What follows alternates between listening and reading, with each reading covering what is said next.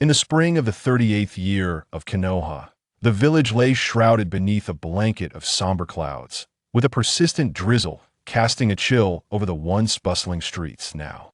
Eerily devoid of pedestrians in the residential district to the east of the village, within a spacious courtyard, a boy of 5 or 6 years sat languidly on the porch.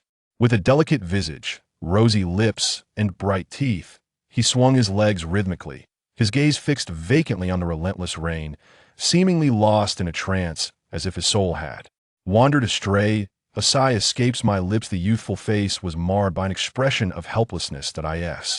It truly so wrong to return home, to idle away the time, and to reminisce about the world of Naruto while awaiting my turn in the game? Is it really possible that I have been transported into the realm of Naruto? Could it be that a mere return and reminiscence could yield such an extraordinary outcome?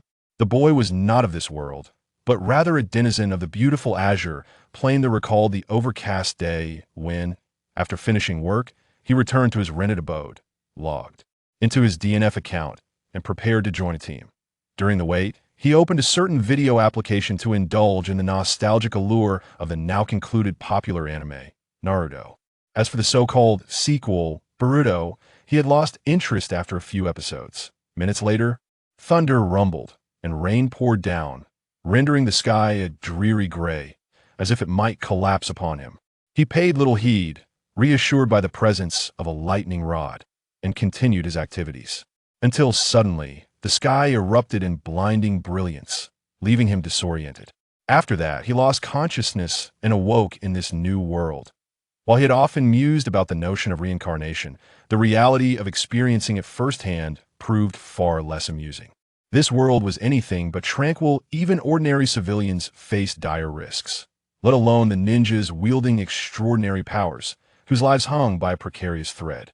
Uncertain of when their last day might arrive, upon awakening, he was engulfed in anxiety, but being an adult, he managed to acclimate to the situation within a day.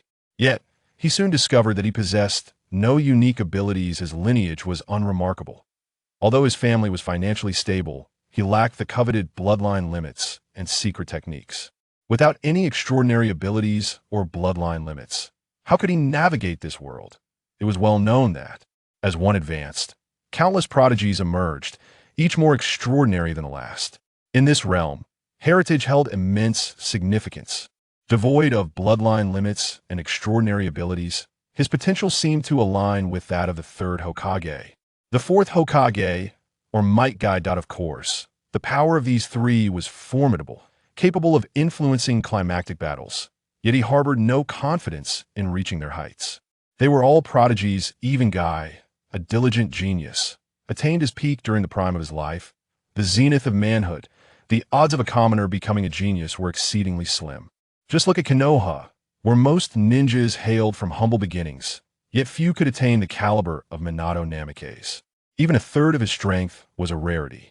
Thus, Chun Fengning found himself in a state of despair. He had no desire to perish in a mission, succumb in a war, or fall victim to an invasion of Konoha. Though he felt a tinge of hopelessness due to his lack of extraordinary abilities and lineage, Chun Fengning had not completely surrendered to despair. Strength was still essential. Even a modest increase in power would enhance his chances of survival. Consequently, he sought his father in this world to assist him in applying to the Ninja Academy. His family was well off, yet they lacked knowledge on chakra refinement and various ninjutsu. Chun Fengning was his name in the past. In this life, he was called Nan Feng Xiuyu. Truth be told, it bore a poetic resonance, and he felt content with his new name, far preferable to something like Lang or Gue Tian.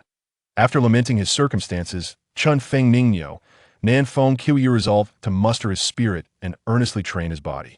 Gaining admission to the Ninja Academy did not guarantee his place, as the academy maintained stringent requirements regarding physical fitness. With a push against the floor, he rose and entered his room, making his way to the toy chest prepared by his father.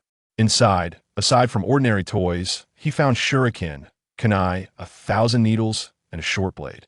His family owned a ninja tool shop, one of the enterprises mentioned in the original work, Ninjutsu Manpintang, which thrived in Konoha.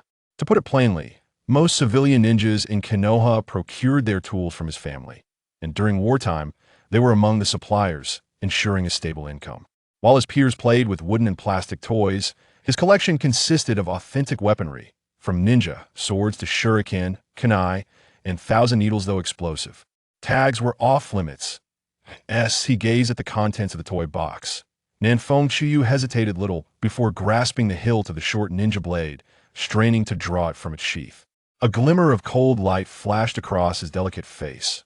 For Chun Fengning, hailing from the greatest nation on the Azure planet, shuriken, kunai, and thousand needles paled in comparison to his passion for swords and blades. He had been deeply influenced by martial arts culture. Just as he examined the short blade before him, a cold, mechanical voice resonated in his mind. Gender indistinguishably at the words ignited an unbridled joy within him. He had thought to himself, how could a traveler be without a unique ability?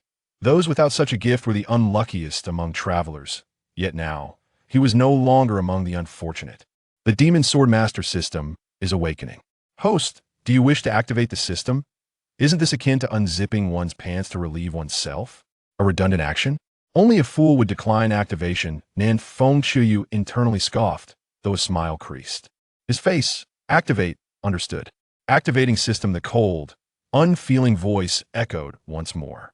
Nanfeng Chuyu awaited the forthcoming changes with bated breath as time ticked by.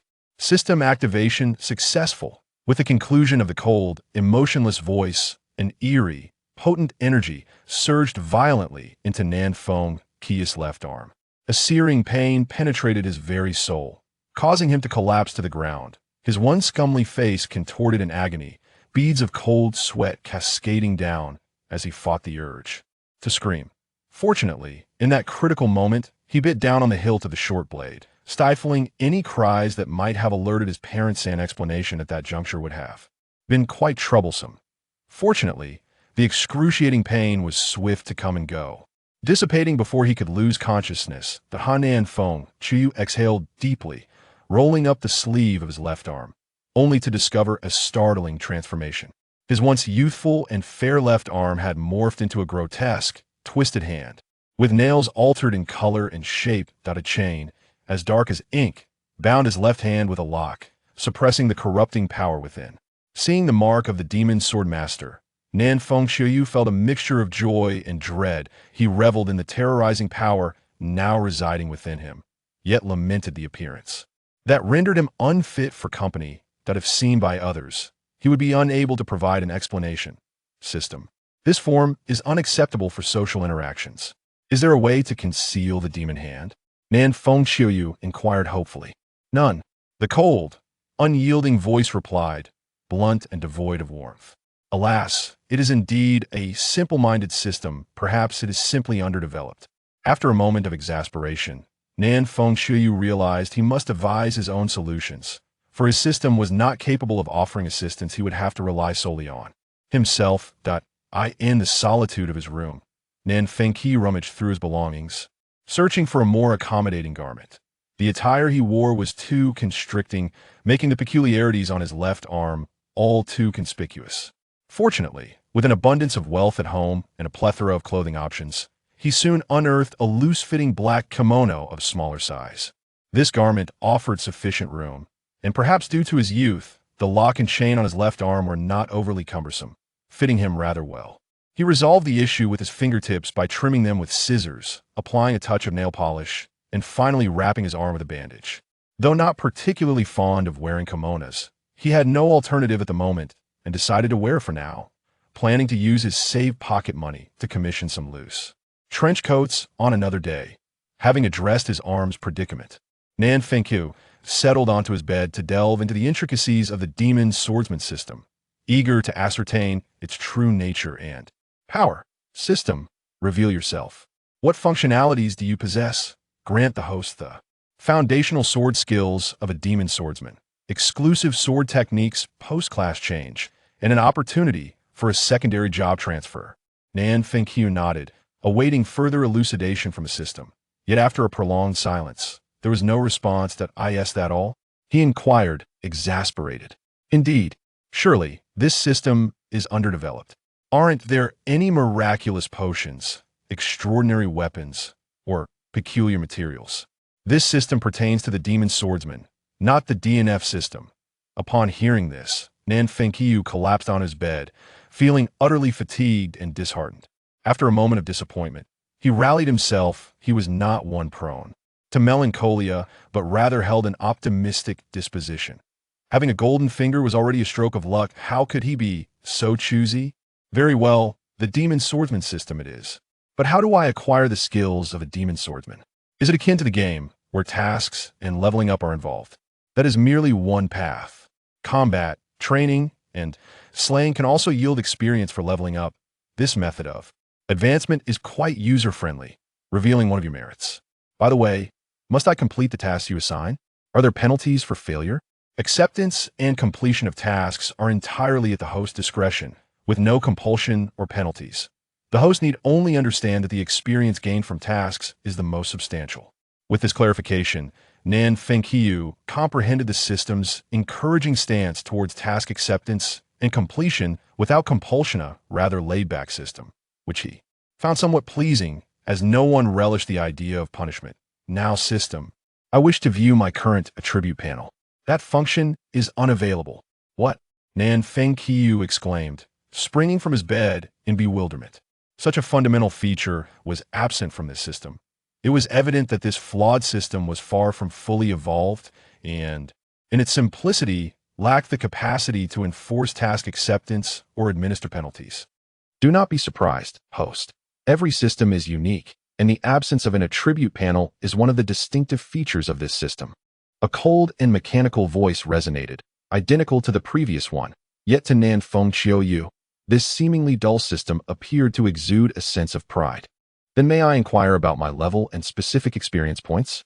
Nan Fengqiu asked, somewhat apprehensive, anxious that this flawed system might lack those fundamental functionalities. You can view your level, but the specific experience points remain concealed. Alas, how did I end up with you as my system? You must be the 0-1 version of the system world, right? The host is mistaken. This system is the 0-11 version of the system realm. Damn you. Please speak plainly. This system lacks foreign language capabilities. It was confirmed, indeed, the 0-11 version. Then, system, kindly inform me how to discern my level and experience. On the lock of your left hand, there exists a blue experience bar and numerical value. From these, you can ascertain your level and approximate experience points. Once you achieve the pinnacle title of Sword God, your level, experience bar, and seal shall vanish entirely, and at that moment, your appearance will bear no difference from that of a normal human. Hearing this, Nan Fengqiu found himself utterly speechless. The method of recording levels and experience was indeed singular, a true oddity within the system world. Was encountering such a system a stroke of fortune or misfortune? He began to doubt whether the powers bestowed by the Ghost Swordsman system were genuine. Removing his clothing, Nan Fengqiu turned to scrutinize the seal lock on his left arm, and indeed discovered a solitary digit, 1, alongside an empty experience bar. He was compelled to concede. He was genuinely impressed by this Ghost Swordsman system. Remarkable. Well, simplicity is simplicity. System, are there any skills I can learn at present? Accepting reality. He acknowledged the system's incomplete evolution, zen-like, dull, and lackluster. He could only hope that the powers of the Ghost Swordsman were authentic and that the skills were practical.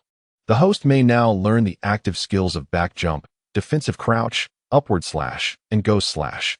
In addition, there are several passive skills acquired post becoming a Ghost Swordsman. Would you like to learn them? Then let me learn all the skills currently available, both active and passive. Understood.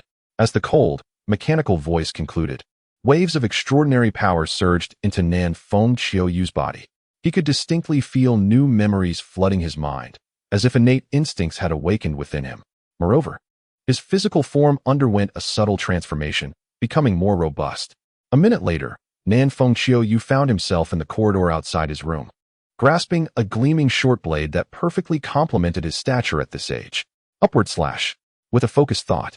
As the command to execute the upward slash skill echoed in his mind, a brilliant blade light emerged from below, ascending like a crescent moon. Imbued with swiftness and precision honed through countless trials. In the gentle embrace of the autumn rain, Nan Fengqiu closed his eyes to contemplate, then spoke. System, I can't shake the feeling that something is amiss. This upward thrust feels as if it has reached its zenith in terms of technique. Have you perhaps abandoned the skill point system? Indeed, he exclaimed with a chuckle. Ah, I've discovered another of your strengths. Why bother with skill points? True mastery lies in the art that can be perfected at a moment's notice. With techniques that were beyond reproach, he inquired of the system. What transformation does class advancement entail, apart from acquiring even more formidable skills? You will understand once you reach a certain level, replied the Ghost Swordsman system, falling into silence thereafter. Though the system was reticent, Nan Fengqiuyu refrained from pressing further. He recognized that the existence of the Ghost Swordsman system determined the baseline of his capabilities. Undoubtedly, each of the 5 Ghost Swordsman classes was exceptionally powerful. No matter which path he chose, he could easily carve out a place in this world. Yet, to ascend to the pinnacle would ultimately depend on his own resolve and determination. With the Ghost Swordsman system now silent, Nan Fengqiuyu took to the corridor to practice his swordplay. The only sounds accompanying him were the whispers of the wind, the patter of rain, and the rustle of leaves, occasionally interrupted by his own fatigued breaths. The passive skills granted by the Ghost Swordsman system provided Nan Fengqiuyu with a solid foundation, transforming a child who once treated swords as mere toys into one who understood the nuances of wielding a blade, drawing it, striking with it, and sheathing it again. While this may seem trivial, it had spared him a considerable amount of time. Mastery is not merely about wielding a sword at random. For a novice, the ability to thrust precisely is an arduous task. Without a sufficient foundation, one's physical prowess will inevitably lag behind the mind's intentions, leading to misaligned strikes, where even the slightest deviation in battle can mean the difference between life and death. It is noteworthy that within Japanese culture, there is little distinction between a sword and a blade. They are seen as one and the same. Among the passive skills bestowed by the Ghost Swordsman system is one called Basic Mastery. In the realm of gaming, this skill merely enhances the damage of simple techniques. Yet in this reality, it has undergone a profound transformation. This Basic Mastery passive skill can be regarded as a divine boon, for it has metamorphosed a complete novice into a competent ghost swordsman with a solid foundation. This is the bedrock of Nan Fengqiuyu's abilities. A grand edifice cannot rise without a strong foundation. Without this mutated basic mastery, even mastering active skills would merely yield a facade, fragile and easily shattered. With this foundation, he could aspire to become any type of ghost swordsman in the future. Despite possessing a commendable foundation in swordsman skills, rigorous training remains indispensable, not solely for the experience and leveling up, but also because Nan Fengqiuyu must wield the weighty short sword to strengthen his physique. For a ninja, physical prowess is undeniably crucial. Chakra is the amalgamation of physical strength and mental fortitude, harmonized in specific proportions. As the augmentation of mental power progresses slowly, the stronger one's physique, the greater the amount of chakra that can be refined.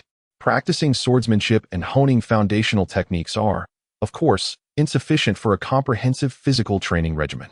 In the future, Nan Fengqiuyu plans to incorporate running, push-ups, sit-ups, frog jumps, and pull-ups into his regimen. Today marks the first day of his training, and filled with excitement, he momentarily set aside other forms of exercise. Gripping the short blade in his hand, the slight heaviness and familiar sensation rendered him unable to resist. Nan Fengqiuyu is aware that the new enrollment period for the ninja school will commence in a month. He aims to enhance his abilities during this time. While a career change is not his immediate goal, he aspires to elevate his level to at least 10. Moreover, Nan Fengqiuyu does not intend to linger in the ninja school for long. His purpose in attending is to learn how to refine chakra, acquire fundamental ninjutsu, and grasp the essential knowledge a competent ninja must possess. Once he has mastered these skills, he will apply for graduation. Despite having a rather average life in his previous existence, he possesses the soul of an adult and finds it beneath his dignity to mingle with the children at the ninja school. Is it not a source of shame? Although children in the world of Naruto are precocious, they have yet to experience the passage of 2 decades. Graduating sooner, growing stronger, and attaining the ability to protect oneself are paramount, especially in a world fraught with turmoil. The challenges faced by Konoha are numerous, and while others may remain oblivious, he, as a transmigrator, is acutely aware. He must safeguard not only himself, but also his parents in this life.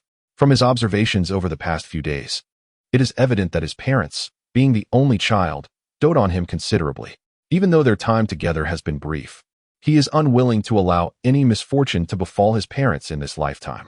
In the evening, After a refreshing bath that alleviated much of his fatigue, Nanfeng Qiuyu joined his parents for dinner. The meal was quite sumptuous, though for someone accustomed to life in his previous country, it was rather ordinary. His father, a middle-aged man with a perpetual smile, was dressed in a black outfit that exuded warmth and approachability, a trait likely cultivated through years of engaging in business. His mother, embodying traditional femininity, wore a modest smile filled with affection as she lovingly observed her son and husband, occasionally serving them dishes, creating a heartwarming atmosphere.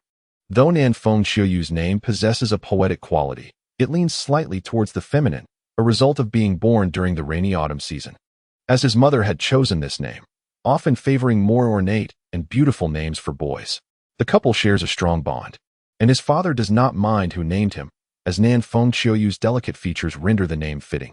Had he been a chubby child, it would indeed have been awkward. Qiuyu, the enrollment assessment for the ninja school begins in a month. Do you feel confident? His father suddenly paused in his meal to inquire. Yes, I believe there should be no major issues, he replied. It is a good sign that you feel confident. Recently, I have gathered several books on ninjas, including methods for refining chakra. You should delve into them, as they will surely be beneficial for you. Isn't there a lack of such materials in our home? Nanfeng Qiuyu responded. In the past, such items were absent because you had never expressed the desire to become a ninja, and thus I had not made any preparations. Our family engages in the business of ninja tools. Although our enterprise is not vast, it is not insignificant either, and we possess a modest network. Collecting some fundamental ninja equipment is not particularly challenging. While we may not rival the renowned ninja clans, we fare better than ordinary civilians, at least giving you a slight advantage at the outset. My father's capabilities are limited, and he can only provide so much. But he can offer you the finest ninja tools. Endeavor diligently, and you will achieve great accomplishments. Thank you, Dad, Nanfeng Qiuyu said, feeling a swell of emotion. And for the first time since his arrival in this world, he called out Dad with genuine sincerity. That is indeed your father's duty, he replied. The path of a ninja is fraught with peril. You must prioritize your safety and refrain from acting recklessly. Do you understand? At this moment, Nanfeng Qiuyu's mother interjected, her tone laced with concern. The father and mother held differing aspirations. The father hoped for his son to achieve remarkable feats, whereas the mother primarily wished for his safety. Despite the divergence in their intentions, their love for their son was equal, merely expressed in different forms. I will, Nanfeng Qiuyu smiled, warmth enveloping his heart. Since his arrival, he had finally begun to feel a sense of belonging. Starting tomorrow, he vowed to dedicate himself to rigorous training, enhancing his abilities to eradicate any threats to his happiness and those who would oppose him. For a month, Nanfeng Qiuyu remained sequestered at home, declining numerous invitations from friends to play, fully committed to his training. He engaged in fundamental physical conditioning and swordsmanship, adding 2 new disciplines to his regimen, chakra refinement and seal research. As for the basic techniques of the shadow clone, substitution, and transformation, he had yet to practice them due to insufficient chakra. His daily training schedule was packed, leaving him utterly exhausted by the end of each day. After hastily consuming dinner and bathing, he would collapse into bed and fall into a deep sleep. Notably, he did not place much importance on the use of shuriken and kunai, not because he looked down upon their throwing techniques, but rather because he deemed them unnecessary. For Nanfeng Qiuyu, shuriken served solely as a throwing weapon. In combat, he preferred to wield a tanto. Additionally, he recalled a universal skill called throwing mastery, which, once learned, would perfectly resolve his concerns. While he may not achieve the elusive precision of the Uchiha clan utilizing their Sharingan, he believed that a standard level of accuracy could certainly be attained. Otherwise, the system would be rather lacking. As time flew by like a fleeting shadow, a month soon passed. Through diligent training, Nanfeng Qiuyu accomplished his goals, elevating his level to 10 and significantly enhancing his strength. 2 days prior to the enrollment examination at the Ninja Academy, he mastered the skills of leap, throwing mastery, and acquired several active skills: silver light blade, lunge, blade spirits kazan, block, mountain jump strike, and wave splitter. It could be said that Nanfeng Qiuyu's overall prowess had reached the standard of a genin. This left Nanfeng Qiuyu in awe. Possessing a golden finger was indeed formidable. Although this golden finger was merely the 011 version of the system, an incomplete evolutionary model, the enhancements it afforded him were immensely significant. It is no wonder that in his previous life, many players were inclined to spend extravagantly on games, seeking the exhilarating sensation of their powers surging dramatically. On the morning of April 1st, 38 years into the era of Konoha, the latest admissions examination for the Ninja Academy commenced. Parents from all corners of the village, regardless of their status, escorted their children toward the academy. Within the confines of his room, Nanfeng Chiyu donned a fitted black trench coat over a black shirt and trousers, his feet encased in well-fitted leather shoes, and a short blade slung across his back. At such a tender age, he appeared both dashing and somewhat flamboyant. Upon pushing open the door, Nanfeng Chiyu stepped outside to find his father, Nanfeng Liantai, awaiting him. Noticing the short blade on his son's back, he cleared his throat gently and said, "Son, perhaps you should leave the blade at home. It might not be entirely appropriate for school." "Don't worry, Dad, it's perfectly suitable. The Ninja Academy has no restrictions against bringing weapons," Chiyu retorted, recalling how Kakashi had also carried a short blade during his school days, dismissing any notion of impropriety. "All right, son, no need for further discussion. If we don't leave now, we will be late," he added, and with that, Nanfeng Chiyu stepped out of the gate, setting off towards the academy, while his father, with a resigned smile, followed his suddenly more mature son. The profession of a ninja held considerable appeal in Konoha village. Throughout their journey, the father and son encountered numerous others making their way to the Ninja Academy. Upon reaching the entrance, they found it teeming with people, easily numbering in the hundreds. Among them were ordinary children of commoners, as well as those from slightly better-off merchant families, to which Chiyu and his father belonged, alongside the offspring of ninja lineages. Most conspicuous were the scions of the illustrious ninja clans of Konoha, such as the Uchiha, Hyuga, Sarutobi, Nara, Yamanaka, and Akimichi clans. Aside from the Uchiha, who appeared aloof and indifferent to the others, the members of the other clans engaged amicably with those present. The Ninja Academy maintained a strict sense of time. As the hour struck, the grand gates swung open, allowing the children and their parents to enter in an orderly fashion. Proceeding to the expansive playground within, the admissions assessment at Konoha Ninja Academy was not particularly arduous. It primarily involved running, with only minor obstacles introduced along the way. Given that it was an open examination for all of Konoha, it could not be overly challenging, lest the children of common birth be unable to succeed, resulting in a roster filled solely with the progeny of ninjas and esteemed clans. The method of passing the assessment was straightforward, within a specified range of capability. Candidates were required to complete a fixed number of laps around the playground, with those finishing among the leading runners deemed successful. The number of circles in this assessment is neither excessive nor insufficient. It is a figure derived from the continuous evaluations of the Ninja Academy, just reaching the typical limit of average children. Those who pass are indeed remarkable individuals worthy of cultivation. The evaluation methods at the Ninja Academy include rankings and time constraints, which is why not every recruitment fills to capacity, leading to the establishment of alternate slots to fill vacancies. In the original narrative, Might Guy likely secured his position through this alternate selection. Although Might Guy can be considered a descendant of ninjas, as his father, Might Dai, is a chunin, his prowess, despite being significantly superior to that of a typical genin, still places him within that rank, earning him meager financial rewards and a rather austere lifestyle. The power of physical techniques, particularly the 8 gates, increases with the passage of time. At a tender age, Might Guy has yet to attain the qualification to practice the 8 gates, compounded by his family's average circumstances and nutritional deficiencies, making his alternate entry into the Ninja Academy unsurprising. For Nanfeng Chiyu, this assessment posed little challenge. After a month of regular training, his chakra had manifested, making passing the assessment a trivial task, with the only concern being his ranking. The top position in this recruitment assessment was claimed by the 4-year-old prodigy, Hatake Kakashi, who had been meticulously trained by the legendary Konoha White Fang. Despite his young age, Kakashi had already entered the realm of genin. While his abilities may not rival those of the exceptionally gifted Nanfeng Chiyu, he remains a formidable contender, especially considering his age and lack of external advantages. His lineage as the son of a legendary hero certainly gives him a head start. Although Nanfeng Chiyu did not achieve the first rank, he performed commendably, securing 5th place as the only non-clan disciple in the top 10, which is quite impressive. However, he found his 5th place finish to be somewhat erroneous. He believed he could have afforded to be less competitive and still secure a spot within the top 10. To his astonishment, he discovered that a member of the Uchiha clan, harboring a petty grudge, had taken offense at his surpassing them. This child, approximately 10 years old, was unable to mask his emotions.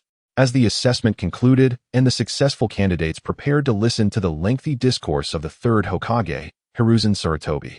On the Will of Fire, the Uchiha boy, adorned with the Uchiha clan emblem, approached Nanfeng Chiou and whispered, "You wait.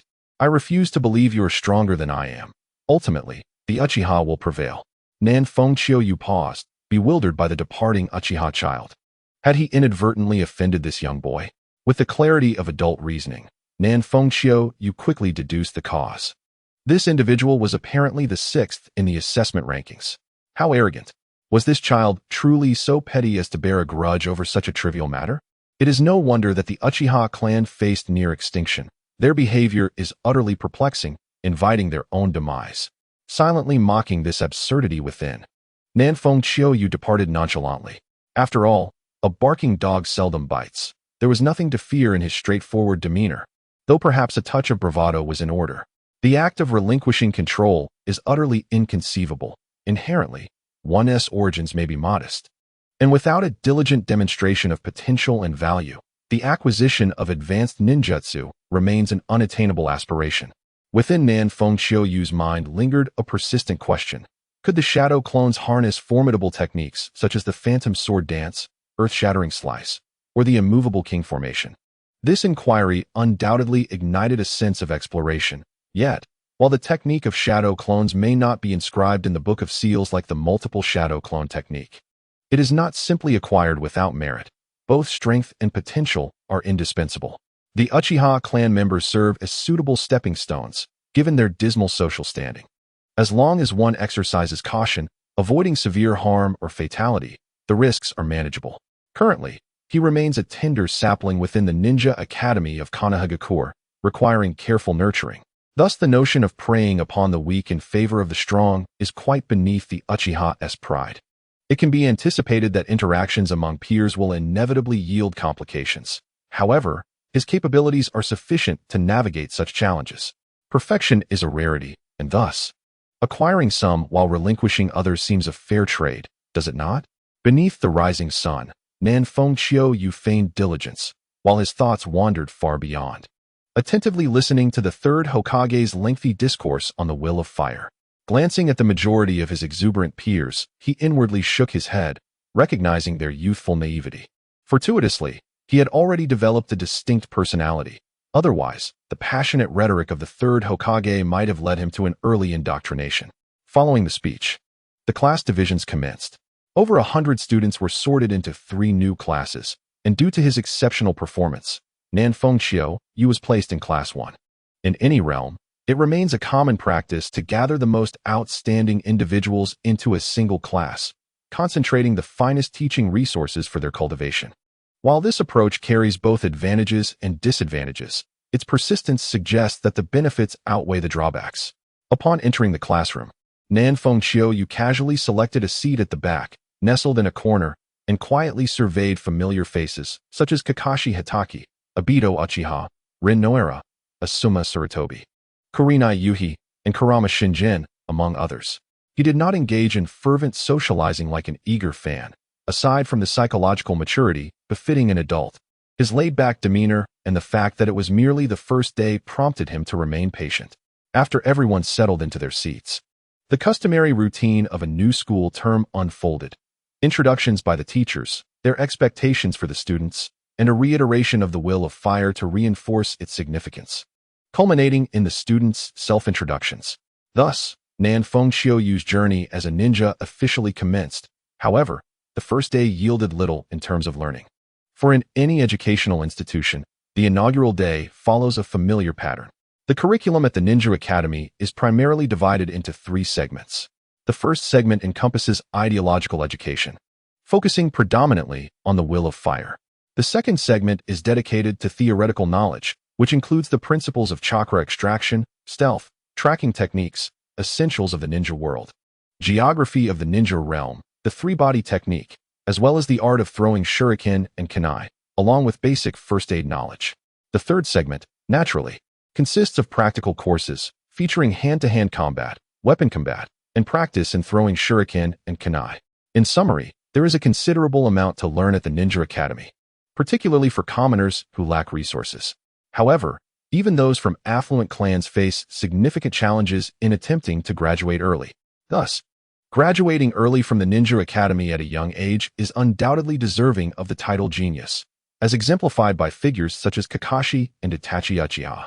Nan Fengqiu typically engages in personal study of chakra and ninjutsu, often working in isolation, akin to reinventing the wheel. Thus, with professional instructors now elucidating the material, he naturally pays close attention. The teachers at the Ninja Academy are predominantly of Chunin rank, while their prowess may not be extraordinary.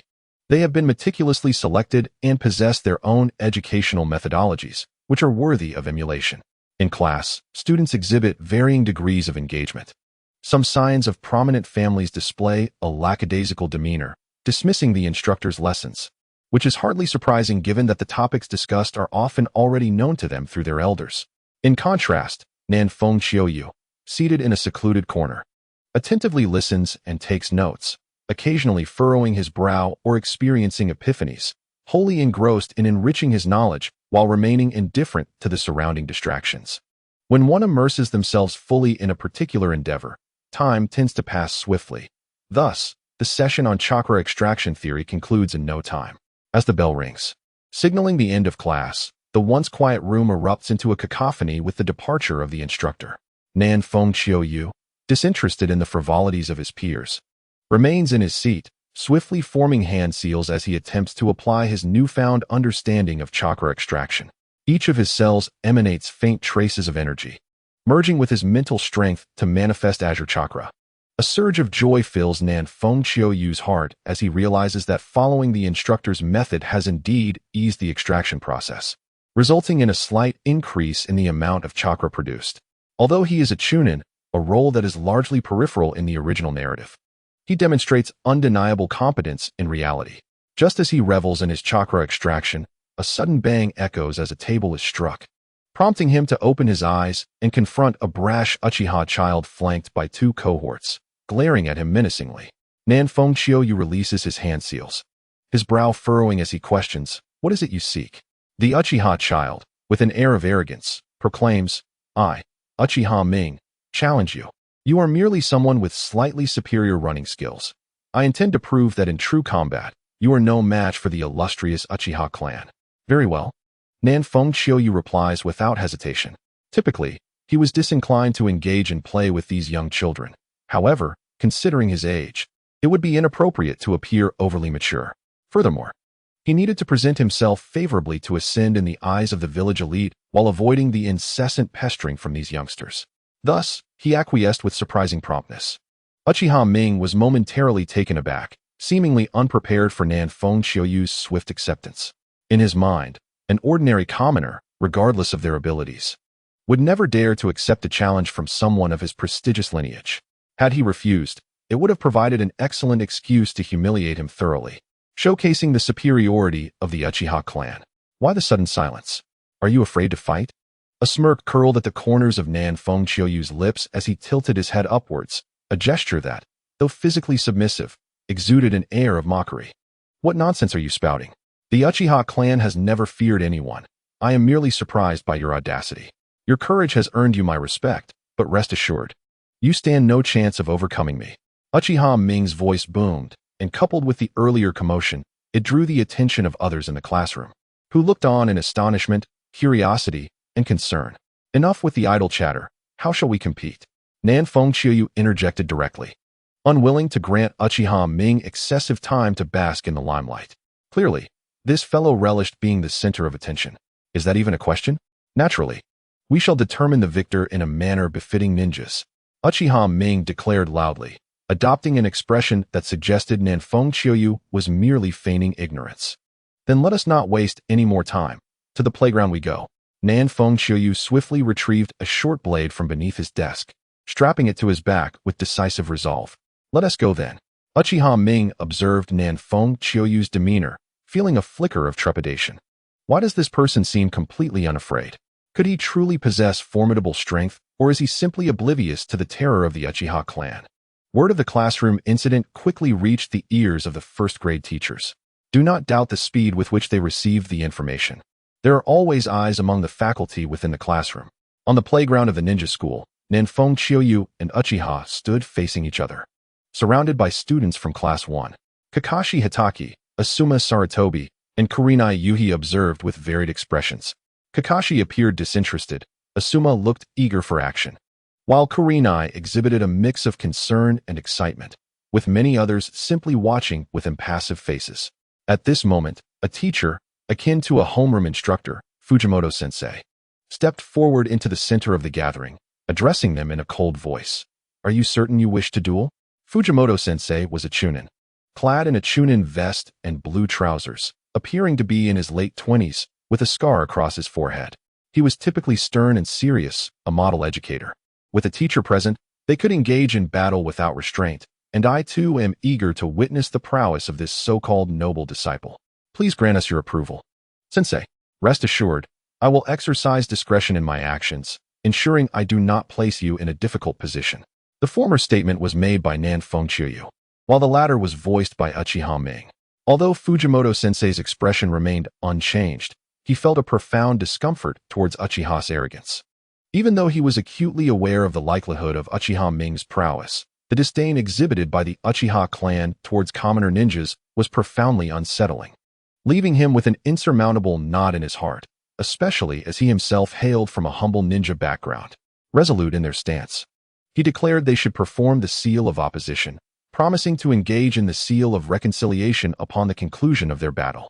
Upon hearing his words, the two immediately commenced the hand seals. Fortuitously, the required seal was quite simple, and Nanfeng Chiyoyu, having perused the original text, had not forgotten it. Once the seals were completed, the two swiftly engaged, launching their fists towards one another with fervor. Nanfeng Chiyoyu showed no intention of evading, fully embracing a strategy of mutual injury. Their fists collided almost simultaneously against each other's chests, resulting in both warriors taking a step back, each experiencing a jolt of pain in their cores. Uchiha Ming was momentarily at a loss. Such a method of combat was hardly befitting of ninjas, resembling more the brawling of ruffians. Nanfeng Chiyoyu, however, found himself at a disadvantage in unarmed combat, lacking the rigorous training that Uchiha Ming had undergone since childhood. As a result, he was compelled to resort to this mutually destructive approach from the outset. A duel, after all, necessitated the full exertion of one's abilities. The use of weapons was permissible without concern, as their teacher would safeguard them, and any injuries sustained would be trivial at most. "Ming, what weapon do you require?" Teacher Fujimoto, having observed Nanfeng Chiyoyu's ineptitude in hand-to-hand combat, felt compelled to offer assistance, sharing in the frustrations faced by a fellow commoner ninja. Upon hearing this, Nanfeng Chiyoyu hesitated no longer and drew a short blade from his back, its gleaming edge shimmering with a cold light, to triumph over Uchiha Ming. He recognized that he would undoubtedly require the strength akin to that of a demon swordsman. However, he intended to reserve that power for when he was at a disadvantage. After all, with Uchiha Ming unarmed, he would have ample justification to employ his weapon if the tide turned against him. Let it be a short blade, then. Today, you are fortunate to witness the Uchiha style of swordsmanship. Uchiha Ming exclaimed, his exuberance palpable, as though he had already claimed victory. In response, Teacher Fujimoto silently retrieved a scroll, unfurling it and channeling chakra upon its surface. A puff of white smoke materialized, and a short blade was propelled towards Uchiha Ming. Receiving the weapon, Uchiha Ming casually waved it a few times, a smile blooming on his youthful face as he remarked, "A rather well-balanced sword. Not inferior to those of my clan. Do not be distracted. The duel has commenced," Nanfeng Chiyoyu cautioned, charging toward Uchiha Ming. A seemingly simple upward slash emanated an aura of extraordinary finesse, the silvery glimmer of the blade flashing in an instant, rapid and piercing. Regaining his focus, Uchiha Ming's eyelids twitched, acknowledging the swiftness of the blade, and he dared not delay. He brought his short blade down in a fierce strike, the two blades clashing with a resounding metallic ring, leaving Uchiha Ming's hand tingling with shock. Not one to linger after a missed strike, Nanfeng Chiyoyu retreated swiftly to create distance, immediately transitioning into a series of thrusts, the first aimed directly at Uchiha Ming's right chest. The speed of the attack astonishing, accompanied by a sound akin to the slicing of air.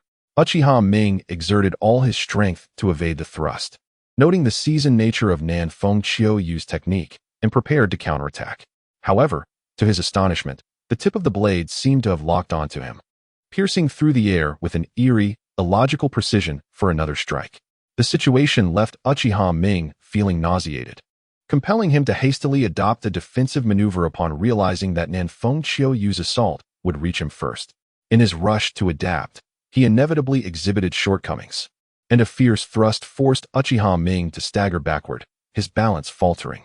This presented a significant opening, one that Nan Fengqiuyu would not allow to go unexploited.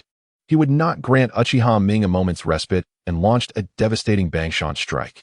With a slight bend of his legs, Nan Fengqiuyu propelled himself into the air, his short blade descending with ferocity upon Uchiha Ming. All his strength converged in his right hand, culminating in this singular strike, while a localized gust of wind enveloped Uchiha Ming, causing his hair to flail wildly and fear to manifest upon his visage. Observing this, Teacher Fujimoto promptly employed his premeditated, albeit imperfect, body flicker technique, instantly appearing beside Uchiha Ming, a kunai materializing in his hand as he seemingly nonchalantly intercepted Nan Fengqiuyu's attack.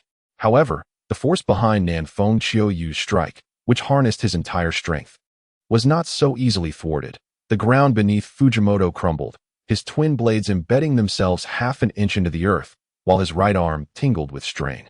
This duel concludes here. Chiyoyu, you have emerged victorious, Teacher Fujimoto proclaimed loudly, his eyes alight with astonishment, satisfaction, and admiration for Nan Fengqiuyu. He envisioned the rise of a new prodigious talent from the common folk, reminiscent of the genius Minato. With a clang, upon hearing this, Nan Fengqiuyu casually twirled his blade before sheathing it on his back, nodding to his instructor before turning toward the classroom. As a guiding figure at the Ninja Academy, Teacher Fujimoto proved himself quite competent. Despite his lack of fondness for the Uchiha clan, he bent down to assist the fallen Uchiha Ming. However, Ming, overwhelmed by shame, discarded his short blade and fled. Feeling somewhat awkward, Fujimoto retrieved his own short blade, hesitating momentarily as he watched Uchiha Ming's retreating figure before deciding against pursuing him. Children will forget in no time, he mused. Having defeated a member of the Uchiha clan, Nan Fengqiuyu, who typically blended into the background, suddenly became a figure of radiance, drawing altered gazes from his peers. Several boys approached, eager to befriend him, yet Nan Fengqiuyu remained seated, his indifferent demeanor dissuading their advances. It was not that Nan Fengqiuyu was arrogant or aloof. He simply deemed interactions with these children a waste of his time. Did they not know that he was acutely aware of the trials that lay ahead? Konoha had always been beset by calamities, without delving into distant events. The impending Third Shinobi World War in 4 or 5 years would be an exceedingly grim chapter. War is a merciless meat grinder, and the Third Shinobi World War would be the epitome of such devastation. Now, they had only just begun their studies, with most still far from graduation. Of course, Kakashi was an exception. This individual graduated from the Ninja Academy in a mere year, swiftly becoming a competent genin, and not long after, a chunin. Nan Fengqiuyu was determined not to linger at the academy, for even if he could not match Kakashi's rapid progression, he refused to lag excessively behind.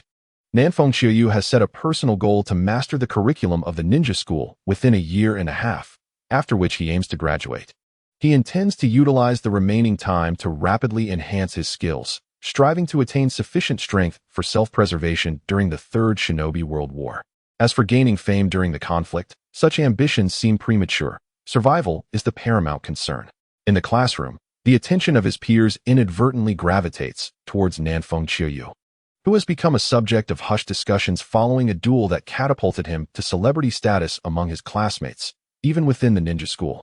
The Uchiha clan, one of the two prominent families in Konoha and arguably the most prestigious, boasts ninjas who excel, whether they be mere students or elite jonin. Defeating them warrants varying degrees of attention. Kakashi Hitaki, who typically exudes an air of superiority even greater than Nan Fengqiuyu's, occasionally casts glances at him, his eyes betraying a sense of eager anticipation, particularly intrigued by Nan Fengqiuyu's swordsmanship. As the next class approaches, Uchiha enters the classroom, his head bowed and his demeanor dark, silently taking his seat as if burdened by a colossal debt. Observing his return, some classmates, who have long disdained Uchiha Mei's attitude, engage in whispered conversations. Although Uchiha Mei cannot discern their words, he is acutely sensitive following his recent defeat, interpreting their murmurs as mockery directed at him, which deepens his brooding disposition and fuels a rising animosity. This bitterness extends not only to Nanfeng Qiuyu, but also encompasses those who partake in the gossip, gnawing at his psyche and gradually dragging him into an abyss of despair. Regarding Uchiha Mei's predicament, Nanfeng Qiuyu remains largely indifferent, unaware of the latter's fragile emotional state. Even if he were cognizant of it, Nanfeng Qiuyu would not show any mercy. Had he been the one to falter, he would have been the target of ridicule instead. As the day's classes conclude and students disperse to their respective homes, Uchiha Mei departs the ninja school, returning to the Uchiha clan's compound. On the first day, the incident was of little consequence. However, by the second day, news of Uchiha Mei's defeat by a mere civilian had spread, albeit not widely, as it seemed trivial in the grand scheme of the village. Yet for Uchiha Mei, it was an immense source of embarrassment. While the elders of the Uchiha clan dismissed such matters as insignificant and refrained from reproaching him, his peers looked down upon him with disdain, often ridiculing him both overtly and covertly. From that day forth, as Uchiha Mei returned to the clan's territory, he frequently overheard conversations in the streets, often spoken with deliberate volume. Hey, isn't that Uchiha Mei, the one defeated by a lowly civilian? Indeed, what a disgrace for our Uchiha clan. To be bested by a commoner in the ninja school has severely tarnished our family's reputation. Indeed, one cannot help but wonder how he managed to secure a place in Class 1. Perhaps it was sheer luck, or maybe he simply possesses remarkable speed. Haha. Do not scoff. Swiftness is indeed a skill in its own right. In the future, should he encounter an adversary he cannot defeat, he could always flee. Haha. Such dialogues are commonplace, often laced with even more scorn and malice, each remark gnawing at Uchiha Akira's soul, leaving him unable to retort, for he is, after all, a perceived failure. The Uchiha clan, aside from a few broad-minded individuals such as Uchiha Kagami, Uchiha Shisui, and Uchiha Itachi, is largely characterized by a narrow perspective. The power of the Sharingan fosters an air of arrogance, pride, and sensitivity, resulting in a low tolerance for setbacks, of which Uchiha Akira is no exception. Day after day, he endures ridicule, mockery, and disdain, causing the hatred within him to swell rapidly, rendering him increasingly sensitive and fragile. He feels as though every gaze and every whisper is a taunt, a scorn directed at him. This unbearable torment eventually drives him to challenge Nanfeng Qiuyu once more after school. Nanfeng Qiuyu, recognizing that combat enhances his experience and aids his progression, does not refuse Akira's challenge and welcomes it. A month passes, during which Akira challenges Qiuyu 8 times, yet he faces defeat each time. This is, in fact, quite normal, as there exists a tangible disparity in their abilities. Nanfeng Qiuyu's combat prowess has reached the level of a genin, while Uchiha Akira hovers near that threshold. Despite Akira's improvement in strength with each battle, Qiuyu's growth is relentless and rapid. Qiuyu adheres to a strict regimen, allowing himself 1 hour for rest, leisure, and relaxation, devoting 6 hours to sleep and utilizing the remaining time productively. At the Ninja Academy, he immerses himself in the pursuit of knowledge, employing the mindset and discipline of an adult to absorb the curriculum at an accelerated pace. In his spare time, he refines his chakra and practices hand seals. Upon returning home after school, he rests briefly before dinner, after which he dedicates himself to rigorous training. His focus is on mastering fundamental techniques such as the shadow clone technique, transformation technique, and substitution technique, with particular emphasis on the latter. Following his ninjutsu training, Qiuyu engages in physical conditioning and swordsmanship practice. His physical training, while rigorous, is not as extreme as that of Might Guy. He aims for a balanced regimen, pushing his limits just enough to foster growth. After such exertion, Qiuyu often finds himself sore and fatigued, at which point he resorts to a special potion generously provided by his father. This potion, developed by the Konoha hospital, is effective in alleviating fatigue and soreness, though it cannot entirely erase them. After applying the potion, Qiuyu dedicates himself to the swordsmanship training he values most. He does not delve into intricate techniques, but rather focuses on the foundational skills, which are paramount for his development. His training encompasses the basic techniques of swordplay, thrusting, slicing, cutting, and precision in both speed and accuracy of strikes. The methods of cultivation are, in truth, quite simple. They require relentless repetition. For instance, mastering a single strike entails thousands upon thousands of practice sessions until it becomes instinctual. The accuracy and speed of drawing the sword follow the same principle. Achieving precision necessitates maintaining a consistent sword-holding posture until it feels natural, followed by the addition of weights to the sword until normality is reacquired. Frankly speaking, such training can be exceedingly monotonous and exhausting, yet it remains the most effective. Perhaps it is due to the influence of the Demon Swordmaster system that Nan Fengqiu has developed an inexplicable obsession with the sword, as if it were his very essence. This arduous and regimented training has resulted in a gradual enhancement of Nan Fengqiu's abilities each day, with his level also rising. The elevation of his rank not only allows him to acquire more skills, but also infuses his strength with each advancement, thereby augmenting his overall capability. This enhancement is comprehensive, encompassing physical strength, power, speed, chakra capacity, and mental fortitude. The dual enhancement from his diligent practice and the fortuitous boon has rendered Uchiha Ming no match for him. As the night deepened, the streets of the Uchiha clan's residence were bathed in dim, sparse light. Uchiha Ming, battered and bruised, walked alone, shrouded in solitude and desolation. A sudden gust of wind caused him to shiver. Time and again, he had faced defeat, and the shadows of failure loomed heavily over him. Although the subsequent battles were conducted in private, unbeknownst to others, Uchiha Ming could not deceive himself. His pride and self-respect lay trampled beneath the weight of his failures.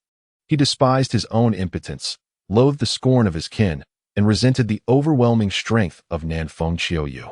The memories of the past month haunted him like a nightmare, and the accumulating negativity erupted suddenly.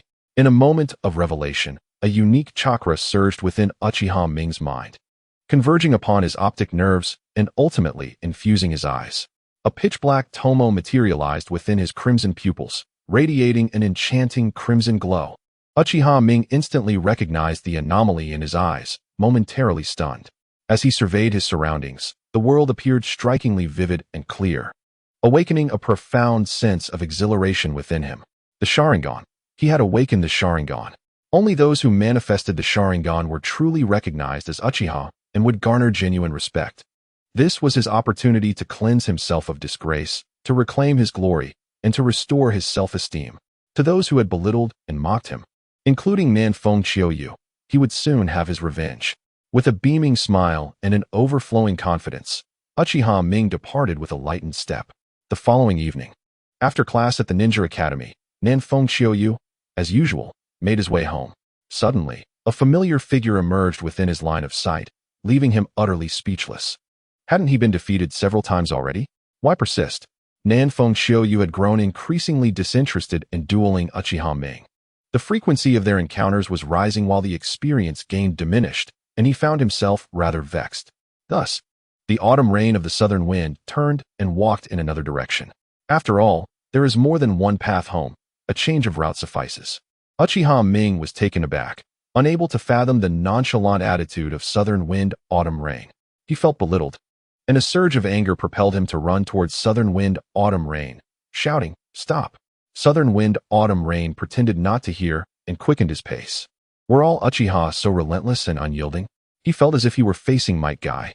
Observing southern wind, autumn rain suddenly accelerating, Uchiha Ming grew even more incensed. Disregarding the curious glances of passers-by, and exerted all his might to chase after him. Out of the corner of his eye, southern wind, autumn rain caught sight of Uchiha Ming's movements and hurriedly increased his speed. Thus, the two children dashed down the street, creating a scene reminiscent of a chaotic chicken chase. Before long, they had left the bustling commercial district and entered a relatively tranquil residential area. Uchiha Ming, expending every ounce of energy, failed to catch up, and instead, the distance between them widened. Now, Uchiha Ming was no longer filled with rage, but rather a growing sense of urgency. This wouldn't he do? An idea suddenly sparked in his mind. Southern wind, autumn rain. Don't run. I'm not here to fight you this time. I came to invite you for a meal as a gesture of gratitude for not spreading tales of my repeated humiliations in battle. Upon hearing this, southern wind, autumn rain slowed his pace. If it wasn't a fight, then there was no issue. He truly had no interest in battles devoid of experience. Uchiha Ming, noticing the change in Southern Wind Autumn Rain's speed, felt a surge of joy and rushed to stand before him, poised to retract his words and issue a challenge. But Southern Wind Autumn Rain spoke first. I wish to try Ichiraku Ramen. Since arriving in the world of Naruto, I've been so engrossed in training that I have yet to taste the legendary Ichiraku Ramen. Uchiha Ming found himself momentarily at a loss for words. Retracting his challenge now seemed ill-timed. Perhaps he could treat him to a meal first, and then issue a challenge? No. He didn't want to wait a moment longer. Ever since awakening his Sharingan, he had been consumed with thoughts of reclaiming his honor, even dreaming of it in his sleep. However, backtracking was indeed inappropriate. Surely you're not having second thoughts? You were the one who said you weren't here to fight. Southern Wind Autumn Rain remarked, his brow furrowing with a sense of foreboding. This little scoundrel seemed to be wavering. If he had learned to deceive at such a young age, what would he be like when he grew up? Ichiraku Ramen is fine, but first, we must spar. We are sparring, not fighting. Uchiha Ming's mind raced again, quickly conjuring a flimsy excuse. Was there truly a significant difference between sparring and fighting? Southern Wind Autumn Rain was left speechless, no longer wishing to converse with Uchiha Ming, and turned to leave. Don't go, Uchiha Ming exclaimed, rushing forward to block Southern Wind Autumn Rain's path with outstretched arms. Stop this. While I admire your tenacity, you are not my match. Don't waste our time. I still need to return home for dinner, Southern Wind Autumn Rain replied, a hint of exasperation in his voice. Today, I am not the person I was yesterday. My strength has significantly increased. Do you not believe me? Just watch. Uchiha Ming, brimming with confidence, blinked his eyes, revealing the crimson Sharingan. A pitch-black tomo emerged within his blood-red pupils, exuding an enchanting aura. Nanfeng Chiou felt a tremor in his heart. Could it be that this fellow awakened the Sharingan due to his provocation? If that were the case, it would indeed spark his interest in battle. The Sharingan is the essence of the Uchiha clan. The awakening of the Sharingan marks a profound transformation in status. Only those Uchiha who possess the Sharingan can truly be called Uchiha, and their strength escalates rapidly with the evolution of their eyes. Now that I have awakened my Sharingan, I am certain I can defeat you. The Sharingan is unparalleled, Uchiha Ming proclaimed with unwavering confidence, his youthful face radiating brilliance. Blinded by a profound faith in his clan's bloodline limit, Nanfeng Chiou chuckled, choosing not to counter Uchiha Ming's claims. Possessing the soul of an adult, he preferred not to engage in mere verbal sparring. Mature individuals typically let their actions speak for themselves. I am willing to spar with you, but I have conditions. Nanfeng Chiou suggested, his thoughts whirling. He sought a definitive resolution to this matter, and his incomplete demon swordsman system had finally issued its first task. One he had eagerly anticipated. He suspected that the system had neglected to release tasks previously, perhaps due to its overly laid-back nature. Ding! The system detected that the host had reached level 15, triggering a job change quest. The task was clear: decisively defeat Uchiha Ming within 3 minutes. Upon success, the host could choose to transition into one of 5 prestigious professions: Sword Soul, Berserker, Azura, Demon Cry, or Sword Demon. Failure would bear no consequences. Though the next opportunity for a job change quest was uncertain, ranging anywhere from a day to a decade. Would you like to accept? The cold, mechanical voice in his mind left Nanfeng Chiou speechless. This demon swordsman system was indeed laid back. Failing a task bore no severe penalties. Yet it was also rather unreliable. The job change task operated on a random trigger mode, and if luck were in his favor, he could accept it. However, if fortune failed him, he could end up as a low-level demon swordsman for an extended period. Alas, could he truly afford to risk such a fate? What are you daydreaming about? Do you look down upon the Uchiha clan's Sharingan? Uchiha Ming, noticing Nanfeng Chiou's silence, was immediately incensed, his words dripping with disdain. Not at all. I was merely contemplating how to win against you, for the Sharingan is indeed renowned, Nanfeng Chiou replied with a laugh. That is more like it. However, you needn't overthink it. The Sharingan is invincible, and you will find no way to overcome it. That remains to be seen. I am willing to agree to your sparring request, but I have a condition. What condition? I do not wish to be pestered by you in the future. Since you are neither a beautiful nor charming girl, we must introduce a wager. What wager? If I win, you shall not only become my subordinate, but also provide me with a scroll for training in the shadow clone technique. Certainly, considering the esteemed reputation of the Uchiha clan, there is no need to broadcast your allegiance as my subordinate. Our mutual understanding suffices. A younger brother ought to heed his elder, so refrain from bothering me henceforth. What say you? Will you acquiesce? Nanfeng Qiuyu gazed at Uchiha Ming with a cheerful smile. Setting aside the question of agreement, what if you were to lose? Uchiha Ming inquired with utmost seriousness. Let me ponder. What would be my course of action in defeat? Nanfeng Qiuyu paused, momentarily bewildered, as he had never entertained the notion of losing, thus had not contemplated the consequences of such an outcome. Seeing Nanfeng Qiuyu's expression, Uchiha Ming's previously calm demeanor surged with tumultuous anger, his teeth grinding audibly, as if he wished to devour Nanfeng Qiuyu whole. Should you lose, you must publicly proclaim your defeat at my hands, particularly within the school, to restore my honor. Uchiha Ming declared through clenched teeth. Not a problem. I can agree to that. Nanfeng Qiuyu replied without a hint of hesitation, for he did not believe in the possibility of his defeat. Even in the unlikely event of loss, his mature mindset would allow him to accept the outcome without succumbing to despair. It would merely be a pity for the shadow clone technique. Very well, let us proceed to the training ground. The shadow clone technique is classified as a B-rank ninjutsu. While not particularly advanced, it is immensely practical. The basic clone technique merely creates an illusion, rife with flaws that experienced ninjas can easily detect, especially sensory and dojutsu users. Techniques like water clone, earth clone, shadow clone, and lightning clone are superior to the basic clone technique, yet they still possess limitations. With combat effectiveness only a fraction of the original body and unable to stray too far from it. The shadow clone, however, creates an identical entity to the original. Not an illusion, boasting formidable strength and being exceedingly difficult to distinguish from the real one, even for sensory and dojutsu ninjas. Of course, due to the unique nature of the shadow clone technique, it can also be employed for training, though such mastery eludes the average individual. Nanfeng Qiuyu, for one, lacks the requisite chakra. Without sufficient chakra, utilizing the shadow clone technique for training can easily lead to one's collapse. His physique is merely that of an ordinary person, lacking the robust chakra reserves of the Senju or Uzumaki clans, whose members can harness the full potential of the shadow clone technique. Especially Naruto, who, endowed with the unique traits of the Uzumaki clan and as a Jinchuriki, possesses immense chakra, allowing him to wield the shadow clone technique to its utmost potential, earning admiration. The disparity between the shadow clones of ordinary ninjas and Narutos is vast in terms of quantity, duration, and distance from the original. Only someone like Naruto can utilize the technique freely, with his flaws overshadowed by the protagonist's halo. Nanfeng Qiuyu's intent in mastering the shadow clone technique is not for training per se, as he lacks the conditions for such, but rather to swiftly acquire this practical ninjutsu to augment his strength. The two individuals arrived at the nearest training ground, which was the fourth one. Konoha boasts numerous training arenas, designated for the ninjas of the village to hone their skills. At this hour, the training ground was relatively deserted.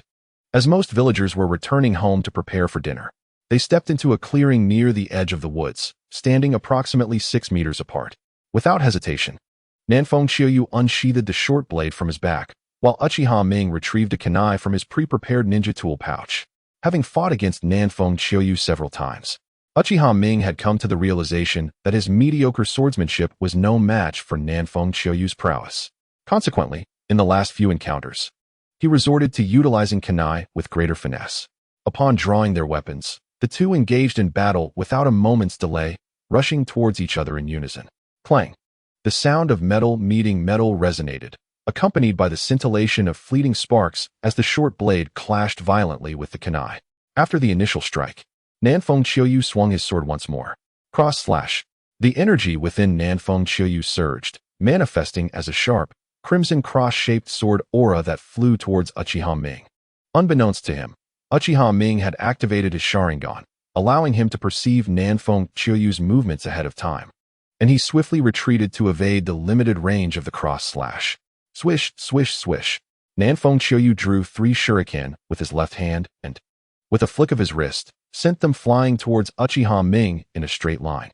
This was the advantage of Nanfeng Qiuyu's mastery in throwing techniques. Although he could not yet achieve the intricate finesse of Uchiha's shuriken, His basic throwing skills flowed effortlessly, saving him considerable time. Uchiha Ming's crimson Sharingan spun slowly, perceiving the shuriken's speed as if it were in slow motion. With a swift upward motion of his kunai, he deflected all 3 shurikens simultaneously. As the shuriken flew, Nanfeng Chiuyu charged at Uchiha Ming, and their distance quickly diminished. Uchiha Ming maintained a stoic expression as he produced 3 shuriken of his own, launching them towards Nanfeng Chiuyu. The shuriken interlaced in the air, slicing through it. A direct hit would surely inflict significant harm, potentially fatal. Nanfeng Chiuyu wielded his short blade with blinding speed. 2 glimmers of cold light flashing as he deflected the shuriken. He had never been one to evade shuriken. The technique of threading transparent steel wire onto shuriken was deeply ingrained in his mind. Fire release, great fireball technique. Having bought sufficient time, Uchiha Ming completed his hand seals. Inhaling deeply, his chest expanded slightly before he exhaled a plume of orange-yellow flames, transforming into a fireball with a diameter of 1.5 meters. Hurtling towards Nanfeng Chiuyu. With a composed and serious demeanor, Nanfeng Chiuyu gathered a portion of his limited chakra beneath his feet to enhance his jumping ability. He executed the mountain-breaking strike, propelling himself into the air, soaring over the searing fireball, while his short blade, imbued with a gust of wind pressure, sliced towards Uchiha Ming. The southern wind and autumn rain struck fiercely against Uchiha Mei, who was poised in a defensive stance. The tremendous force propelled Uchiha Mei away, and with a decisive follow-up, victory seemed within reach. Yet, as he soared through the air, Uchiha Mei transformed into a white-eyed apparition and vanished. A technique of duplication? The southern wind and autumn rain furrowed his brow, sharpening his focus in preparation for Uchiha Mei's ambush.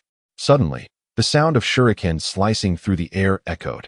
As multiple projectiles launched from the forest, converging from various angles toward the southern wind and autumn rain, including shuriken from concealed positions. The task of completely defending against them proved to be quite formidable. Realizing the urgency of the situation, he resolved to end the confrontation swiftly, as the requirement of his mission was to defeat Uchiha Mei within 3 minutes, and half the time had already elapsed. With a leap, the southern wind and autumn rain employed his skill, channeling chakra into his feet to enhance his jumping power, soaring into the sky like a great rock taking flight. His speed so remarkable that to an ordinary observer, he appeared merely as a fleeting shadow. Ascending into the air, he deftly evaded the onslaught of shuriken, and with his short blade aimed downward at the approximate position of Uchiha Mei's hiding place, he descended like a meteor. The silver blade struck with a resounding boom. The force of gravity combined with his unique sword technique causing the short blade to pierce the earth, sending shockwaves radiating outward, shattering shrubs, grasses, and even smaller trees in its wake. Uchiha Mei, possessing the Sharingan, managed to dodge the attack in time, though he could not entirely escape the ensuing shockwave, leaving him disheveled and astonished by the swordsmanship displayed by the southern wind and autumn rain. Without the Sharingan, Uchiha Mei was insufficiently equipped to fully comprehend the ghost swordsman's techniques, catching only a glimpse of their grandeur. Threefold slash. With a whoosh, the southern wind and autumn rain transformed into a phantom, charging toward the somewhat dazed Uchiha Mei. The surge of danger snapped Uchiha Mei back to reality, prompting him to hastily evade to the side. However, evading was hardly an effective counter against the threefold slash. The southern wind and autumn rain moved with an ethereal lightness, following Uchiha Mei's evasive maneuver seamlessly. The chilling blade of light still aimed at him, radiating lethal intent. Uchiha Mei, sensing the urgency, felt a rush of anxiety as his crimson Sharingan spun rapidly. The power of the Tomo activated to its fullest, analyzing the swordplay of the southern wind and autumn rain. Just as the sharp blade was about to strike Uchiha Mei, in a moment of dire urgency, he raised a kunai to shield his chest against the impending blow while swiftly altering his stance. The kunai shifted to guard his left side, blocking the final strike of the threefold slash. Though Uchiha Mei managed to barely deflect the threefold slash, the force behind the strike could not be wholly mitigated. His feet etched deep grooves into the ground, and the finely crafted kunai bore 2 profound gashes. Crack! The ground trembled as the wave blade technique unleashed its power. While the threefold slash did not vanquish Uchiha Mei, it created a significant opening. Now, Uchiha Mei was left only to defend, deprived of any capacity to counterattack. The southern wind and autumn rain would not grant him the time to weave hand seals for retaliation. As the autumn rain from the south surged toward Uchiha Mei, the short blade in hand was suddenly swung upward with a fierce motion.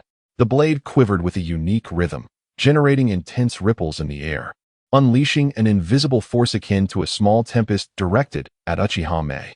The technique known as the Earth Rift Wave Sword was beyond the scope of defense by mere shurikens, and the limited time afforded Uchiha Mei no opportunity to exhaust his chakra for a desperate counterattack. The miniature storm produced by the Earth Rift Wave Sword knocked Uchiha Mei off balance, sending him crashing to the ground. Just as he attempted to rise swiftly, 2 shurikens flew in, embedding themselves half an inch into the earth beside his head. Taken aback, Uchiha Mei gazed blankly for a moment before letting out a deep sigh. "I concede." Upon hearing this, a smile broke forth on Nan Fengqiuyu's face as he sheathed his short blade, softly remarking, "Remember our wager, and in the future, broaden your perspective. Konoha is vast, and the ninja world is even more expansive. There are many stronger than us. You must truly identify the goals you wish to surpass. I shall take my leave now, for it is late, and I must return home for dinner. You should do the same. I am sure your parents have prepared a meal awaiting your return." With that, Nan Fengqiuyu vanished in an instant.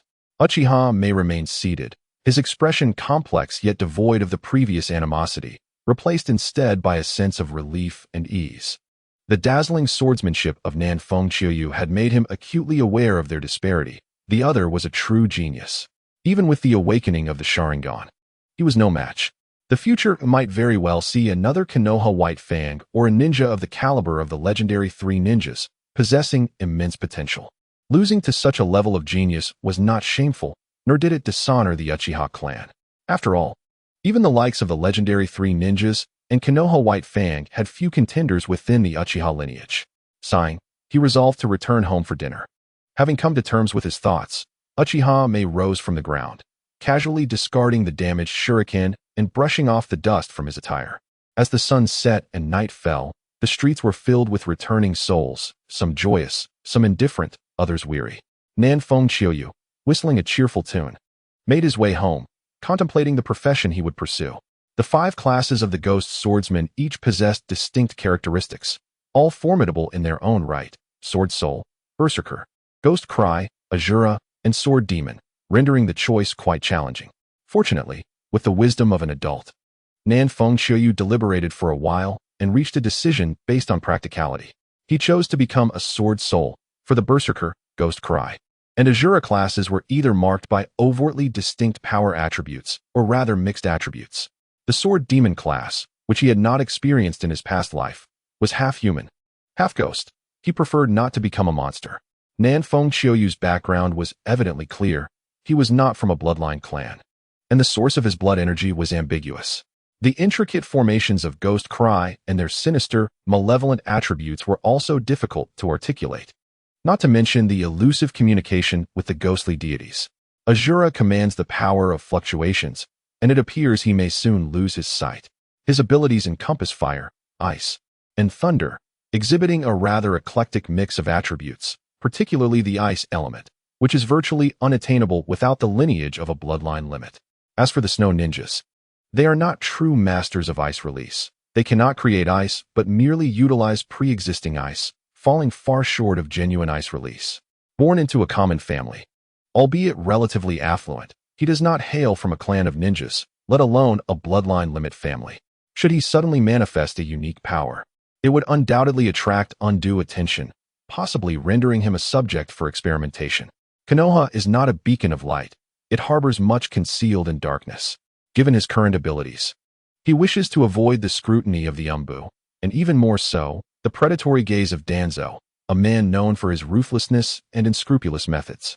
Considering his familial background, the pure practice of swordsmanship aligns most harmoniously with his powers, allowing him to showcase his extraordinary talent without suspicion. The might of the Sword Soul is formidable. Thus, he resolves to embrace the Sword Soul, to let the world witness the prowess of the inner demon sword technique, the extreme demon sword technique, and the ultimate divine sword technique. Upon returning home, his parents did not inquire about his early return. The family shared dinner as usual, and after engaging in a brief conversation, Nan Fengqiuyu eagerly retreated to his room, preparing to accept the unique power of the Sword Soul. He was genuinely curious about how the power of the Sword Soul had evolved in this world. Once inside his chamber, he settled onto his bed and silently intoned, "System, the task is complete. I choose to transition into the Sword Soul. Please accept the power of the Sword Soul." A cold, mechanical voice resonated. A vast and enigmatic energy surged forth from the demonic hand, infusing Nanfeng Qiuyu's body, cloaked beneath his voluminous overcoat. The grotesquely contorted demonic hand rapidly transformed, becoming as white as snow, starkly contrasting with normal skin. At this moment, Nanfeng Qiuyu was oblivious to the change in the demonic hand, fully immersed in absorbing this immense and mysterious energy, which did not manifest the agony associated with becoming a demonic swordsman. Instead, it felt akin to soaking in a hot spring during the harshest winter, enveloped in a comforting warmth. He sensed this energy coursing through him, continuously reshaping his physical form, with every cell in his body rapidly strengthening. Simultaneously, his elusive soul underwent a remarkable transformation. His once transparent soul became more solidified, emanating an indomitable brilliance. Though this brilliance was not yet fully developed, it resembled a peerless divine sword in gestation. If it continued to evolve, it would undoubtedly create a monumental impact. As his soul transformed, a profound and esoteric sword technique infused itself within Nanfeng Qiuyu, enabling him to instinctively wield this technique in the future. This technique was known as the Inner Demon Sword Technique. Unlike the game, where different weapons yield varying effects, the new Inner Demon Sword Technique preserved the effects from the game while imparting Nanfeng Qiuyu with profound insights into swordsmanship. It is akin to a reclusive swordsman, having devoted decades to his craft, imparting the entirety of his swordsmanship into the body of Nanfeng Qiuyu just before his demise.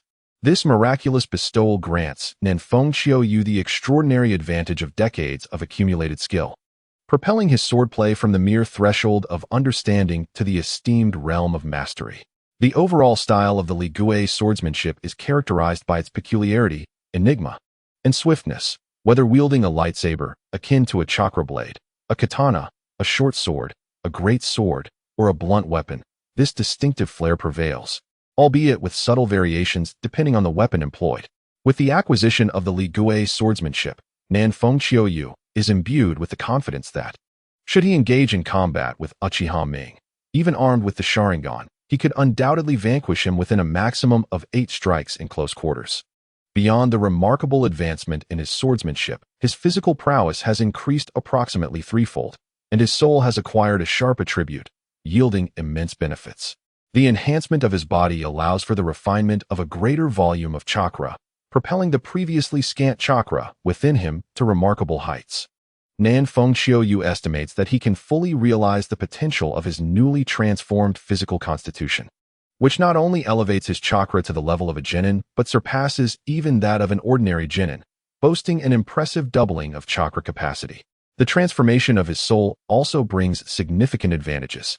The augmentation of his spirit and the emanation of its sharpness enhance the potency of the illusions he casts while simultaneously bolstering his resistance to such techniques. In summary, this transition into the Sword Soul has yielded substantial rewards. Lacking a specific benchmark, Nanfeng Qiuyu is uncertain of his comprehensive strength, yet he believes he stands out among his peers within the genin ranks. The elation of his successful transformation and the subsequent boost in power fills him with fervor, compelling him to swiftly acquire all the skills available at level 15, such as indomitable will, short sword mastery, katana mastery, and lightsaber mastery. Another wave of profound knowledge floods his mind and soul. Among these skills, the weapon essence brings him delightful astonishment. He realizes that this so-called weapon essence encompasses not only the various weapons of the Sword Soul, but also shuriken, kunai, and senbon, enhancing his comprehension of diverse weaponry to a new echelon. Take shuriken, for instance, a weapon commonly utilized among ninjas. Previously, while his aim with shuriken was competent, it fell short of the extraordinary finesse exhibited by the Uchiha clan. However, after mastering the weapon essence, Nanfeng Qiuyu is confident he can achieve such precision even without the Sharingan. Upon becoming a Sword Soul, he develops a unique affinity for all manner of weapons. Whether wielding a short knife, shuriken, kunai, or any other instrument, he experiences an unparalleled familiarity. akin to an extension of his own limbs, a profound sense of unity between man and sword, or rather, man and weapon. After a moment of exhilaration in his chamber, as his emotions settled, Nanfeng Xiaoyu took his short knife and stepped into the small courtyard outside, where he unleashed the Li Gui swordsmanship. The bright moon hung high in the sky, casting its luminous glow upon the neat and unadorned courtyard. A young lad, wielding a short blade, passionately showcased his swordsmanship within the confines of the yard. His form shifted fluidly, the glimmer of the blade appearing and disappearing like a serpent, a ghost, the wind, lightning, and clouds, unpredictable and extraordinary, defying logic and leaving spectators astounded. For those lacking in physical prowess, facing the elusive and swift techniques of Nanfeng Xiaoyu's swordplay would reveal fatal flaws, leading to instantaneous demise. It could be said that, in terms of physical skills, Nanfeng Xiaoyu ranked among the top 300 in the vast village of Konoha. Yet, this was merely the beginning. As Nanfeng Xiaoyu's level increased, acquiring more skills, enhancing his physical attributes, bolstering his chakra, gaining combat experience, and mastering various ninjutsu, his strength would undoubtedly ascend rapidly. After diligently practicing for 3 hours, exhausted, Nanfeng Xiaoyu finally took a refreshing bath before succumbing to the embrace of sleep. In his dreams, he envisioned himself as a sword deity, executing 1,000 swords returning to their origin, astonishing the world, and instilling fear in his adversaries, a truly majestic sight. The following morning, Nanfeng Xiaoyu, his face alight with joy, set off for school. An expression of bliss so prominent it seemed as if he had feasted on honey. Upon entering the classroom, his exuberance left his classmates astonished, perplexed as to the source of his elation. Typically, Nanfeng Xiaoyu maintained an image of stoic composure, exuding an air of indifference that rendered him seemingly unapproachable, an aura that suggested a cold detachment. His unusual demeanor that day made onlookers feel as though the sun had risen in the west. After the morning class, Uchiha Ming approached Nanfeng Xiaoyu's desk, placing a scroll upon it before departing. Upon opening the scroll, Nanfeng Xiaoyu discovered it contained the intricate hand seals and cultivation methods for the shadow clone technique. He nodded in satisfaction, recognizing that this individual had kept his word and acted with remarkable efficiency. With this ninjutsu, his foundation would be further strengthened, and his capabilities would see a notable enhancement. The Uchiha clan, renowned for their prestige, regarded the shadow clone technique as a mere triviality. Having awakened his Sharingan, Uchiha Ming was indeed a core member of the Uchiha lineage, and acquiring this ninjutsu was entirely expected. After securing the scroll, Nanfeng Xiaoyu took out his textbooks and immersed himself in his studies. To be candid, he found the curriculum of the Ninja Academy quite engaging, for he had yet to truly encounter the knowledge of ninjas. Now, presented with the opportunity to learn, his interest was piqued. His classmates had grown accustomed to his demeanor. Having shared time as classmates, they had come to understand him somewhat. In short, he was an academic prodigy, perpetually either studying or on the path to knowledge. The phrase "learning brings me joy" was vividly embodied in Nanfeng Xiaoyu. Time ebbs away, moment by moment. As a student of the Ninja Academy and a tender blossom of Konoha village, the storms of the outside world cannot penetrate the tranquil haven of Konoha, which is enveloped in a serene atmosphere under the protection of formidable guardians. Life here is markedly more peaceful compared to the tumult of the entire shinobi world. Nanfeng Xiaoyu leads a routine existence, traversing between school and home, dedicating his time to study and training, while occasionally participating in class gatherings and activities. His relationships with classmates are neither particularly warm nor cold. They remain within the bounds of ordinary camaraderie, and his social standing within the class is quite average. This is entirely understandable, as Nanfeng Xiaoyu devotes little time to cultivating connections, focusing instead on his studies and training. The principle of "you reap what you sow" rings true. His diligent efforts in both training and learning have led to rapid progress, making him one of the top students in his class, excelling in both theoretical knowledge and practical skills. The rivalry for the top spots in the class consistently lies between him and Kakashi, earning him a burgeoning reputation as a prodigy. However, he is acutely aware that his innate talent in ninjutsu is merely average, slightly above the mean, and does not align with the label of genius. It is his relentless hard work that propels him forward. As time passes, Nanfeng Xiaoyu grows increasingly eager to graduate early. He realizes that after reaching level 20, the experience gained from training has significantly diminished, compelling him to become a full-fledged ninja to undertake missions that would elevate his rank. During this period, aside from the issuance of a job change task, no other missions have been announced by the system, leading him to anticipate that the task to become a ninja will soon be forthcoming, which would significantly accelerate his advancement. In the 39th year of Konoha, in March, 5-year-old Kakashi submitted his application for early graduation. After receiving approval from the higher-ups of Konoha, particularly the vigorous third Hokage, the assessment commenced. The first phase was a written examination to test various theoretical knowledge of ninjutsu, followed by a practical test assessing the shadow clone technique. Kakashi, at merely 5 years of age, effortlessly executed the technique with remarkable speed in forming hand seals, thus passing and receiving his ninja headband, officially becoming a genin. Nan Fengqiu, unwilling to be outdone, devoted a year to unwavering and diligent training, resulting in substantial enhancements to his overall abilities. While he cannot accurately gauge the extent of his strength due to the lack of a precise benchmark, he feels confident that he could hold his own against Kakashi.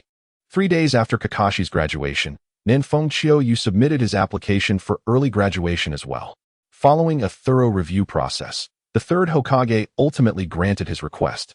The opportunity for early graduation from the Ninja Academy is not one that can be easily seized by just anyone.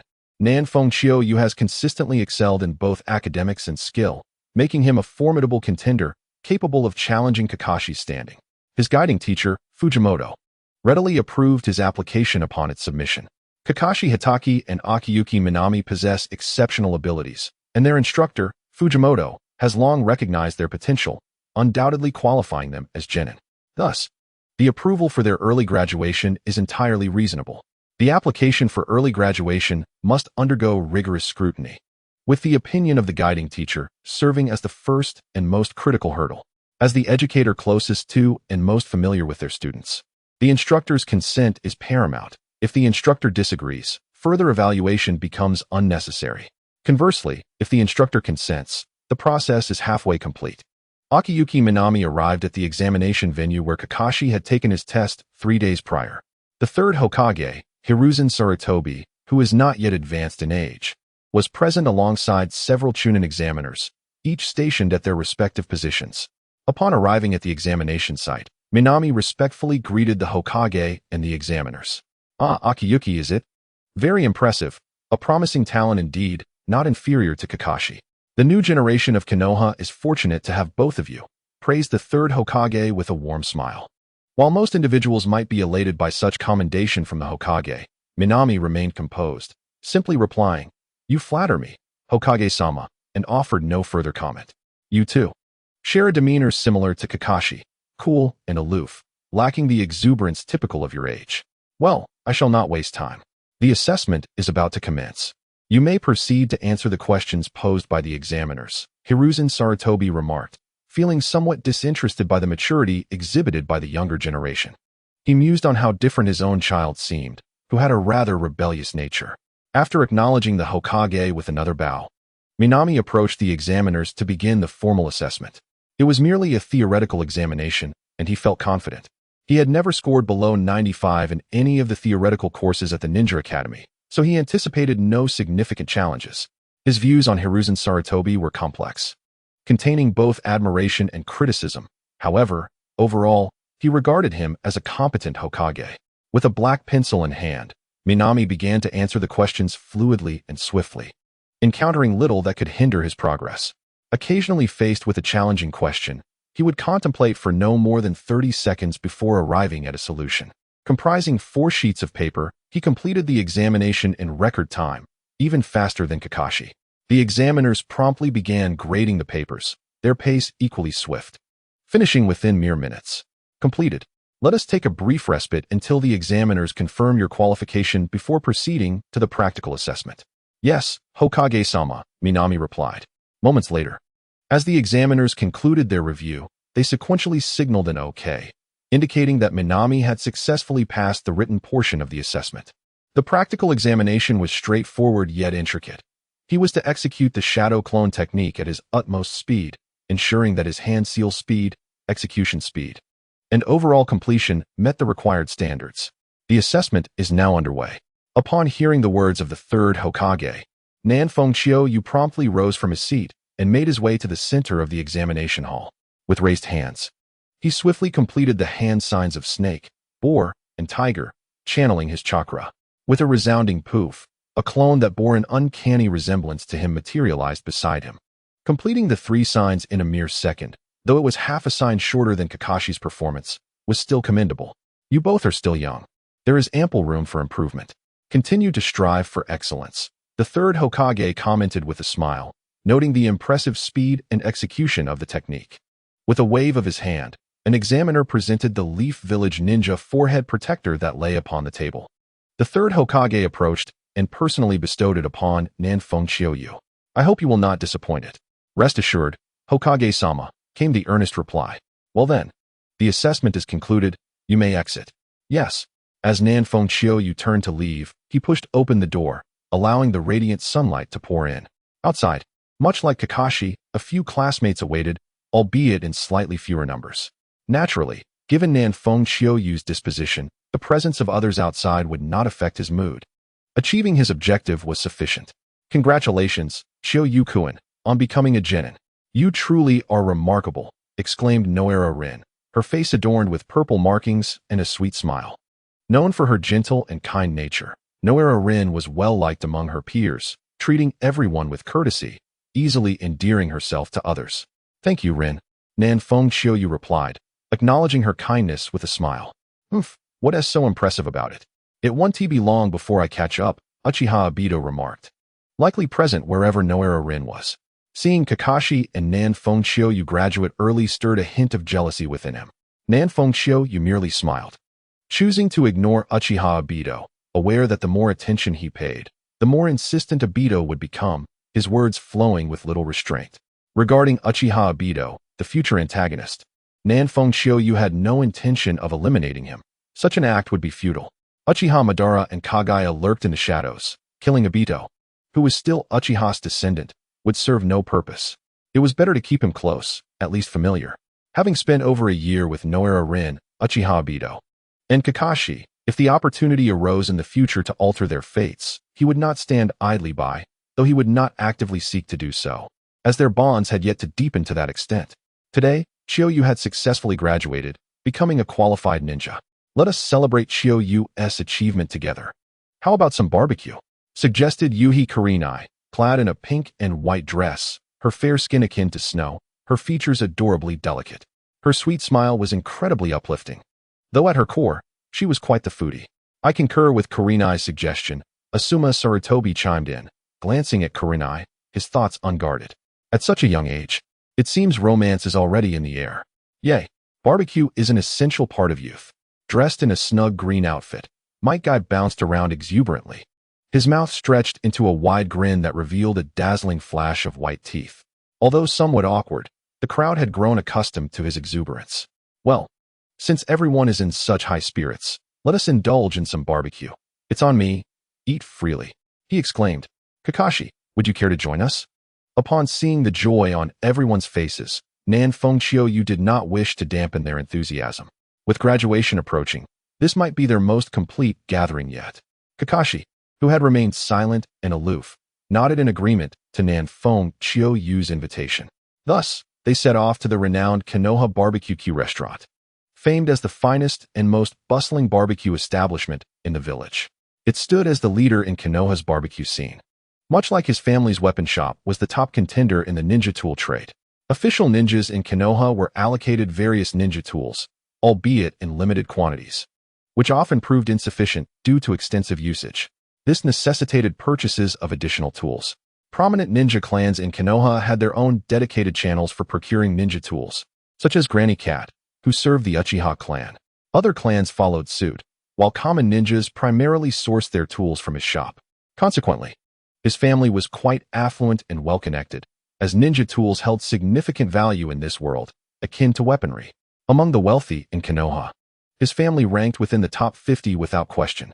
As the eldest son, with the prospect of younger siblings in the future, Nan Fengqiu was currently an only child, doted upon by his parents, which afforded him a generous allowance.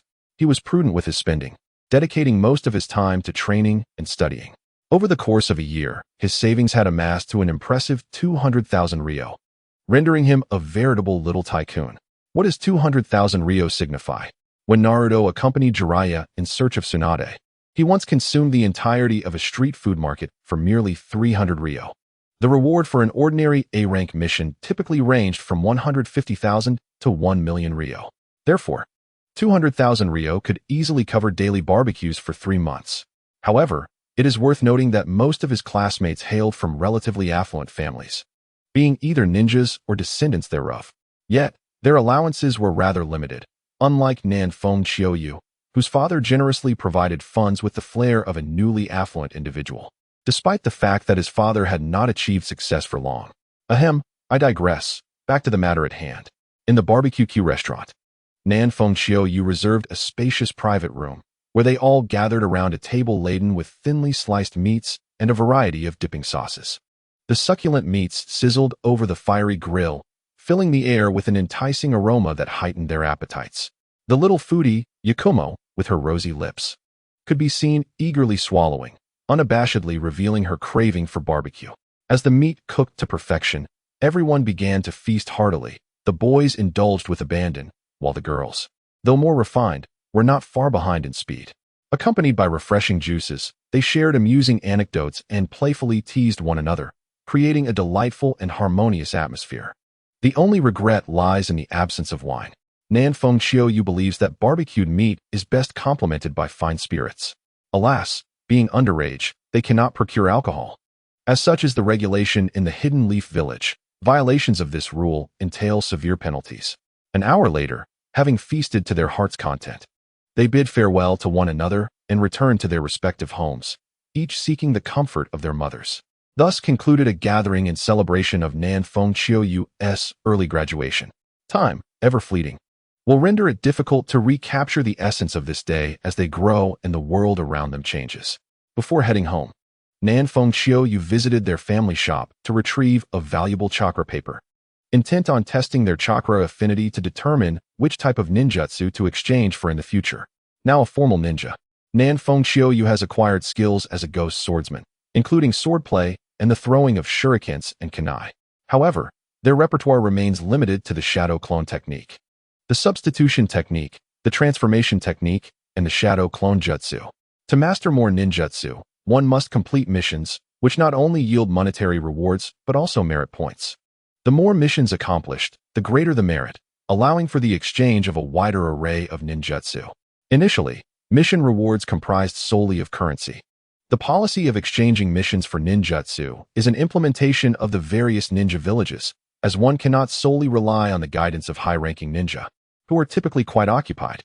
The ratio for exchanging missions for ninjutsu is not particularly clear-cut. Ninjutsu is categorized from E to S rank, corresponding to the ranks of Ninja Academy students, Jinin, Chunin, Jounin, and ninjas above Jounin. E and D rank ninjutsu are limited in number and can be learned without the need for missions. To exchange for C rank ninjutsu, one requires merit points, necessitating 10 D rank missions or 4 C rank missions. B rank ninjutsu demands 3 B rank missions or 1 A rank mission, and a rank ninjutsu requires 2 A rank missions or 1 S rank mission. It is impossible to exchange lower rank missions for higher level ninjutsu. The system does not permit such loopholes. To exchange for a specific rank of ninjutsu, one must possess the requisite strength to practice that ninjutsu. Otherwise, even with sufficient merit, the exchange will not be granted. This is the basis of the exchange system. Other methods, such as teaching or gifting, fall outside this jurisdiction, and if one chooses to pursue such paths, no one will intervene. As for the ninjutsu inscribed within the sealing techniques, regardless of rank, merit is secondary. The primary consideration lies in the judgment of the Hokage, the custodian of the sealing tome. Only with their approval can one learn such techniques. Whether one is an overt ninja or a concealed member of the Umbu, the exchange method remains available for acquiring desired ninjutsu, though opportunities are more abundant within the Umbu, where missions typically rank B or higher. Upon returning home, Nan Feng Qiuyu entered their room, retrieved the chakra paper, and channeled their chakra.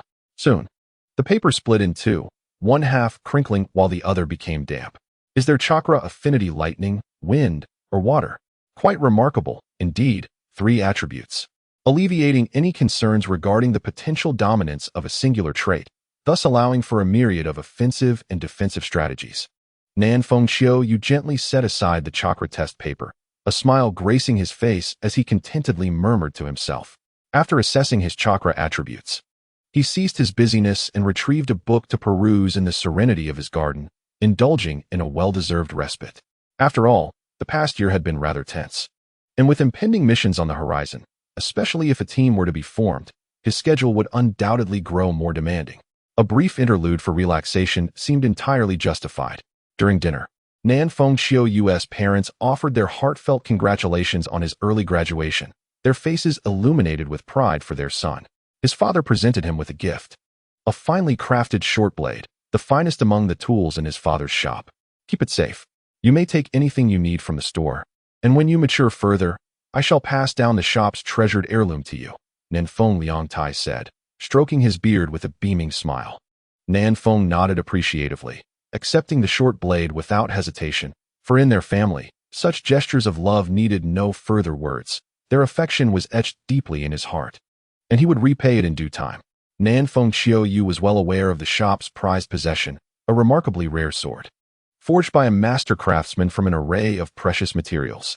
While it lacked the unique abilities of the blades wielded by the 7 ninja swordsmen, this sword was nonetheless invaluable, distinguished solely by its extraordinary sharpness, capable of cleaving through gold and jade with ease. Named Xuanyue, this blade possessed formidable power even in the hands of an ordinary person. One with a bit more strength could easily shatter steel with it.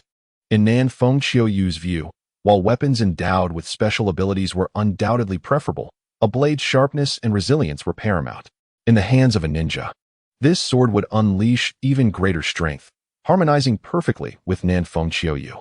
This synergy stemmed not only from his transition to a sword soul, but also from the alignment of his wind and lightning chakra attributes with Xuanyue. Once he grasped the nature changes of these chakra attributes, the blade's sharpness would instill fear in any adversary. After dinner, Nan Fengqiu retreated to his room to prepare for rest. Before succumbing to slumber, however, he examined the short blade gifted by his father, admiring its glinting edge and the intricate patterns adorning its blade, indeed, a testament to its exceptional quality. He retired early that night, and the following day, after breakfast, he secured his ninja headband around his right arm, preferring this placement to avoid hindering his flowing hairstyle. Subsequently, he stepped out of his home, making his way to the ninja mission hall. The hall, situated at the heart of Konoha village and not far from the Hokage's building, stood as a 3-story white structure, bustling with various ninjas entering and exiting, the majority clad in green vests. To speak candidly, Nan Fengqiu harbors a certain aversion towards the green vests of the Hidden Leaf Village, finding them rather peculiar. Despite their practical design and symbolic representation of status, donning such a vest signifies at least the rank of a chunin. He would prefer to forego wearing one if possible. In fact, the Hidden Leaf Village does not impose a stringent requirement for ninjas to wear vests, unlike the mandatory headbands. The choice to wear a vest is left to personal discretion. However, the majority opt to wear them, as they are both functional and emblematic of one's identity. Since both he and Kakashi graduated early, they currently find themselves without a team or a supervising jonin. Thus, they must operate independently, undertaking tasks and fulfilling missions on their own. Naturally, as a genin, he is unlikely to receive any high-ranking missions, with a C-rank task being the pinnacle of what he might attain. Furthermore, C-rank tasks are not readily available. The ninja at the mission hall determines the maximum task rank based on the submitted ninja identification. Of course, having a jonin to lead the team ensures a greater chance of success. The so-called ninja identification serves as a hybrid of an identity card and a rudimentary profile, detailing a ninja's basic information, rank, number of completed tasks, success rates, and so forth. Having recently graduated from the Ninja Academy, Nan Fengqiu is still a blank slate regarding missions. Thus, the prospect of undertaking a C-rank task is out of reach, relegating him to mundane D-rank assignments. Every ninja must endure the process of completing D-rank tasks, regardless of whether their abilities have reached Chunin level or if they are renowned prodigies. Even the likes of Minato, the legendary 3 ninjas, White Fang, and the 3rd Hokage traversed this path. While D-rank tasks may seem simple, such as pet retrieval, childcare, gathering ingredients, and delivering parcels. They can be rather tedious, with some seemingly straightforward tasks consuming a considerable amount of time. For instance, a pet search may not sound challenging. Yet locating the animal can indeed require a significant investment of time, particularly for an ordinary ninja. In contrast, those from clans with special ninjutsu, like the Inuzuka or the Shino clans, find such tasks considerably easier. In this regard, Nanfeng Qiuyu is an ordinary ninja. He excels in combat, yet finds the time spent on these tasks to be substantial. Completing 2 or 3 D-rank tasks is manageable, but as the number increases, the monotony becomes quite tiresome. Sustaining such a routine for an extended period truly tests and cultivates one's patience. While he cannot speak for others, Nanfeng Qiuyu feels that his patience has indeed been significantly bolstered after half a month of executing various trivial and repetitive D-rank tasks. He is on the verge of losing his resolve. He remains uncertain whether the low difficulty of D-rank tasks or an incomplete evolution of his Demon Swordmaster system has rendered him somewhat sluggish in response, as he has yet to trigger any missions, resulting in a notably slower progression in leveling up, which has only reached the modest level of 21. This level is not achieved through tasks, but rather through continuous training, which has become twice as challenging compared to his early days as a genin, making his advancement feel painfully gradual as a host of an incomplete system. Although the progress made in the past half-month has diminished compared to earlier strides, it has not been entirely devoid of rewards. During the day, apart from moments dedicated to meals and brief respites, he fervently engaged in completing tasks, amassing enough merit to exchange for 3 C-rank ninjutsu. After a moment of contemplation, Nanfeng Qiuyu recognized that C-rank ninjutsu, while not particularly formidable, could offer a single attribute exchange. Thus, he deemed it more advantageous to acquire 3 attributes through a single exchange, enhancing his adaptability. The motivation to exchange for ninjutsu fueled his relentless pursuit of tasks. Otherwise, the monetary rewards from D-rank missions would hardly pique his interest, given that he could be considered a minor affluent individual. Regrettably, the system for exchanging ninjutsu in Konoha did not permit him to spend lavishly, had it allowed. He would have eagerly invested in acquiring all the ninjutsu he desired, lamenting the inability to strengthen himself through financial means. Despite the disappointment of not being able to purchase ninjutsu, the opportunity to acquire ninja tools somewhat alleviated the wounds in his heart. He rushed to his family's shop, procuring the finest tanto, followed by an extravagant horde of explosive tags, stuffing his pack with hundreds, displaying an undeniable extravagance. However, it is worth noting that Nanfeng Qiuyu was not reckless. In the past, he may have casually taken some tools, but today's acquisition represented a significant transaction for the shop. He spent nearly 200,000 ryo, a considerable sum. The shopkeeper, observing the jovial departure of the young master, felt a mix of amusement and exasperation, realizing that the money barely covered the cost of the explosive tags, while the finest tanto alone would fetch at least 100,000 ryo. Yet, could he voice his concerns? Ultimately, it was a matter of money flowing in and out of the same hands. As long as the young master was content, he would merely report to the owner. In the Nanfeng family's shop, the prices for common ninja tools were as follows: shuriken at 100 ryo each, kunai starting at over 500 ryo, with higher quality commanding higher prices, ninja swords starting at over 3,000 ryo, also dependent on quality, and explosive tags priced at 2,000 ryo each. With no room for negotiation, Nanfeng's ninja tool shop was a leader in Konoha, slightly pricier, but with guaranteed quality, undoubtedly the best among all merchants. Once fully equipped, Nanfeng Qiuyu began to study the 3 ninjutsu he had exchanged for, lacking the inclination to engage in mundane D-rank tasks. He was aware that the graduation exams for the Ninja Academy were approaching. Once his peers graduated, they would begin forming teams. Upon completing team formation and undertaking some symbolic D-rank missions, they would be eligible for more challenging tasks. After becoming a ninja, Nanfeng Qiuyu gleaned more information. Despite the apparent tranquility within the Konoha village, tensions with other ninja villages had not ceased, and the entire ninja world remained tumultuous. Moreover, it had not been long since the conclusion of the Second Great Ninja War, and the sense of crisis among the major ninja villages had not fully dissipated. In an effort to counter other villages, the speed of cultivating ninjas in Konoha had significantly accelerated compared to the more peaceful times depicted in the original narrative. As long as one possesses confidence, participation in the graduation examination is attainable. This annual assessment differs significantly from the original narrative, where students were required to remain in school for an extended period.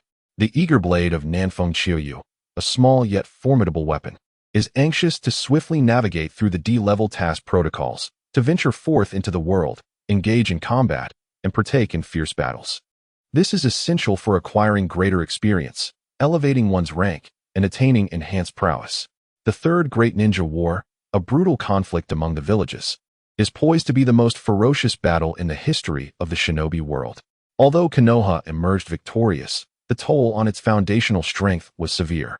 This war can be likened to a meat grinder of unparalleled ferocity. The First Great Ninja War is a tale best left untold, for with the first Hokage and Uchiha Madara, the world was nearly dominated.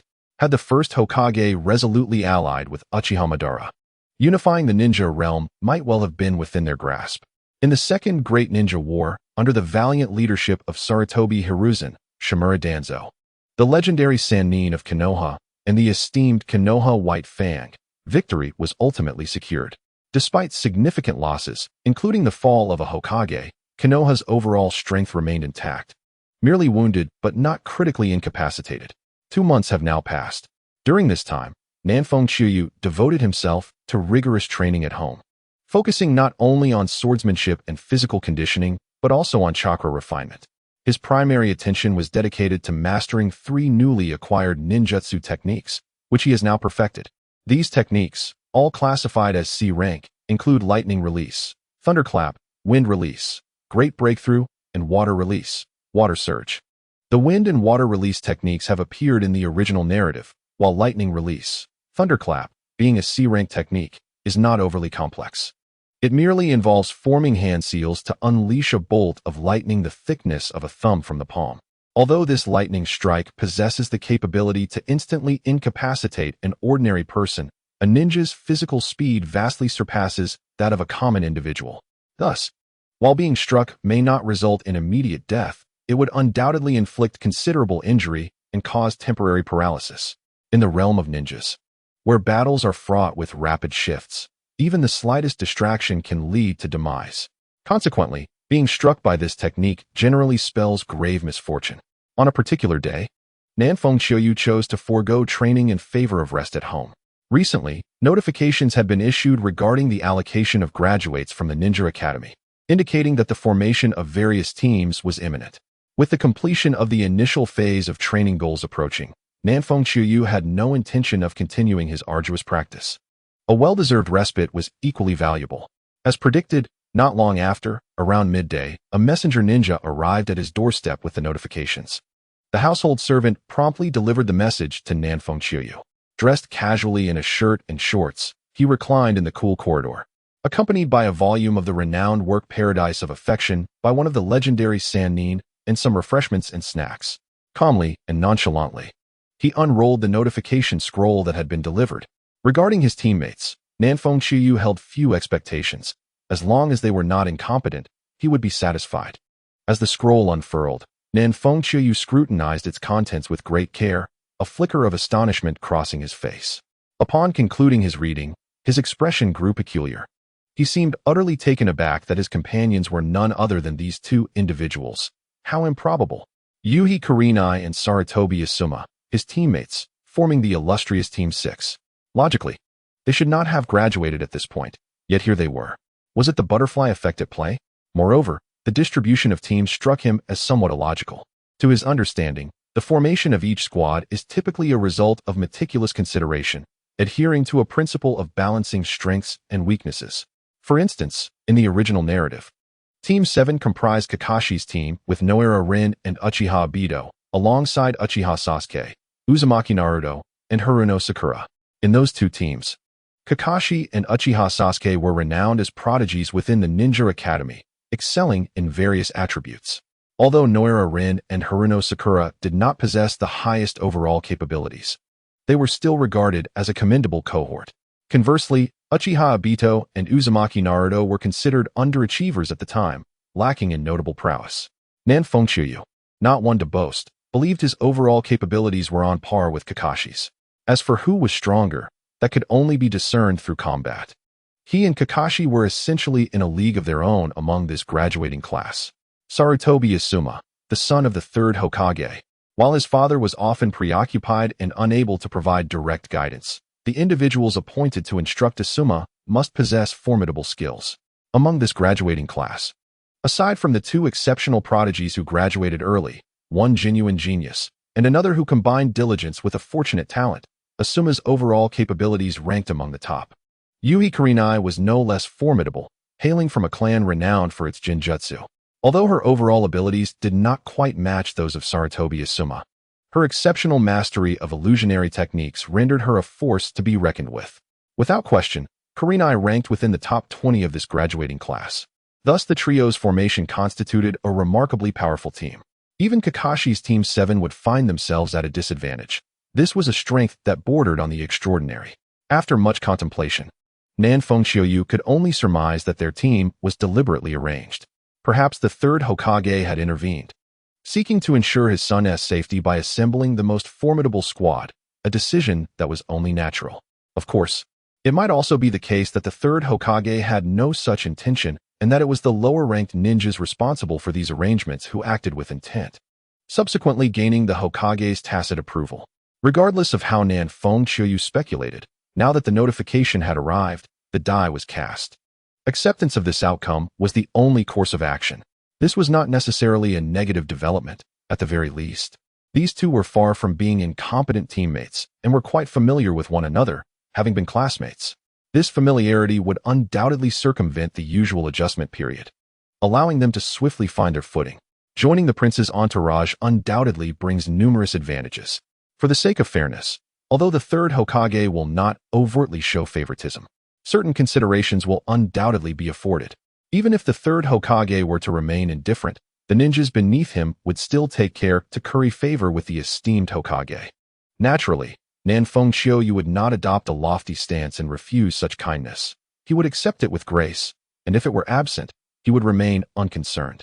After all, Nan Fengqiuyu did not believe the third Hokage would assign his son perilous missions.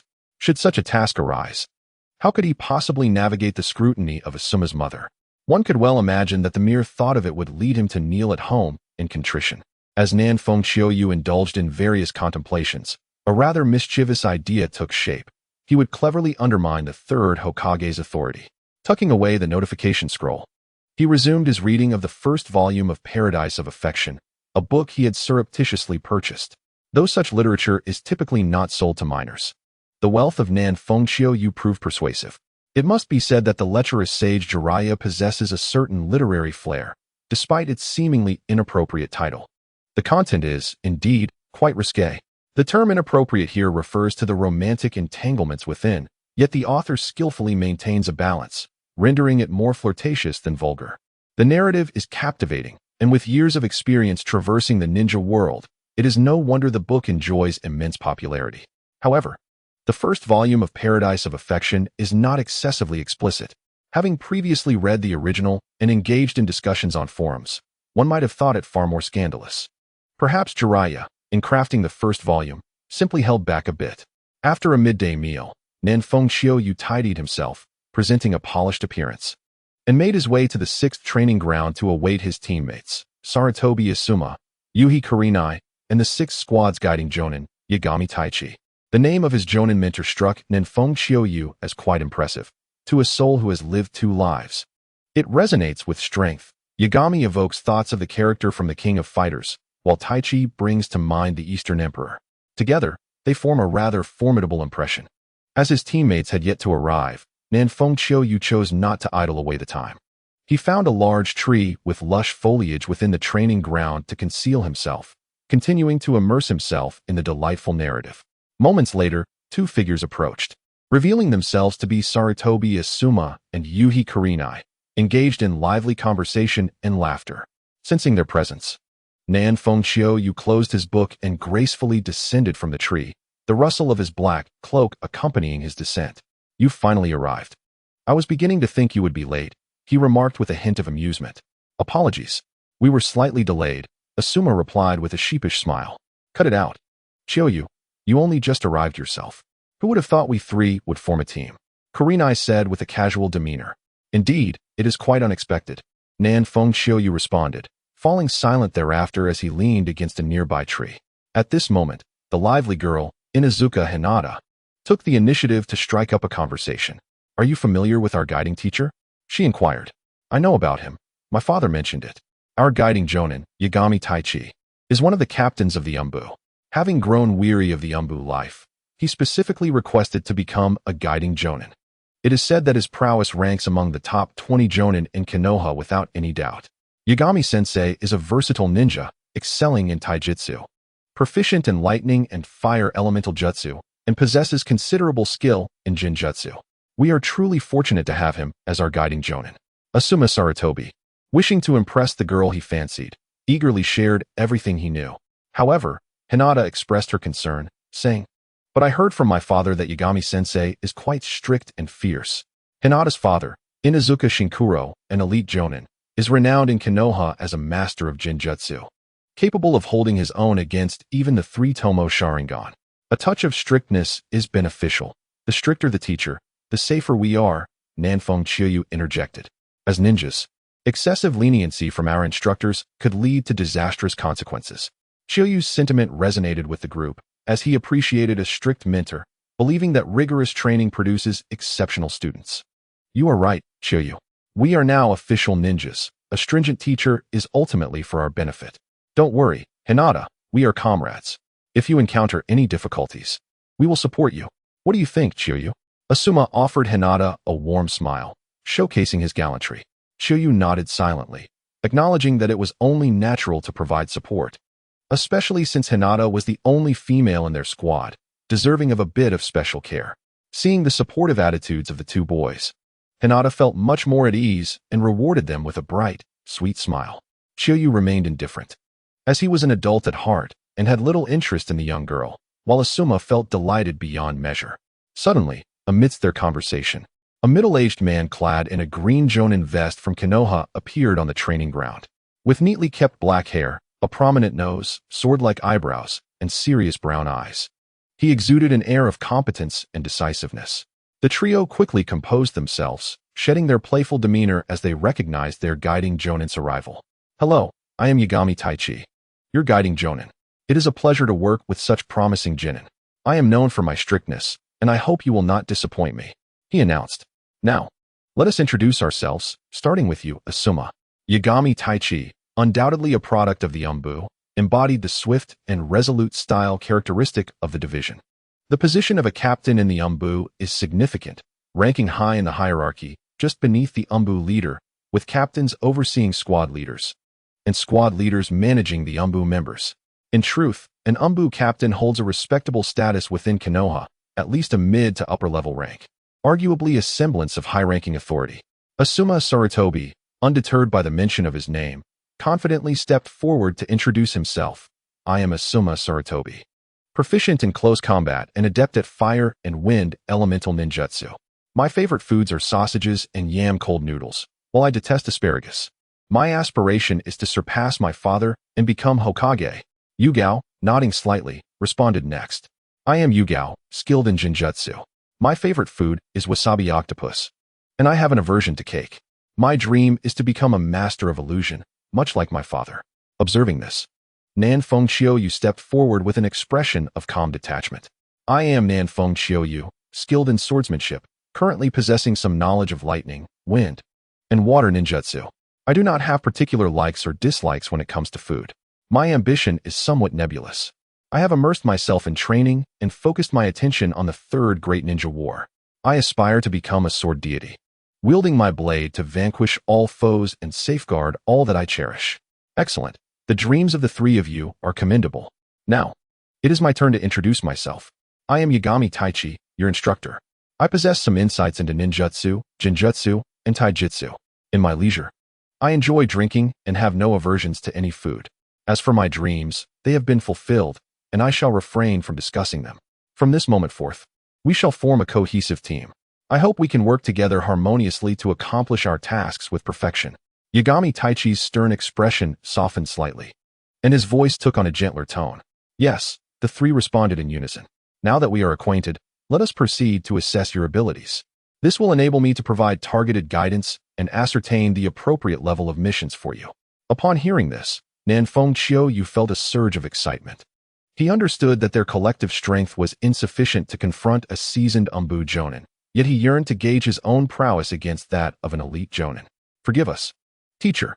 The trio exchanged glances, bowed in politeness, and then shifted into a triangular formation, encircling Yagami Taichi. "Bring it on," they declared. Simultaneously, similar events unfolded in other training grounds. In the 7th training ground, the youthful and handsome Minato Namikaze had already procured a bell. Yagami Taichi made no indication of encouraging a scramble for the bell. There was no discord among them, for they were all elite students of the Ninja Academy. And there was no need to emphasize unity. With a resonant clash, the sound of unsheathing blades echoed as Nanfeng Qiu drew forth 2 small tanto from his back. Under the sun, the blades glimmered ominously, exuding an aura of deadly intent. The moment he grasped the sword, Nanfeng Qiu's demeanor underwent a tremendous transformation. Prior to wielding the blade, he appeared merely as a somewhat aloof, mature youth, but with the sword in hand, a palpable sharpness enveloped him, capturing the majority of Yagami Taichi's attention. Asuma Sarutobi brandished his weapon, the Fian, a blade-like fist, while Yugao retrieved kunai from her ninja tool pouch, signaling that the battle was imminent. As a gentle breeze swept through, the green leaves danced about, and the south wind, autumn rain, sprang into action, launching an immediate assault. His right hand wielded a small dagger aimed at the neck, while his left hand thrust another dagger toward the waist. Yagami Taichi's eyes narrowed. The dual-wielding technique was a rare swordsmanship style, and this young lad's speed was notably swift for someone of the same rank. However, it was hardly a challenge for him. Being a seasoned elite jonin, in a fleeting moment of thought, Yagami Taichi's body reacted with remarkable swiftness. 2 kunai materialized in his hands, and with a slight shift of his feet, he evaded the strike aimed at his neck. He then brought his left kunai down with tremendous force, deflecting the original attack. At that moment, Asuma Sarutobi and Kurenai Yuhi charged in from different directions, targeting Yagami Taichi's vital points with precise and ruthless strikes, showing no mercy. They were convinced that an elite member of the Umbu, seasoned in countless battles, would not be easily subdued in such circumstances. Suddenly, a faint smile appeared on Yagami Taichi's serious face as he began to move his hands, unleashing his physical prowess. Shadows of his movements flickered, followed by the resounding clinks of metal. The 3 attackers were instantly pushed back several meters, feeling their grip on their weapons weaken. Yagami Taichi's physical attributes far surpassed theirs, allowing him to brutally counter their assault with sheer force. Every jonin possesses a distinctive style. If Minato Namikaze is a stealthy assassin, elusive and skillful, then Yagami Taichi embodies the essence of a heavily armored warrior. His techniques may not be as varied as those of an assassin, but they are direct and undeniably effective. The south wind, autumn rain, felt a surge of adrenaline at the clash of power. He immediately employed the skill of the ghost swordsman, Mountain Crumble, launching himself into the air and bringing his sword down with the weight of a mountain, the gusts of wind forcing the grass to cling tightly to the ground. Yagami Taichi's eyes widened in surprise. This sword technique was intriguing. However, he did not hesitate. With a layer of chakra enveloping his right kunai, he struck toward the blade of south wind, autumn rain, seemingly disregarding the concept of defense altogether. A tremendous explosion ensued, the air quaking as Yagami Taichi's feet disturbed the turf, sending dirt flying. The sheer disparity in strength was evident. After all, Yagami Taichi was in the prime of his life, his physical attributes at their peak, enhanced by the subtle infusion of chakra. In midair, south wind, autumn rain, expertly controlled his body, executing a backflip to dissipate the force of impact, landing steadily on the ground. With a swift motion, his left hand flicked the dagger, knocking away an approaching kunai. His courageous act inspired Asuma Sarutobi and Kurenai Yuhi, who each initiated their own attacks. However, having recognized the gap in their abilities, they refrained from physical confrontations. Asuma Sarutobi, having sheathed his weapon, completed his hand seals, his chest swelling as he exhaled a torrent of blazing orange flames, conjuring a fireball with a diameter of 2 meters that hurtled toward Yagami Taichi. Taichi Yagami swiftly reached into his tool pouch with his right hand, and with a flick of his wrist, he sent a kunai embedded with an explosive tag hurtling towards the fireball. Just as the two were about to collide, the explosive tag detonated perfectly, neutralizing the fireball technique and scattering embers in every direction. At that moment, Kurenai Yuhi, who had long been poised to strike, unleashed her Jinjutsu upon Taichi, sending a unique wave of mental energy towards him. Taichi momentarily faltered, but quickly regained his composure, awakening from the illusion almost instantaneously, a phenomenon often referred to as an instant dispel. Simultaneously, Akiyuki Nanfong prepared his ninjutsu, opting not to employ the hidden demon sword technique. His teacher's taijutsu style was straightforward yet immensely powerful, with a rhythm that could easily be disrupted, leaving little opportunity to execute the hidden demon sword technique. Lightning release, thunderclap. Akiyuki, having formed his hand seals with remarkable speed, directed his attack at the moment Taichi regained consciousness. A thunderous crack resounded as a slender bolt of blue lightning erupted from the palm of his hand, capable of paralyzing upon contact, thus presenting a chance for victory.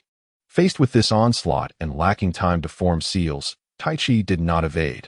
Instead, the kunai in his hand erupted with lightning, infused with chakra of the lightning nature.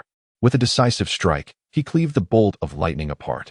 Witnessing this, the three were eager to continue their offensive, but Taichi raised his hand and declared, "Enough. This ends here." Though they were not yet satisfied, particularly Akiyuki, who felt they had merely warmed up, they ceased their attacks. "While our engagement was brief, I have grasped a general understanding of your capabilities. Continuing would be futile. You are still too young and require time to develop. Do not be disheartened. After all, I am in the midst of my prime, where my strength, experience, chakra, and comprehension of ninjutsu far surpass yours. Although you may not have exerted your full potential, you have demonstrated considerable promise. Among the lower ninjas, you are indeed exceptional. I will now outline the upcoming arrangements. First, I will guide you through a series of D-rank missions, an essential phase every ninja must undergo, thus inescapable. Excuses will serve no purpose. Aside from the tasks within the village, I plan to mentor you during your free time to bolster your strength, ensuring greater safety and efficiency in future missions beyond the village. You are not ordinary lower ninjas. You are distinguished, with your own aspirations. Therefore, I shall refrain from imposing my views upon you. You know yourselves best. Feel free to express which areas you wish for guidance. Upon your request, I will provide direction and devise a training regimen and objectives for you to fulfill. Failure to complete these plans will result in strict consequences. Having conveyed all this, do you understand? Yes. The three responded in unison. Very well. For today, we shall adjourn. Tomorrow, we will commence in earnest. I have some matters to attend to, so we shall reconvene here at 8 o'clock in the morning. After speaking, Yagami Taichi swiftly vanished using his teleportation technique, leaving only 3 young ones in the training ground. Watching Taichi's impressive departure, Nanfeng Chuyu couldn't help but feel envious. The teleportation technique was undeniably cool and exceedingly practical, accessible to all ninjas, and perfectly complementing his swordsmanship. Speaking of teleportation, Chuyu recalled a renowned figure, Shursui Uchiha. The brilliance of Shursui's teleportation technique was unparalleled, both unique and functional. Once he acquired teleportation for himself, he intended to study it thoroughly, hoping to uncover its secrets. If he failed to do so, he might need to devise a plan to obtain it from Shursui, as he believed the distinctive teleportation technique combined with his own ghostly swordsmanship would yield astonishing results. "Hey, Chuyu, what are you thinking about?" asked Yugao, visibly irritated. Her fair cheeks puffed up in discontent. What did you say?" "My apologies, I was lost in thought about something important. We were discussing celebrating the establishment of our Team 6 with a meal," Yugao shouted, her voice echoing through the woods, startling the birds into flight. Chuyu covered his ears, feeling as though his eardrums might burst, and replied with a wry smile. "All right, Yugao, I understand. You don't need to raise your voice so much." To express his regret, Chuyu offered, "How about I treat you all later?" Upon hearing this, Yugao's expression brightened momentarily before her smile vanished, her face turning serious. "You treat. You pay." "Fine, I'll treat and pay," Chuyu conceded, feeling exasperated. Was he really the type to treat, but not pay? Haha. Asuma, observing their banter, erupted into laughter, prompting Chuyu and Yugao to exchange amused glances and chuckle as well. The following day, at 8 in the morning, as the sun began to rise, Team 6 gathered once more at the training ground. Yagami Taichi, with a stoic expression, announced, "Starting today, we will undertake D-rank missions for a week within the village, accompanied by targeted guidance for you. Your objective is to complete 9 D-rank missions each day. I do not concern myself with how you distribute these tasks. The standard is simply 9. Our meeting times for this week are 8 in the morning and 7 in the evening. If you do not complete your missions by 7, you must finish them before we can dismiss. If you finish early, the remaining time will be for my instruction, depending on your abilities. Is that clear? Understood. The 3 responded in unison. Good, let us begin. Thus, Nanfeng Xiuyu once again found himself laboring through D-rank missions, albeit this time with companions to share the burden, adding a touch of enjoyment to the otherwise mundane task. Among Asuma, Yugao, and Xiuyu, Nanfeng Xiuyu demonstrated the highest efficiency in completing tasks, having previously accomplished 30 D-rank missions, which endowed him with more experience and a wider array of techniques. Consequently, he typically completed 4 to 5 of the 9 missions assigned. The gentle autumn rain does not begrudge the additional tasks he has completed. His heart is not so narrow. Moreover, he does not resent the effort he exerts. When asked for advice or assistance, he readily complies. His sole desire is to accomplish the daily objectives in the shortest time possible, thereby affording him more opportunities to learn from Yagami Taichi. Although he possesses the skills and strength of a demon sword master, his abilities remain limited for the time being, and the awakening of his sword soul's power is still in its infancy. Hence, learning ninjutsu is imperative, for its remarkable attributes can significantly enhance his prowess. As for Yagami Taichi's guidance, Sarutobi Asuma and Yuhi Kurenai may not regard it with the same reverence, given that one is the son of the 3rd Hokage, while the other is a renowned Jinjutsu master in Konoha. Even in the absence of Yagami Taichi, they would still receive exemplary instruction. However, for Nanfeng Xiuyu, the situation is markedly different. He must seize this invaluable opportunity. The guidance provided by the teachers at the Ninja Academy differs significantly from that of the instructors assigned to teams, not only in terms of qualitative strength, but also in the closer bonds formed between team members and their mentors, which could almost be likened to a half-master-disciple relationship. The term half-master-disciple is used because true discipleship requires a formal acknowledgement, akin to Minato's apprenticeship under Jiraiya, which involves specific rituals. Aside from family, teachers are the closest connections one can have. By nurturing a good rapport with his instructor, there is a possibility of gaining exclusive ninjutsu techniques. Even if he cannot obtain a unique technique, acquiring anything else would still be a worthwhile endeavor. On the first day, the pace was somewhat sluggish, with tasks completed by 5 in the afternoon. However, efficiency improved thereafter, and by 3 o'clock in the afternoon, they were able to finish all assignments. Yuhi Kurenai naturally sought knowledge in Jinjutsu. Although her father possesses profound expertise in this area, each Jonin has a unique understanding of Jinjutsu, and their skills are generally well-rounded, with few exceptions, such as Might Guy. While Might Guy may lack proficiency in ninjutsu and Jinjutsu, his mastery of taijutsu is unparalleled among Konoha's ninjas, allowing him to attain the rank of Jonin. Conversely, those who excel in certain areas but do not reach Guy's exceptional level are classified as special Jonin. Sarutobi Asuma opted to focus on fire-style ninjutsu and chakra knowledge, while Nanfeng Xiuyu chose lightning-style ninjutsu and chakra studies. Fortunately, Yagami Taichi is well-versed in both lightning and fire attributes, making him the ideal mentor for the two. A week may be neither long nor short, yet the trio experienced a significant enhancement in their abilities during this period. Among them, Nanfeng Xiuyu made the most substantial progress. Many of his confounding queries were effortlessly resolved under Yagami Taichi's tutelage. The disparity in their advancement was starkly evident. Additionally, Nanfeng Xiuyu learned the body flicker technique from Yagami Taichi. Although he has yet to master it, with continued research, he is certain to succeed. Yagami Taichi holds a favorable view of Nanfeng Xiuyu as a student and subordinate. Though his words may be few, his diligence and dedication to his studies are commendable, and his attitude towards his peers is equally admirable. With this acknowledgement, Taichi Yagami was naturally generous towards Autumn Nanfeng, imparting the body flicker technique. Although considered an advanced ninjutsu, it was not exceedingly rare, thus he readily shared it with Autumn Nanfeng. The learning curve for the body flicker technique is not steep. It exemplifies the adage of being easy to learn yet challenging to master. Those who become proficient in the technique can typically perform it without hand seals. As for Shursui Uchiha's comprehension of the body flicker technique, it transcended mere proficiency, elevating to a level of innovation, akin to the creation of one's own ninjutsu. After a week of missions, Taichi Yagami granted the three a 2-day respite to recuperate. In 2 days, he would lead them away from Konoha to undertake missions classified as C rank or higher.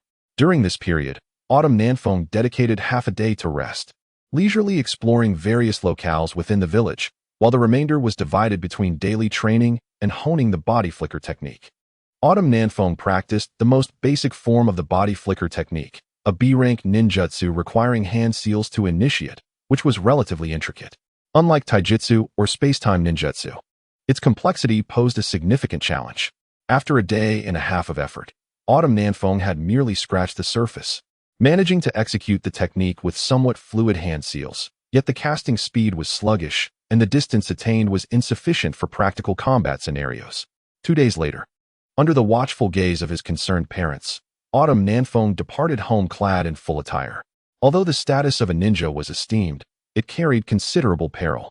By the time Autumn Nanfeng embarked on his ninja journey, his parents had mentally prepared themselves, yet their worries remained unavoidable, prompting thoughts of having a second child, as they were still relatively young. Unbeknownst to Autumn Nanfeng, who was exhilarated at the prospect of his first legitimate ninja mission and his inaugural departure from Konoha, his parents' thoughts lingered in the background. Since acquiring newfound strength, he had become increasingly combative, especially after transitioning into a sword soul, craving and relishing combat. A day without wielding a weapon left him restless. Autumn Nanfeng arrived early at the designated meeting point, the gates of Konoha. Soon, Kurenai Yuhi and Asuma Saratobi arrived in succession, and Taichi Yagami appeared at the appointed time, exuding an air of calm composure.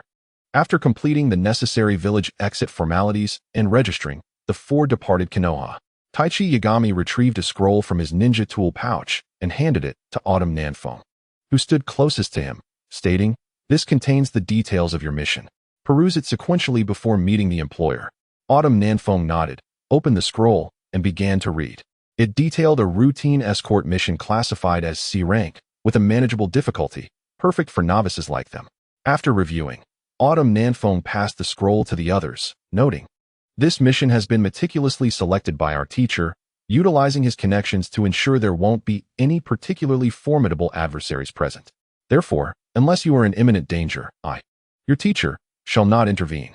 Should I choose to act, it would signify that you are not yet worthy of leaving the village. Thus, you shall undertake 2 additional months of D-rank missions." Yagami Taichi, breaking from his usual stern demeanor, chuckled heartily. 2 months of D-rank missions? The trio, upon hearing Yagami's words, shook their heads vigorously, akin to a rattle drum, feeling a wave of nausea wash over them. To endure 2 months of D-rank tasks would be sheer torment, a suffering worse than death. Rest assured, teacher, we shall not disappoint you. After all, do consider who your students are. The three exchanged knowing glances and, in perfect harmony, uttered this phrase, driven by an intense will to survive. Yagami Taichi nodded in satisfaction, feeling rather pleased with their response. In a buoyant mood, he began to impart some knowledge to them. While they had encountered these concepts at the Ninja Academy, the nuances of practical application revealed significant differences. Yagami's guidance would undoubtedly help them avoid numerous pitfalls. As ninjas, the trio possessed the fundamental skill of agility, allowing them to traverse distances swiftly without fear of slipping or falling into water. They had long since trained in techniques such as tree walking and water walking. Saratobi Asuma and Yuhi Kurenai, with their familial legacies, found these methods unremarkable, while Nanfeng Chiyu, being well-versed in the original texts, had already practiced these techniques during their time at the academy. Although their chakra control was not yet at the level of medical ninjas, it was commendable nonetheless. After departing from Konoha, the four arrived at the outskirts of a nearby small town. Though it could not rival Konoha's splendor, it was far from desolate. Outside the town, a merchant caravan consisting of 4 carts awaited, and Yagami Taichi led the trio directly towards it. The caravan's owner was a shrewd, diminutive middle-aged man, who, upon seeing the group adorned with the Konoha ninja headbands, welcomed them with enthusiasm. After exchanging pleasantries, Nanfeng Chiyu and the others joined the caravan, and their journey commenced. The escort mission was straightforward. The caravan's rivals had hired a band of rogue ninjas, lowly renegades seeking to sabotage the caravan's goods through unscrupulous competition. Consequently, the caravan owner had solicited the assistance of Konoha ninjas. Most of these rogue ninjas were of modest strength, with only a select few capable of challenging the ninjas from the 5 great villages. The term lowly renegades referred to minor rogue ninjas from small villages, the majority of whom had been cast out for transgressions, and with the guidance of a seasoned jonin, the task's difficulty was deemed relatively low. Such missions were not highly regarded by Konoha village, as they were considered easily accomplishable, albeit with potentially varying circumstances. Once aboard the caravan, Yagami Taichi concealed his presence and masked his movements, for his existence would deter the rogue ninjas from daring to strike. This mission served as a practical exercise for his students, one that involved real stakes, and Yagami Taichi was determined not to let it falter. In the initial days, everything progressed smoothly. However, an unforeseen turn of events occurred as the caravan ventured into a dense forest. Suddenly, a flurry of shurikens emerged from either side of the road, accompanied by 4 kunai, each affixed with an explosive tag, aimed directly at the 4 horse-drawn carriages. Asuma, Hong, protect the civilians, I will handle the kunai, South Wind Autumn Rain declared, as he swiftly summoned 4 shurikens that soared gracefully from his hands. The projectiles sliced through the air with remarkable precision, deflecting the incoming kunai, expertly redirecting them upwards, triggering the explosive tags to detonate in midair, resulting in 4 fiery explosions that sent shockwaves rippling through the surroundings. Meanwhile, Asuma and Hong successfully intercepted all shurikens, ensuring the safety of the caravan. At that moment, a band of 17 or 18 individuals burst forth from the sides of the road, each adorned in eccentric attire, embodying the unconventional denizens of the ninja realm. Their weaponry was equally diverse, comprising not only ninjas and samurai, but also robust warriors. I shall manage this side. The other is entrusted to you too, South Wind Autumn Rain announced, disregarding any potential objections from his companions, as he charged forward with exhilaration, displaying no hint of fear, his blood surging with adrenaline. Nearly trembling with excitement akin to Sasuke. It was perplexing that the ninjas within did not perform hand seals to invoke ninjutsu.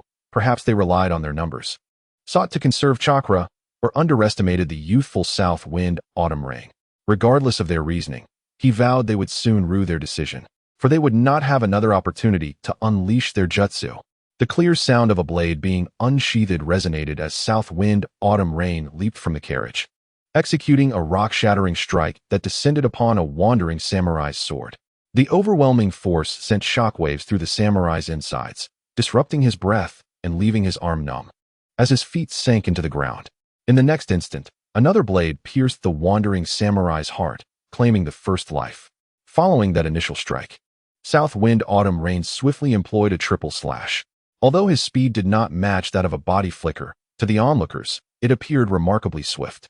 Skillfully evading further attacks, his figure flickered as dazzling arcs of light sliced through the throats of 3 adversaries with precision and grace. The sound of blood spraying echoed as their lifeless bodies collapsed heavily to the earth. As South Wind Autumn Rain reappeared, a barrage of kunai and shurikens flew towards him. Yet he remained completely unfazed. He executed the ghostly blade technique, the silver glint transforming into a brilliant display of light. As shurikens and kunai were cleaved and scattered in every direction, leaving deep gashes in their wake. Once more, he unleashed the triple slash, unlike in games. There was no cooldown. As long as his body could withstand it and his stamina sufficed, he could continuously employ his skills, with swift, decisive strikes. South Wind Autumn Rain's efficiency in slaughter was astonishing. He faced 10 opponents, and the cries of anguish echoed relentlessly as he moved like a specter, rendering retaliation impossible for these lesser ninjas. In the blink of an eye, only 3 individuals remained. Several ninjas perished during the hand seals, while others failed to react in time, meeting their demise either with a swift slash to the throat or a piercing strike to the chest, clean and efficient, executed with unparalleled skill. The remaining trio was instantly gripped by terror. The most astute among them turned to flee, prompting the other 2 to quickly follow suit, each veering in different directions. Nan Fengqiuyu promptly planted 2 katana into the ground and rummaged through his ninja tool pouch, hurling 3 shuriken adorned with explosive tags in a triangular formation towards the second fleeing figure. Then, with unwavering determination, he performed the necessary hand seals. Lightning release, thunderclap. A resounding crack of thunder echoed through the air as a slender bolt of blue lightning shot forth from Nan Fengqiuyu's hand, slicing through the void and striking the back of the first escaping ninja with pinpoint accuracy. The unfortunate ninja felt every hair on his body stand on end, wisps of smoke emanating from him as he collapsed into the underbrush. Simultaneously, 3 explosive tags detonated, creating bursts of flame in the air, ultimately leaving the second fleeing ninja severely injured and without hope of escape. With resolute determination, Nan Fengxiu drew his katana from the ground once more and executed a series of 3 rapid slashes, accelerating his pursuit of the final escaping ninja. Realizing the dire situation as the commotion unfolded behind him, the last ninja braced himself for the confrontation. As Nan Fengxiu closed the distance, he turned to face him, crossing 2 shuriken defensively over his chest, attempting to leverage Nan Fengxiu's momentum to facilitate his escape, showcasing a modicum of cunning. Spirit Slash. Observing this, Nan Fengxiu's focus sharpened, and his once silver katana was suddenly enveloped in a layer of malevolent, pitch-black energy, reminiscent of a chilling aura from the depths of the netherworld, causing the surrounding temperature to drop slightly. The enhanced strike cleaved through the shuriken, met with disbelief and abject terror in the opponent's eyes. A line of crimson extended from the ninja's forehead to his abdomen as he stood rigidly before collapsing, a look of defiance on his face. Swiftly followed by a pool of blood forming beneath him, Nan Fengxiu, lacking interest in the lifeless body, turned his attention to delivering the finishing blows to the other 2 incapacitated ninjas. Strangely, despite this being his first experience in combat, he felt no discomfort.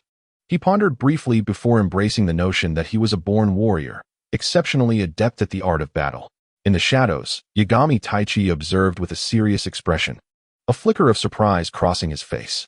He had never anticipated that his student would adapt to the brutality of combat so swiftly, exhibiting no signs of unease, executing his actions with decisiveness and ferocity.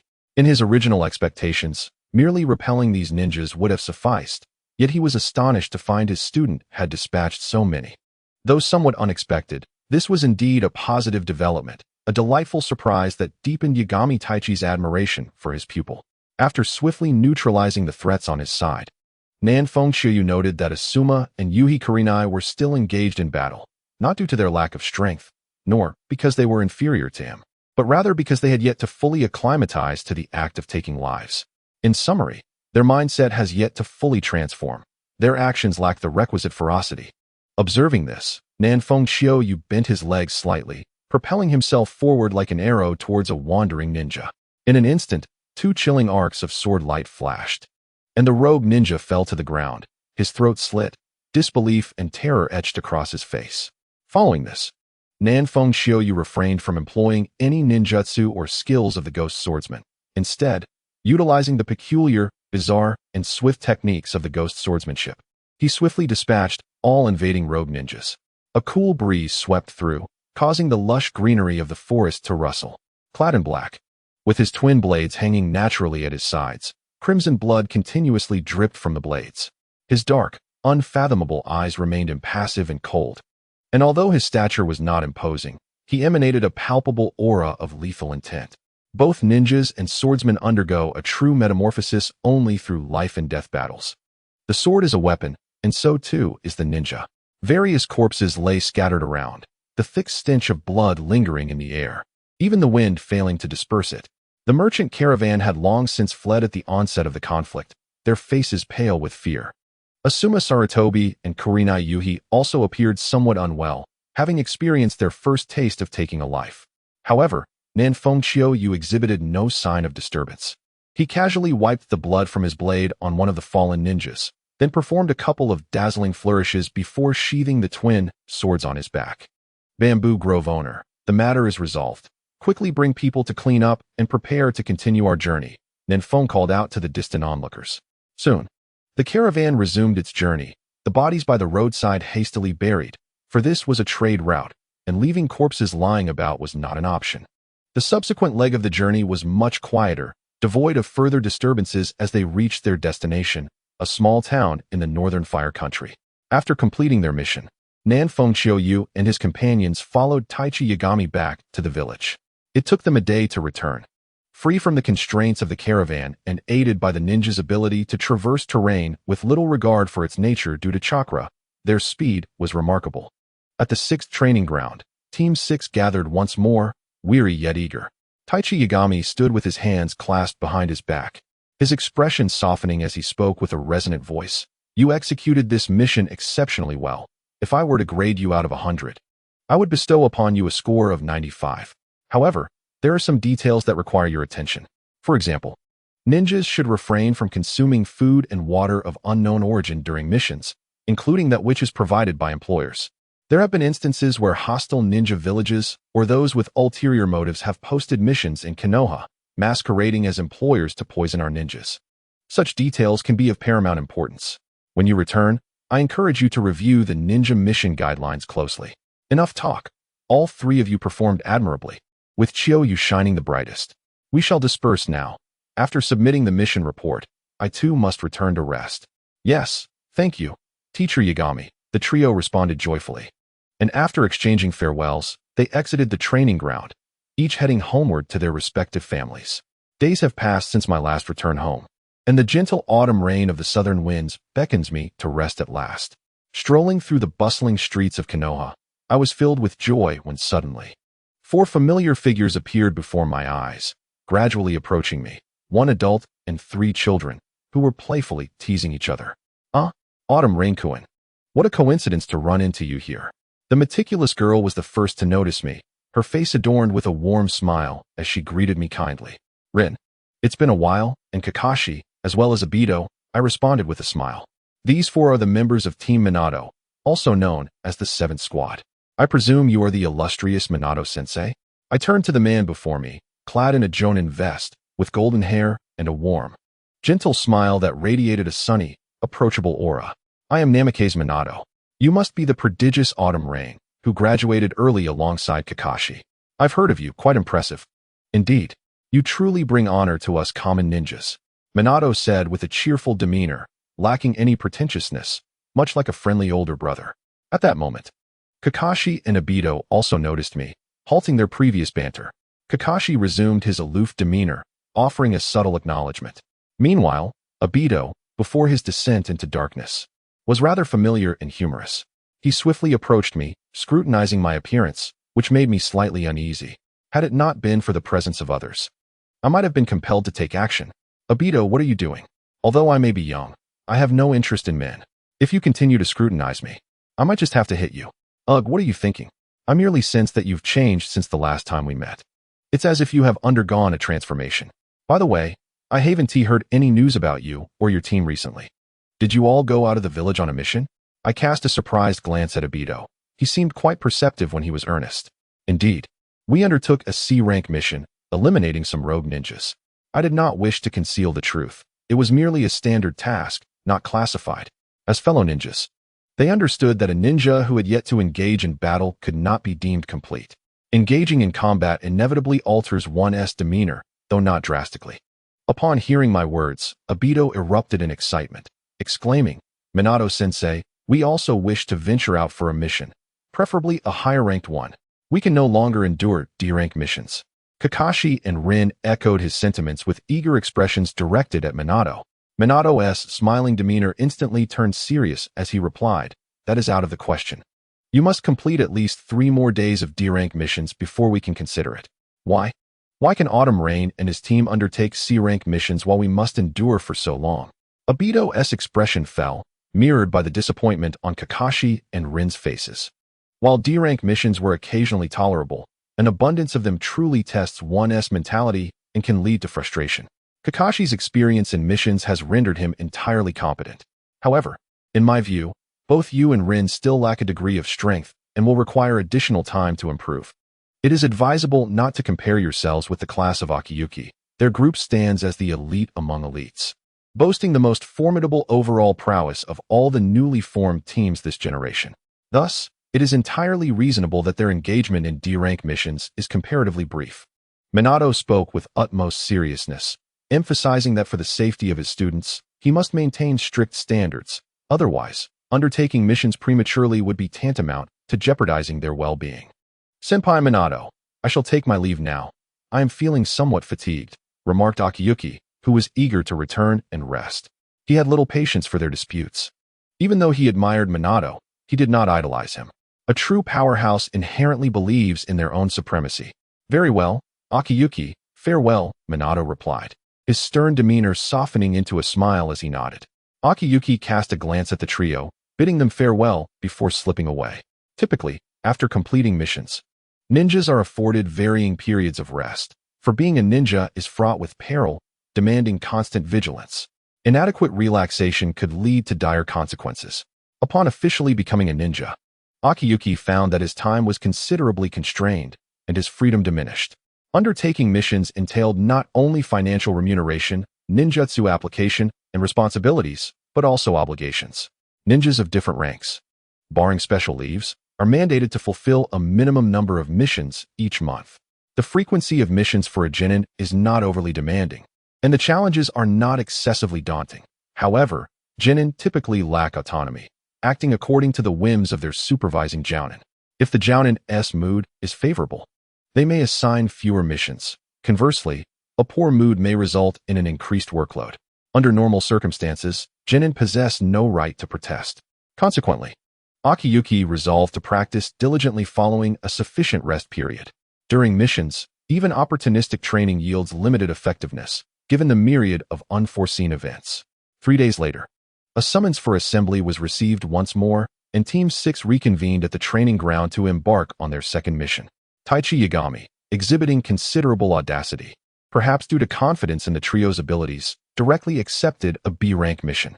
Ordinarily, D and C-rank missions are designated for genin, while B-rank missions are undertaken by chunin, and A-rank missions by jounin. While C-rank missions pose minimal danger with a higher likelihood of injury than death, B-rank missions could lead to fatality with even the slightest oversight.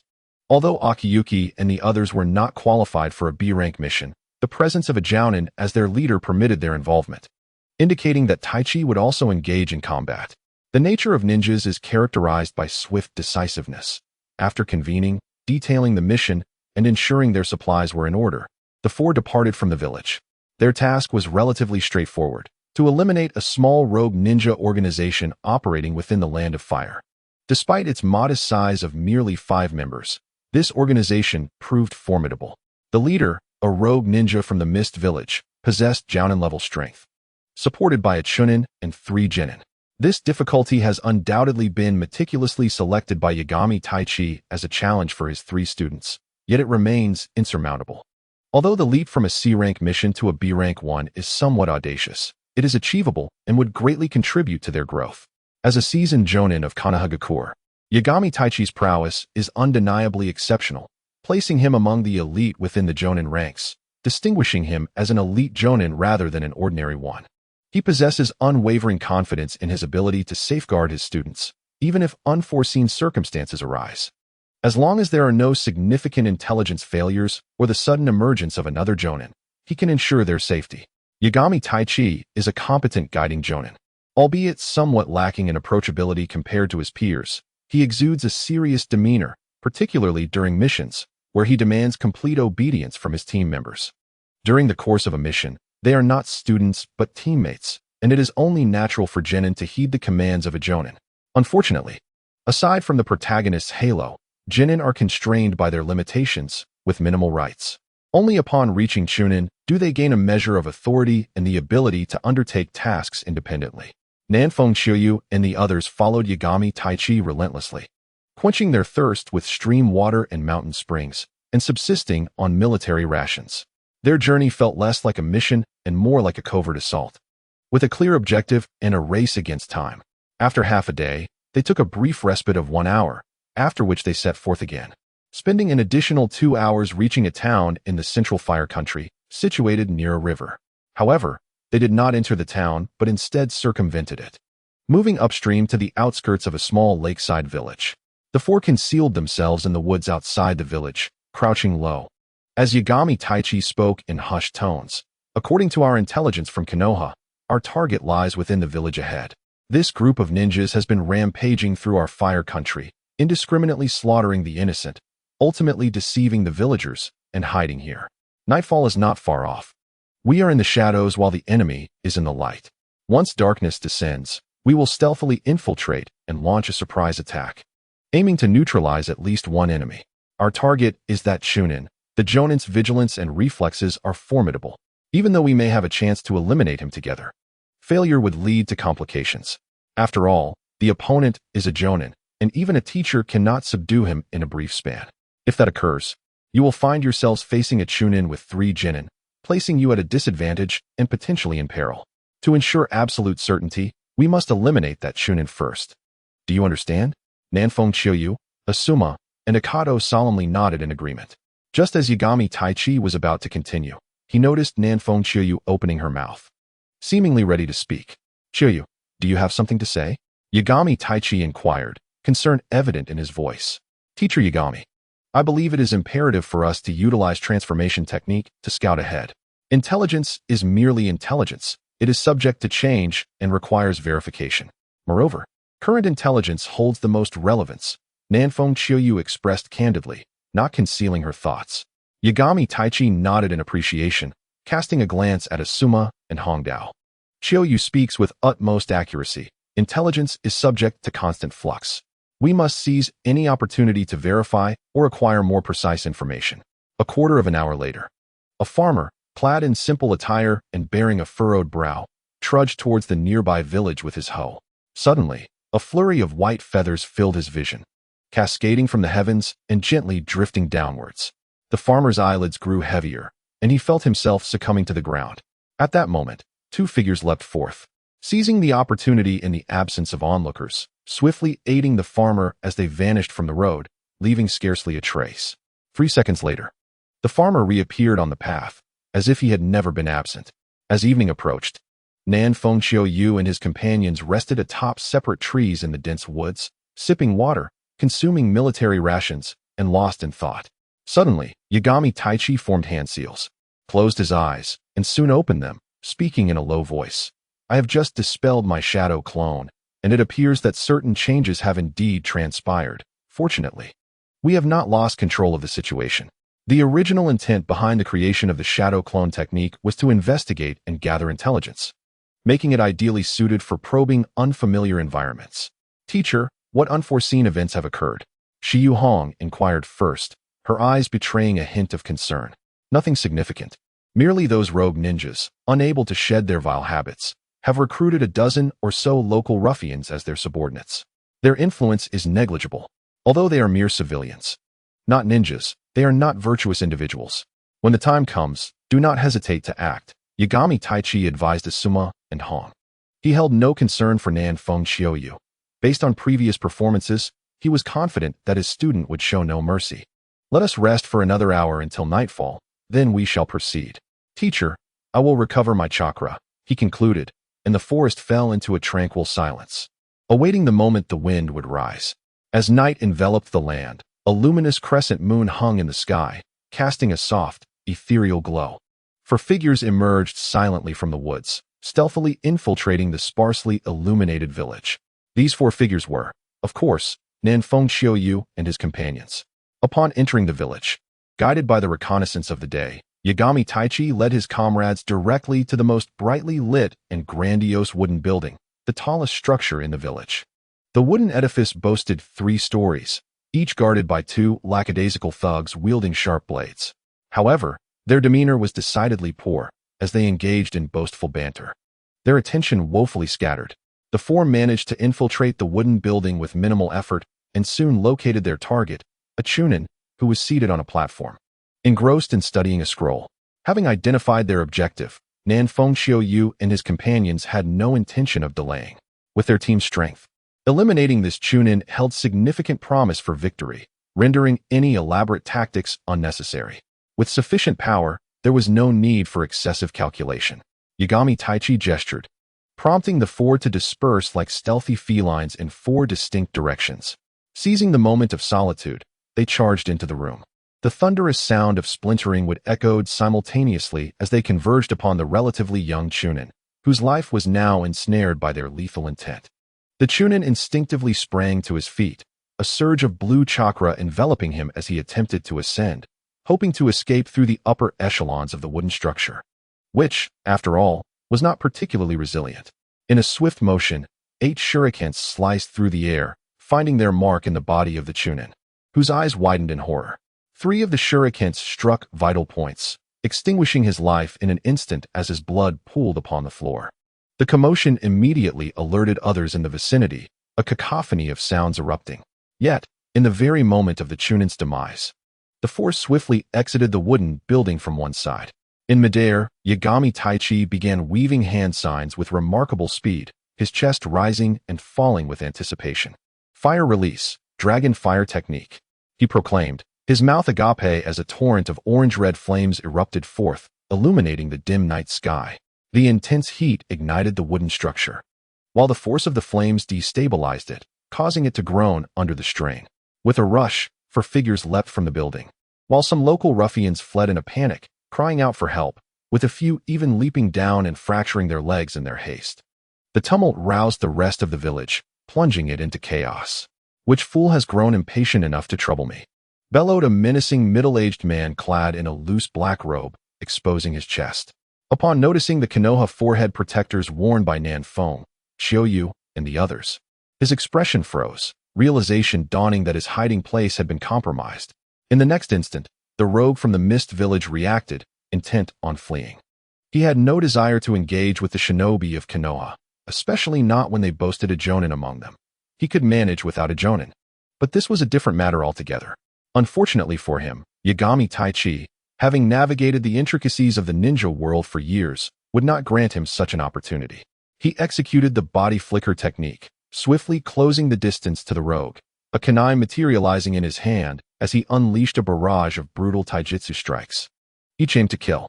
The rogue had no choice but to draw his own kunai in defense, internally lamenting that he should have fled immediately. This predicament was troublesome. He needed to find an opportunity to employ the mist technique to escape. He was reluctant to be ensnared by a Konoha ninja, let alone to engage in a deadly struggle with one of their own jonin. The sensation of freedom, of acting without restraint, was simply exquisite. With their guiding jonin already engaged, Nan Feng, Xiaoyu, and the others were not idle. Eliminating this group not only completed their mission but also avenged those previously harmed, liberating the village from a significant threat. It was unnecessary to ponder deeply. Even a cursory thought would reveal that this group had undoubtedly plunged the village into disarray, employing intimidation and other despicable tactics to dominate the innocent villagers, who, in their desperation for survival, could only endure in silence. The first to strike was Nan Fengxiu, who acted without a trace of hesitation. The cold, lethal glimmer of his blade sliced through the air as he leaped from a height, swiftly dispatching an unsuspecting ruffian. Thereafter, Nan Fengxiu seemed to embody a tiger amongst a flock of sheep, employing his ghostly swordsmanship under the cover of night, evoking the ferocity of a malevolent specter. With each flash of his blade, another adversary fell, unable to rise again. Suddenly, a piercing sound echoed through the night. Nan Fengxiu deftly pivoted, deflecting 2 shurikens affixed with explosive tags. The tags detonated midair, igniting 2 enormous fireballs. Upon closer inspection, he discerned a young man clad in gray, his eyes brimming with murderous intent. With a cold smirk, Nan Fengxiu charged towards him, recognizing him as one of the trio of lower ninjas. The gray-clad youth, his expression impassive, formed hand seals and struck the ground with both hands. From the soft earth, hardened spikes of soil erupted.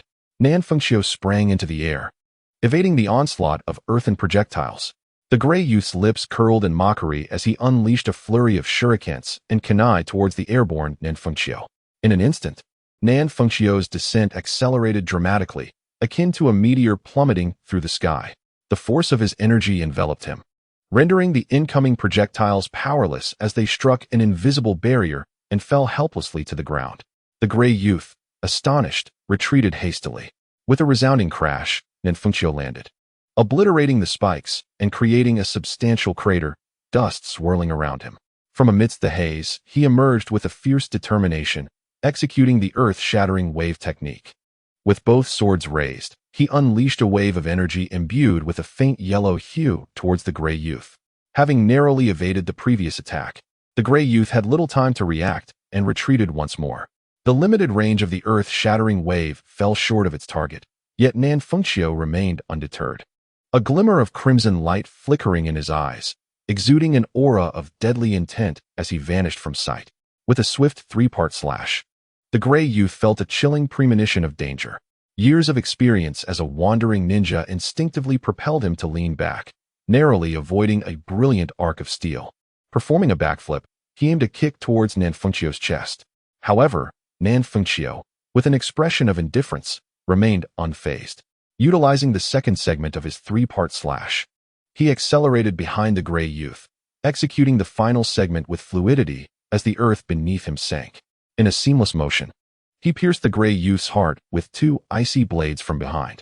In that moment, the gray youth had yet to turn his body, his foot barely shifted, and his head turned halfway before he succumbed to death. Among the early skills of the ghostly swordsman, Nanfuncio cherished the three-part slash the most. Not only was it executed with incredible speed, but it was also nearly impossible to defend against. Once an adversary drew near to him, escape became a formidable challenge, unless they could employ the substitution technique in an instant. Disregarding the lifeless body of the gray youth, Nanfuncio turned his attention to Asuma and the others, noting that while they had yet to conclude their skirmish, they had gained the upper hand. With steady resolve, it was merely a matter of time before the enemies were vanquished. As for those ruffians, they are not foolish, seizing the opportunity presented by the autumn winds and rains. The three of them fled while the three lower-ranking ninjas engaged in battle. The skirmish among the ninjas was beyond their involvement. Observing the commotion on the other side, Nanfuncio hurried toward the battleground involving Yagami Taichi and the rogue ninja from the mist, eager to witness the clash of elite ninjas. Indeed, if the opportunity arose, he contemplated ambushing this traitorous ninja from the mist. He was audacious enough to entertain such thoughts. Shadow clone technique. With a poof, two identical Nanfuncio made their way toward the fray, each taking a different route, one in plain sight, the other shrouded in secrecy. The strength of elite ninjas was formidable, and the intensity of their battle was considerable, although it paled in comparison to the later stages of combat, where a single jutsu could devastate vast terrains. The area within several hundred meters remained perilously within the reach of their conflict. The clash was fierce, yet fortunately, the civilians were no fools and had long since fled to safety. Water release, thousand hidden rain. The rogue ninja from the mist stood atop a collapsed structure, hands weaving through intricate signs as the humid air coalesced into countless slender needles, shooting forth toward Yagami Taichi with relentless ferocity. Fire release, great fireball technique. Unfazed, Yagami Taichi swiftly completed the hand seals, unleashing a torrent of blazing orange flames, forming a fireball with a 3-meter diameter that instantaneously vaporized the incoming needles. Water release, great waterfall technique. The rogue ninja from the mist, now visibly anxious and desperate, understood he could no longer afford to prolong the confrontation. As a ninja hailing from one of the 5 great ninja villages, he was acutely aware of the capabilities of lower-ranking ninjas from major villages. The lower-ranking ninja at his disposal would surely be no match for Taichi, and defeat was merely a matter of time. Thus, disregarding the consumption of chakra, he resolved to employ a high-level water release technique, preparing to execute his escape. Nay, his strategic withdrawal. A deafening roar erupted as torrents of water gushed forth from the rogue ninja, transforming into a formidable deluge that surged toward Yagami Taichi with the force of a natural disaster. Taichi, proficient in lightning and fire-based ninjutsu, was ill-equipped for earth release. Thus, to counter this advanced technique, he could only rely on his fire-based abilities. The effectiveness of lightning techniques against water was far from optimal, and evasion was equally challenging. Though this jutsu may not possess overwhelming destructive power, its extensive area of effect was undeniable. Moreover, there was another reason. Should this technique descend unchecked, it would undoubtedly inflict severe damage upon the village. As a leaf ninja, it was imperative to safeguard the property of the Fire Country's citizens whenever possible. Fire release, blazing stream of molten gold. With a grave expression, Yagami Taichi formed the seals, channeling a vast amount of chakra into his throat, unleashing a torrent of searing flames that surged forth like a colossal wave to clash with the impending deluge. The sizzling clash of water and fire, two opposing forces colliding, extinguished countless flames while simultaneously evaporating torrents of water. Dense steam billowed forth, shrouding the area in a thick mist that gradually diminished visibility. Observing this familiar environment, the rogue ninja from the mist smiled. Mist technique. This is insufficient. The rogue ninja from the hidden mist village once again employed the signature technique of his clan. enveloping the area in a unique wave of mist that swiftly spread in all directions. The fog thickened rapidly, extinguishing the flames that had previously lit the surrounding ruins. With the darkness of night shrouding the scene, visibility plummeted to near zero.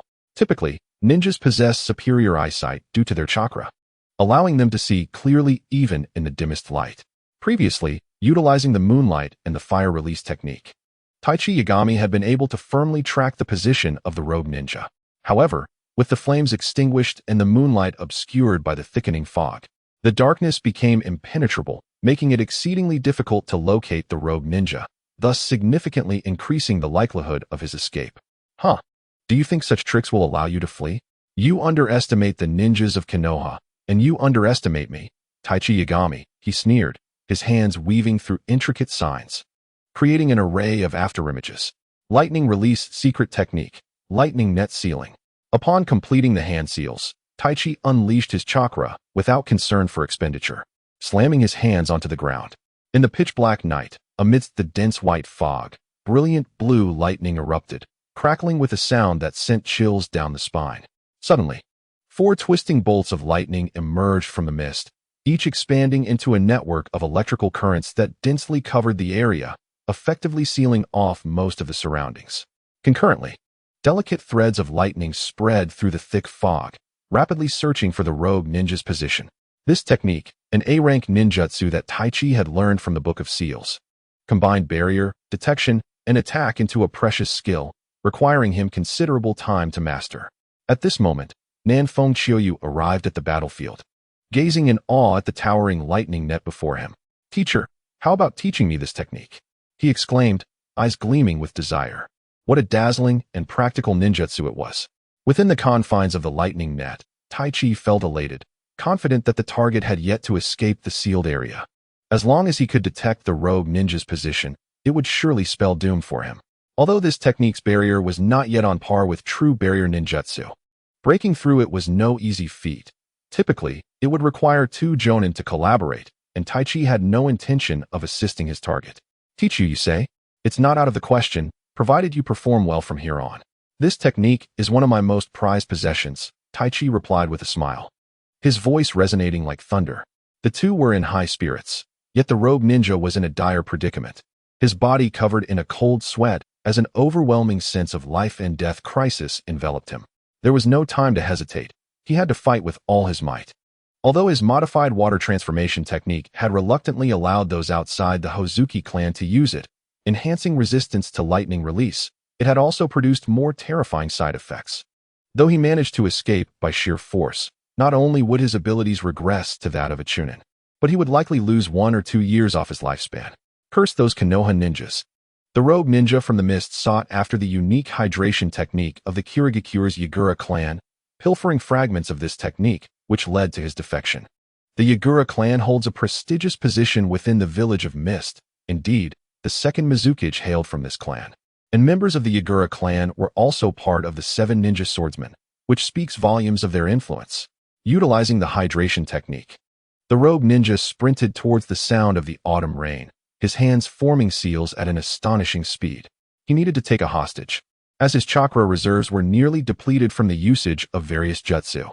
With diminished chakra, evading the pursuit of Taichi Yagami was already challenging, and with the side effects draining his chakra further, he had no chance of escape without a hostage. Notably, the rogue ninja from Mist displayed remarkable talent. Despite his incomplete mastery of the hydration technique, he developed his own variant, albeit with terrifying side effects. As he ran, his body transformed, and upon reaching the edges of the lightning net, he burst forth with a splash, morphing into a torrent of water that flowed through the gaps of the net. Taichi Yagami was momentarily taken aback. Clearly, the rogue's technique was surprising. It was indeed true that breaking such a jutsu typically required the combined efforts of 2 elite jonin. Yet the rogue had adeptly avoided direct confrontation, slipping through the gaps instead. Who could have anticipated such a maneuver?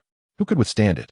However, Taichi Yagami, being a seasoned jonin, quickly regained his composure and shouted a warning. "Autumn rain. That guy has breached my lightning net and is heading your way. You need to leave." Upon hearing this, Nanfeng Qiuyu paused slightly, a smile spreading across his face. The reason he had employed the shadow clone technique was not only to ensure his own safety, but also to outsmart his opponent. He had confidence that Taichi Yagami, a distinguished jonin of Konoha, would not be bested by a rogue ninja from Mist. If the rogue could not shake off Taichi, he would undoubtedly resort to cunning strategies from other angles. What would happen if he, a lowly genin, appeared before the rogue at this moment? Initially, he had abandoned the idea of ambushing, as he believed his opponent was now trapped, yet it was evident that the rogue still possessed some skill. After all, a jonin's prowess was undeniable. Ha ha ha, too late. In the end, my skills surpass yours. The rogue ninja's form coalesced once more, bursting forth from the smoke with a maniacal grin that twisted his pale, ghostly face. Nanfeng Qiuyu's lips curled into a sinister smirk, and as anticipated, he was seized by the rogue ninja, who tightened his grip around Qiuyu's neck, pressing a kunai against his throat. At that moment, Taichi Yagami emerged from the dense fog, joined swiftly by Asuma and Kurenai, and the expressions on their faces were grim. Don't come any closer. If anyone takes another step, I'll kill him. The rogue ninja's face, pale as death, contorted with malice, resembling a malevolent spirit from the depths of hell. Do not act recklessly. If you dare to harm a single hair on Qiuyu's head, I promise you will wish for a fate worse than death. Taichi Yagami's face darkened, his eyes ablaze with murderous intent. Ha ha ha, do you dare to threaten me? A low, hoarse voice emerged as I counted down. 5, 4, 3. My throat was constricted, rendering my voice somewhat abnormal. The rogue ninja from the mist sensed something awry and barked sharply. Kid, what are you counting? I warn you not to play tricks, or I shall end your life. Very well, let us perish together, came the deep, raspy voice, accompanied by a strange smile on Nanfeng Qiuyu's face. Due to his age, the rogue ninja could easily discern Nanfeng Qiuyu's peculiarity, which made him feel exceedingly uneasy. Just as the rogue ninja intended to teach Nanfeng Qiuyu a lesson, he spoke again. Look, what is this? Raising both hands, Nanfeng Qiuyu held a pair of explosive tags, each infused with chakra, ready to erupt into a spectacle of destruction. These explosive tags had been specially retrieved by his shadow clone from his main body, hidden in his hands as the rogue ninja charged through the mist. Symbolically, he offered a brief resistance before being seized. To the rogue ninja, this seemed entirely plausible. After all, he was a jonin, and despite his chakra being considerably depleted, it was unsurprising for him to easily overpower a mere genin. Don't you dare, Taichi Yagami, Asuma, Kurenai, they shouted in a state of frantic urgency. The benefits of the shadow clone technique became apparent. Lacking special abilities, the anomaly was nearly undetectable. The chakra was evenly divided from the main body, and given the genin's already limited chakra, Nanfeng Qiuyu's diminished reserves after engaging in battle were entirely expected. Taichi Yagami and the others failed to perceive any irregularity. You madman! The rogue ninja felt a chill run down his spine, abruptly releasing Nanfeng Qiuyu. As he recoiled, Nanfeng Qiuyu swiftly turned, clutching the two explosive tags, charging towards the rogue ninja. When they were 1.5 meters to 2 meters apart, the explosive tags detonated with a thunderous roar. Boom, boom. 2 massive fireballs erupted in midair, and the rogue ninja could not entirely evade the lethal range of the blasts, becoming engulfed in flames and shockwaves. His body, soaring like a kite, severed from its string. In that moment, from the depths of darkness, the true Nanfeng Qiuyu utilized the 5th stage of slashing to swiftly close in on the rogue ninja, a lethal intent enveloping him. With no means of leveraging his surroundings and already harmed by the explosive tags, the rogue ninja found himself unable to evade. Terror still lingered on his face as Nanfeng Qiuyu's sword pierced through his heart, ending his life in an instant. Taichi Yagami and the others were left astounded by the sudden turn of events. Thud! The rogue ninja's lifeless body collapsed onto the ground, blood trickling from the small blade. A faint smile graced Nanfeng Qiuyu's face as he reassured them. Do not worry, that was merely my shadow clone. The three of them exhaled in relief. Witnessing a comrade's demise only to see him return was indeed overwhelming, their hearts racing. It was Taichi Yagami, the teacher, who first regained his composure. Approaching to pat Nanfeng Qiuyu on the shoulder, a rare smile breaking through his typically stern demeanor. Well done, kid. Even I was deceived by your cleverness. With a burst of inspiration, I pondered whether I could outwit this individual. However, such a scheme is contingent upon the formidable prowess of my mentor. Otherwise, would this person have even conceived the notion of taking hostages? Upon hearing this, Yagami Taichi patted Nanfeng Qiuyu on the shoulder in satisfaction. This young man not only possesses commendable strength, but also exhibits a sharp intellect and profound respect for his teacher, understanding the importance of maintaining face for his mentor. He is indeed exceptional, and perhaps it would be beneficial to impart to him more advanced lightning release techniques, guiding him further in his training. By the way, what secret technique did our teacher employ to escape from the confines of his own barriers? The pallor of this individual's face was strikingly unnatural. He must have utilized some extraordinary method. Nanfeng Qiuyu inquired with curiosity. It appears this person has pilfered a portion of the water transformation techniques from the Ghost Lantern clan, and astonishingly, he has indeed developed a method that allows those outside the clan to harness water transformation techniques as well. Therefore, we should conduct a thorough search. Perhaps we could uncover the fruits of his research, thereby enriching our own Hidden Leaf Village's resources. Indeed, it is time for a diligent search. The following day, after resting overnight in the village, Nanfeng Qiuyu and his companions officially returned to the Hidden Leaf. Their mission was accomplished, and they were warmly welcomed by the villagers. Aside from a significant threat that had been neutralized, the mission was quite successful. Although the village had suffered considerable damage, the villagers did not hold Nanfeng Qiuyu and his team accountable. Instead, they offered heartfelt hospitality. The village could be rebuilt, but if the threat remained, peace would be elusive. The only imperfection lay in the fact that while they had obtained the documents on the rogue mist ninja, their value was not as great as anticipated. The side effects were severe enough to deter anyone: reduced lifespan, drastically diminished chakra, and a decline in rank. Who could withstand such consequences? This incomplete secret technique is unlikely to attract any practitioners, serving at best as a reference. Nevertheless, the acquisition of this information is a fortunate surprise. Having something is better than having nothing. Nanfeng Qiuyu felt immensely satisfied with this mission, reaping numerous rewards. Not only did he secure a week's vacation, but he also received 2 lightning release techniques from Yagami Taichi, providing ample material for training. After completing a C-ranked and a B-ranked mission, combined with his regular practice, he was on the verge of reaching level 25, at which point he would be able to learn skills pertaining to the Ghost Swordsman. Upon reaching level 25, he could learn the core skill of the Blade of Destruction, along with automatic blocking and various techniques from the Flowing Heart series. He was eager to discover how these skills would manifest in this world. Although he still needed a bit more experience to reach level 25, it was not insurmountable. With diligent effort over the course of a week, he could achieve it. Additionally, a more expedient method would be to engage in sparring matches, seeking out opponents of similar or superior strength. Perhaps a single bout would suffice. In summary, fortune was favoring Nanfeng Qiuyu, and his spirits were high. This evening, he rewarded himself with an hour of viewing Intimate Paradise. Indeed, it was a delightful decision. For Nanfeng Qiuyu, dedicating a week primarily to training would yield enough experience to reach level 25. However, he was reluctant to pursue this course of action. He still needed to become familiar with the 2 newly acquired lightning release techniques. Until he attained a certain level in his swordsmanship, ninjutsu remained indispensable. A versatile combat style would ensure that he would not be easily countered, maximizing his chances of survival. Therefore, Nanfeng Qiuyu sought to find an opponent of similar strength for a sparring match. Among his peers, Kakashi was undoubtedly the best option. Others, in Nanfeng Qiuyu's eyes, were somewhat lacking in capability. The Uchiha and Hyuga clans were also viable choices, but their acquaintance was rather superficial. The Uchiha had decent strength but lacked experience, making them less challenging. He and Kakashi were classmates, shared a good rapport, and Kakashi's prowess was considerable. Additionally, Nanfeng Qiuyu was quite curious about the swordsmanship of the Hitaki clan. The following afternoon, after a half-day of rest, Nanfeng Qiuyu set out towards Kakashi's home.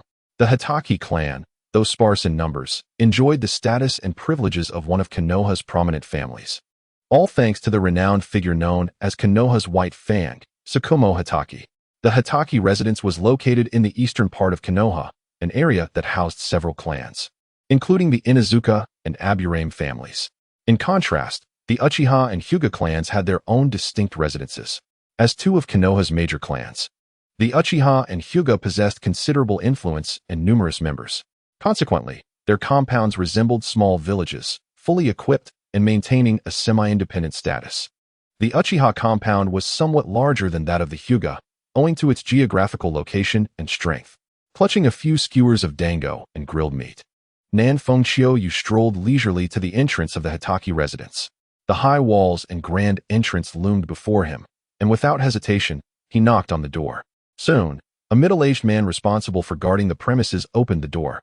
Upon revealing his identity and stating that he had come to visit Kakashi, the man, noticing Nan Fengqiu's age and the ninja headband on his arm, promptly ushered him inside. Before long, in the Hitaki clan's reception room, Nan Fengqiu encountered the masked Kakashi. Even at home, Kakashi showed no inclination to remove his mask, shrouding most of his face. "What brings you here?" Kakashi asked, his expression unreadable due to the mask that obscured much of his features. "I came to see you and thought it would be a good opportunity to spar." Nan Fengqiu replied boldly. "Spar with me?" Kakashi's interest was piqued. He, too, was eager to exchange a few moves with Nan Fengqiu. However, given Kakashi's prideful nature, he would never suggest such a thing himself. "Indeed, I wish to spar with you." "Very well, but you must wait for a moment until my father returns. Blades are unforgiving, and with my father present, we can ensure that no accidents occur." Kakashi nodded, a flicker of admiration glinting in his eyes, a deep reverence and trust for his father. It was indeed delightful. He had long yearned to meet the legendary Konoha White Fang. "By the way, Kakashi, do serve some tea, refreshments, snacks, and delicacies. That is the essence of hospitality. Merely having me sit here feels rather lacking." South Wind Autumn Rain chuckled heartily, completely at ease as if he were among close friends. In truth, South Wind Autumn Rain sought to tease Kakashi, for this fellow often exuded an aura of coolness that surpassed his actual demeanor. Despite his youth, he tried to appear aloof, making him a perfect target for playful jests. If only he could transform Kakashi into a comedic figure, it would be splendid. Upon hearing this, Kakashi's lips twitched, but he nonetheless rose to fetch some refreshments. Lacking experience in hosting, he had never had the opportunity to entertain friends at the Hitaki household. South Wind Autumn Rain was the first to grace him with a visit. Soon, tea, snacks, and treats were laid out, and South Wind Autumn Rain partook without hesitation. Then, as if struck by a sudden thought, he donned a mischievous grin and reached into his ninja tool pouch, extracting an item and placing it on the table. "You can't just indulge in all this without reciprocating. Here, Kakashi, this is for you." Kakashi glanced down to see Intimate Paradise. Do not underestimate this book. It is a masterpiece penned by none other than Lord Jiraiya, one of the legendary Sannin, and has become a bestseller in the shinobi world. Every man's favorite. Now completely sold out, South Wind Autumn Rain replied with a grin. "Is that so?" "Indeed. Why not take a look for yourself and see if it's to your liking?" South Wind Autumn Rain urged. Kakashi nodded, picking up Intimate Paradise and slowly flipping through its pages, thus embarking on an irreversible journey. Minutes passed. Although Kakashi was obscured by a mask, South Wind Autumn Rain could distinctly sense his immersion, as a hint of crimson adorned his ears, suggesting he had encountered some rather blush-inducing scenes. In South Wind Autumn Rain's eyes, Kakashi represented the epitome of a steadfast straight man. In the original narrative, while many students had married, he remained single, seemingly impervious to the charms of women, perhaps due to the absence of romantic inclinations instilled by his mother, whose presence was notably absent in the story.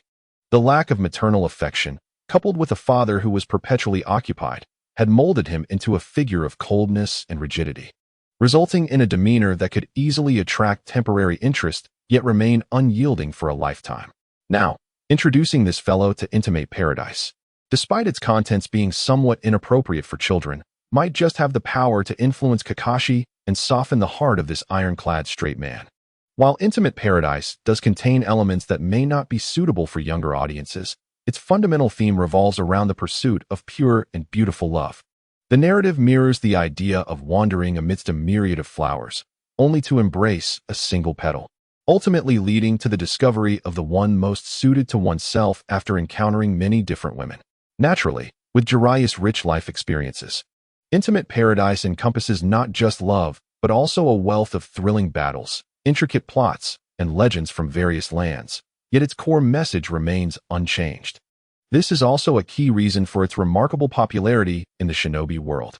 The gentle autumn breeze and rain evoke the unchanging essence of the narrative, which perhaps stems from Jiraiya's enduring affection for Tsunade.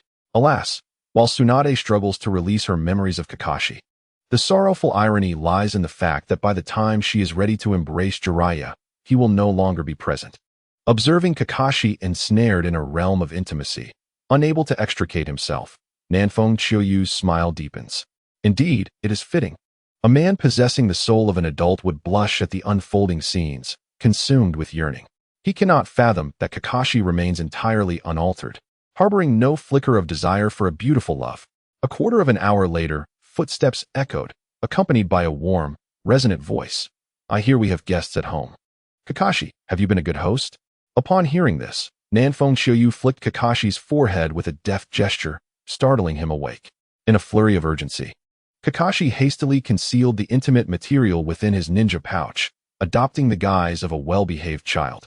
Should his father discover that at his age he indulges in such literature, a reprimand would be inevitable. Nanfeng Qiuyu shared this apprehension.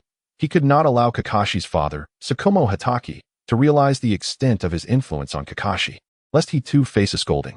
Presently, his strength was no match for the legendary White Fang. He would be powerless to resist any punishment. As the two settled themselves with a semblance of decorum, the door swung open, revealing a tall figure, Konoha's White Fang, Tsukumo Hatake. Donned in a green jonin vest and black trousers, his countenance exuding warmth, devoid of the imposing authority typically associated with his legendary status. Tsukumo, now a confidant of the third Hokage, held dominion over Konoha's Umbu as its leader, a position of considerable influence within the village. Recalling the past, it seemed that White Fang succumbed to the pressures of public opinion, leading to his tragic demise, a catalyst being his choice to forsake a mission to rescue a comrade. Yet, in the current world, Nanfeng Qiuyu found himself perplexed. What task could be so significant as to warrant Tsukumo's direct involvement, especially given his high-ranking position? Was it a consequence of political strife in the future, leading to a loss of status and subsequent missions? Or perhaps there exist even deeper secrets at play. Regardless, the death of White Fang was inextricably linked to Danzo, and Nanfeng Qiuyu recognized that his current strength did not afford him the means to intervene. All that remained was to observe and see if he could alter White Fang's fate. Should the third great ninja war commence without White Fang's demise, his prowess would undoubtedly alleviate some of Konoha's burdens. Upon Tsukumo's entrance, Nanfeng Qiuyu promptly rose from his seat, bowing respectfully. Greetings, Lord Tsukumo. This was not mere flattery, but a manifestation of respect for a formidable warrior, particularly for Tsukumo's exceptional swordsmanship, an esteemed aspect of Japanese culture where the distinction between sword and blade blurs, as it does within the realm of Naruto. Among the few masters of the blade in the Naruto universe whom Nanfeng Qiuyu holds in high regard, Tsukumo Hatake stands out. Alongside the future commander of the Iron Country, Mifune, and partially, Killer Bee. As for the so-called seven ninja swordsmen, Nanfeng Qiuyu does not place much importance on them. Their prowess may be commendable, yet they are excessively reliant on their blades. Should they wield a mere ordinary sword, their strength would undoubtedly plummet.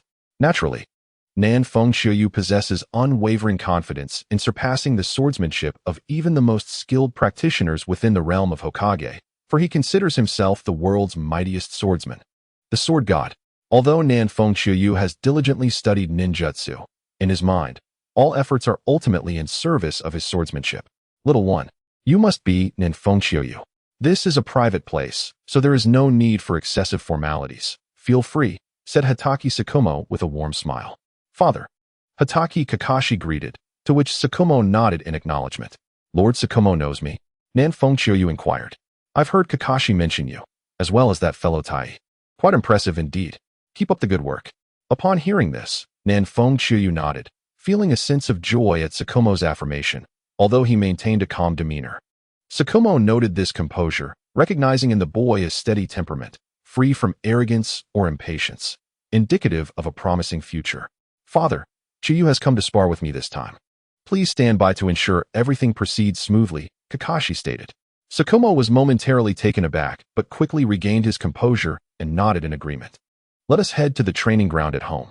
He was well aware of his son's prowess, which was nearing that of a chunin, and felt a keen interest in observing this child who was nearly his son's equal. The trio arrived at the Hatake family training ground, an area spanning several hundred meters, adorned with greenery along the edges, and various targets and training apparatus scattered about. The smooth earthen floor bore little difference from the public training grounds, although it was considerably smaller in size. The commotion of a ninja battle would undoubtedly wreak havoc upon the Hitaki training ground. Yet with earth release techniques, restoration would be a simple task. In the training ground, Nanfeng Chiuyu and Hitaki Kakashi stood facing each other, while Hitaki Tsukumo remained a few dozen meters away, standing quietly with his hands clasped behind his back. You two may engage in combat freely. Should any danger arise, I shall intervene. Tsukumo spoke with a calm assurance that resonated with confidence.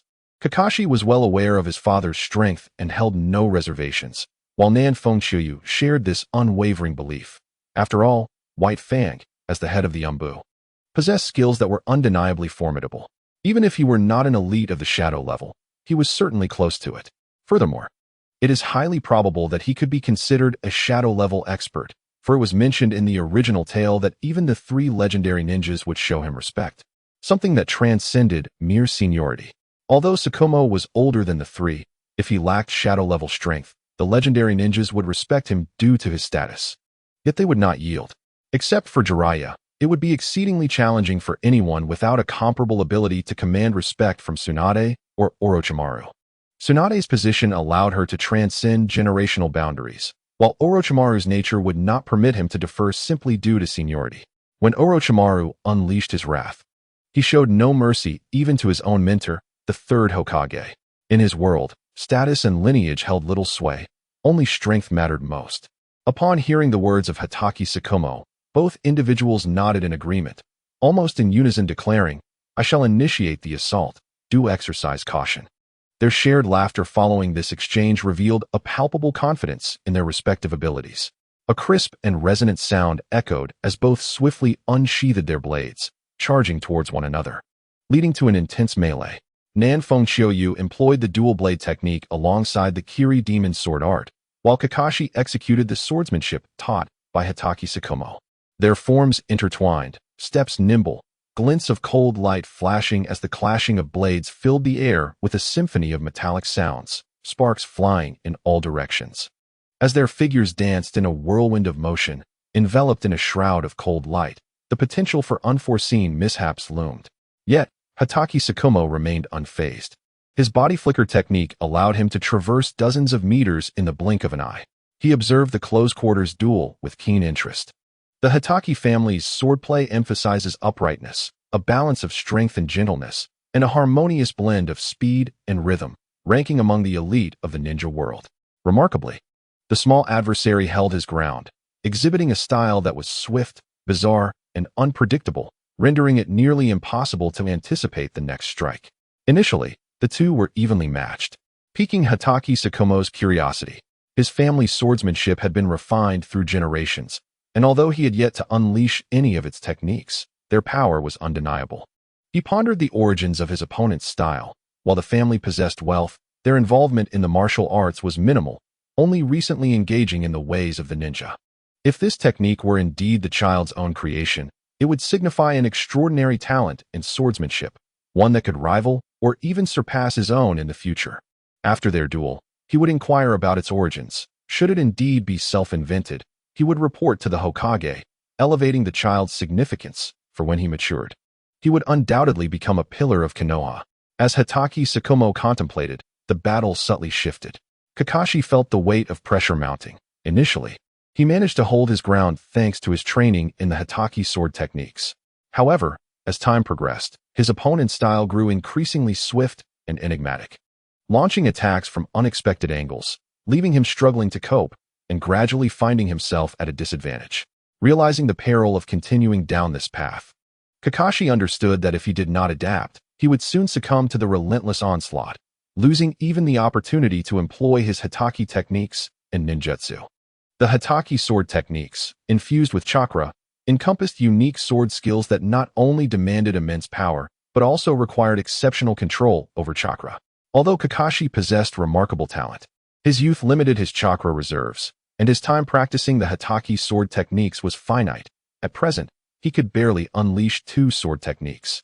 Kakashi's father, Tsukumo Hitaki, had masterfully mastered the 9 styles of the Hitaki family's swordsmanship, complemented by his vast chakra reserves and exceptional chakra control, as well as his profound understanding of lightning release techniques.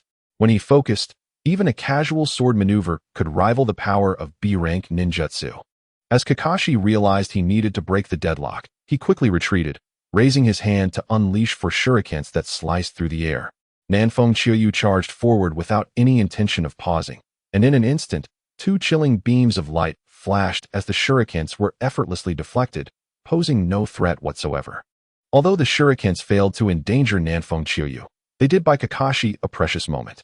As he retreated, he suddenly propelled himself back towards Nanfeng Chiuyu. Wielding the white fang blade, which emanated a faint white light, carving a white trajectory in the air as it sliced through, producing a soft hissing sound. The blade in Kakashi's hand was the very sword that Tsukumo once bore, a chakra-infused weapon renowned for its efficiency in chakra transmission, though it was rather ordinary in other respects. When Kakashi was still a young ninja, Tsukumo had bestowed this treasured sword upon him, and given Kakashi's current prowess. The type of sword he wielded mattered little. Nanfeng Chiuyu reacted swiftly. As the ethereal glow of white fang appeared, he instinctively crossed his twin blades before his chest. In the next moment, the short blade of white fang clashed against Chiuyu's swords, producing a piercing sound of metal against metal, the immense force driving Chiuyu backward, leaving two deep gouges in the earth. While pushing Nanfeng Chiuyu back, Kakashi sheathed white fang and swiftly began forming hand seals with remarkable speed, creating a series of afterimages. Fire release. Great fireball technique. A searing flame erupted from Kakashi's mouth, morphing into a blazing fireball hurtling towards Nanfeng Chiuyu. Chiuyu chuckled. Indeed, Kakashi was as impressive as his reputation suggested, his seal formation speed astonishing even in his youth. As Chiuyu prepared to execute a three-hit slash to interrupt Kakashi's technique, he was taken aback by how quickly Kakashi completed his ninjutsu. Moonlight slash. Though Nanfeng Chiuyu had various ways to counter the great fireball technique, he chose the most violent approach. His ghostly hand turned pale, yet the power harnessed was grounded in the skills of a ghost swordsman, devoid of any sinister or ominous aura.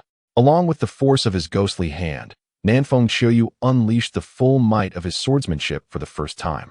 Eager to discover the extent of his ghost swordsman skills enhanced by chakra, in prior battles, he had typically relied on a singular source of power. The pure, pale, and frigid moonlight suddenly manifested a unique beauty, as two crescent moons seamlessly merged into one, their sharp edges slicing toward the blazing fireball. Observing this moment, Tsukumo Hatake had already prepared to intervene, yet upon witnessing the wondrous moonlight slash, he refrained, his gaze toward Nanfeng Chiuyu filled with increasing admiration. As the mist dissipated almost instantaneously, the sharp crescent of the moon had already cleaved through the blazing orb of fire. The figure of South Wind Autumn Rain traversed through the heart of the inferno, undeterred by the searing heat, for the chilly moonlight had tempered the flame's intensity. Kakashi, startled by the severed fireball, suddenly noticed the abrupt disappearance of South Wind Autumn Rain. With every hair on his body standing on end, Kakashi did not attempt to evade. He understood the urgency of the moment and hastily formed hand seals. In an instant, a puff of white smoke materialized, and South Wind Autumn Rain struck a wooden post with a blade, yet Kakashi's form had vanished. With unwavering focus, South Wind Autumn Rain scanned his surroundings, particularly mindful of the ground beneath him, aware of Kakashi's earth-based techniques. Kakashi possessed a diverse array of abilities and had the advantage of his father's legacy. Even without the Sharingan, it was not surprising he could execute such a lethal earth technique. Just as anticipated, a pair of hands erupted from the earth, reaching for South Wind Autumn Rain's feet. Fortunately, South Wind Autumn Rain had been vigilant and reacted swiftly, leaping high into the air the moment the hands broke through the soil. With a flash of silver, South Wind Autumn Rain descended like a shooting star, while Kakashi, sensing impending doom, hastily escaped from the ground. The impact of the silver blade struck the earth, creating a small crater, and a shockwave radiated outward, uprooting the grass. Kakashi emerged from the range of the silver blade just in time. Had the descent been quicker, he would have faced dire consequences, though he still emerged somewhat disheveled. Undeterred, South Wind Autumn Rain launched another attack. An intense, pale yellow sphere of energy surged forth as if propelled by an air cannon towards Kakashi. While the strike would not be fatal, it would undoubtedly inflict significant harm, determining the outcome of the battle. Fortunately, Kakashi possessed supreme battle instincts, anticipating South Wind Autumn Rain's follow-up attack upon landing. With remarkable speed in forming hand seals, he conjured a thin earthen wall. Though inferior in defensive strength compared to the earth flow rampart, it was sufficient for the moment. The earth-shattering wave collided with the wall, causing it to tremble violently. Stones flying in all directions, yet it held steadfast. Suddenly, with a puff, a duplicate of South Wind Autumn Rain appeared, both figures brandishing dual blades, launching an assault on Kakashi. Kakashi's expression sharpened. While shadow clones were indeed fragile, dissipating upon sustaining a certain degree of damage, the challenge lay in landing a hit. He had already witnessed the unpredictable, swift swordsmanship of South Wind Autumn Rain, realizing that striking effectively in close quarters was no simple task.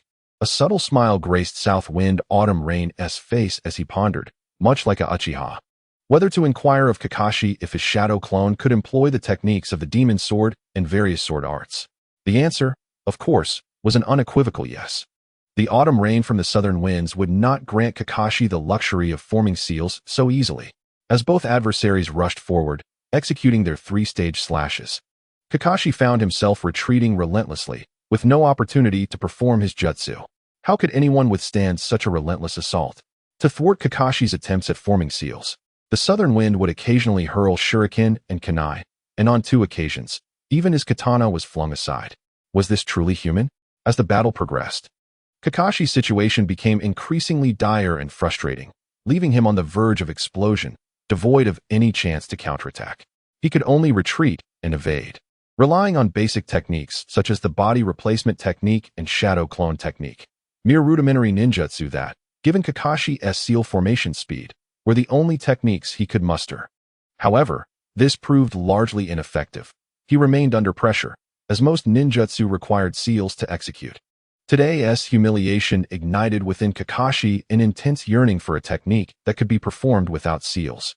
Unbeknownst to him, the southern wind had inadvertently accelerated the emergence of techniques like Chidori and Raikiri. The southern wind did not overextend itself. Upon reaching level 25, it wisely concluded the sparring session, mindful that Kakashi's father was nearby. It was prudent to stop before things escalated further. In the Hokage office of Konoha village, the third Hokage, still robust in physique, sat in his chair, a pipe clutched between his lips, a wisp of smoke rising languidly. Before his desk, Kakashi's father, Kakashi Hitaki, was delivering a report. The third Hokage nodded occasionally, a warm and approving smile gracing his face. Hokage-sama, I have finished my report. What are your thoughts? Kakashi inquired, his eyes filled with anticipation. I see now that this young man, the southern wind, exceeds my expectations. It would be prudent to enhance his training regimen. The third Hokage mused. I have summoned Taichi Yagami to receive some Konoha-style sword techniques. Depending on the performance of the southern wind, we could gradually impart the Konoha sword techniques to him. While many ninjas in the village dabble in these techniques, they still fall short. Given this young fellow's talent, he might just master the formidable sword techniques left behind by the second Hokage and become a representative of our Konoha sword style. The third Hokage reflected momentarily before offering his generous conclusion. Of course, the third Hokage could not be so magnanimous with everyone.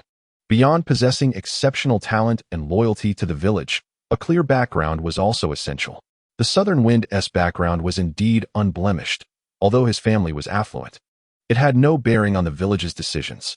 Lacking power, he was akin to his apprentice, Minato Namikaze, albeit with a bit more wealth, essentially still a commoner, with no means to resist the village's authority.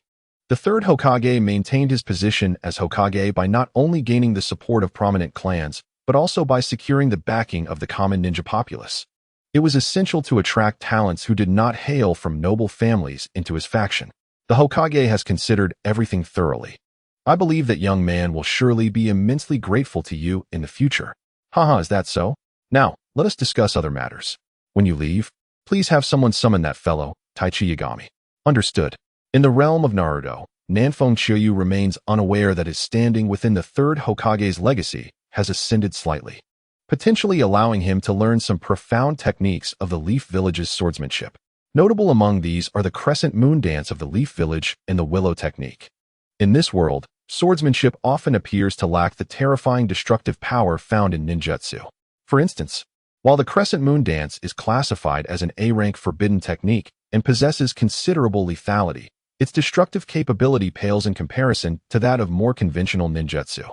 The reason the Crescent Moon Dance is deemed an A-rank forbidden technique lies in its consumption of chakra, as both shadow clones and the user must share their energy. Posing a significant risk, ordinary ninjas possess limited chakra reserves and cannot compare to Naruto Uzumaki, who wields shadow clones with ease. A careful examination reveals that aside from Naruto, few in the Naruto world dare to utilize shadow clones so casually. As for the Willow technique of the Leaf Village, it is reputed to be an S-rank secret ninjutsu, created by the second Hokage, which merges swordsmanship with illusion techniques. Mastery of this technique requires profound skills in both swordsmanship and jinjutsu, enabling a lethal strike the moment an enemy falls into an illusion. Frankly speaking, even if Nanfeng Xiuyu were to acquire the methods of practicing the Leaf Village swordsmanship, he would not be overwhelmed with gratitude towards the Hokage. For him, these sword techniques are merely embellishments, of little consequence whether he chooses to practice them or not. In a world dominated by ninjutsu, filled with bizarre and powerful techniques, the exploration of swordsmanship has unfortunately lagged behind. This is understandable. As there exist more readily accessible sources of power, why delve into swordsmanship? Consequently, swordsmanship in this world remains at a technical level, failing to grasp its essence, let alone the path it represents. The techniques of the Demon Sword, Extreme Demon Sword, Supreme Divine Sword, Sword Spirit, Sword Saint, and Sword God advance progressively. And Nanfeng Xiuyu believes that each awakening is not merely about acquiring formidable skills, but is also a transformation of the fundamental aspects that are equally vital. The principle is simple. A towering edifice must begin from solid ground. To unleash the true power of various formidable sword techniques, an unshakable foundation is indispensable. In comparison to the Leaf Village swordsmanship, Nanfeng Xiuyu is far more eager to master the art of one-handed hand seals. For someone who regards swordsmanship as his hallmark, with everything else serving that purpose, the ability to perform one-handed hand seals would significantly enhance his prowess. This advanced technique appears to be possessed only by a select few in the Naruto world, namely Kakashi Hatake, Itachi Uchiha, and Minato Namikaze. It is certain that this skill requires a certain innate talent and a unique finesse. Needless to say, speed and precision in performing the seals are essential. To be candid, Nanfeng Xiuyu is uncertain when Minato Namikaze acquired this technique. He intends to cultivate a closer relationship with him, for if he could learn the one-handed hand seals, it would be a tremendous boon. After departing from the Hatake residence, Nanfeng Xiuyu returned home, preparing to acquire new skills while also delving into the study of automatic blocking and the skill of breaking extreme weaponry. As for the series of techniques such as Flow Heart Leap, and Flow Heart Stab, Nanfeng Xiuyu has already discerned their new effects. Under the incomplete evolution of the Demon Swordsman system, the Flow Heart series of skills, while lacking in innovative attack forms, merely comprising thrusts, leaps, and ascents, have undergone a transformation in their effectiveness. Upon activating the Heart Flow skill, one learns to wield their essence in combat, enhancing resistance to illusions.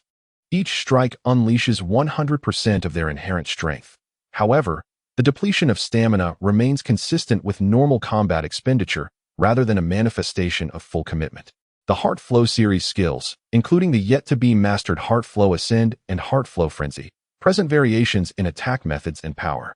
Although Heart Flow Frenzy does not introduce novel techniques, its effects are formidable, amplifying the Heart Flow state to double the normal output, thus enabling one to exert 200% of their strength. Truly remarkable.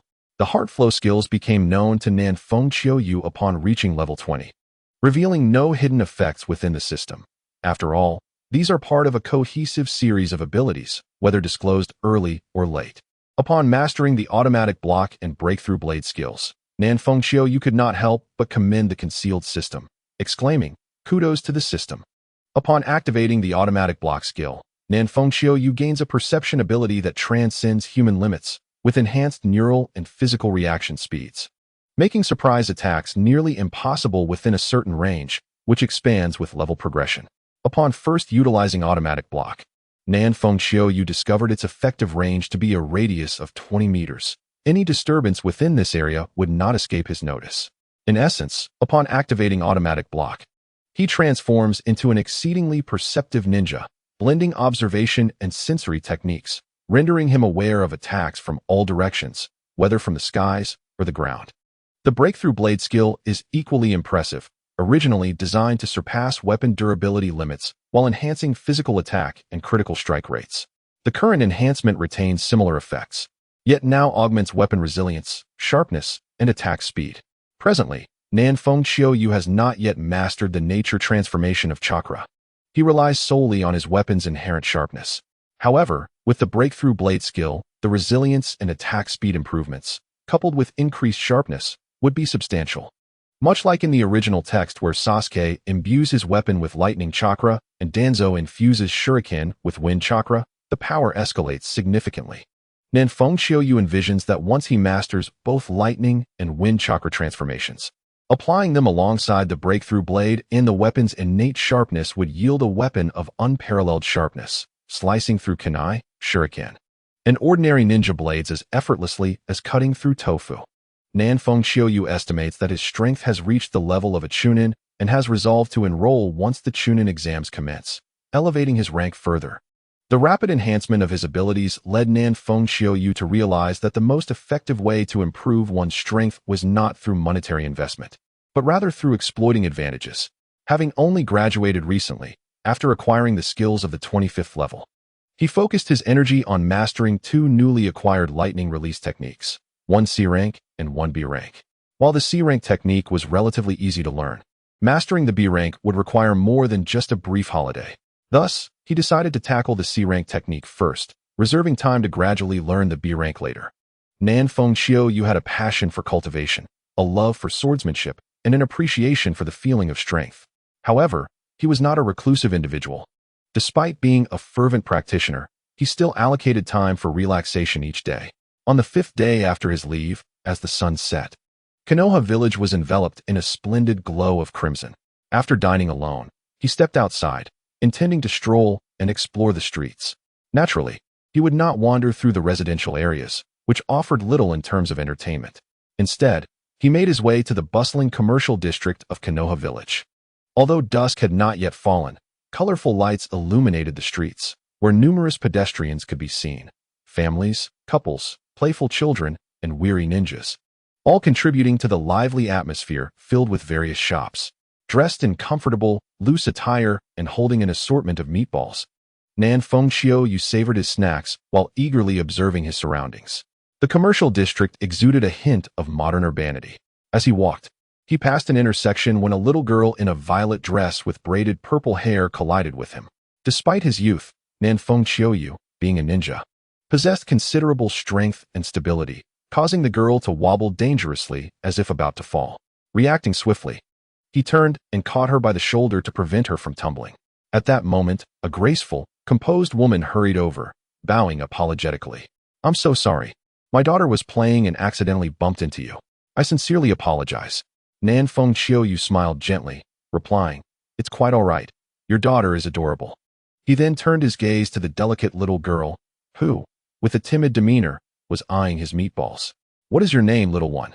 Although he was still young, he had outgrown the title of Little One himself, for in the world of Naruto, individuals matured quickly. Graduating from ninja school was considered a significant milestone. "I am called Yuzuki Yuyuan," the little girl murmured, tugging at her mother's pant leg for reassurance. Nanfeng Xiaoyu was momentarily taken aback. Although this character had limited appearances in the original narrative, she was quite popular. How amusing to encounter her here. That's a lovely name. "I'm Nanfeng Xiaoyu. Would you like to try some meatballs? Feel free to choose." After introducing himself, he extended the remaining meatballs to the little Yuzuki Yuyuan. Her throat constricted, and she swallowed nervously, glancing between Nanfeng Xiaoyu and her mother, remaining silent. "So you are the prodigy who graduated early with Kakashi. I have heard of you from Shien's father. Shien, since your brother has offered you some, take it." The beautiful woman was initially taken aback, but soon regained her composure and said with a gentle smile. Little lowly, Yuzuki Shien, could no longer contain her desire for delicacies and reached out her delicate little hand to grab 3 skewers of meatballs, eagerly shoving them into her mouth. "Aren't you going to thank your brother?" The woman smiled apologetically at Nanfeng Xiaoyu and gently patted the little lowly's head. "Thank you, brother." Only then did Yuzuki Shien realize, her face lighting up with an adorable, blissful smile as she chewed on the meatballs, mumbling her gratitude. Nanfeng Xiaoyu chuckled. finding little lowly Yuzuki Shien quite charming. Since he had nothing better to do, he thought it wise to explore the streets in their company. A beautiful woman and a little girl. Despite his youth, he felt he was gaining much from the experience. "How should I address you, sister?" Nanfeng Qiuyu inquired, looking at the beautiful woman. "Sister? She is already a mother. Can she still be called sister?" The woman felt delighted, secretly thinking that Nanfeng Qiuyu had quite the sweet tongue, and her fondness for him grew. "You may call me Aunt Lingyun," she responded with a cheerful smile. "All right, Sister Lingyun." Nanfeng Qiuyu would only call her Aunt Lingyun if he were out of his mind. Upon hearing him address her, the woman's smile widened, and her gaze towards him grew even more approving, akin to that of a prospective mother-in-law. "Xian, would you like more delicious food?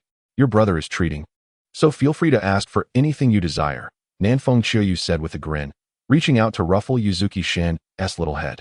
Little Xian showed no signs of refusal, allowing Nanfeng Qiuyu to pat her head. Perhaps it was due to her brother's handsome appearance, but more likely it was for the sake of the food. Subsequently, Nanfeng Qiuyu strolled through the streets with little lowly Yuzuki Xian and her mother, generously treating them to food and shopping, showcasing a lavish demeanor, and they enjoyed themselves immensely while exchanging contact information. Yuzuki Xian's mother was thoroughly impressed with Nanfeng Qiuyu.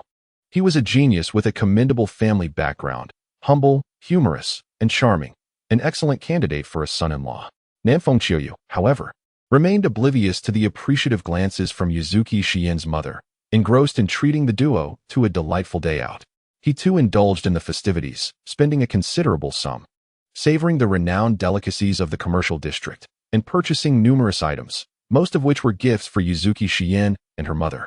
Vacation days were fleeting, and before he knew it, time had slipped away, soon followed by a summons from Yagami Taichi for assembly, the 6th training ground. All members of the 6th squad fully armed, to gather once more at dawn. Upon arriving at the training ground, Yagami Taichi turned to Nanfeng Qiuyu and said, "Qiuyu, come with me for a moment. I have something to discuss with you."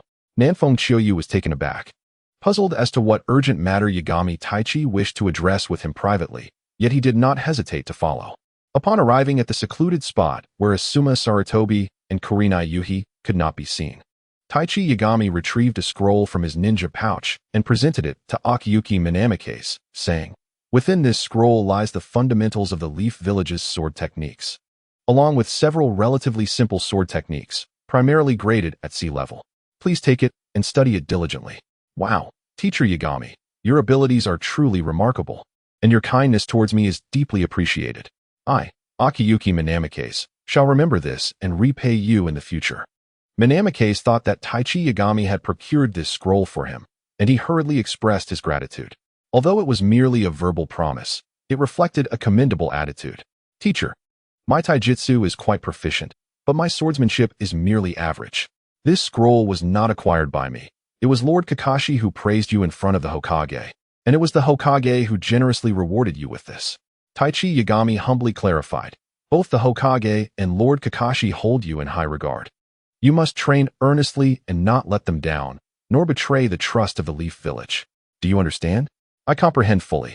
Rest assured, I shall not disappoint either of the esteemed leaders or the Leaf Village," Minamike's responded, his expression filled with emotion and gratitude, though the true depths of his thoughts remained known only to himself. "That is excellent. Now, let us proceed. We are preparing to undertake a mission, and this one will not be trivial." "Understood." Minamike's followed Taichi Yagami back, stowing the scroll in his ninja pouch, a joyful smile gracing his face. He had not anticipated that Kakashi Hitaki would commend him in front of the 3rd Hokage, who had subsequently rewarded him with the foundational training methods and basic sword techniques of the Leaf Village. Minamike's was quite aware of their intentions. Whether he could fulfill them depended on whether they encroached upon his interests and boundaries. If not, he would not mind serving the Leaf Village, for it was home to his family and his place of upbringing. At the entrance of the Leaf Village, as Minamike's and his companions prepared to register for their departure, they were suddenly taken aback to find the legendary White Fang, Kakashi Hitaki, had arrived at the gate, accompanied by several formidable ninjas whose presence suggested they were either elite jonin or special jonin. A powerful assembly indeed. Minamike's brow furrowed immediately. The presence of a shadow-level powerhouse accompanied by elite jonin at the village entrance could not be a mere coincidence. They were undoubtedly here to execute a highly confidential mission involving significant interests of the village and the nation, an S-rank mission, likely the most crucial of its kind. This revelation prompted Manamikes to recall the enigmatic circumstances surrounding the incident that led to the White Fang's tragic suicide. The events of that incident reeked of conspiracy, suggesting the existence of a hidden hand orchestrating the chaos. Otherwise, public sentiment would not have erupted as it did. Moreover, although Manamikes had not yet undertaken a mission of such magnitude, the likelihood of failure was minimal given the strength of the assembled team. It was unfathomable that White Fang would be compelled to abandon a mission to rescue comrades, indicating he must have faced immense pressure, potentially having his whereabouts compromised and subsequently surrounded. From the principle that the greatest beneficiaries are often the instigators behind the scenes, Manamikes suspected that the shadow of Danzo Shimura loomed over this situation, with the likelihood that Orochimaru was also involved, or at the very least, had contributed to the turmoil. Although Sarutobi Hiruzen is not yet considered old, he is undoubtedly on the decline at this stage of his life. Currently, there are only two candidates for the next Hokage, Orochimaru and Hatake Kakashi, with Kakashi posing a significant threat to Orochimaru. Expanding one's imagination, it is highly plausible that Shimura Danzo has already allied with Orochimaru, using his assistance in becoming Hokage as a bargaining chip to foster their collaboration in researching some nefarious endeavors. On the surface, he appears to be aiding Orochimaru in eliminating Kakashi, but in reality, he is also furthering his own interests. Danzo's ambition for the Hokage position has never waned. By removing Kakashi, he aims to demonstrate sincerity to Orochimaru, thereby encouraging him to assist in his experiments, all while secretly accumulating evidence against Orochimaru. When the time comes to decide upon the Hokage, he plans to reveal this evidence, exonerating himself in the process, and ultimately claiming the Hokage title for himself. In the original narrative, had Kakashi perished, it would have been Orochimaru who ascended to the Hokage position, had it not been for the unexpected emergence of Minato Namikaze. Jiraiya had no intention of becoming Hokage, being far too lackadaisical, and Tsunade was also unfit due to her prior phobia of blood.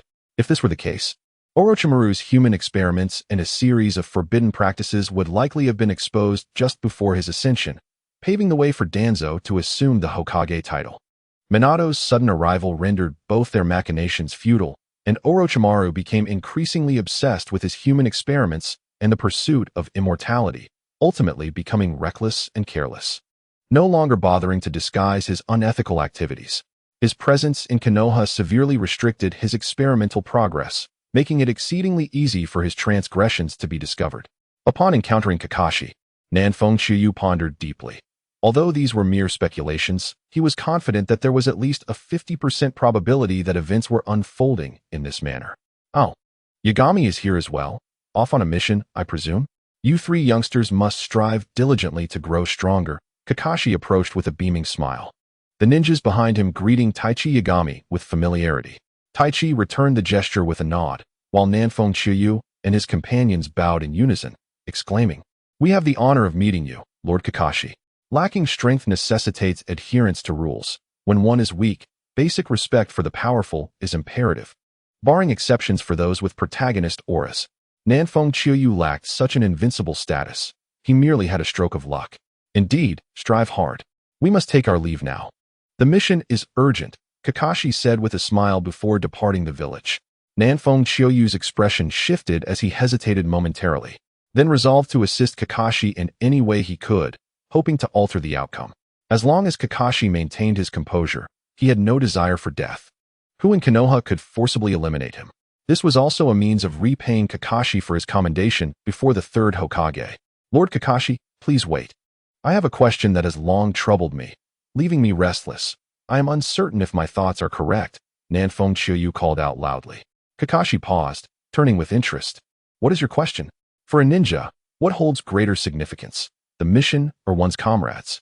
The autumn rain brought forth a question from Nanfeng Chiyu, instantly capturing the attention of everyone present, including teachers and teammates alike. Kiki Mushua Mao was momentarily taken aback upon hearing this question, as he had not anticipated such an inquiry from Nanfeng Chiyu. Although the question appeared straightforward, the implications of different choices were profound. In Kiki Mushua Mao's view, The manner in which Nanfeng responded would determine whether he would evolve into a compassionate ninja who values his comrades or a ruthless one, willing to resort to any means to accomplish missions. To Kiki Mu Shuan Mao, the true essence of a ninja lies in the former, while missions hold significance. Comrades hold even greater importance. After all, it is the people who constitute a village, not mere tasks. Tasks may be frequent, but individuals are not. When a village exists, so too do missions. Without the village, missions lose their meaning. Kiki Mu Shuan Mao had arrived at his own conclusion, yet he yearned to hear Nanfeng Qiuyu's response, hoping it would align with his own thoughts. Should it diverge, he would need to invest considerable effort in rectifying it. What is your perspective? Kiki Mu Shuan Mao inquired with a smile, while the others regarded him with solemn expressions, eager to learn his thoughts. Upon reflection, I believe comrades hold greater importance. If a mission fails, one can compensate for the village's losses alongside their comrades. However, once comrades are lost, they are irretrievable. I might deem a ninja who abandons a mission as ineffectual. Yet a ninja who fails to cherish their comrades is even less than that. Nanfeng Qiuyu stated earnestly, his gaze fixed upon Kiki Mu Shuan Mao, his sincerity palpable, though only he knew the extent of his truthfulness. A glimmer of approval sparked in Kiki Mu Shuan Mao's eyes as he heartily patted Nanfeng Qiuyu on the shoulder, expressing his satisfaction. Your thoughts resonate with me. I share your sentiments. From now on, do not address me as Kiki Duran, but rather as Kiki Shu Shu. I shall undertake my missions. So should you encounter any difficulties in your training, do not hesitate to seek my guidance. With that, he turned and donned his Umbu mask, his figure vanishing in an instant. The other ninjas swiftly followed suit, leaving the entrance eerily vacant. As the scenery rushed past him, Kiki Mu Shuan Mao found himself reflecting on the notion that a ninja who relinquishes their mission may be deemed ineffectual. Yet one who fails to value their comrades is even less deserving. The more he pondered, the more he found wisdom in it, aligning seamlessly with his own beliefs. He had begun to regard Nanfeng Qiuyu as a younger relative, holding unprecedented regard for him. At the gates of Konoha, Nanfeng Qiuyu sighed inwardly, hoping that, should adversity arise, this seemingly cliched wisdom would bolster Kiki Mu Shuan Mao's resolve to persevere. The power of public opinion is both formidable and fragile. Though Nanfeng Qiuyu may not comprehend the depths of this, had he been in Kiki Mu Shuan Mao's position, he would not succumb to despair, but would simply disregard it. Should the higher-ups of Konoha exert excessive pressure, and if the foolish villagers failed to recognize their folly, he would not hesitate to sever ties with the village. When one shines too brightly, even the slightest blemish is magnified. Being a good person is challenging. Being a hero is arduous, and being a villain is unacceptable. Thus, Nanfeng Qiuyu resolved to embrace the life of an ordinary person, one who embodies both virtues and vices, often guided by self-interest. Let us proceed. It is time to undertake our mission, declared Yagami Taichi, casting a profound glance back at Nanfeng Qiuyu as they stepped beyond the gates of Konoha. Nanfeng Qiuyu hastily fell into step behind him, while Saratobi Asuma and Yuhi Kurenai exchanged contemplative looks. As they traversed the path, the lush greenery rapidly receded behind them. Yagami Taichi led the charge, with the other three forming a triangular formation, maintaining a respectful distance. Now, allow me to elucidate the nature of our assignment. According to intelligence, Sunagakure has dispatched a small team to infiltrate the Land of Fire for reconnaissance. Our task is to eliminate this team, or, at the very least, drive them out of our territory. This team is led by a jonin from Sunagakure and comprises 3 genin, who, like you, have recently graduated from the Ninja Academy. In this confrontation, give it your all, do not hold back. Strive to ensure that all illegal entrants from Sunagakure are apprehended. We cannot afford to tarnish Konoha's reputation, understood? Yagami Taichi's serious tone carried on the breeze, prompting the 3 to nod gravely in agreement. It is essential to remember that Konoha, as the foremost ninja village in the world, holds its pride dearly. Ninja of equivalent rank from other villages have never managed to best them. And as the creme de la creme of this graduating class, they must not bring shame upon Konoha. To the southwest of the Land of Fire lies a great river bordered by sparse trees, where Nanfeng Qiuyu and his companions utilize transformation techniques to blend into the foliage.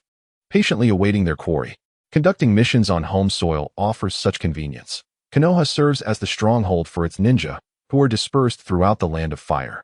establishing numerous outposts and watchpoints, particularly along the border, where a significant number of ninja forces guard the nation's stability. For the ninjas from other villages, rogue ninjas, and various nefarious individuals, entering the land of fire requires a degree of decorum. Any untoward behavior will draw scrutiny, especially from the ninjas of rival villages, whose exposure could lead to perilous consequences. This river serves as a critical route to Sunagakure, and Nanfeng Chiyoyu's team arrived ahead of time to set an ambush. While border ninjas managed affairs elsewhere, the four lay in wait like serpents poised to strike, their patience unwavering. A half-hour later, four figures approached rapidly, drenched in sweat and bearing grave expressions, as if bracing for battle. Engage, came a low command, and with a series of explosive sounds, the well-prepared Nanfeng Chiyoyu and his team cut off the adversary's escape route, launching their respective attacks. Yuhi Kurenai, with 8 shuriken poised in her hands, raised them high and unleashed them with precision. Nanfeng Chiyoyu, exhibiting a fierceness comparable to that of the Uchiha, hurled 8 kunai affixed with explosive tags, launching them with abandon. The trajectory of these kunai was particularly cunning, as pairs of them effectively sealed off the enemy's avenues for evasion, left, right, and above. Sarutobi Asuma and Yagami Taichi, in accordance with their prior strategy, each unleashed their jutsu. Fire release, great fireball technique. Wind release, great breakthrough. Taichi Yagami unleashed a fire-style ninjutsu, while Asuma Sarutobi executed a wind-style technique. The four had resolved to engage fiercely upon their encounter. Asuma, in perfect synchronization with Taichi's fire technique, expended his chakra without reservation, deploying his most formidable wind technique.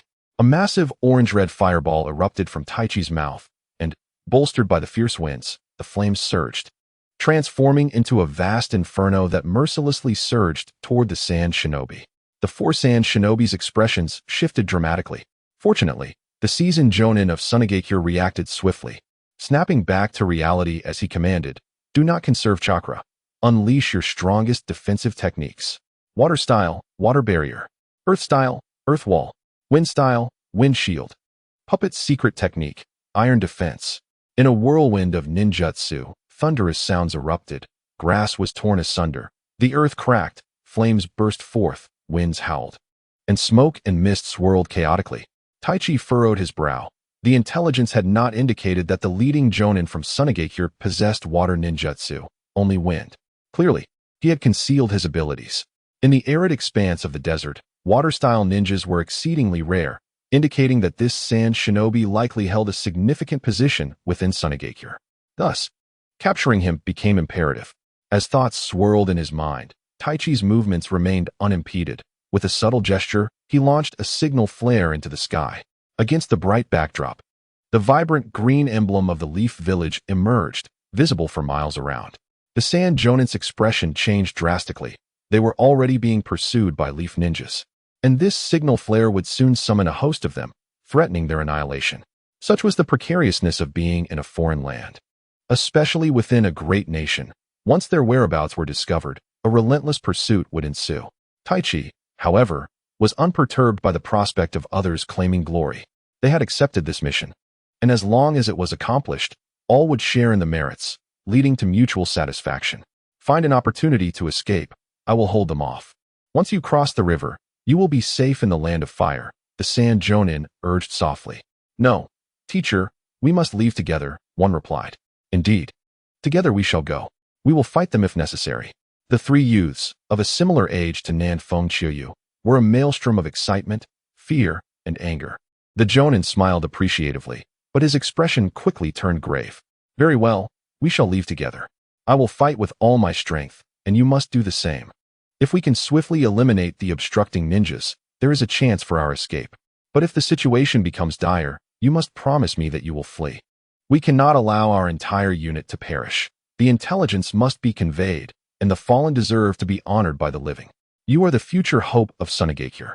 The 3 sand youths exchanged glances, their eyes then narrowing with fierce determination as they turned their gaze upon Nanfeng Chiyoyu and his companions. Their expressions akin to malevolent spirits from the depths of hell, poised to devour their foes. As the crimson sun dipped below the horizon, the girl, Zairong, felt a prickling gaze upon her, while Asuma Sarutobi also sensed discomfort, as if an ancient grudge lingered between them. Taichi Yagami, having weathered countless trials, remained impervious to such stares, his expression indifferent. Meanwhile, Nanfeng Qiuyu offered a wry smile, drawing forth two gleaming small blades, his eyes narrowing as a faint aura of lethal intent enveloped him.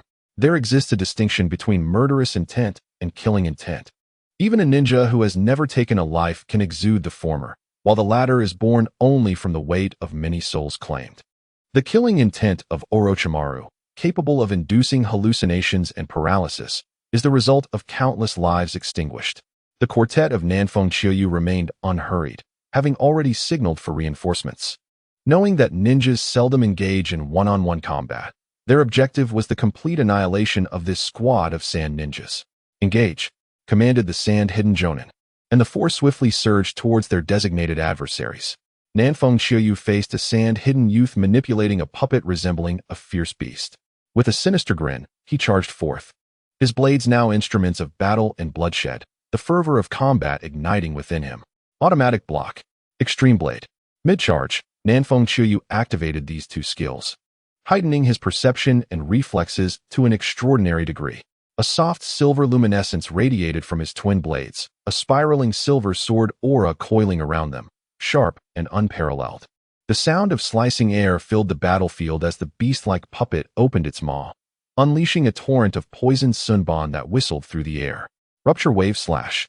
Nanfeng Qiuyu's expression remained impassive as he raised his right blade, unleashing a faint red circular sword aura that spun relentlessly, deflecting the incoming sunban, which scattered harmlessly upon the grass.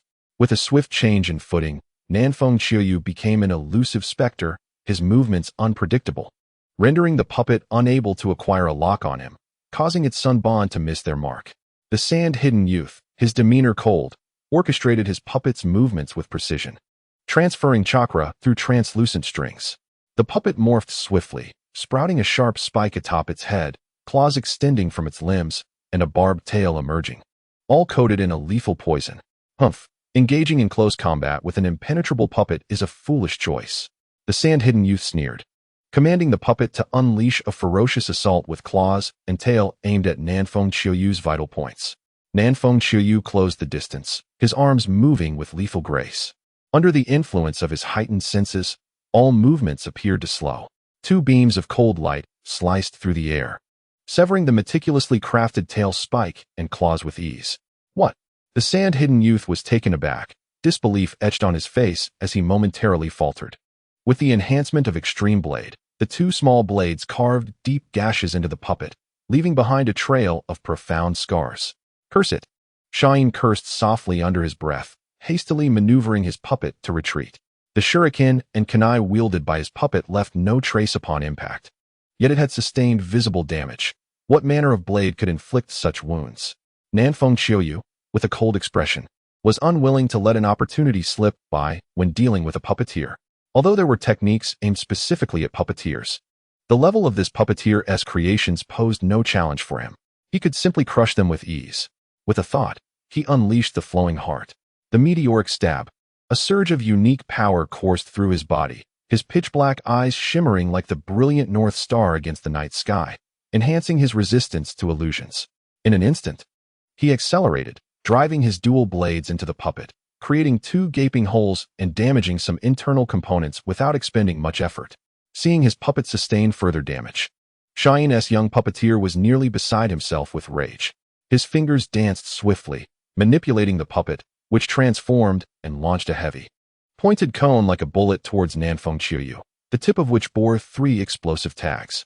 Nanfeng Qiuyu sensed the impending attack and, as if choreographed, sheathed one blade while launching a kunai with precision, redirecting the explosive-tipped cone with an elegant angle.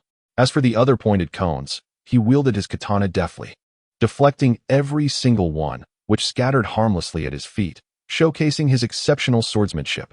The explosive tags detonated with a resounding boom, flames billowing and turf erupting. Yet Nanfeng Qiuyu remained impassive.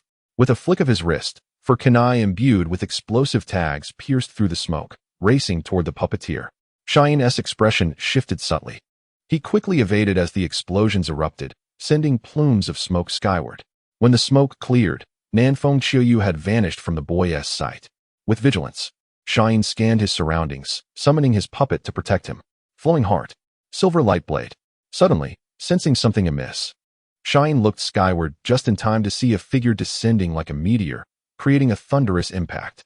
Before he could react, a fierce wind whipped through the air, partially blinding him. Puppet's secret technique, diamond drill. Gritting his teeth, Shine decided to go all out. Chakra surged within him as he flicked his fingers, causing another pointed cone to spring forth from the puppet's head. The cone spun rapidly, meeting the descending blade, an encounter of needle against spear. A shrill, grating sound pierced the air, reminiscent of a knife scraping glass, causing irritation. A shockwave radiated outward, sparks flying as the puppet's legs sank into the soft earth. Feeling the force transmitted through his weapon, Nanfeng Qiyu furrowed his brow, but remained calm, adjusting the power and angle of his blade slightly. Leveraging the puppet's resistance, he propelled himself upward, executing a somersault mid-air and charging directly toward the puppeteer behind his creation. Shayan's expression shifted in surprise. He hadn't anticipated Nanfeng Qiyu's combat prowess. As a puppeteer, he lacked the confidence to engage in close combat with a masterful swordsman. In a split second, he abandoned the puppet, planning to evade the attack before reasserting control over it. In the autumn rain, the southern wind swept down, and with a sinister smile gracing his face, it became evident that the outcome had been predetermined from the moment he relinquished control over the puppet. The southern wind would no longer grant the puppeteer the opportunity to manipulate his creations. With a swift three-part strike, the southern wind's velocity surged, his form seemingly vanishing momentarily from sight, closing the distance to the sand-hidden youth in an instant. The boy, left with no choice, brandished a kunai in defense. "Farewell," murmured the southern wind, as his small blade once more emanated a silvery radiance, entwined with a shimmering, circular blade of energy. The glint of cold silver flashed, severing the kunai effortlessly, the razor-sharp edge gliding across the boy's throat, leaving him momentarily stunned. The southern wind sheathed his blade and turned to depart, only to witness a fine, crimson line appear abruptly, a spray of scarlet blood erupting forth. The boy's eyes reflected a mingling of fear and reluctance as he reached to clutch his wound, but it was ultimately in vain. His body collapsed, convulsing briefly before lying still. Having dispatched his adversary, the southern wind resolved to offer assistance. With the prowess of a chunin, he knew the skirmish had not lingered long. Though confident in his abilities, he refrained from involving himself in the battles of the jonin, as the perils were too great. A moment's inattention could lead to a swift demise. Prioritizing the fairer sex, the southern wind aimed to aid Kurenai Yuhi, who was engaged with a sand-hidden genin adept in water techniques, a disadvantage given their proximity to the river. The battlegrounds of the three genin were not far apart, and within mere breaths, the southern wind arrived. Upon spotting the enemy, he swiftly began to weave hand seals, his speed having improved to 3.5 seals per second. "Lightning release, lightning sunbon," he proclaimed, unleashing a torrent of glimmering blue sunbon that shot forth like raindrops towards the sand ninja. The sudden onslaught startled the enemy, causing him to roll aside in a frantic bid for evasion, as the ground was pockmarked with numerous small holes left by the relentless barrage. Straining to evade the southern wind's assault, the sand ninja managed to escape unscathed, prompting a glimmer of hope in Kurenai's eyes. Seizing the moment, she cast her jinjutsu, immobilizing the sand ninja's form. This fleeting interval proved sufficient to determine the victor. Having forged a bond through prolonged companionship, they shared an unspoken understanding. Within half a second, they simultaneously launched shuriken to seal off the ninja's escape route. Just as he emerged from the jinjutsu, the sand ninja, gripped by terror, was pierced through by the shuriken, succumbing to fate in due time. As the gentle autumn rain fell, Nanfeng Qiyu signaled to Shi Ri Hong, who immediately understood. The two hastily departed, heading towards the battlefield of Sarutobi Isuma. Upon their arrival, the last remaining sand-hidden ninja felt a chilling dread. If he could barely contend with one, how could he possibly face three? His fate seemed sealed. Meanwhile, on another battlefield, the sand-hidden jonin had been closely monitoring his student's situation. From his vantage point, he could only see the fray surrounding Sarutobi Isuma. The moment Nanfeng Qiyu and Shi Ri Hong appeared, enlightenment struck him. He resolved to act. "Makigo? I'll hold them off," the sand-hidden jonin shouted, a fierce determination igniting within him. He no longer cared for his own safety or chakra. Water release, water dragon bullet technique. Wind release, Gale cut. With crimson eyes, the Jonin, now indifferent to his own life, unleashed a relentless barrage of attacks. A Jonin infused with purpose was indeed a fearsome adversary. He had abandoned thoughts of escape, fixated solely on ensuring the safety of his lone student, Maki, and perhaps even securing a few distractions along the way. Standing atop the surging river, he utilized the abundant water to amplify the power of his water release techniques. The tempestuous river roared to life as countless jets of water coalesced into a colossal dragon, thundering towards Yagami Taichi. The once gentle river breeze transformed into a violent gale, manifesting as invisible blades of wind that surged towards Nanfeng Qiuyu and his companions. The Jonin, disregarding his own energy expenditure, extended the range of his attacks, effectively targeting the trio. As Yagami Taichi performed hand seals and unleashed his own techniques, he bellowed, "You three must not engage directly. Evade at once. This man is reckless." Sarutobi Asuma and Shi Rihong quickly retreated, while Nanfeng Qiuyu hesitated but ultimately followed suit. Activating his automatic defense, he could deflect the invisible wind blades. Yet disobeying the orders of a Jonin was ill-advised. After all, Maki was merely a novice and posed no significant threat. Allowing him to escape would not be catastrophic. In Nanfeng Qiuyu's perspective, the sand-hidden village was merely average. While they possessed strength, few stood at the pinnacle of the ninja world. Letting Maki go seemed permissible. As the trio withdrew, the myriad of invisible wind blades, concealed within the tempest, surged past Maki, erupting into a flurry of intersecting cracks. A vast expanse of riverbank was shredded into disarray. Maki, sensing the impending peril along with the urgency of his teacher's command, promptly turned and sprinted across the tumultuous waters towards the direction of the sand-hidden village. To shield his studentess retreat, the sand-hidden Jonin disregarded the depletion of his chakra, fervently casting large-scale techniques that sent waves crashing and winds howling, illuminating the prowess of a seasoned Jonin from sand-hidden. Yagami Taichi remained unhurried, methodically employing defensive techniques. The mission's imperfection was inconsequential. Even failure held no weight. His paramount objective was to ensure the safety of his students above all else. His students, without disclosing their identities, each possessed the potential to become elite shinobi, perhaps even transcending that level. It is imperative that nothing goes awry. The repercussions would be far too great. Nanfeng Qiuyu and others observed the fierce battle between the elite shinobi from a distance, hoping to glean some wisdom from the encounter. The Sunagakure shinobi, in a fit of frenzy, rapidly consumed his chakra, soon finding himself unable to perform advanced jutsu. Yahiko, composed and unhurried, seized an opportunity to unleash a wide-ranging lightning jutsu, severely injuring the Sunagakure shinobi, and concluded with a colossal fireball technique, reducing the opponent to cinders. On the other side of the river, Maki, who had narrowly escaped, sensed the cessation of combat and glanced back, realizing that he no longer witnessed the clash of jutsu. He quickly surmised that his teacher had likely met with misfortune. Filled with hatred, he cast one last look before turning away, silently vowing to exact vengeance upon Konoha and make them taste the bitter fruit of their actions. Yet, he remained oblivious to the identity of the one who first encroached upon the land of fire with ulterior motives. The mission did not meet the unspoken expectations of the group. The atmosphere within Team 6 was somewhat somber, especially since one member had fled, taking valuable intelligence with him. Although the information was not of paramount significance, it still represented a loss. To put it more leniently, the mission could be deemed a success. Their objective was to eliminate all members of the Sunagakure team or drive them from the land of fire. With 3 dead and 1 escaped, it could not be classified as a failure. The border ninjas responsible for intelligence had indeed failed in their task, while Team 6's mission had merely fallen short of perfection. The prevailing gloom was largely due to Asuma and Kurenai, who perceived this as a setback. In contrast, Yahiko and Nanfeng Qiuyu remained unfazed, unconcerned by the losses. Yahiko dismissed the setbacks entirely, while Nanfeng Qiuyu felt indifferent, regarding the losses as insignificant. His sense of belonging to Konoha was not yet profound. Returning to the village was a welcome prospect for Nanfeng Qiuyu, as he sensed that Kiki Shoma's calamity was imminent.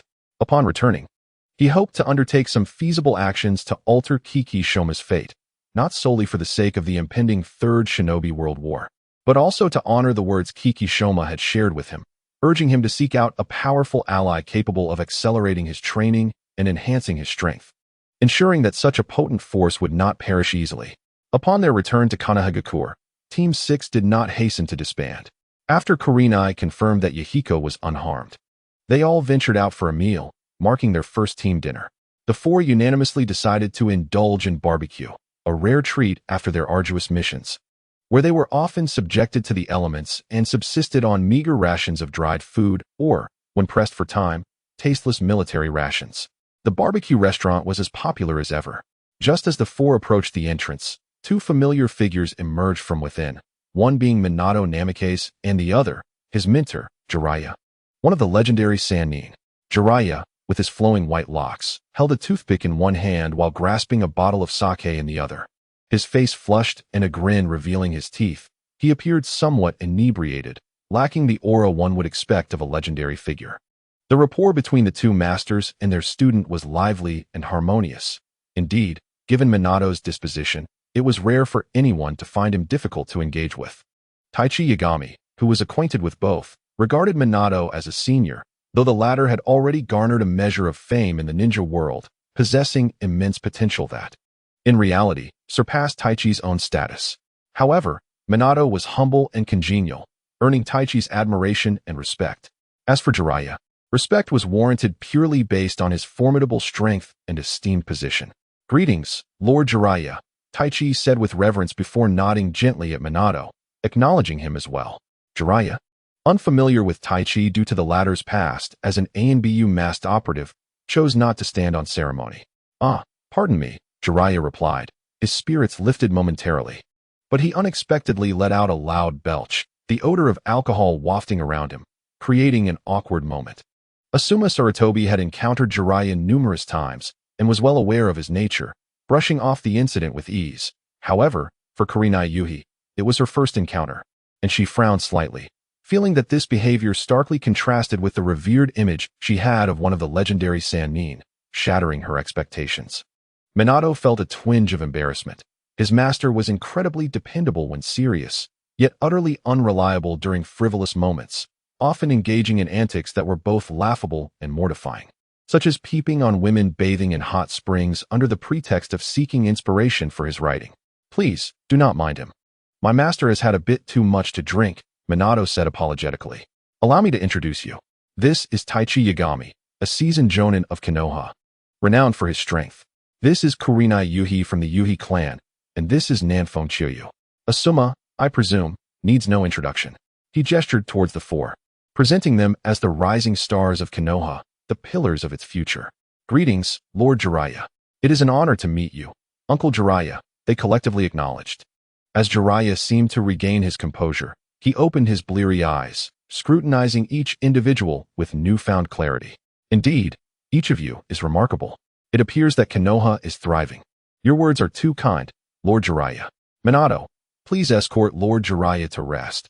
We shall not trouble you further," Taichi responded, his serious demeanor breaking into a smile at the compliment, his expression softening. "My apologies," Minato said with a slight smile, gently guiding Jiraiya away. "Now, let us indulge in some barbecue. It is fortuitous that we are here today, for Lord Jiraiya is rarely seen." With that, Taichi stepped into the establishment, followed by Nanfeng Chiuyu and Asuma, ready to feast like true carnivores. Regarding the encounter with Jiraiya, Nanfeng Chiuyu did not take it to heart. He had no intention of shamelessly seeking to curry favor. Although Jiraiya was indeed powerful, he was not the right fit for Nanfeng Chiuyu, who had his own path to tread. Furthermore, due to his ideological differences, he might not even resonate with Jiraiya. After enjoying a delightful meal of roasted meat, Nanfeng Chiuyu returned home, first paying his respects to his father and mother before retiring for the night. The subsequent 2 days in Konoha passed in tranquil monotony, with Nanfeng Chiuyu adhering to his usual routine, living a life both serene and fulfilling. However, this calm was shattered on the third day. The esteemed Kakashi Hatake returned with his team, having suffered significant losses, and by afternoon, whispers began to circulate throughout the village. Under the influence of certain instigators, many ignorant villagers began to cast blame upon Kakashi, the tide of discontent swelling rapidly. Nanfeng Chiuyu had been diligently monitoring Kakashi's movements, and upon his return, he swiftly learned of the rising turmoil. As the clamor intensified, he left his home and made his way to Kakashi's residence. Upon arriving at the alleyway entrance to the Hitaki home, he observed a gathering of individuals pointing and shouting, some impulsive and radical villagers even hurling objects toward the house, wantonly vandalizing Kakashi's property. How dare you call yourself the White Fang of Konoha, a ninja who forsakes his mission, resulting in grave losses for the village? What am I to say of you? You are unworthy of the title of ninja. A true ninja prioritizes their mission above all, willing to sacrifice everything to see it through. How could you abandon your duty? They claimed it was to save a comrade, yet did you rescue your companions? Many are still unaccounted for, failing to protect your allies and botching the mission. Shame on you. How can you still hold the position of Umbu captain? You are guilty. You should step forward and apologize to us, to all the villagers, to the village itself. Yes, apologize. Apologize. The cacophony of voices crescendoed into a piercing chorus of demands for an apology, surging towards Kakashi, laden with malice, both intentional and otherwise. Whether deliberate or not, it was repugnant and infuriating, the unintentional jabs being particularly loathsome. Nan Fengqiu stood at the mouth of the alley, quietly observing the faces of the crowd, each spouting vitriol while believing themselves to be perched upon a moral high ground, self-righteously championing justice. As he watched, his eyes narrowed, a flicker of murderous intent surfacing within him. Fortunately, reason prevailed within Nan Fengqiu, suppressing the urge to draw his blade against this rabble. He could not act, not only because he was not directly involved, but also due to the numerous considerations weighing on him. His strength was insufficient.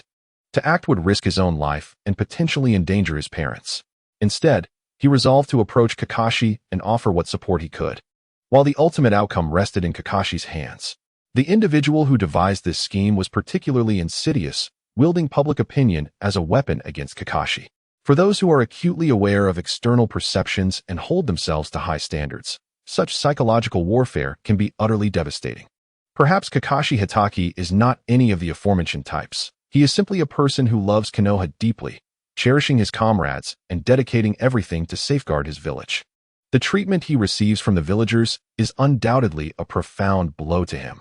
Such underhanded tactics, though they may not lead to Kakashi's demise, are certainly a severe assault on his reputation, effectively extinguishing any possibility of his ascendance to Hokage. It is widely speculated that Danzo is orchestrating these schemes from the shadows, while the involvement of Orochimaru remains uncertain. Unable to tolerate the repugnant visages of those gathered, Kakashi chose not to enter through the front door, but instead sought a secluded spot to scale the wall. Upon entering the courtyard, he spotted Kakashi, who was crouched at the entrance of a room, his gaze clouded with confusion and anguish. "Kakashi, where is your father?" Kakashi approached him and inquired, slowly lifting his head at the sound of a voice. Kakashi's eyes brightened upon recognizing it was Kakashi, and he hastily replied, "My father has locked himself in the room." "Hasn't he come out, nor spoken a word? He has never behaved this way before. Let us go check on him," Kakashi urged. "All right, follow me," Kakashi responded, urgency overtaking him, a stark contrast to his usual calm demeanor. Kakashi led Kakashi to the room within the courtyard. Pushing the door open revealed a pitch-black interior, where Kakashi sat motionless on the cold ground, resembling a lifeless statue. Observing this, Kakashi felt a sense of relief. Although Kakashi's condition was troubling, he was still alive, and no tragedy had yet unfolded, leaving room for change. Kakashi hurried over, seated himself beside Kakashi, and called out loudly, "Uncle Kakashi, I've come to see you." The cacophony of accusations and insults from outside was deafening, and Kakashi's voice rose above it, perhaps enough to rouse Kakashi from his introspective world. "Kakashi, you're here. You are the first to arrive." "Thank you." Kakashi managed to lift his head and force a smile so feeble it was more sorrowful than tears. Kakashi appeared worn and haggard, his complexion pale, lips chapped, the fierce gaze that once lay beneath his tranquil demeanor now replaced by profound pain, self-reproach, guilt, and confusion. The remnants of a powerful figure had vanished entirely. Kakashi's heart ached at the sight of Kakashi, a remarkably talented ninja, not falling to the hands of enemies, but being undone by his own kin. The leadership of Konoha bears the weight of responsibility for this calamity. Meanwhile, deep within the recesses of Konoha's back mountains, beneath the earth, dim lighting cast a hellish glow upon the dark underground. A man, clad with an eye patch, bearing scars and wielding a cane, exuding a chilling aura of indifference, sat upon a stone seat. His solitary eye squinted as if he were in slumber. "Have you arrived? How did the task fare?" The man, Danzo, opened his lone eye, his tone devoid of warmth. "Reporting to Lord Danzo, the matter has been successfully handled. Our people have incited a portion of the villagers, and the ensuing commotion is expected to grow." Suddenly, a ninja wearing a mask with a sinister smile appeared, kneeling on one knee with a ninja blade strapped to his back. Indeed, this time, Tsukumo Hatake will not only suffer, but has completely lost the opportunity to inherit the title of Hokage. After you depart, instruct those below to intensify their efforts and spare no resources in undermining Tsukumo Hatake. Should he falter and perish, it would be for the best. Understood, Lord Danzo. You may go. Yes. As soon as the words were spoken, the masked ninja vanished without a trace, and the underground space once again succumbed to silence. No one shall ascend to the position of Hokage, be it the so-called Konoha White Fang or the legendary Sannin. The Hokage seat is solely mine to occupy, and only I can lead Konoha to even greater glory. The cold, merciless voice echoed in the dimly lit chamber, serving as both proclamation and self-encouragement. Almost hypnotic in its fervor. At the Hatake residence, Nanfeng Chiyu was poised to continue speaking when the emotionless system reappeared, its mechanical voice resonating.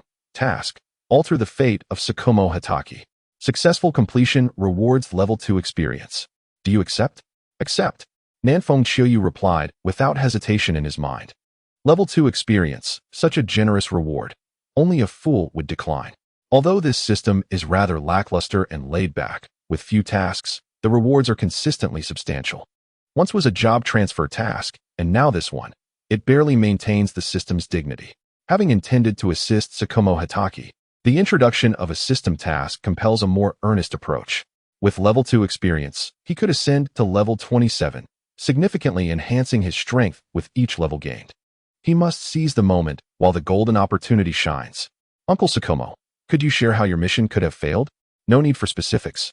But given your prowess and the strength of the ninjas you commanded, the likelihood of failure seems exceedingly low.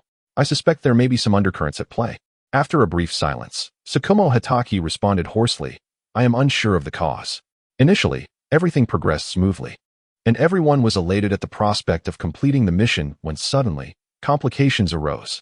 This mission was of utmost importance. Failure would incur significant losses for the land of fire and Konoha. Yet, just as success seemed within reach, we were compromised. We were ensnared by a formidable enemy, whose strength was merely a shade inferior to mine.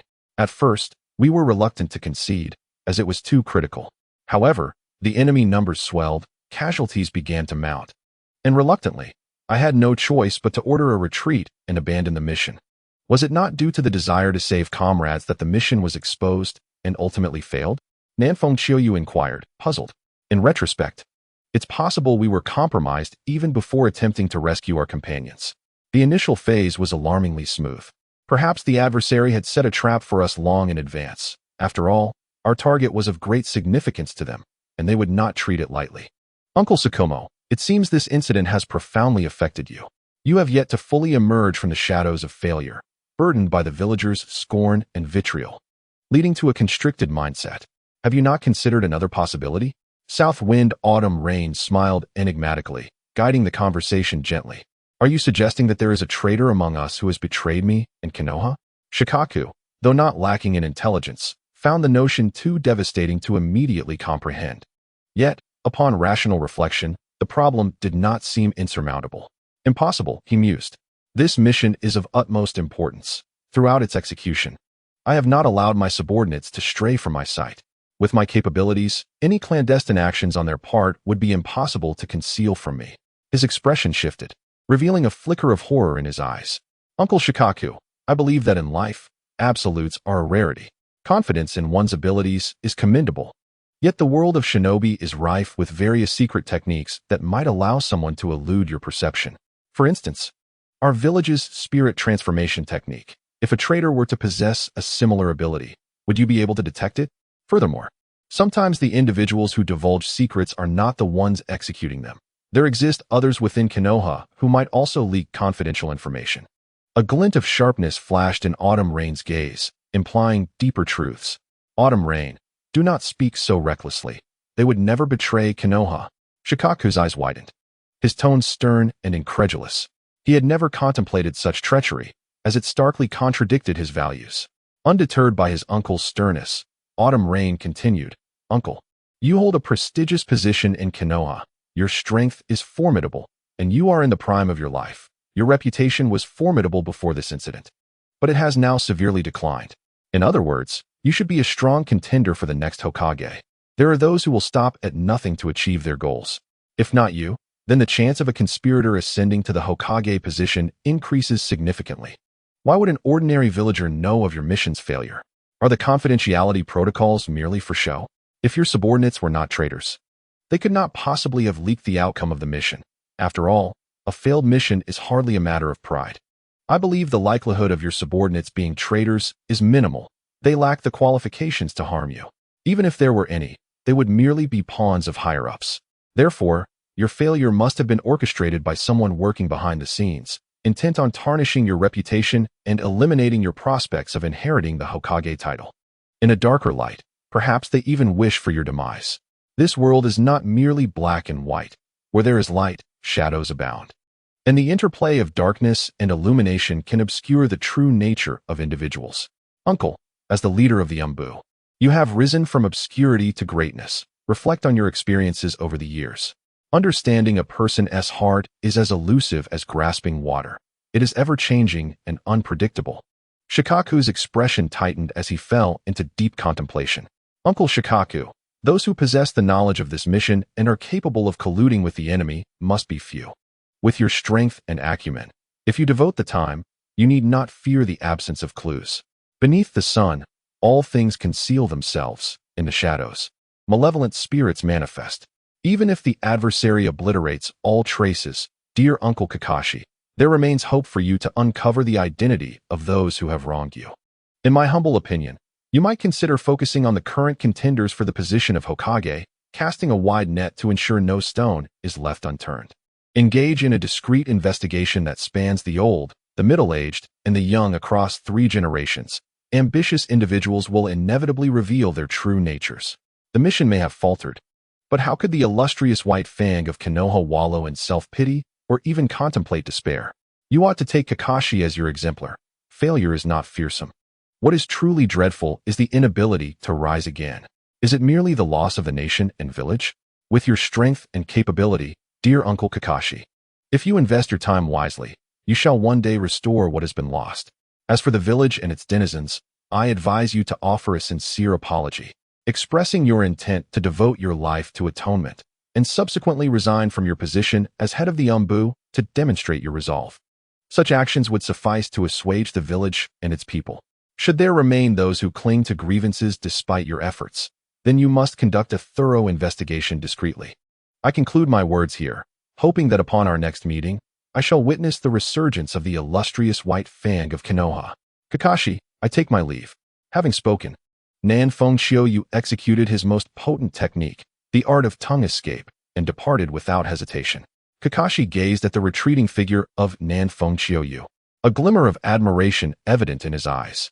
The events of the day and Nan Fengqiu's words profoundly challenged his worldviews.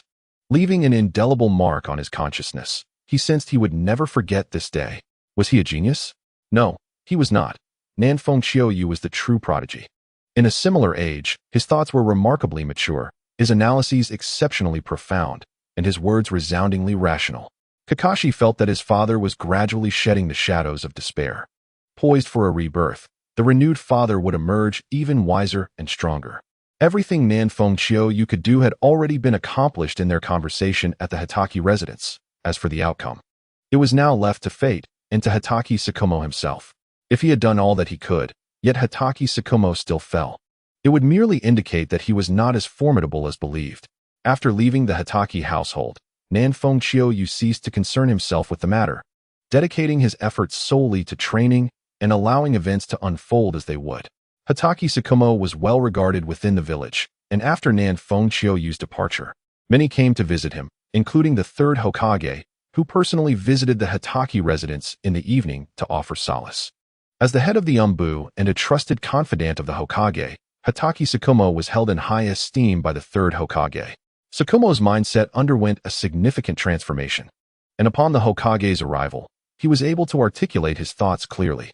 The following morning, the third Hokage summoned a village assembly, though not all villagers were required to attend, as the village lacked such a venue.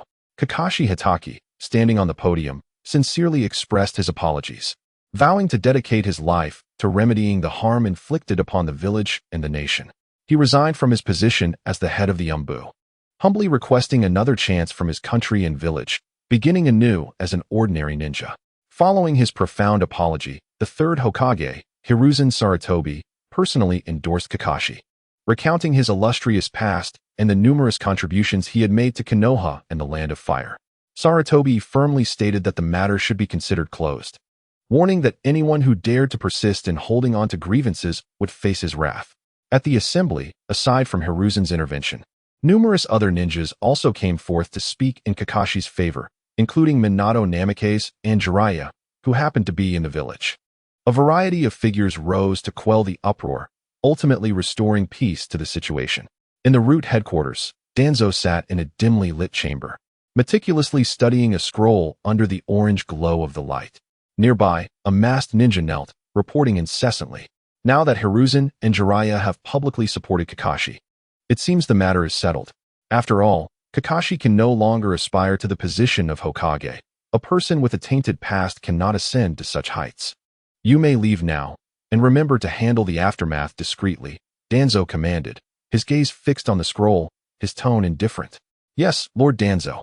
With no one stirring the pot or scheming in the shadows, the White Fang incident finally subsided. Kakashi's fate took a turn, as the butterfly effect of Nan Fengqiu stirred up considerable winds. The Konoha White Fang still lived on, and the future remained uncertain in its potential impact on many lives. On this overcast day in Konoha, a persistent drizzle fell from the heavens. At the Nanfeng residence, Nan Fengqiu sat on her porch, preparing a hot pot. A square table was adorned with steaming dishes, featuring fruit wine, beef, lamb, fish, pork, and an assortment of vegetables. Nan Fengqiu had a little pastime. She relished cooking hot pot on rainy or snowy days, regardless of whether anyone was present. She found immense joy in savoring the deliciousness while admiring the hazy rain or swirling snowflakes. Task completed. Will the host accept the reward? The cold, unfeeling mechanical voice suddenly resonated in Nan Fengqiu's mind. I accept. She set down her chopsticks, focusing her mind as a surge of power coursed through her body. She could distinctly feel her strength amplifying, an intoxicating sensation of empowerment enveloping her. Though she had little concern for Kakashi's situation after their earlier conversation, the news had spread throughout Konoha, becoming a topic of discussion everywhere, including in her own home. Ignorance was no longer an option. From the actions of Kakashi and the third Hokage, it was evident that the matter had been largely resolved. After receiving her newfound power, Nan Fengqiu cheerfully resumed her hot pot feast. However, it wasn't long before another development arose. Young master, the Hatake clan has sent something for you. A young female servant in her 20s appeared before Nan Fengqiu, bowing respectfully. Bring it to me for a look. As the gentle autumn rain fell, Nan Fengqiu felt a stirring in his heart, surmising that this must be the gratitude from Kakashi Hatake. To be honest, he was quite eager for it. Soon, a thick scroll was brought in by a maid, which Nan Fengqiu received with a wave of his hand, indicating her to leave. After she departed, he slowly unfurled the heavy scroll before him. The first image that captured his gaze was a symbol of lightning, followed by a series of lightning-style ninjutsu techniques. His pupils constricted slightly as he carefully laid the scroll out along the corridor, fully opening it. Once completely unfurled, the scroll extended an impressive 10 meters, inscribed with an abundance of characters. Each segment of roughly 30 centimeters detailed a unique lightning-style ninjutsu, categorized from the lowest to the highest level, with the most formidable techniques classified as A-rank forbidden arts. Although it lacked the S-rank ultimate techniques, it was undeniably invaluable. What was even more significant was that each lightning-style ninjutsu came with comprehensive annotations, meticulously explaining how to master these techniques with the utmost speed and skill. Additionally, the scroll dedicated sections to elucidate the nature and transformation of lightning chakra, as well as the methods to harmonize lightning with sword techniques, thus attaining a pinnacle of ninjutsu mastery. Although Nanfeng Xiaoyu had never witnessed Kakashi Hatake in action, he had inquired with his own teacher about the legendary Konoha White Fang. Renowned throughout the ninja world for his lightning chakra sword techniques, commonly referred to as the White Fang techniques. The White Lightning was said to be invincible, and countless powerful ninjas had perished at the hands of the White Fang dagger. This scroll, while lacking specific details on the White Fang techniques and his extensive experience, nearly encapsulated all of Kakashi's prowess. By thoroughly digesting the contents of this scroll, Nanfeng Xiaoyu's strength was sure to surge, elevating his command of lightning to the very apex of the ninja realm. This was not an insurmountable challenge, it merely required time. Whenever he encountered uncertainties, he could readily consult Kakashi, ensuring that he would eventually grasp the concepts within. As he perused the scroll, Nanfeng Xiaoyu temporarily set aside his fondness for hot pot, immersing himself in a serious study of the material. Initially, he focused not on the various lightning-style ninjutsu, but rather on the transformations of lightning chakra. By first comprehending these two transformations, he did not aspire to fully master them in a short time. Even partial understanding would significantly enhance his abilities and facilitate the learning of lightning-style ninjutsu. In addition to the two transformations, Nanfeng Xiaoyu was particularly intrigued by the integration of ninjutsu with swordsmanship to forge a perfected ninjutsu body technique. For this was precisely the knowledge he yearned to acquire. He had already resolved to follow a path where all would serve as an enhancement to swordsmanship, and ninjutsu was no exception. The methods recorded by Kakashi would undoubtedly provide him with substantial insights and inspiration. Lost in the scroll, Nanfeng Xiaoyu forgot everything around him: the hot pot, the meat, the vegetables, and the rainy scenery, fully absorbed in a state of fervent devotion. Uncertain of how much time had passed, Nanfeng Xiaoyu retrieved a shuriken from his casual tool pouch.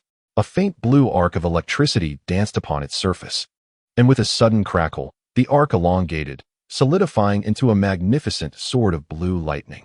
As Nanfeng Xiaoyu beheld the weapon in his grasp, he emerged from a dazed state, a foolish grin spreading across his face.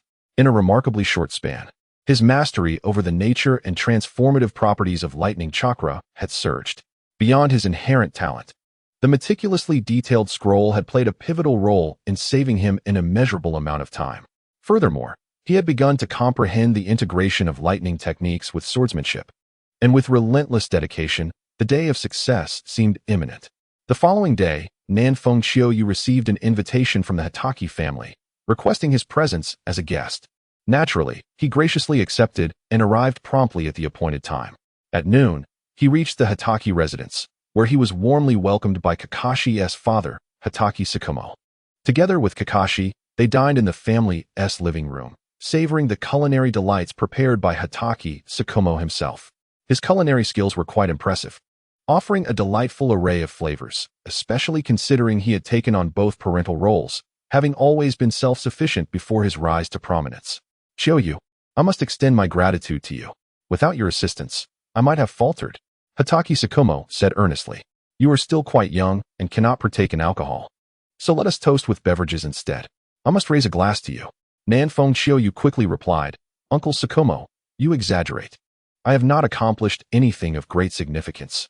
It is primarily your own resilience that has seen you through. Moreover, the scroll you provided me is invaluable. I should be the one toasting to you. Ha ha ha, such modesty. Your words hold great weight for me. Were it not for my ancestral mastery of swordsmanship, I would be inclined to pass on the Hatake techniques to you. No need for that. The Hatake techniques rightly belong to Kakashi. I am confident in my ability to forge my own style of swordsmanship. Good. Such ambition is commendable. Since that is the case, let us not dwell on formalities. Feel free to indulge as if this were your own home. Very well, I shall not hold back. By the way, during dinner, I would like to consult you about certain aspects of the scroll that perplex me. Of course, feel free to ask me anything later. As it happens, Kakashi should also delve into the study of lightning techniques, as they are our family's primary legacy. Yes, father, Kakashi replied, his agreement swift upon witnessing his father's joyful demeanor. Now, let us set aside other matters and focus on our meal. Nanfeng Xiaoyu spent the afternoon at the Hatake household, posing questions about the challenges he had encountered, and upon gaining clarity, he encouraged Hatake Tsukumo to demonstrate his prowess, providing them an opportunity to broaden their horizons.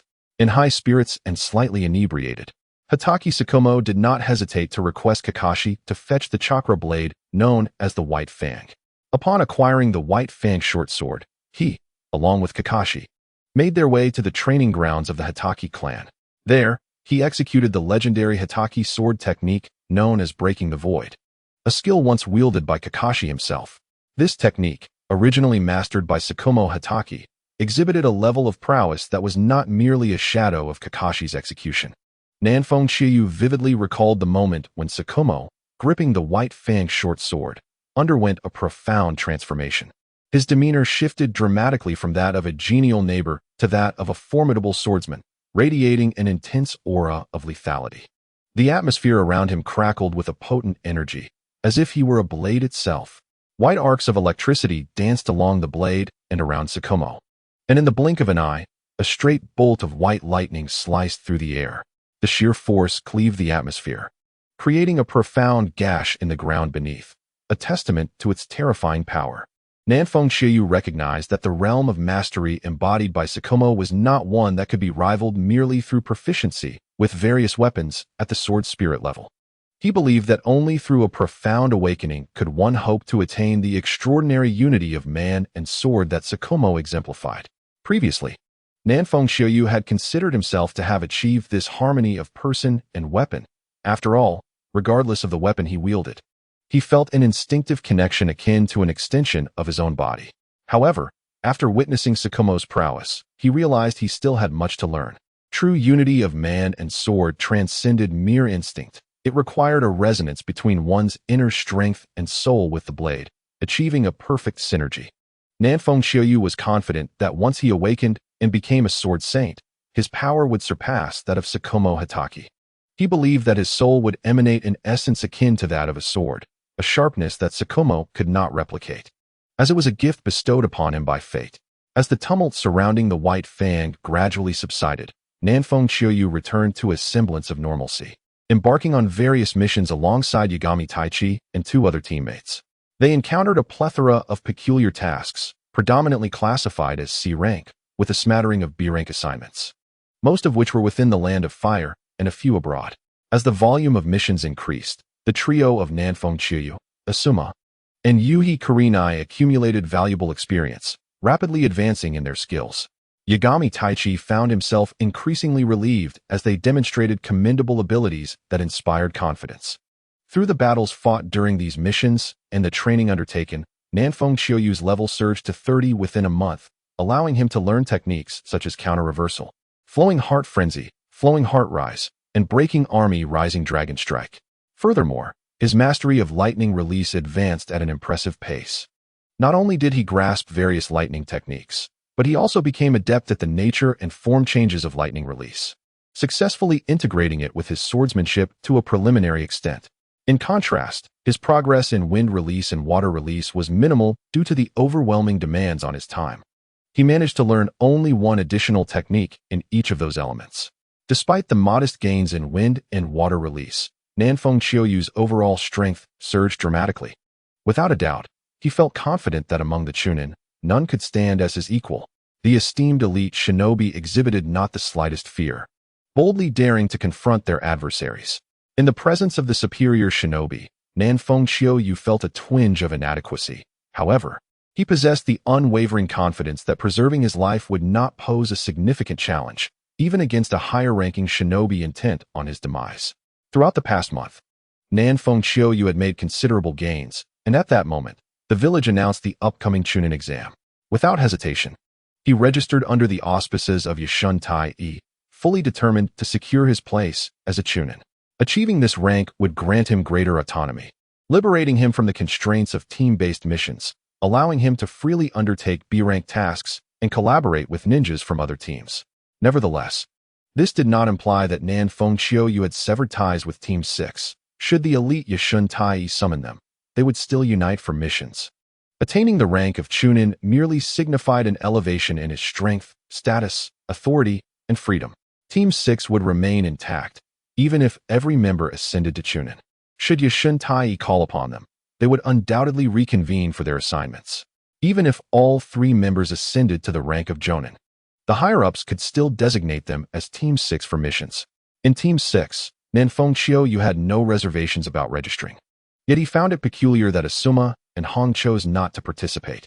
He understood Hong's hesitance. Despite her talent in illusion techniques, her skills were rather specialized, lacking in other areas, and with her recent graduation, passing the upcoming Chunin exam posed a considerable challenge. Asuma's decision to abstain perplexed him. Asuma's instructors included not only Yashun Tai-e but also a family tutor of considerable prowess, making his chances of success quite promising. His absence was indeed a mystery. Nanfeng Qiuyu, a fervent practitioner, was aware of the original narrative wherein the two were lovers who eventually married and had children. Yet he had overlooked the fact that Asuma seemed to have developed feelings for Hong. Those in love often act irrationally, engaging in inexplicable behaviors. Thus, their absence was not entirely incomprehensible. Nanfeng Qiuyu did not press the matter. The Chunin exam did not require teams, allowing participants to operate independently, which heightened the risks, and the slots available were exceedingly limited. Only the most outstanding candidates could attain the rank of Chunin. During times of conflict, Chunin serve as squad leaders, typically responsible for leading a minimum of 3 individuals, with exceptional leaders guiding even more. 3 days later, the Chunin exam commenced, attracting not only the ninjas of Konoha but also representatives from various smaller villages allied with the Leaf. However, these smaller villages displayed a healthy self-awareness, sending only a few representatives to participate without dispatching their most promising lower-ranked ninjas. The Chunin exam comprised 2 segments, a written examination and practical assessments. Advancement to Chunin hinged on overall performance, with the written portion accounting for 30% and the practical component 70%, allowing the top 3 overall scores to ascend to Chunin. The designated location for the Chunin exam was the Forest of Death, where the written examinations would initially take place within the surrounding structures. The rules for the written assessment were straightforward, under the oppressive intent of a seasoned elite shinobi. Candidates were required to complete the test within a specified time frame. How they accomplished this was left to their discretion. They could rely on their genuine knowledge or resort to any means of deceit they deemed necessary. The written examination is, in truth, rather mundane, merely a matter of answering questions, albeit accompanied by a plethora of peculiar cheating methods. The morning was consumed by this written test, while the afternoon heralded the commencement of the practical assessment at the entrance of the Forest of Death. After a modest lunch, the ninjas participating in the Chunin exam gradually gathered at the forest entrance, with Nanfeng Qiuyu arriving at a leisurely pace. Having undergone more than a year of rigorous training, Nanfeng Qiuyu, though still youthful, had developed quite rapidly, standing at approximately 1 meter and 40 centimeters tall. Clad in a black shirt and trousers, adorned with an elaborate purple-black cloak, he left a few buttons of his shirt unfastened, subtly revealing a well-defined chest. His flowing black hair was casually tied back with a simple black ribbon, swaying gently in the breeze, while a short tanto rested against his back. A faint smile graced his face, and his gait exuded a nonchalant confidence, imbuing him with an air of carefree assurance. Nanfeng Qiuyu took considerable pride in his appearance, though to the eyes of other ninjas, he might have seemed somewhat ostentatious. Yet what could he do? Among the assembled crowd, he was the only one adorned in such elaborate finery. Following his successful transition to the sword spirit, Nanfeng Qiuyu could have dispensed with the cumbersome cloak. His arms were nearly indistinguishable from those of an ordinary person, save for a slightly fairer complexion.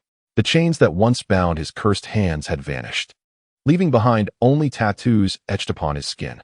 Nevertheless, he had grown accustomed to his distinctive style and saw no need for change. Wearing the cloak allowed him to feel as if he were a man of the wind, a sensation he found quite delightful as he walked with a breeze at his back. Although Nanfeng Qiuyu was somewhat renowned within the village, aside from a greeting from that fellow Kakashi, he was largely overlooked by the other villagers. He bore this indifference with equanimity, acknowledging it as quite normal. Among the participants in this Chunin exam, only Kakashi was from his graduating class. The others hailed from previous years, some even further back. Within his cohort of ninja school graduates, only he and Kakashi possessed a significant chance of succeeding in the Chunin exam, while the others lagged behind. While it is stated that participants may register themselves for the Chunin exam, the actual registration must be sanctioned by their guiding jonin. If the jonin does not consent and fails to submit their name, participation in the Chunin exam remains unattainable. As a guiding jonin, one is undoubtedly aware of the strengths of their students, and naturally, They would not allow their pupils to partake in such perilous examinations without a reasonable assurance of their capabilities. At the entrance of the Forest of Death, Nan Feng Qiuyu casually leaned against a corner, counting the number of participants for this Chunin exam, which had already reached 32. According to the announcement, only 3 slots were available for this round, suggesting a fierce competition ahead. After a brief interval, 4 more individuals arrived, and at that moment, the chief examiner for the Chunin exam made a sudden appearance, accompanied by several assistant examiners. The appearance of the proctor caused Nan Feng Qiuyu's pupils to constrict sharply.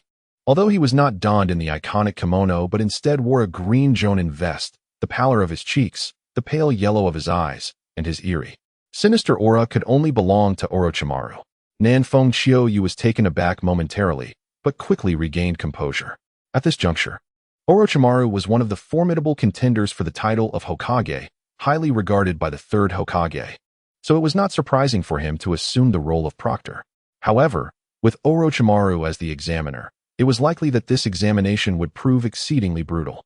I will serve as the chief examiner for this Chunin exam. You must adhere to the rules I establish. Otherwise, even if you successfully navigate the Forest of Death, you will still be deemed unqualified. I shall now elucidate the examination rules, and I will only explain them once.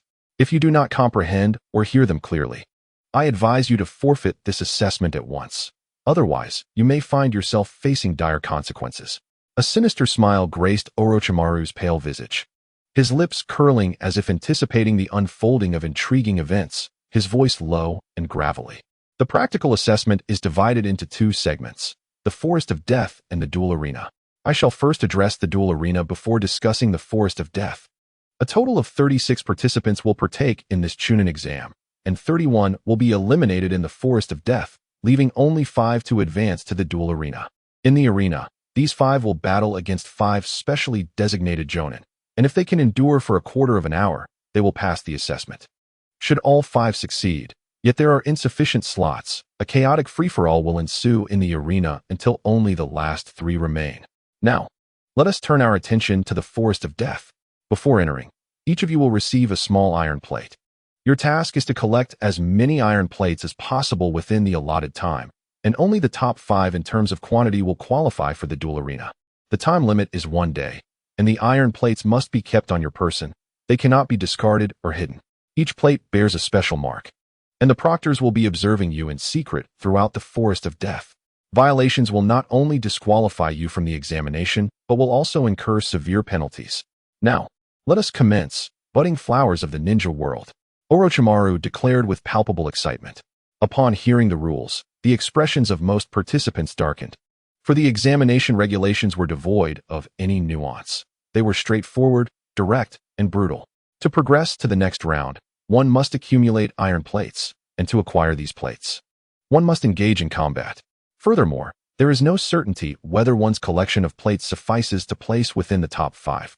The Forest of Death is vast, and in order to seize the opportunity to obtain plates, one must resort to aggression upon encountering others. It is already foreseen that the forest will be drenched in blood and chaos, unless one is merely a bystander with no ambition of becoming a chunin.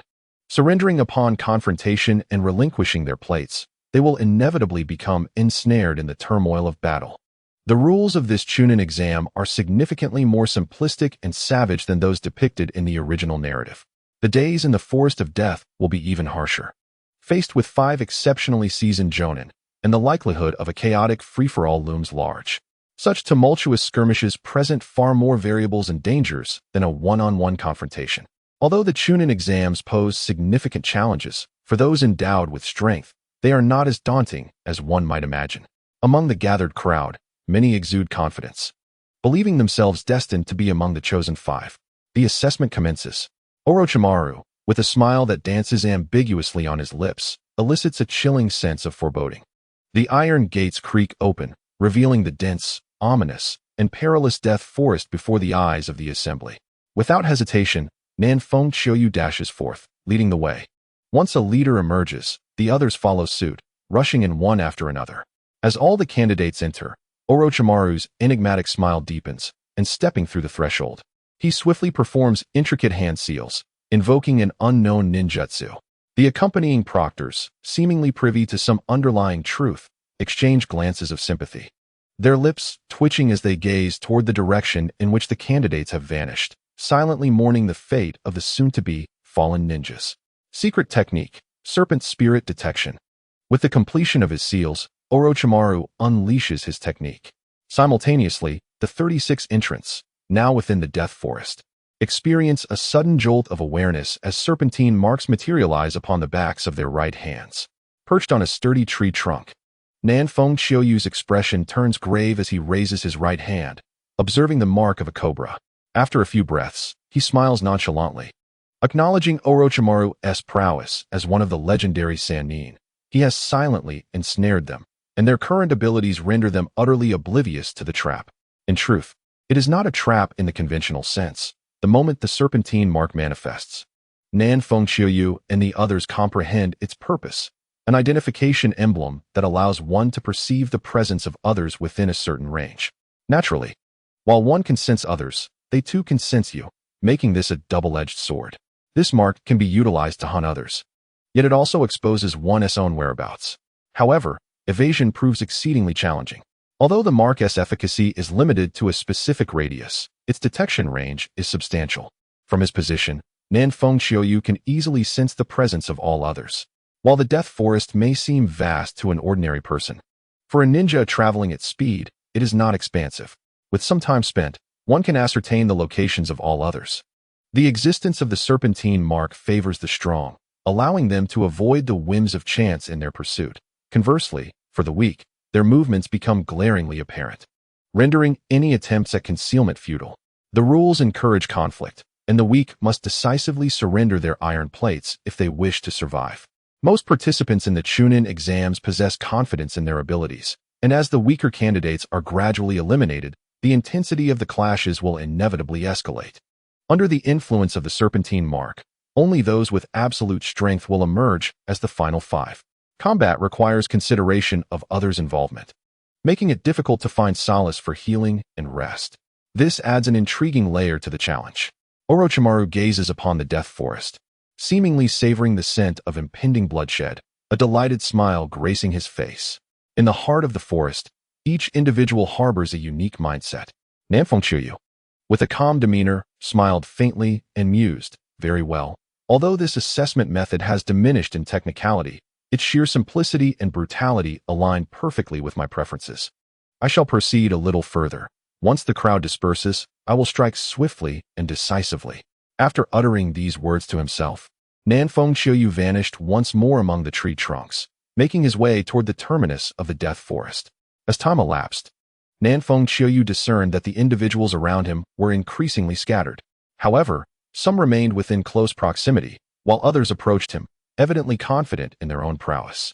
After advancing for a while, he sensed that the dispersal had reached an adequate density. It was time to seize the iron plate before retreating. Thus he altered his course toward an individual drawing near from the rear right. As the two figures converged, they met 3 minutes later. The opponent was a ninja from the Hyuga clan, adorned with the wooden leaf forehead protector, dressed in white, and possessing eyes that shone with a milky hue, a few years his senior. Without exchanging many words, they charged at each other. Although Nanfeng Qiuyu had garnered some renown, it was insufficient to intimidate these proud scions of illustrious families. Byakugan, automatic block. The two activated their sensory abilities almost simultaneously. With a clang, Nanfeng Qiuyu unsheathed his blade and engaged in close combat with the Hyuga ninja. The latter scoffed, for the Hyuga clan's taijutsu was legendary within the ninja world. In terms of martial prowess, only the Kagaya clan of Kirigakure could rival them. They had never feared anyone in the realm of taijutsu. Nanfeng Qiuyu, undaunted by the Hyuga's reputation, understood the formidable nature of their techniques, but as a swordsman, he excelled in melee combat. The two collided with ferocity, their palms and sword lights intertwining. With a powerful strike, one hand slammed against a tree, cleaving it open, while a sword stroke left a deep gash in its bark. With an unflinching expression, Nanfeng Qiuyu produced a kunai with his left hand, using his right hand assault as a diversion. Suddenly, a brilliant flash of lightning erupted from the kunai, extending its attack range directly toward the heart of the Hyuga ninja. For an ordinary ninja, this sudden onslaught would have been lethal.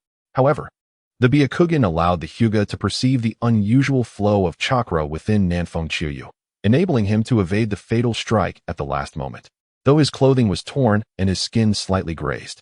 Undeterred by the failed ambush, Nanfeng Qiuyu began to wield the complete form of the Riki sword technique. With one hand on the katana and the other on the light sword, his attack speed surpassed that of two blades by a significant margin.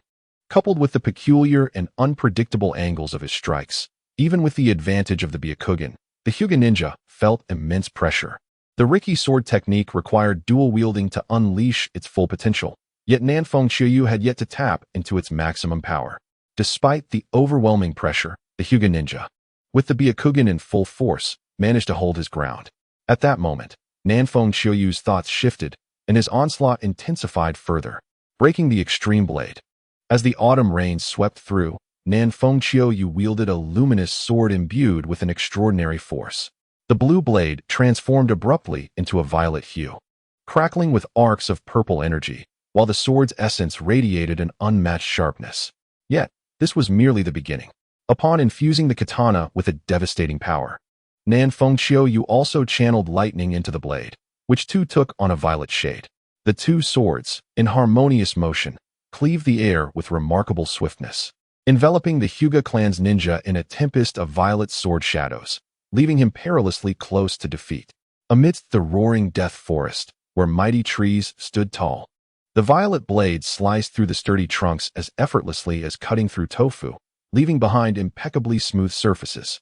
One by one, the towering trees crashed to the ground, raising clouds of dust. The Hyuga ninja, drenched in sweat, felt the weight of immense pressure. His mind stretched to its limits as he desperately tried to counter the relentless barrage of attacks from various unpredictable angles. He no longer dared to deflect the deadly strikes with his palms, for the two blades were far too razor-sharp. Even the resilient trees seemed as fragile as paper against them. Should he attempt to intercept, he would likely lose his hand. Nanfeng Qiuyu had to concede that the Hyuga clan's taijutsu was indeed commendable, a testament to their formidable reputation in the shinobi world.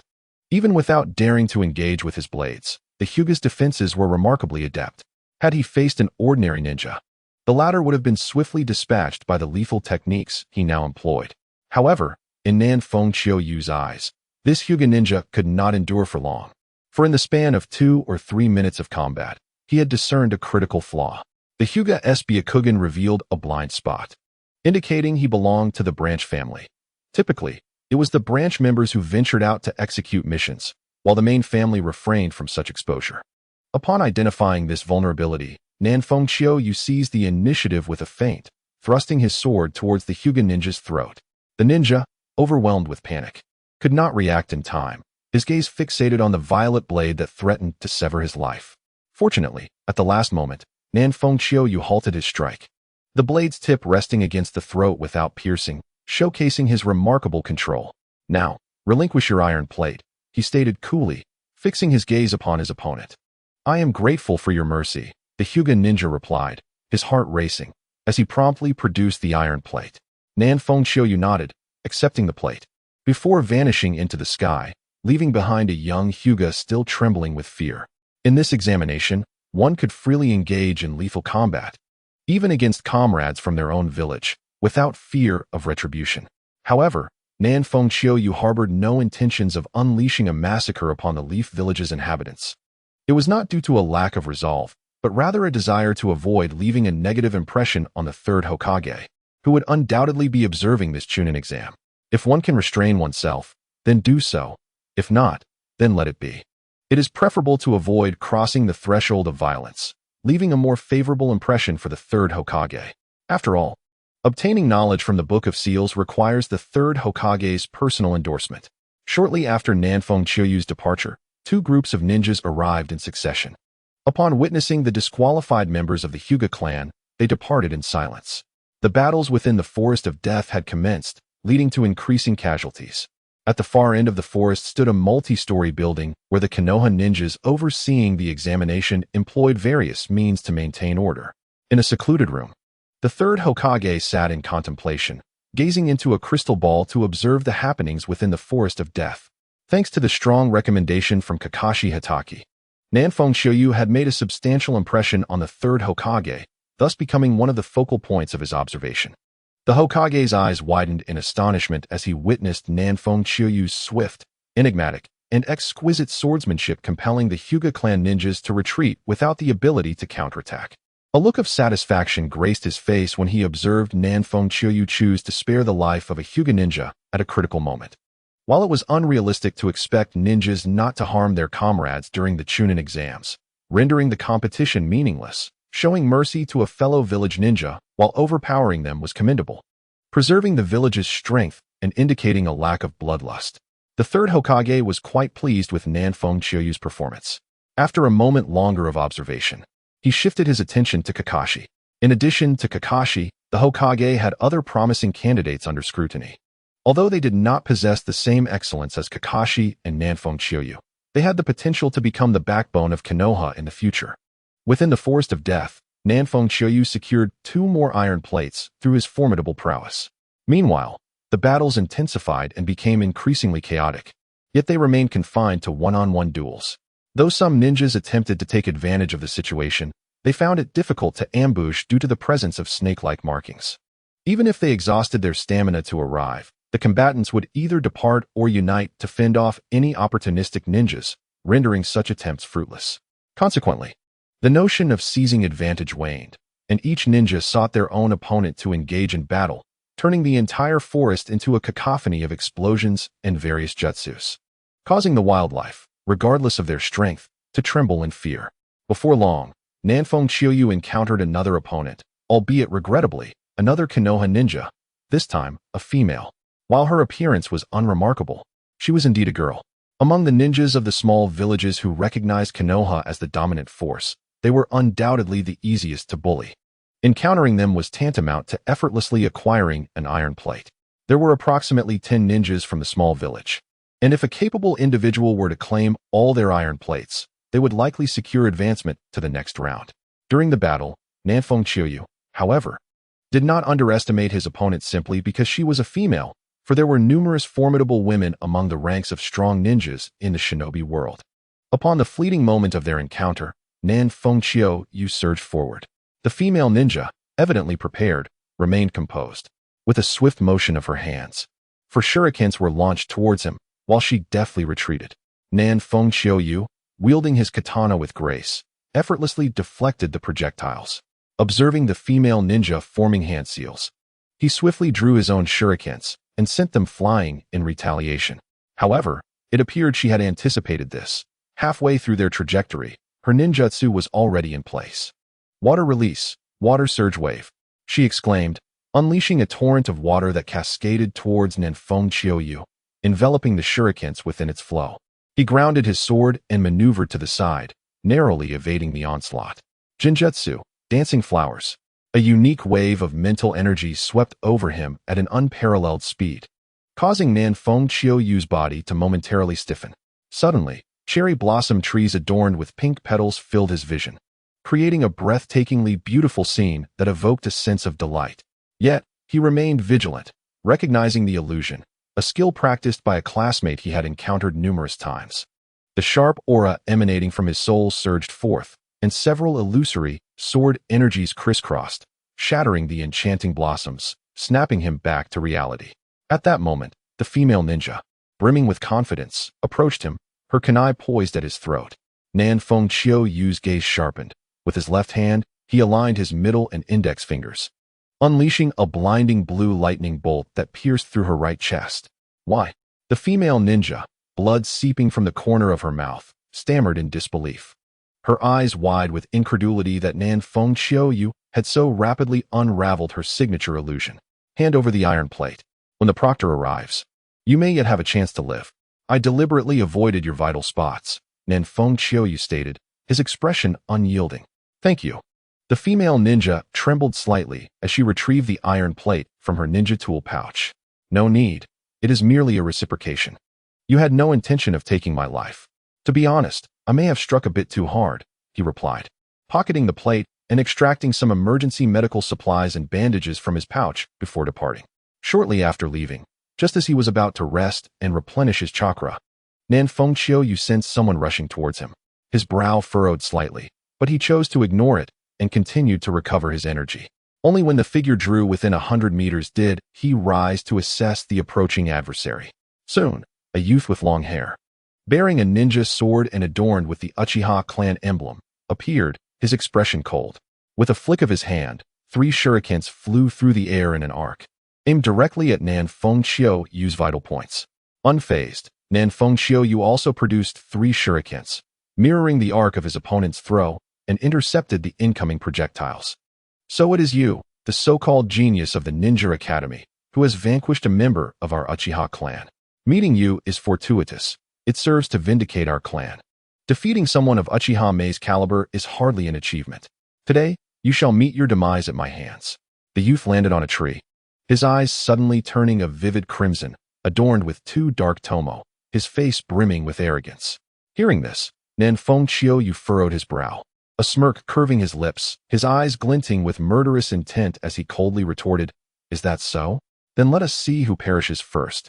Allow me to witness the prowess of the Uchiha's double tomo Sharingan.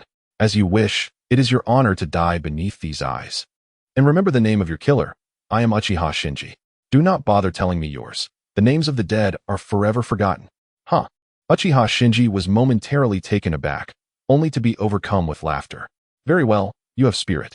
However, until you confront these eyes directly, you shall never grasp the magnitude of your insignificance. You must resent your lack of these eyes. Prepare to die." Uchiha Flow Sword Technique, Fireblade.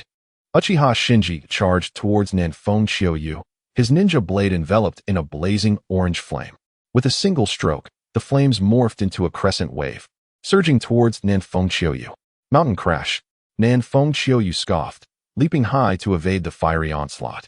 In the same motion, his great sword, slicing through the air with a fierce wind, bore down upon Uchiha Shinji.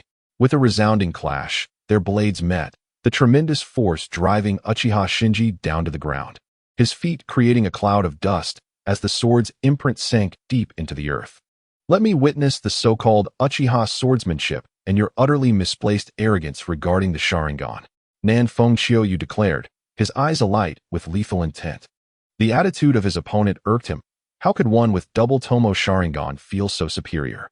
Destruction of the extreme blade. Automatic guard. Counterattack. Drawing a kunai.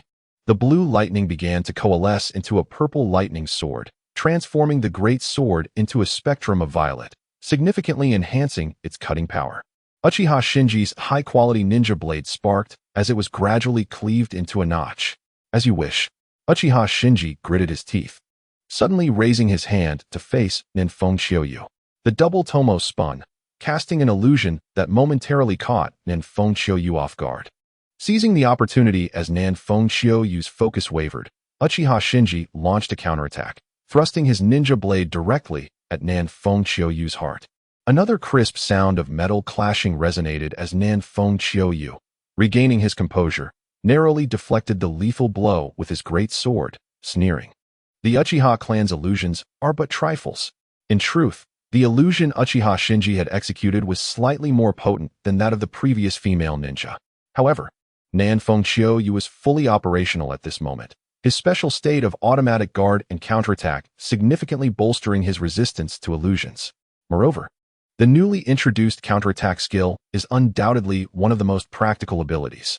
This revamped counterattack bears no resemblance to its original effect. It now repels intangible assaults akin to illusions, and when combined with automatic blocking, its power reaches its zenith. As long as the opponent's strength does not surpass one's own, the attack can be deflected. However, if the adversary exceeds one's capabilities, the counterattack will fail, and forcing a reflection may result in self-inflicted harm. Nan Fengqiu firmly believed that Uchiha Shinji could not surpass his prowess. Thus he unhesitatingly executed the counterattack. Upon hearing Nan Fengqiu's declaration, Uchiha Shinji was on the verge of fury, yet before he could voice his anger, a familiar wave surged into his body, causing his chakra to spiral into chaos. When he regained his senses, 2 vibrant purple lightning swords were already piercing towards him. Uchiha Shinji's Sharingan spun rapidly, seeking the optimal escape route. In the blink of an eye, he reacted, retreating sideways to evade the fatal strike. A splatter of blood emerged as a gash was carved upon his chest, the wound flickering with purple arcs of electricity, leaving him in a state of numbness. After being struck, Uchiha Shinjia retreated with the swiftness of a startled rabbit, suppressing the excruciating pain as he frantically retrieved an array of shurikens and kunai from his ninja tool pouch, hurling them towards the advancing Nanfeng Qiuyu. Left with no choice, Nanfeng Qiuyu halted to wield his dual swords, parrying the incoming projectiles. There were simply too many tools. It was likely that Uchiha Shinjia's pouch was now emptied. The crisp sounds of clashing echoed as numerous shurikens and kunai clattered to the ground, each bearing deep gashes, rendered nearly useless and requiring remaking. The astonished Uchiha Shinjia exclaimed, "What kind of secret technique is that, able to deflect my illusions?" Nanfeng Qiuyu was not one to indulge his enemy with explanations of his techniques. With a cold smirk, he vanished from sight, only to reappear before Uchiha Shinjia in the next instant, launching a series of thrusts and slashes aimed at his heart and throat. Uchiha Shinjia's Sharingan was not without merit, as he clearly discerned Nanfeng Qiuyu's movements and retreated in advance to evade the assault. Seeing Nanfeng Qiuyu's silence, Uchiha Shinjia's expression twisted into a grimace. His Sharingan whirled rapidly as he gripped his ninja blade and charged at Nanfeng Qiuyu, leading to a fierce close-quarters battle. The clash of weapons resonated continuously, leaving marks upon trees, the ground, and stones. Both combatants unleashed their full force, intent on vanquishing one another. Yet, as the battle raged on, Uchiha Shinjia's countenance grew increasingly dire. Despite his Sharingan's exceptional insight allowing him to counter Nanfeng Qiuyu's bizarre tactics, his blade bore numerous nicks and could not replicate Nanfeng Qiuyu's intricate swordsmanship, while the Sharingan could mimic physical techniques. The complexity of Nanfeng Qiuyu's sword techniques placed them in the realm of secret arts, rendering them nearly unattainable. As the autumn rains blew from the south, the confrontation unfolded in a myriad of styles. Wielding a single katana, akin to a lightsaber, was one approach. Employing two chakra blades was another.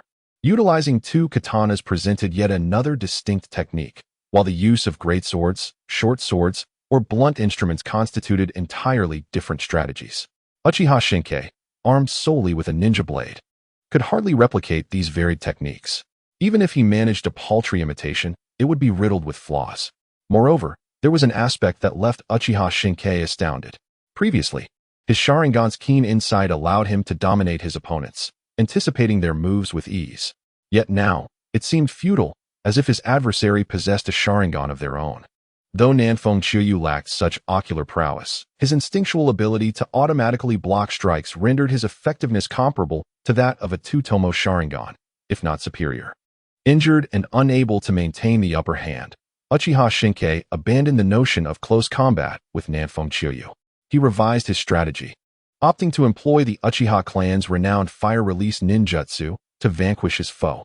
Seizing an opportunity to create distance, he sheathed his ninja blade, formed hand seals, and unleashed a torrent of blazing orange flames, transforming them into a colossal fireball that surged toward Nanfeng Qiuyu, scorching the vibrant foliage and creating an oppressive heat wave. Fire release, great fireball technique. In response, Nanfeng Qiuyu was undeterred. If it was a battle of ninjutsu they sought, he would engage fully, pressing his hands against the ground. He summoned a multitude of blue lightning bolts that erupted, coiling into serpentine forms that darted forth with ferocity. The clash of thunder and fire was ever explosive, with the two violent energies refusing to yield, generating tumultuous shockwaves that ravaged the area, transforming a wide radius into desolation. Fire release, Phoenix Fire Technique.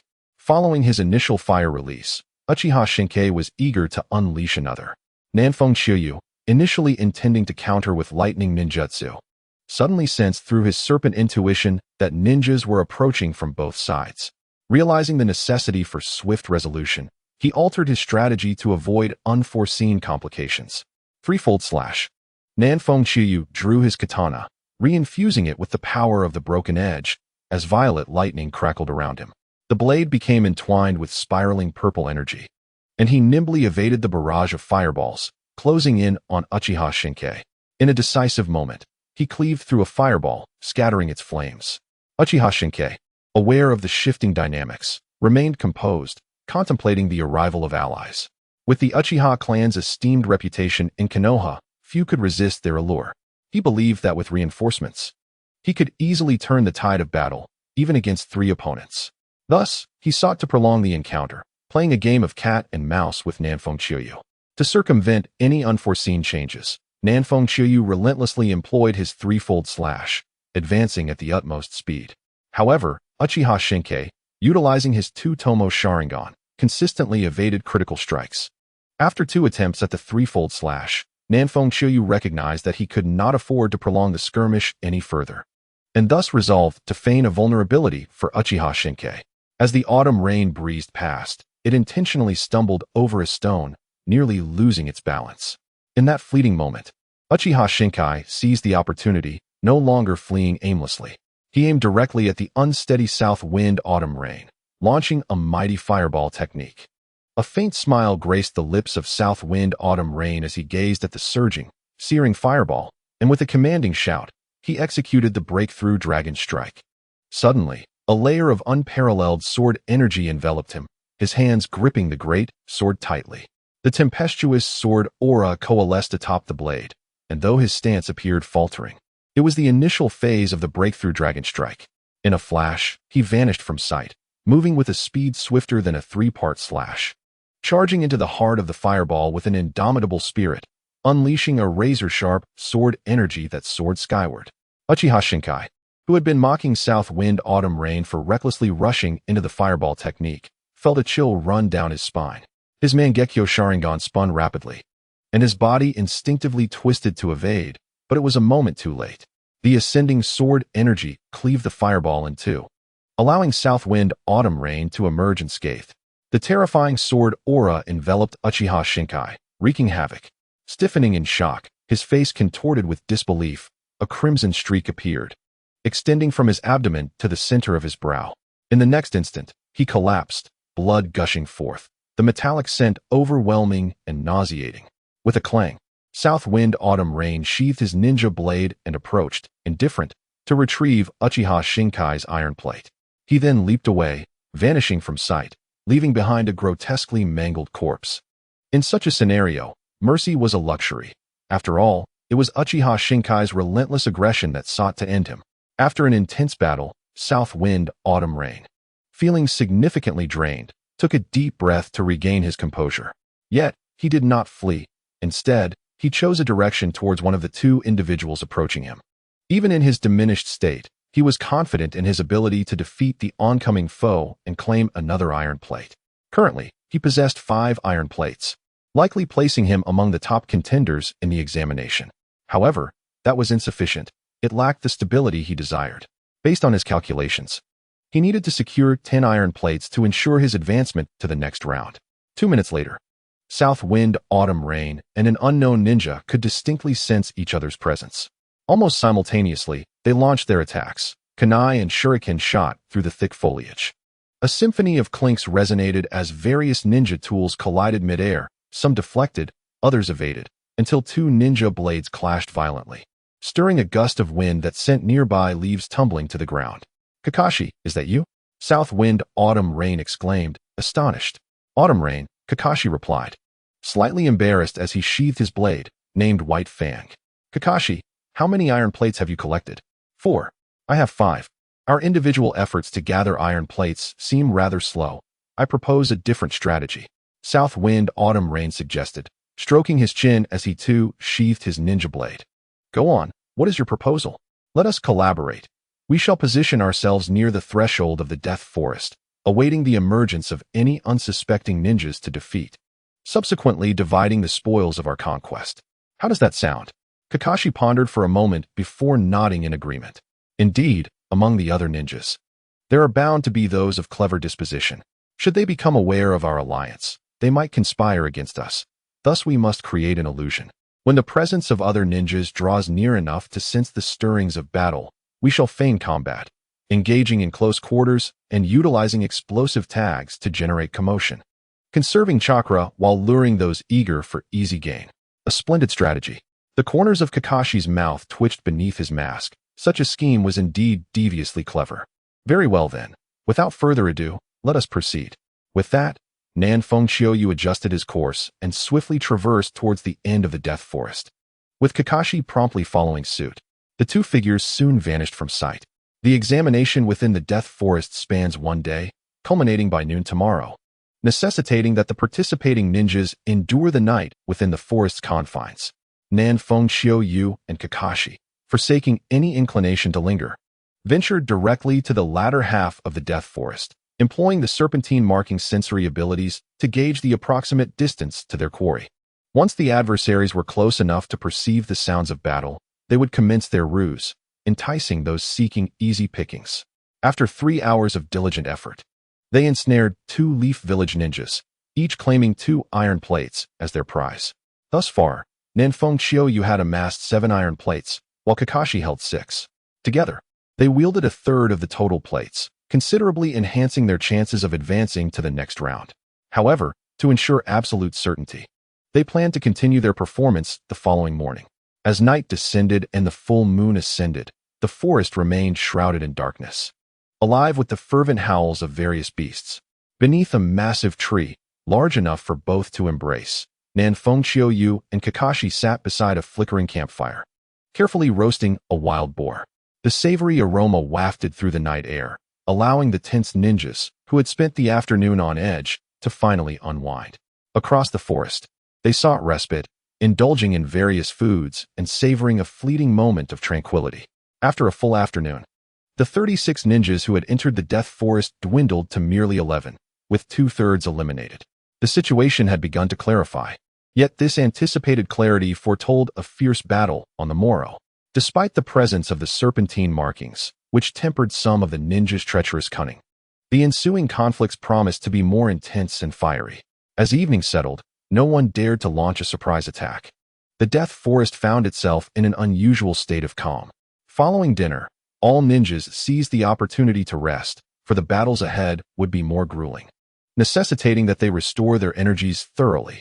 As time trickles away, the luminous moon gradually fades, and silently, thick dark clouds envelop the sky.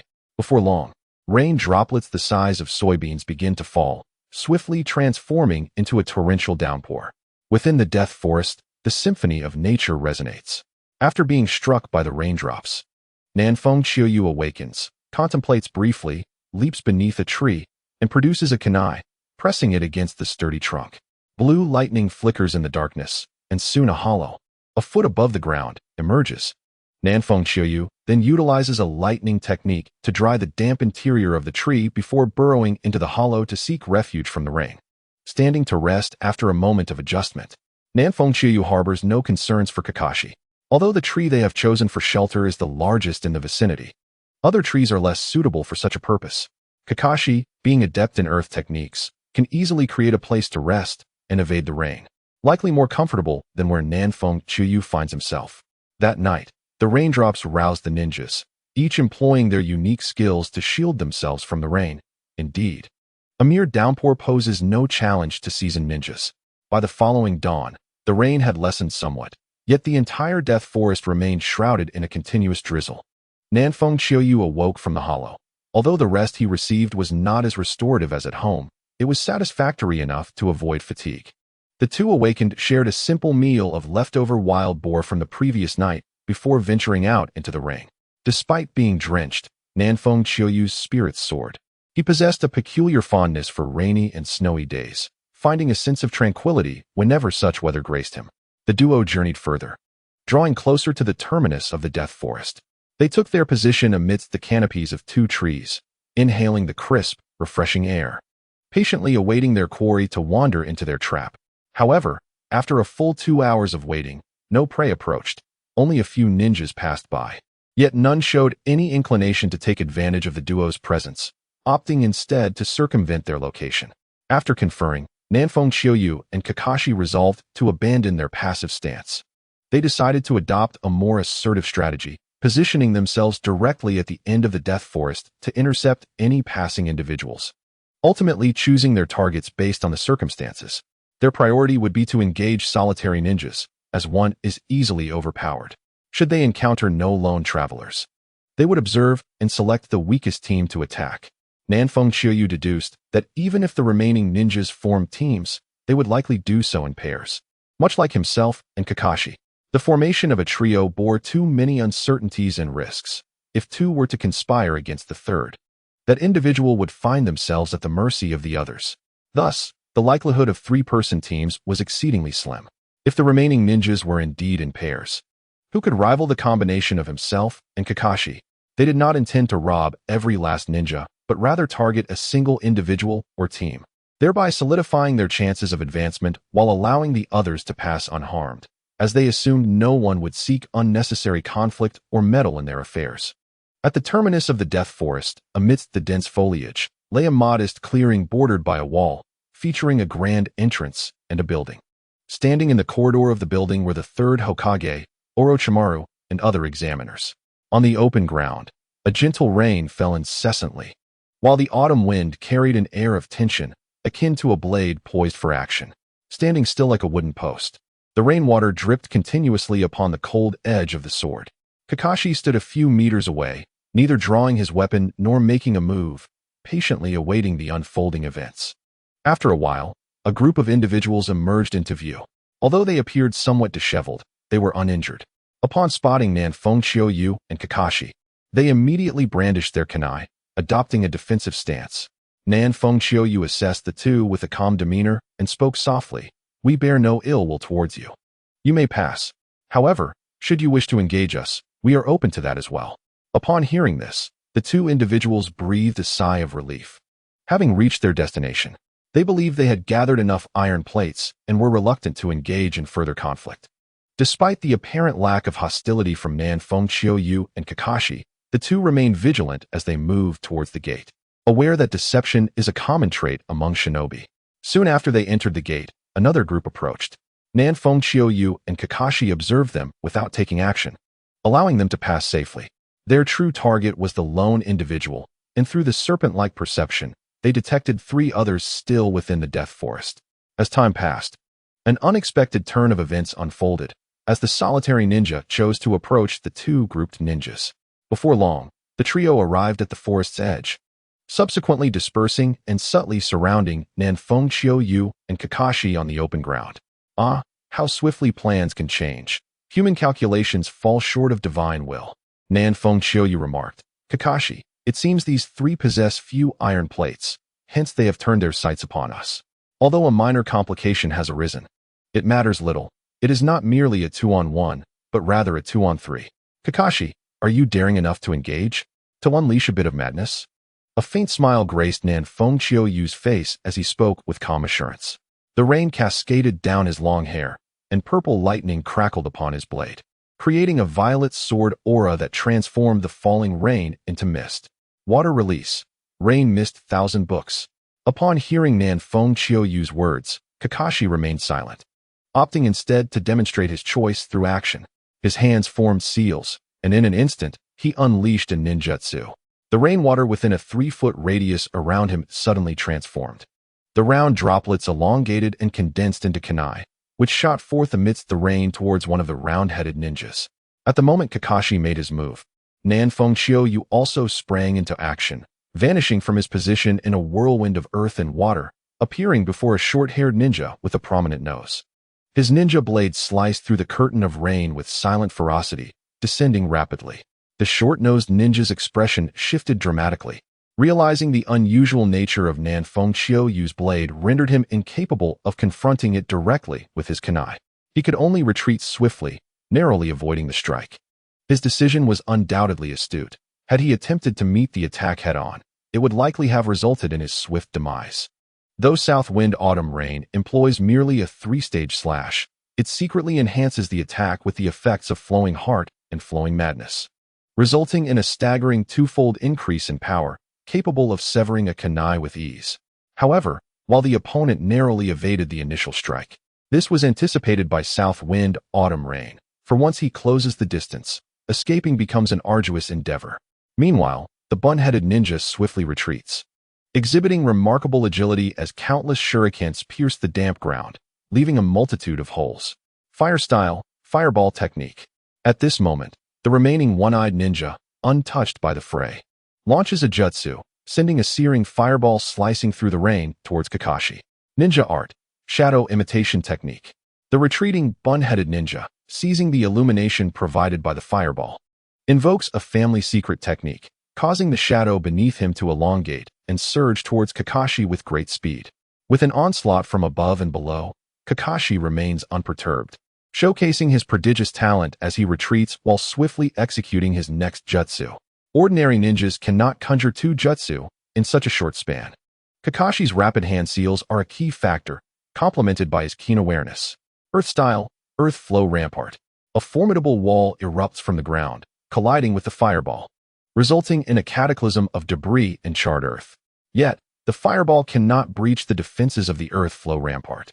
Simultaneously, the wall's verticality extends the distance for the shadow imitation technique, allowing Kakashi to retreat further, rendering the shadow incapable of ensnaring him. As the fireball dissipates, the illumination fades, diminishing the potency of the shadow imitation technique. On the other side, South Wind Autumn Rain relentlessly pursues the large-nosed ninja, whose only recourse is evasion, leaving no room for counterattacks. The large-nosed ninja, despite being pressed into a corner, still possesses some skill, though South Wind Autumn Rain's three-stage slash has driven him to peril. He is yet to be vanquished. Nevertheless, South Wind Autumn Rain has a contingency plan. With a swift motion, he hurls 3 kunai, each affixed with an explosive tag, towards the large-nosed ninja, who narrowly evades the final stage of the 3-stage slash. Timing is critical. The large-nosed ninja, just landing, finds himself with no opportunity to leap away once again. Consequently, he can only swing his kunai to deflect the incoming projectiles. Upon releasing the kunai, South Wind Autumn Rain plants his ninja blade into the ground, forming hand seals to execute a C-rank lightning release jutsu.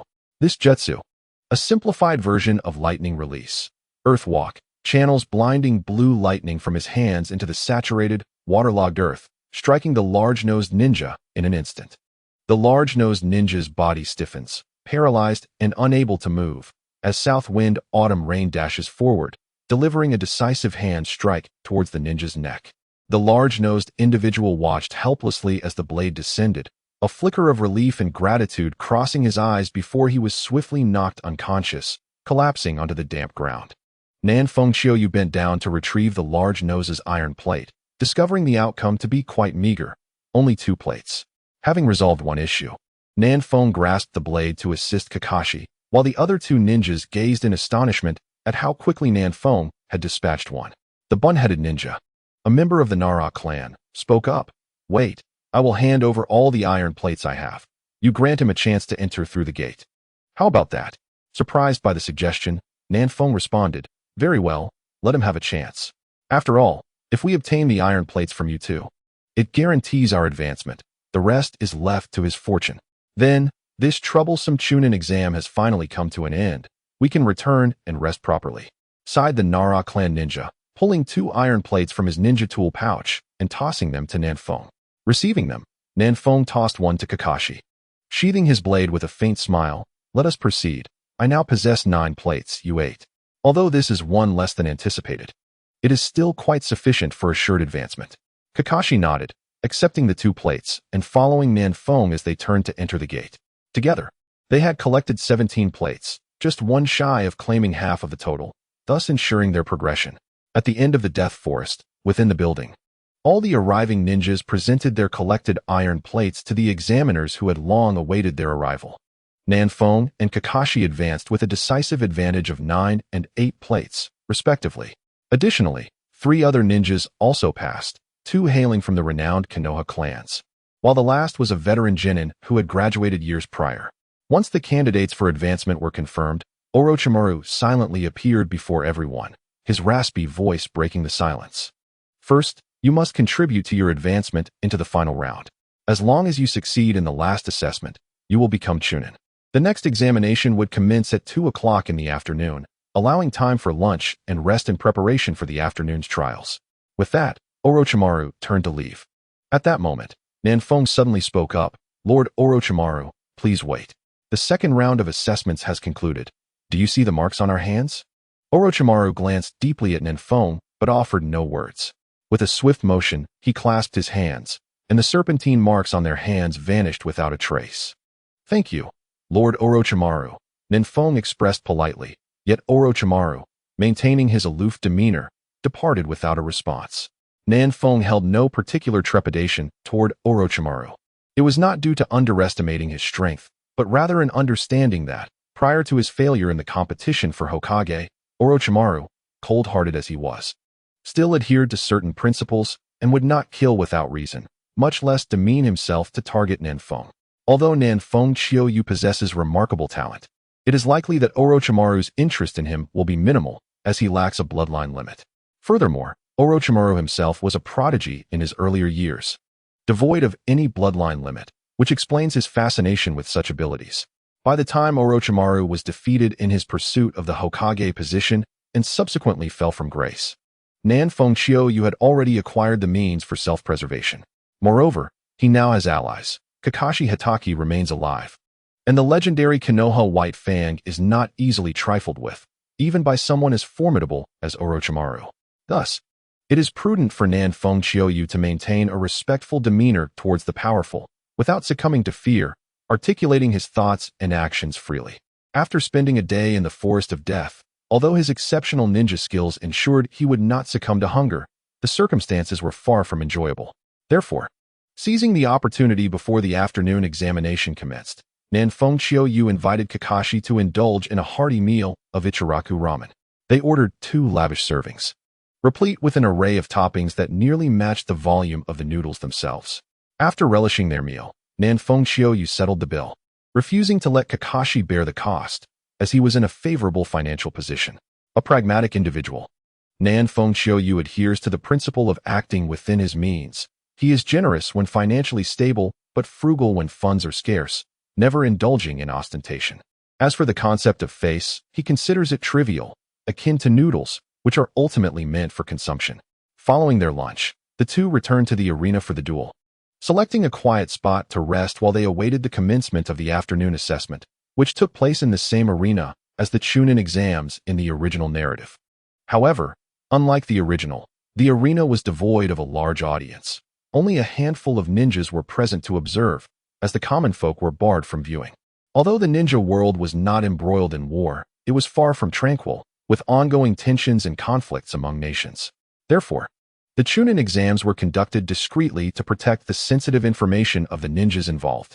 After a brief respite, the notification for the assessment arrived, summoning the 5 candidates once more to gather. They would determine their order of appearance and opponents through a draw. This particular Chunin exam allowed for only 3 successful candidates, meaning at least 2 would face elimination, with the possibility that none might advance. The opponents for the 5 were all special Jonin, individuals who surpass Chunin yet do not reach the level of Jonin, thus existing within this intermediate tier. Nevertheless, the prowess of a special Jonin could pose a threat to even Jonin, albeit with a lower probability of victory. To endure a 15-minute battle against a special Jonin was a considerable challenge for the lower ninjas on the cusp of Chunin rank, as the special Jonin would not hold back, perhaps only sparing them at critical moments. Once the draw concluded, Kakashi was assigned to the first round, while Nanfeng Qiuyu was slated for the final round. The 2 ninjas from prominent clans were positioned for the second and third rounds, respectively, with the last ninja assigned to the 4th round. Thus, the order of appearance was firmly established, along with the corresponding opponents, and with the official command from the proctor. The examination officially commenced. The formal Chunin exams, regardless of the iteration, are invariably challenging with limited slots available. However, during times of war, the situation shifts dramatically, significantly easing the path to promotion, resulting in a surge of Chunin and Jonin. The 4 participants yet to take the stage each found their vantage points to observe. Among the audience were the 3rd Hokage, Orochimaru, Shikaka Nara, Jiraiya, Minato Namikaze, Danzo Shimura, Mito Gate, Konoha Sarutobi, and various clan heads from Konoha who had the leisure to attend. Shikaka Nara, the first to see Kakashi make his entrance, turned to the 3rd Hokage, Hiruzen Sarutobi, and inquired with a grin, "How do you feel? Are you anxious? Do you have confidence in your son?" Although Shikaku had relinquished his position as the head of the Umbu, he currently held the status of an ordinary Jonin. Nevertheless, the 3rd Hokage's trust in him remained unwavering, implying that as long as Kakashi performed adequately, he would undoubtedly pass the examination and perhaps even surprise the Hokage. Shikaku harbored no modesty. He knew his son well and was confident in his abilities. "Surprise?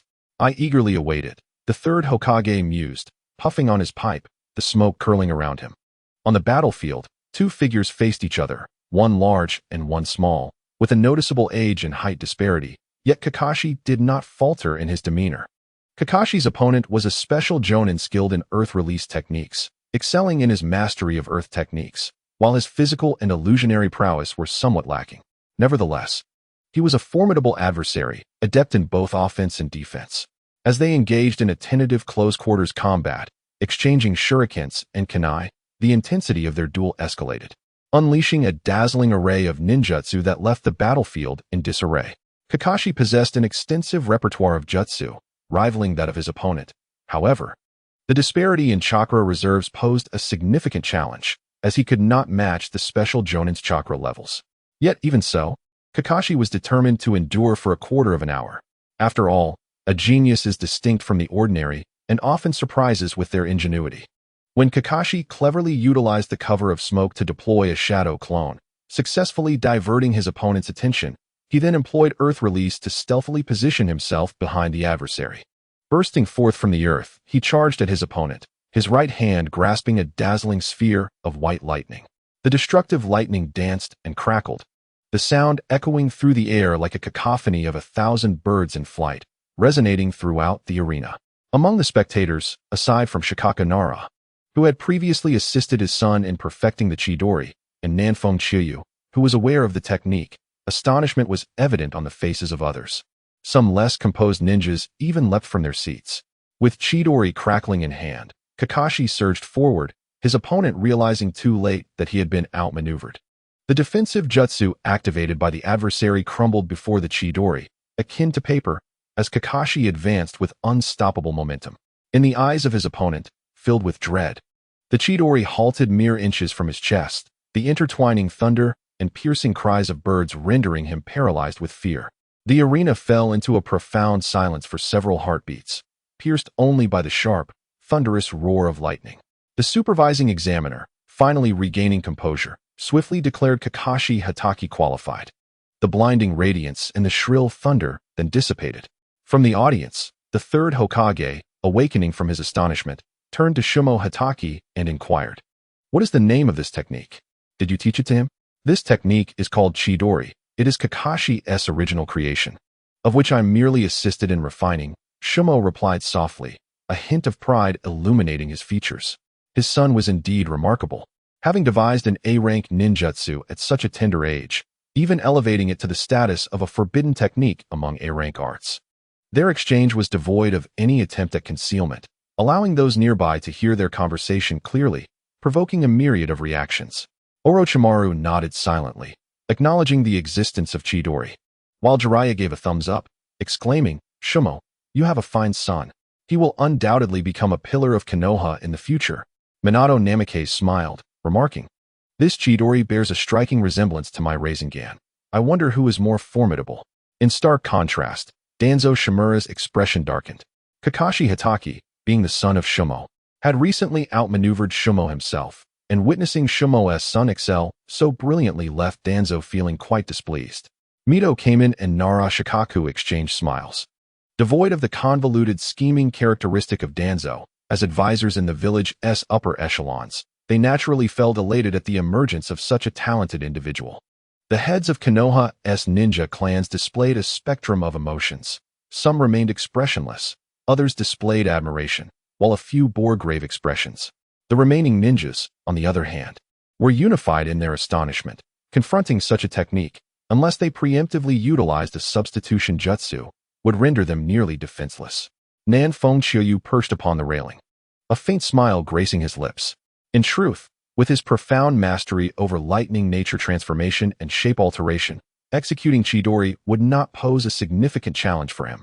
However, he had simply chosen not to invest the effort in its study. His swordsmanship was not inferior to that of Chidori. Should time permit in the future, he might dedicate some effort to mastering Chidori. Aside from its efficacy, it certainly possessed an undeniable flair. While Nanfeng Chiyu maintained his composure, his three companions were considerably more anxious. The prowess of Chidori had transcended their current understanding, and those who would follow in the examination would find themselves in a precarious situation. In light of Kakashi's triumph over a special jonin, albeit due to the latter's momentary lapse in caution, the outcome was nonetheless undeniable. Even if they could endure for a mere quarter hour against a special jonin, their accomplishments would be overshadowed. A defeat would be even more humiliating. The crux of the matter was that Kakashi's victory over a special jonin had erected a significant barrier for them as examiners. The special jonins would also be concerned about their dignity. To be bested by a mere child was already a considerable embarrassment. A second defeat would be utterly disgraceful, leaving them with no face to continue their roles as special jonins. Consequently, the special jonins in the subsequent assessments would undoubtedly exert their utmost efforts, refusing to underestimate their opponents, thus amplifying the challenges ahead. One could hardly consider this anything but a pitfall for them. Indeed, in the second, third, and fourth rounds, each strike delivered by the formidable special jonin bore an air of utmost seriousness and dedication, exerting their full strength, even surpassing their limits, leaving no room for opportunity. They exhibited a blend of ferocity and composure, dominating the young contenders throughout, ultimately overwhelming the trio. To be defeated means failing the assessment, requiring them to await another opportunity, rendering their efforts over the past 2 days futile. This instilled a sense of resentment towards Kakashi within the three. Lamenting his excessive vigor, did he not consider leaving some dignity for the examiners? With all three eliminated, it implied that this round of the Chunin exams might yield at most 2 new Chunin, or perhaps even only 1. Thus all eyes were on the final match to observe Nanfeng Qiuyu's performance. The 5th match commenced, Nanfeng Qiuyu versus Yun Jiling. With a command from the proctor, the long-anticipated special jonin Yun Jiling emerged onto the dilapidated arena, adorned with black round sunglasses and white attire, his expression inscrutable, exuding the calm and composed aura characteristic of the Yun clan. Nanfeng Qiuyu offered a smile, gracefully leaping down from the railing, landing nimbly within the duel arena. Suddenly, a secondary profession transfer task was triggered. Defeat Yun Jiling without sustaining any injuries within 15 minutes. Success would grant the choice of one among 4 secondary professions: alchemist, puppeteer, enchanter, or disassembler. Would he accept? As Nanfeng Qiuyu touched the ground, the system's cold, mechanical voice resonated, momentarily startling him. He softly uttered his acceptance, his smile fading as he approached Yun Jiling with utmost seriousness. The triggering of a secondary profession transfer task was indeed an unexpected delight for Nanfeng Qiuyu, igniting his curiosity about how these 4 professions would manifest in this world. In the audience, the 3rd Hokage spoke once more. Shwomo, I hear you have a rather cordial relationship with this lad. What is your perspective on this battle? Based on my understanding of Qiuyu, I believe he will navigate this assessment with ease. The extent of his performance will depend on his own capabilities. Ha ha ha. You have great confidence in him. To be candid, Hokage-sama, before Kakashi developed the Chidori, he had sparred with Qiuyu and found himself at a disadvantage. Oh, is that so? I must observe closely. Shimura Danzo, overhearing their exchange, interjected with displeasure. I hold a differing opinion. While Yun Jiling may not be the most outstanding of the Yun clan, he embodies their strengths and possesses considerable skill in insect manipulation. I have greater faith in him. Is that so? Since Lord Danzo believes so, let us await the outcome. Hatake Shwomo cast a nonchalant glance at Shimura Danzo, his earlier genuine respect now reduced to mere formality. In recent days, Shwomo had been discreetly investigating, even enlisting the clandestine support of the Umbu. Though he had resigned from the position of Umbu leader, the majority of the core members were those he had promoted. Lacking the title did not diminish his authority, for the Umbu leadership remained vacant, and his trust in the Hokage remained steadfast. After days of meticulous investigation, although no definitive evidence was uncovered, the subtle clues suggest a deeper connection. Someone harbors ill intentions towards oneself, and it is indeed peculiar that Hatake Sakomo displays any semblance of cordiality towards Danzo Shimura. Humph! Upon hearing this, Danzo let out a cold snort, dismissing Sakomo's presence. While his gaze shifted to the dueling arena, contemplating how to further manipulate Sakomo, even if it meant resorting to distasteful tactics.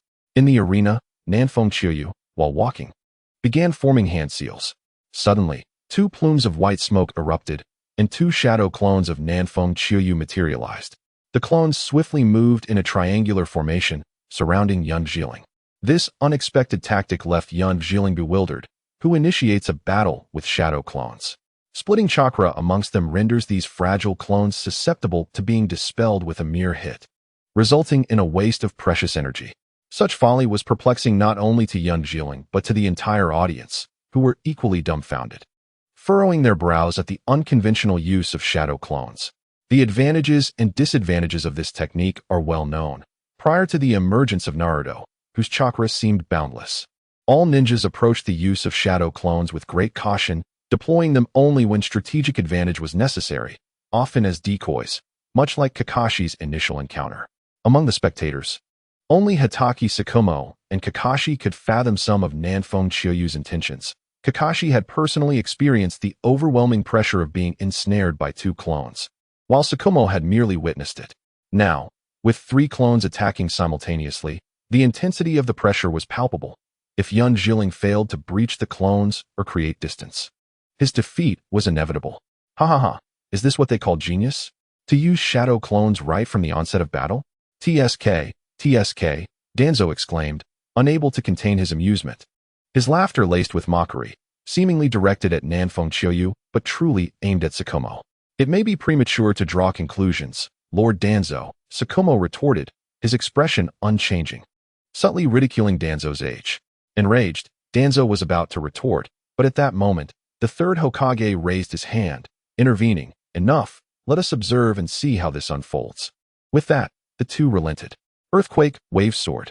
The three clones of Nanfeng Chiyoyu sprang into action simultaneously, their kunai slicing through the air, unleashing a powerful wave of force that sent dirt flying and compressed the air, transforming into pale yellow projectiles hurtling towards Yun Jilin, with his round sunglasses obscuring his expression. Yun Jilin appeared unfazed, his demeanor calm.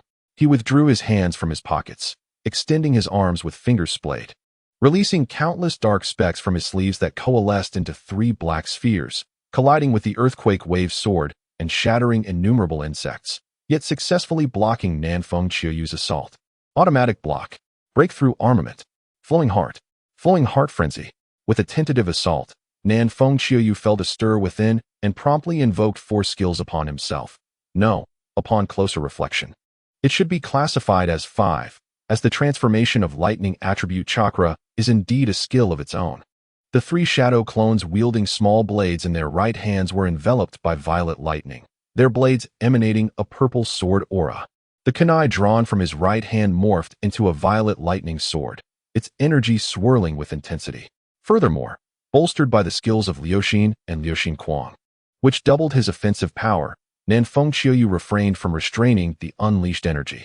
As a result, the arcs of electricity from the two swords surged into the atmosphere, the sword aura intertwining more densely, reaching the zenith of Nanfeng Chiyoyu's current prowess. Initially, Nanfeng Chiyoyu's maneuvers left Yunu Zhilong somewhat perplexed. The Yunu clan is renowned for their composure and clarity of thought, particularly in their mastery of insect manipulation techniques. When confronted with incomprehensible actions, their strategy typically leans towards defensive analysis, identifying vulnerabilities before engaging. This temperament is undoubtedly advantageous, enabling them to preserve their safety in most situations while discerning weaknesses to secure victory. However, it can also lead to missed opportunities in battle. In truth, the optimal response for Yunu Zhilong against Nanfeng Chiyoyu's shadow clones would have been to decisively unleash his ultimate technique. Willing to expend all resources to dismantle Nanfeng Chiyoyu's clones, thereby depleting his chakra and seizing the initiative. Had Yunu Zhilong taken such action, it would have been exceedingly difficult for Nanfeng Chiyoyu to defeat him within a mere quarter of an hour.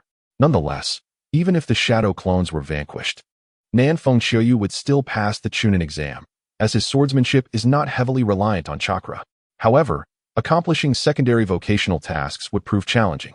Having assessed the situation, Nanfeng Chiyoyu initiated a tempestuous onslaught. The three figures vanished simultaneously, and the razor-sharp lightning swords pierced through the air, leaving behind 3 violet afterimages. In the blink of an eye, they appeared before Yunu Zhilong, 6 lightning swords striking from various angles, rendering evasion nearly impossible. Yunu Zhilong's composed expression shifted. Fortunately, his vigilance had remained intact, or he would have been caught off guard. Secret technique. Insect barrier technique. The Yunu clan's insect manipulation arts possess unique characteristics, allowing them to communicate almost telepathically with the insects they control. The execution of their secret techniques is remarkably swift, and at an advanced level, they can even perform without hand seals. A swarm of black insects erupted from Yu Nu Zhilong's body, forming a rapidly rotating sphere of the insect barrier. The 6 lightning swords clashed against the barrier, their unmatched sharpness cleaving through it, while the furious lightning exterminated countless insects. Demon Slash. This insect barrier could only temporarily stave off Nanfeng Qiuyu's assault, merely slowing the cutting speed momentarily. The purple lightning swords surged with an overwhelming, dark malevolence, and their cutting velocity escalated, as the 6 blades shattered the barrier into countless fragments. Insect Substitution Technique. Seizing the brief respite afforded by the insect barrier technique, Yu Nu Zhilong invoked the clan's secret insect substitution technique, not only evading Nanfeng Qiuyu's lethal strike, but also extricating himself from the encirclement of 3 shadow clones. However, Yun Zhiling had no time to revel in his moment of triumph. Under the automatic blocking state, the perception ability of Nanfeng Qiuyu was formidable within a certain range, and most of the dual arena lay within his sensory grasp. Breaking Army Rising Dragon Strike. 3 figures of Nanfeng Qiuyu erupted with surging and unparalleled sword energy, slicing to pieces the insects that Yun Zhiling had stealthily placed on him, obliterating all of his hidden attacks. In a display of speed comparable to the instant body technique, the 3 figures charged toward Yun Zhiling, leaving deep, menacing sword scars in the ground as if it had been plowed. The relentless and ferocious onslaught from Nanfeng Qiuyu instilled a sense of unease in Yun Zhiling. Nonetheless, he had no choice but to summon all his strength to resist. Fortunately, having just escaped the encirclement, he only needed to confront them head-on. Had he been attacked from 3 directions, he would have been utterly at a loss. Yun Zhiling could distinctly sense that this assault surpassed the previous ones in potency by several degrees. His insect wall technique could not withstand such formidable force. Insect Storm of Destruction. Yun Zhiling formed seals with his hands, unleashing an energy-draining secret technique. Countless black destructive insects coalesced into a massive black tornado, towering over 10 meters, surging forth to collide with the 3 figures radiating sharp sword energy. The 3 Nanfeng Qiuyu figures almost simultaneously plunged into the black tornado, unleashing 3 mighty arcs of purple lightning sword energy that cleaved through the air, effortlessly tearing the black vortex apart. Countless shattered insect carcasses, charred and broken, rained down from the sky. 3-stage slash. With relentless vigor, he executed a 3rd assault, knowing this strike was imperative. Any delay would weaken his unstoppable momentum. As he observed Nanfeng Qiuyu charging toward him, a sense of dread washed over Yun Zhiling. He sensed his impending defeat. However, his dignity as an examiner compelled him to resist. Moonlight slash. Recognizing the familiar insect wall, Nanfeng Qiuyu decisively halted his 3-stage slash. The 3 rounds of purple moonlight suddenly illuminated the scene, exuding a grandeur that eclipsed the usual serene elegance of the moonlight slash, and its power had intensified. As the 3 rounds of purple moonlight tore through the black insect wall, sharp, violent kunai imbued with lightning surged through the gaps, piercing into the insect wall from 3 distinct angles, forming a triangular shape poised dangerously above Yun Zhiling's neck. The piercing sharpness made his skin ache, leaving him too fearful to move. I concede, Nanfeng Qiuyu stated expressionlessly, his thoughts signaling the release of all enhancements, and the shadow clone dissipated. The outcome was clear. With a loud puff, 2 clouds of white smoke billowed as the shadow clone vanished, leaving a profound fatigue and a sense of chakra depletion coursing through Nanfeng Qiuyu's nerves, causing him to furrow his brow slightly. Though discomfort, he found himself able to endure. Nanfeng Qiuyu, you are qualified. The examiner responsible for judging was taken aback for a moment, seemingly unable to anticipate that this battle would conclude so swiftly, its outcome proving unexpectedly abrupt. Even shorter than the first encounter, falling well short of a quarter of an hour.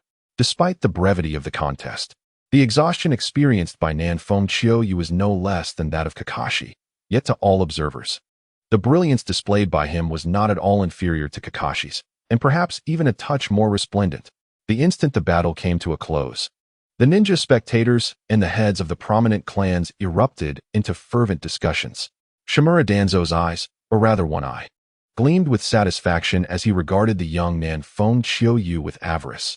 At such a tender age, possessing such prowess and creativity, if he could be drawn into his route, he would undoubtedly become his right-hand man. the sharpest weapon of the root. With this thought in mind, Shimura Danzo's eyes darted as he contemplated the most suitable pretext to recruit Nanfeng Qiuyu into his ranks. After racking his brain for quite some time, he could not conjure an appropriate excuse, and thus turned to the third Hokage, saying, "Hiruzen, this child is an exceptional seedling. Allow him to join my root, and I will cultivate him into the strongest foundation of Konoha, eliminating all threats to our village from the shadows." The third Hokage, who had been conversing cheerfully with his apprentice and grad student, stiffened at these words, a hint of displeasure crossing his features. Did he not understand what the root entailed? Was he attempting to deceive him? Just as the third Hokage was about to respond, Kakashi Hatake, once the head of the Umbu, erupted in indignation. He was well aware of the nature of the root, a dark place where emotionless machines, driven solely by duty and bloodshed, congregated. How could he possibly allow Danzo to drag Nanfeng Qiuyu into such a realm? He regarded Nanfeng Qiuyu as a half-benevolent figure, akin to a younger relative, and thus his anger flared. With an expressionless face, Kakashi retorted coolly, "Thank you for your kind intentions, Danzo.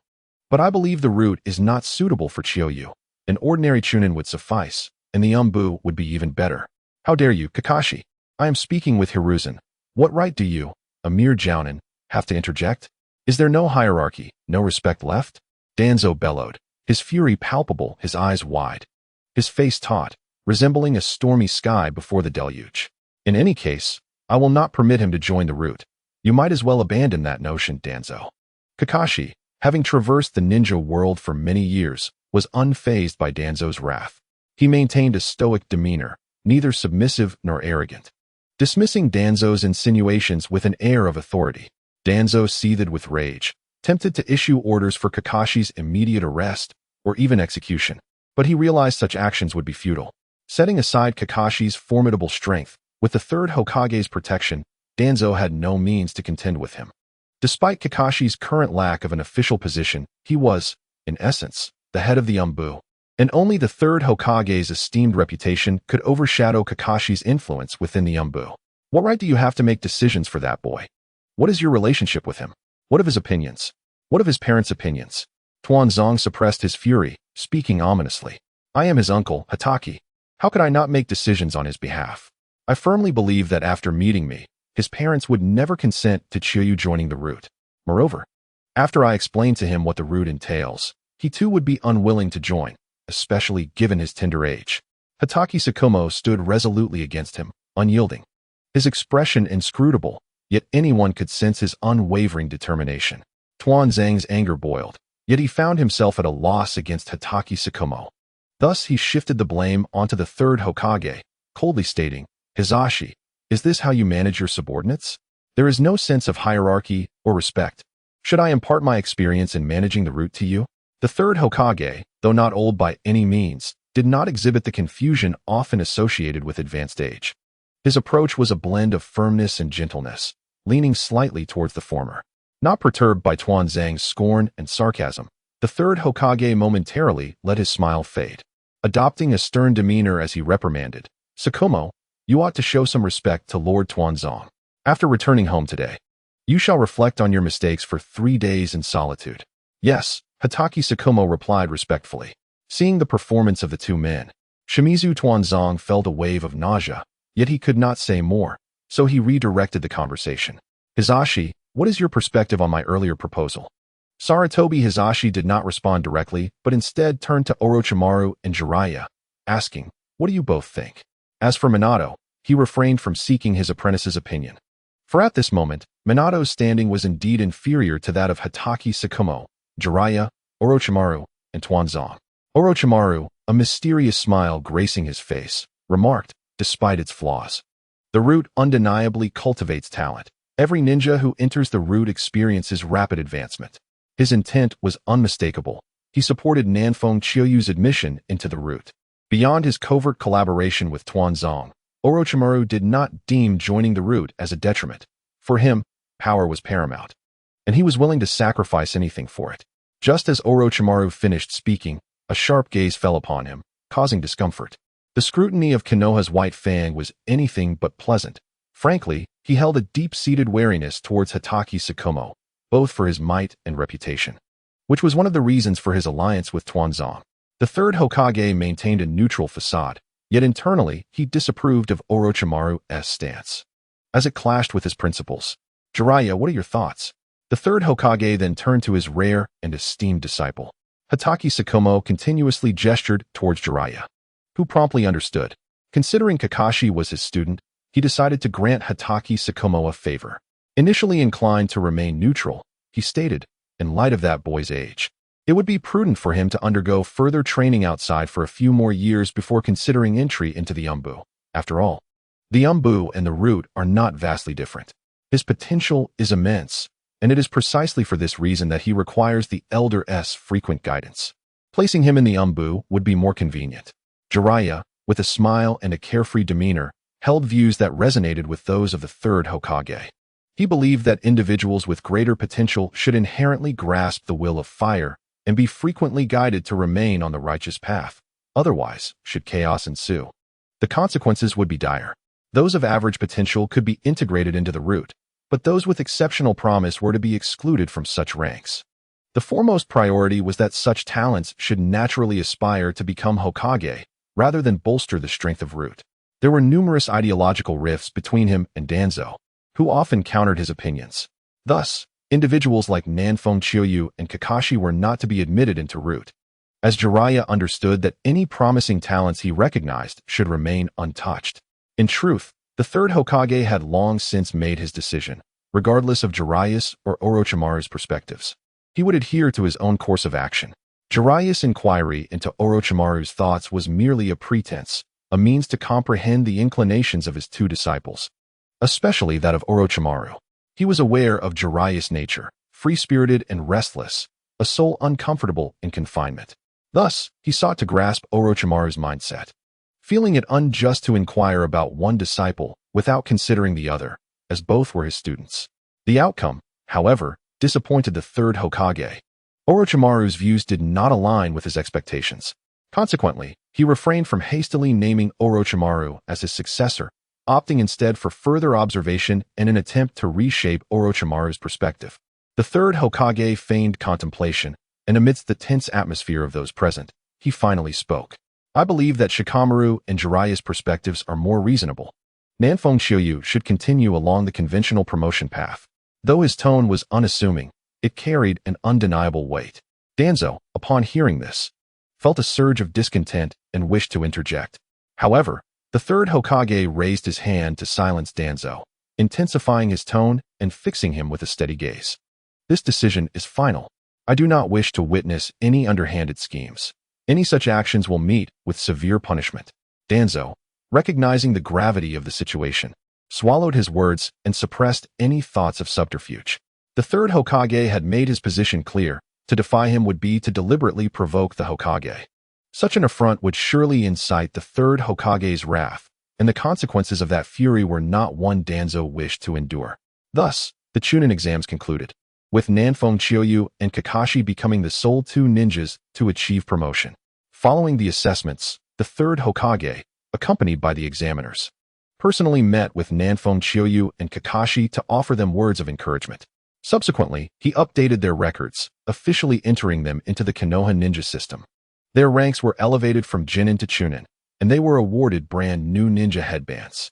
After completing the procedures following the Chunin exam, Nanfeng Chiuyu departed with Kakashi and returned to the Hidden Leaf Village. Soon, news of their promotion to Chunin spread, elevating their reputations even further. Subsequently, Nanfeng Chiuyu and Kakashi attended a celebratory dinner for the combined 6th and 7th teams, where they were joined by notable figures such as Taichi Yagami, Minato Namikaze, Asuma Sarutobi, Kurenai Yuhi, Obito Uchiha, and Rin Noara, enjoying a delightful feast of grilled meat together.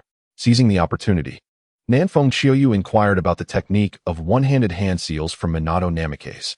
Throughout the entirety of Naruto, there are few ninjas capable of performing hand seals with a single hand. The ones that Nanfeng Chiuyu recalled were Mizuki Bai, Itachi Uchiha, Minato Namikaze, and Sasuke Uchiha. Mizuki Bai could execute water-release jutsu with one-handed seals, although his speed was not particularly swift. Moreover, for the Mizuki clan, mastering water release is essential for excelling in ice release, and being able to release ice release through one-handed seals would be truly remarkable. As for Itachi Uchiha, Nanfeng Chiyu remembered that during his first battle against Kakashi, he utilized water release rather than his most proficient fire release, making this quite noteworthy. Regarding the ninjutsu that Minato Namikaze executed using one-handed seals, Nanfeng Chiyu's memories were somewhat hazy, but he distinctly recalled the speed of the technique being remarkably rapid. Nanfeng Chiyu's reason for questioning Minato was merely to test his luck, hoping that Minato had indeed mastered the technique of one-handed seals.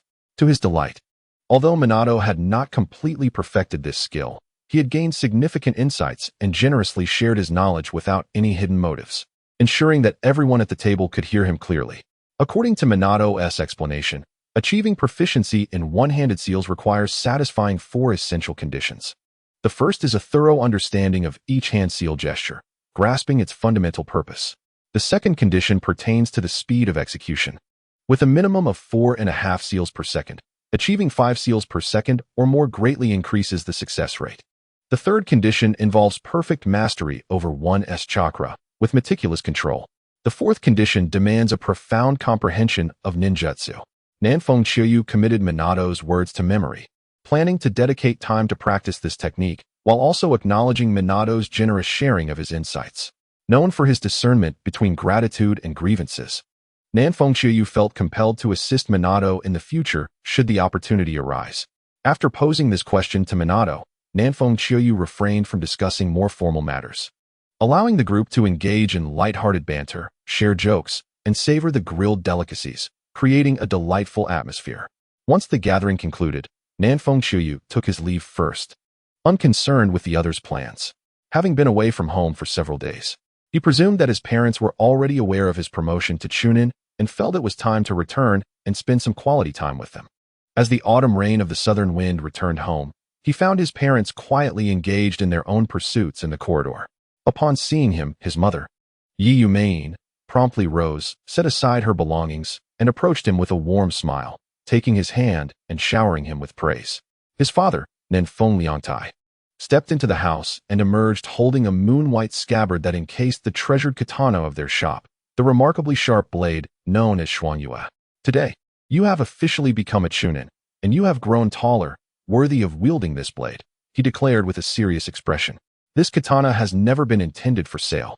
It has always symbolized our family business and served as a means to attract customers. Now that we have a ninja in our family, Xuanyue is entrusted to you. You must use it to protect yourself and safeguard Konoha. With utmost gravity, Nanfeng Liangtai handed the katana to his son. I will, father, replied Nanfeng Chiyu, his face reflecting the seriousness of the moment as he accepted the weapon. The moment he grasped the hilt, a cooling sensation enveloped his hand, reminiscent of dipping into the refreshing waters of a shaded well on a scorching summer day. Through relentless training and a nourishing diet, his physique had developed remarkably. In just over a year, he had grown approximately 15 centimeters, his form lean and muscular. Though still young, his strength was considerable, allowing him to wield an adult-sized katana with relative ease. He removed the small dagger from his back and secured Xuanyue in its place. Spending some time conversing with his parents about the Chunin exams and his experiences on missions before retiring to his room for rest. Once in his sanctuary, Nanfeng Chiyu carefully examined Xuanyue, removing it from his back.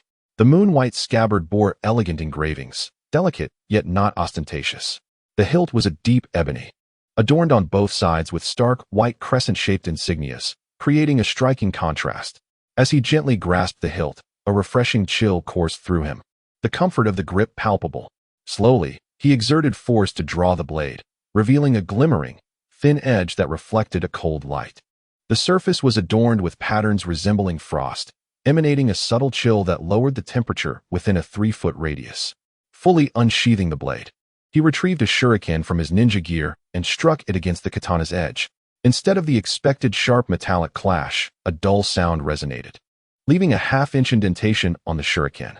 An excellent blade, Nanfeng Chiyu marveled, knowing that the shurikens he used were among the finest available in their shop, with few rivals save for a select few custom-made pieces.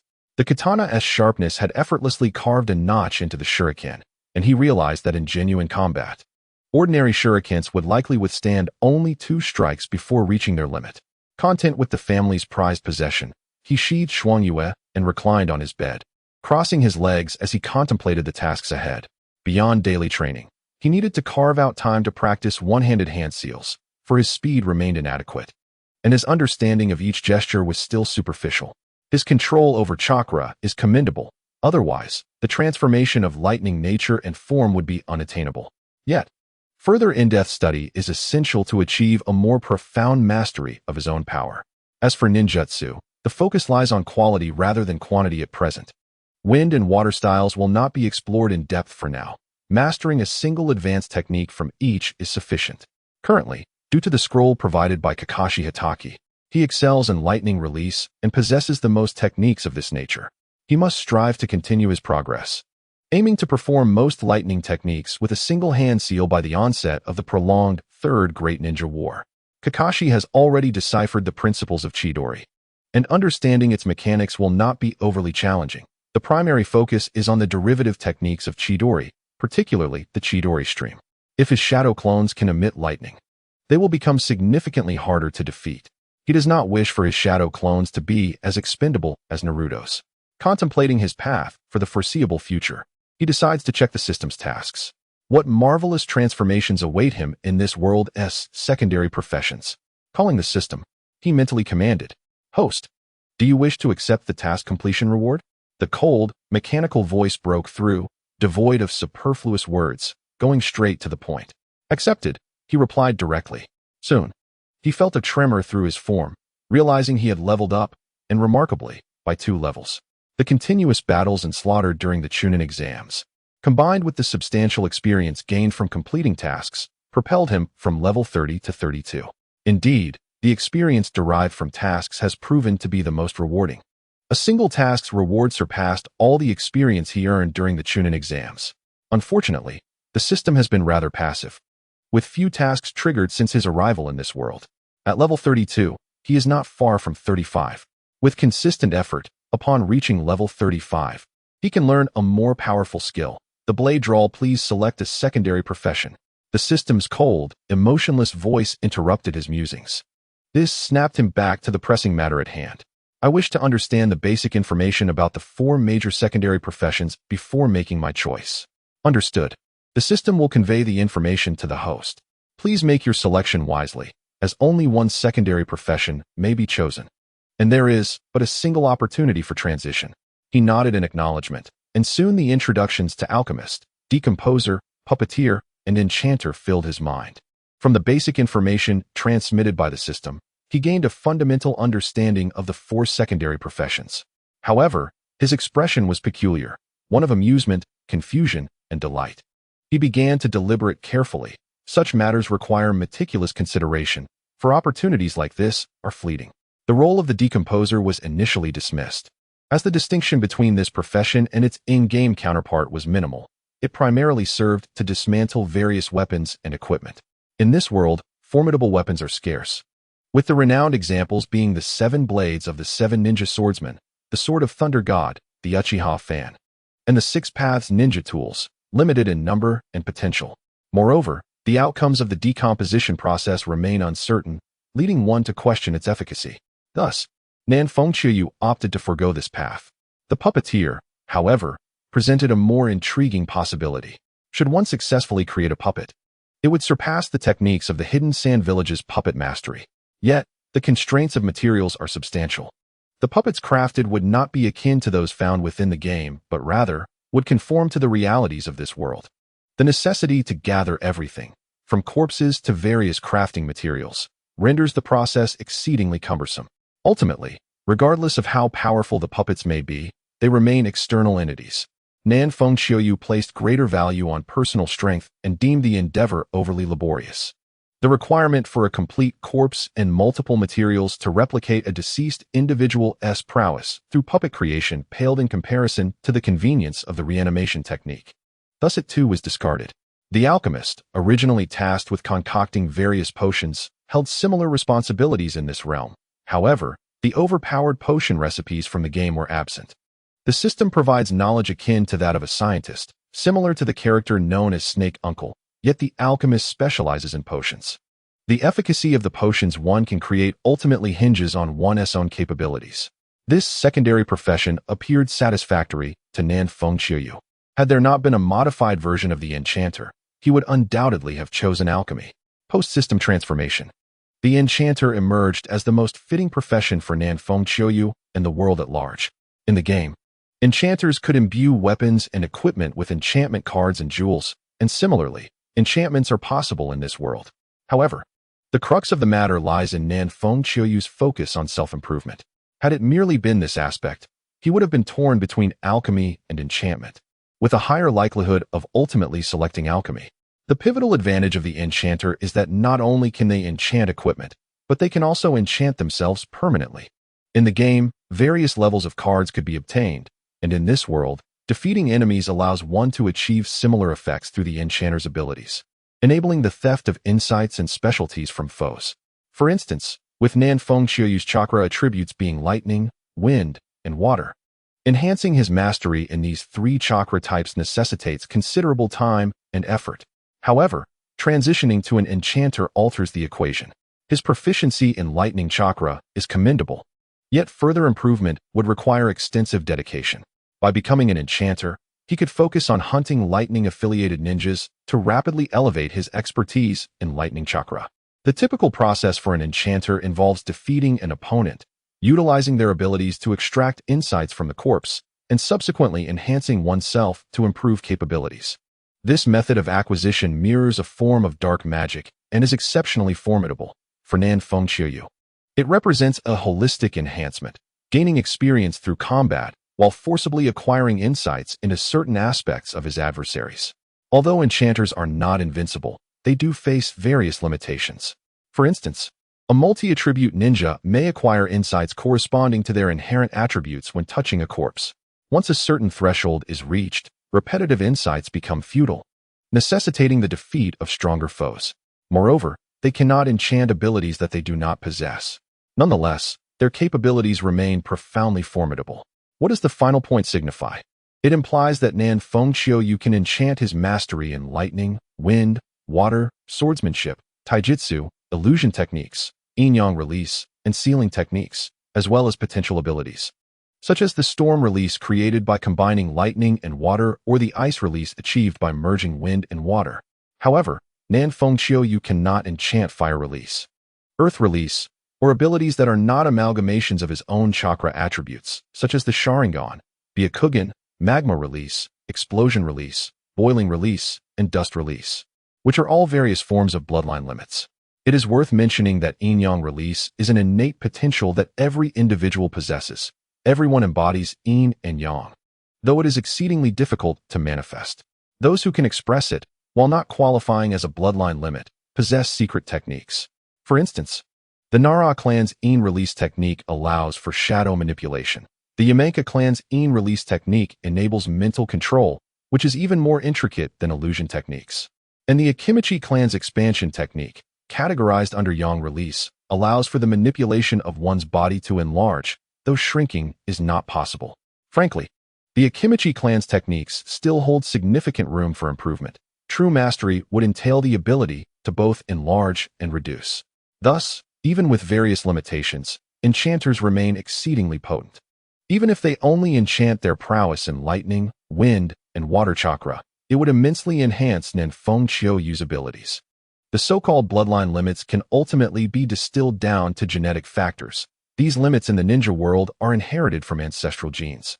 So, how did those genes originate long ago? Were they innate? Nan Fengqiu harbors doubts. Even the Sage of Six Paths inherited a portion of Kagaya Otsutsuki's genes, thus acquiring his powers. The divine tree not only bestowed strength upon Kagaya Otsutsuki, but also altered her genetic makeup. As for other bloodline limits, such as ice release, how did they come to be?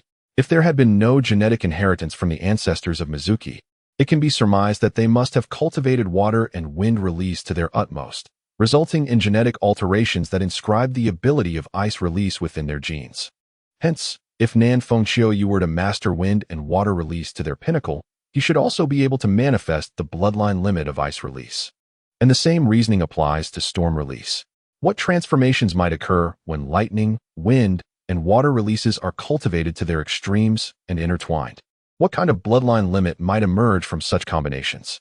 Nanfeng Xiaoyu remains uncertain. Perhaps it will resemble dust release, or perhaps not.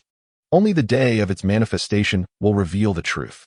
The combination of 3 supreme release techniques, along with the enigmatic swordsmanship, fills Nanfeng Xiaoyu with confidence about the future.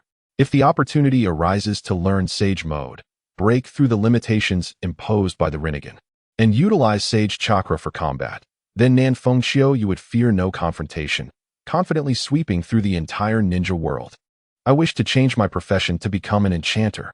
As the autumn rains of the south lingered, Nanfeng Xiaoyu found himself in a state of exhilarating excitement. Utterly at a loss for words, he was undergoing a class change. With the finality of his declaration, a unique power manifested within him, coursing through his being, predominantly converging in his arms. The transformation was successful. After a period of fervent exhilaration in his bedroom, Nanfeng Xiaoyu gradually calmed down and practiced his hand seal speed for a while before retiring to bed. In the days that followed, apart from his daily training, Nanfeng Xiaoyu devoted his primary focus to mastering the one-handed hand seals and the development of the Chidori technique. He refrained from consulting Kakashi, as he possessed considerable expertise in lightning chakra and was already familiar with the principles behind Chidori, having witnessed Kakashi perform it at close range once. It was only a matter of time before he unraveled it on his own. Within 3 days, he had made some headway, and by the 5th day, he had completed nearly half of the progress. With no more than 10 additional days, he would be able to utilize Chidori. However, after 5 days, his time became scarce again as missions resumed. It had been quite some time since Team 6 had undertaken a mission. This time, Taichi Yagami directly accepted 2 missions, accompanied by Nanfeng Xiaoyu, Asuma Saratobi, and Kurenai Yuhi. They spent the better part of half a month completing the assignments before returning to the village. With the missions completed, there would be no further assignments for a while, granting Team 6 a half-month break. In the backyard of the Nanfeng residence, Nanfeng Xiaoyu stood relaxed, when suddenly he pressed down with his left hand, fingers splayed, as azure sparks of electricity danced across his palm. Gradually, the electric currents intensified, coalescing into a dazzling white brilliance, while blue arcs of lightning flickered around his hand, resonating like the chorus of 1,000 birds echoing through the yard. With his right hand gripping Frost Moon and his left hand holding Chidori, he moved with agility, swiftly arriving before a wooden post. With a downward slash of Chidori, the sturdy post was effortlessly cleaved in two, with barely any resistance felt. Dispersing the Chidori, he nodded in satisfaction when a phantom card with a silver-white frame materialized in his left hand, its center depicting a figure enveloped by a swirling white tornado. With eager anticipation, Nanfeng Xiaoyu placed the silver card upon the blade of Frost Moon. Miraculously, the card dissipated, transforming into a stream of silvery energy that infused the blade. A soft hum resonated, and suddenly a pale azure chakra of wind erupted from the pristine blade before vanishing. With a casual flick, he distinctly sensed an increase in the speed of his strikes, the sound of the slicing wind becoming almost imperceptible. After conducting a few experiments and finding the results satisfactory, Nanfeng Xiaoyu sheathed Frost Moon on his back. This card had been acquired after he eliminated an enemy during a previous mission. In total, 5 ninjas had fallen to his hand, 3 of whom yielded useful cards. The other 2 were enchanted upon himself, and this final card was affixed to his weapon. It appeared that its effects were indeed promising. Through the accumulation of small efforts, Frost Moon shall inevitably evolve into an extraordinary blade, rivaling the legendary swords of the 7 ninja swordsmen, perhaps even surpassing them in sheer terror. While Thunderblade Fong may wield the power of lightning, Frost Moon, once sufficiently honed, will manifest the elemental forces of thunder, wind, and water. It may even unlock the unique abilities of Storm Release, Ice Release, and possibly the formidable combination of lightning, wind, and water. The potential is immense. For Nanfeng Xiaoyu, the path to enhancing his strength lies in undertaking missions and engaging in fierce battles with a variety of foes, which promises the most expedient means of advancement. Once he masters the Chidori technique, he is destined to become a fervent task enthusiast. As he delves into the scroll gifted by Kiba Shoma, he finds a quiet corner in the corridor to sit against a pillar and resume his studies. Though he has only grasped half of this tome, he is determined to delve deeper, seeking to refine his mastery of lightning release to expedite his understanding of the Chidori technique. After all, sharpening the axe does not delay the task of chopping wood. Over the span of 2 weeks, Nanfeng Xiaoyu has transformed into a relentless training devotee, seldom venturing outdoors, let alone socializing. Even when called upon by his 2 teammates from Class 6, he dismisses them without hesitation. His diligent and earnest demeanor leaves Asuma and Hong feeling somewhat ashamed, prompting them to return home for their own training. Since Nanfeng Xiaoyu's promotion to Chunin, during their missions, it has often been unnecessary for Taichi to intervene, as he has been the one to handle the majority of their adversaries, with his companions merely assisting in dealing with lesser threats. The disparity in their abilities has become increasingly evident. In truth, the two had initially sought him out for relaxation after some tedious training at home. However, upon witnessing Nanfeng Xiaoyu's unwavering focus and energy, they resigned themselves to return to their own training. As the fortnight draws to a close, the final day arrives, and a new mission is expected the following day. On this morning, Nanfeng Xiaoyu continues his training in the backyard, nearing the completion of his research on the Chidori technique. As the morning swiftly passes, just before noon, while manipulating his chakra in the courtyard, he suddenly exclaims, "Chidori!" The sharp, piercing cries of birds resonate once more, but unlike before, there is no discharge of electricity from his hands. Instead, he emanates a radiant blue-white electric aura, with streaks of blue-white lightning dancing erratically around him, forming an impenetrable shield of unique defense. In this world, one must evolve with the times, learning from others while honing one's own skills. The abilities of the Demon Sword Master are formidable, yet not omnipotent, especially in the absence of those fearsome ultimate techniques. It is essential to acquire knowledge where it is due.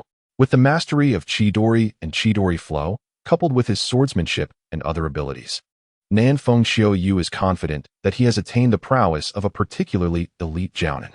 While he may not claim victory over a jounin, he possesses a significant assurance in his capability to ensure his own safety and escape. After the previous training session, combined with this one, Nanfeng Xiaoyu has made significant progress.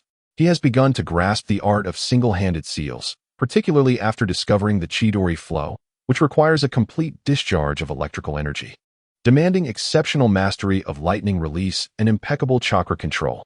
If he can further enhance his sealing speed and deepen his understanding of various sealing techniques, the day when he can execute ninjutsu with single-handed seals will not be far off. Upon completing his training, Nanfeng Xiaoyu had lunch with his parents. United in their concern, they urged him to venture outside more often. While they recognized the value of hard work, they harbored deep worries that their son might become overly absorbed in his efforts. Eventually, after much persuasion, Nanfeng Xiaoyu conceded to their wishes, agreeing to step out for a while, which prompted his parents to cease their nagging. However, in his heart, Nanfeng Xiaoyu had already resolved that if he found himself bored during his outing, he would retreat to the back mountain for further training, a secluded area ideal for practice, where he could be undisturbed until evening. Though training might seem tedious to many, he found joy in discovering its pleasures. He did not shy away from the notion of gaining strength in leaps and bounds, yet he also cherished the gradual, step-by-step progression. The sense of security and satisfaction that came from wielding power fascinated him, while the idea of true strength being an inner fortitude remained elusive to him for now. After a brief rest following lunch, Nanfeng Xiaoyu departed from home as he had promised, wandering outside to enjoy drinks and snacks, while also appreciating the various young women in Konoha. However, after a time, he grew somewhat weary of the streets and decided to head to the back mountain for training before returning home. The back mountain of Konoha is a vast forest, a lush sea of greenery. The area closer to the village has been cleared by the ninjas, rendering it quite safe, but deeper into the mountain, dangers abound, and certain areas are off-limits. The Umbu and Root organizations conceal themselves within the back mountain, yet the expanse is so extensive that without insider guidance, it is challenging to locate their hidden bases. As Nanfeng Xiaoyu entered the back mountain, he heard the sounds of shuriken and kunai striking targets, indicating someone was training. Curiosity piqued, he quietly approached and discovered a youth clad in a dark high-collared short-sleeve shirt and triangular guard, accompanied by matching trousers and leg wraps. The Uchiha clan symbol adorned the back of his attire, and he wielded a small blade. The boy's appearance struck a chord of familiarity in Nanfeng Xiaoyu. As the youth landed, revealing his round nose and kind demeanor, Nanfeng Xiaoyu recognized him as Uchiha Shursui. Given his age, he appeared to be at least 3 years his senior, having graduated significantly earlier. With Shusui's prowess, he was undoubtedly a chunin at the very least. Possibly even a special jonin, and not far from reaching the status of a jonin. The autumn rain of the southern wind stirred thoughts within. Yet he did not conceal his intentions. After all, secretly observing others' cultivation was a grave taboo. Lacking any sinister plots, he had no reason to be furtive. Moreover, he yearned to meet the legendary Uchiha Shursui. "Greetings, I am Nan Feng Chiouyu," he said with a gentle smile as he stepped out from behind the tree. Having come over upon hearing a slight commotion, Uchiha Shursui ceased his cultivation, wearing a warm smile that exuded kindness and approachability. "Hello, I am Uchiha Shursui. It is a pleasure to meet you." "Ah, so you are Uchiha Shursui. I have heard of your esteemed name. It is said you have garnered quite a reputation in the ninja world." "To be frank, I am envious," Nanfeng Chiouyu replied, feigning realization. His words were not mere flattery. Indeed, Uchiha Shursui had begun to make a name for himself within the ninja realm. Of course, Shursui's fame had yet to reach its zenith. Similar to Minato Namikaze, he would achieve renown during the Third Great Ninja War. The disparity in their reputations was not immense. However, if one were to compare, the moniker of the Yellow Flash carried slightly more weight, especially since Minato later ascended to the position of the fourth Hokage. "Thank you for your kind words, but I am not as formidable as you suggest. You need not envy me. I am confident that before long, you too will carve out your own reputation. I have heard of you as well. During this Chunin exam, you and Kakashi Hitaki were the only ones to pass, which is quite an achievement. I have also often heard your name mentioned within my clan. You are indeed a genius." Hearing such praise made Nanfeng Chiouyu somewhat bashful, for indeed, there were some conflicts between him and the Uchiha clan. "That is of no consequence. I am well aware of the Uchiha clan's circumstances and the nature of its members. There are many in the village who harbor grievances against us," Shursui sighed, a touch of helplessness in his tone. His strength was limited. Despite his relentless efforts, it was challenging to alter the disposition and approach of his clansmen, who continued to forge enmities, unknowingly offending countless individuals both openly and covertly. To speak candidly, the character of most Uchiha clan members is rather unfortunate. If they possessed even half of your disposition, the Uchiha clan would surely be well received in the village. Alas, it is difficult. The personalities of the Uchiha have become deeply ingrained in many, passed down through the legacy of the Sharingan.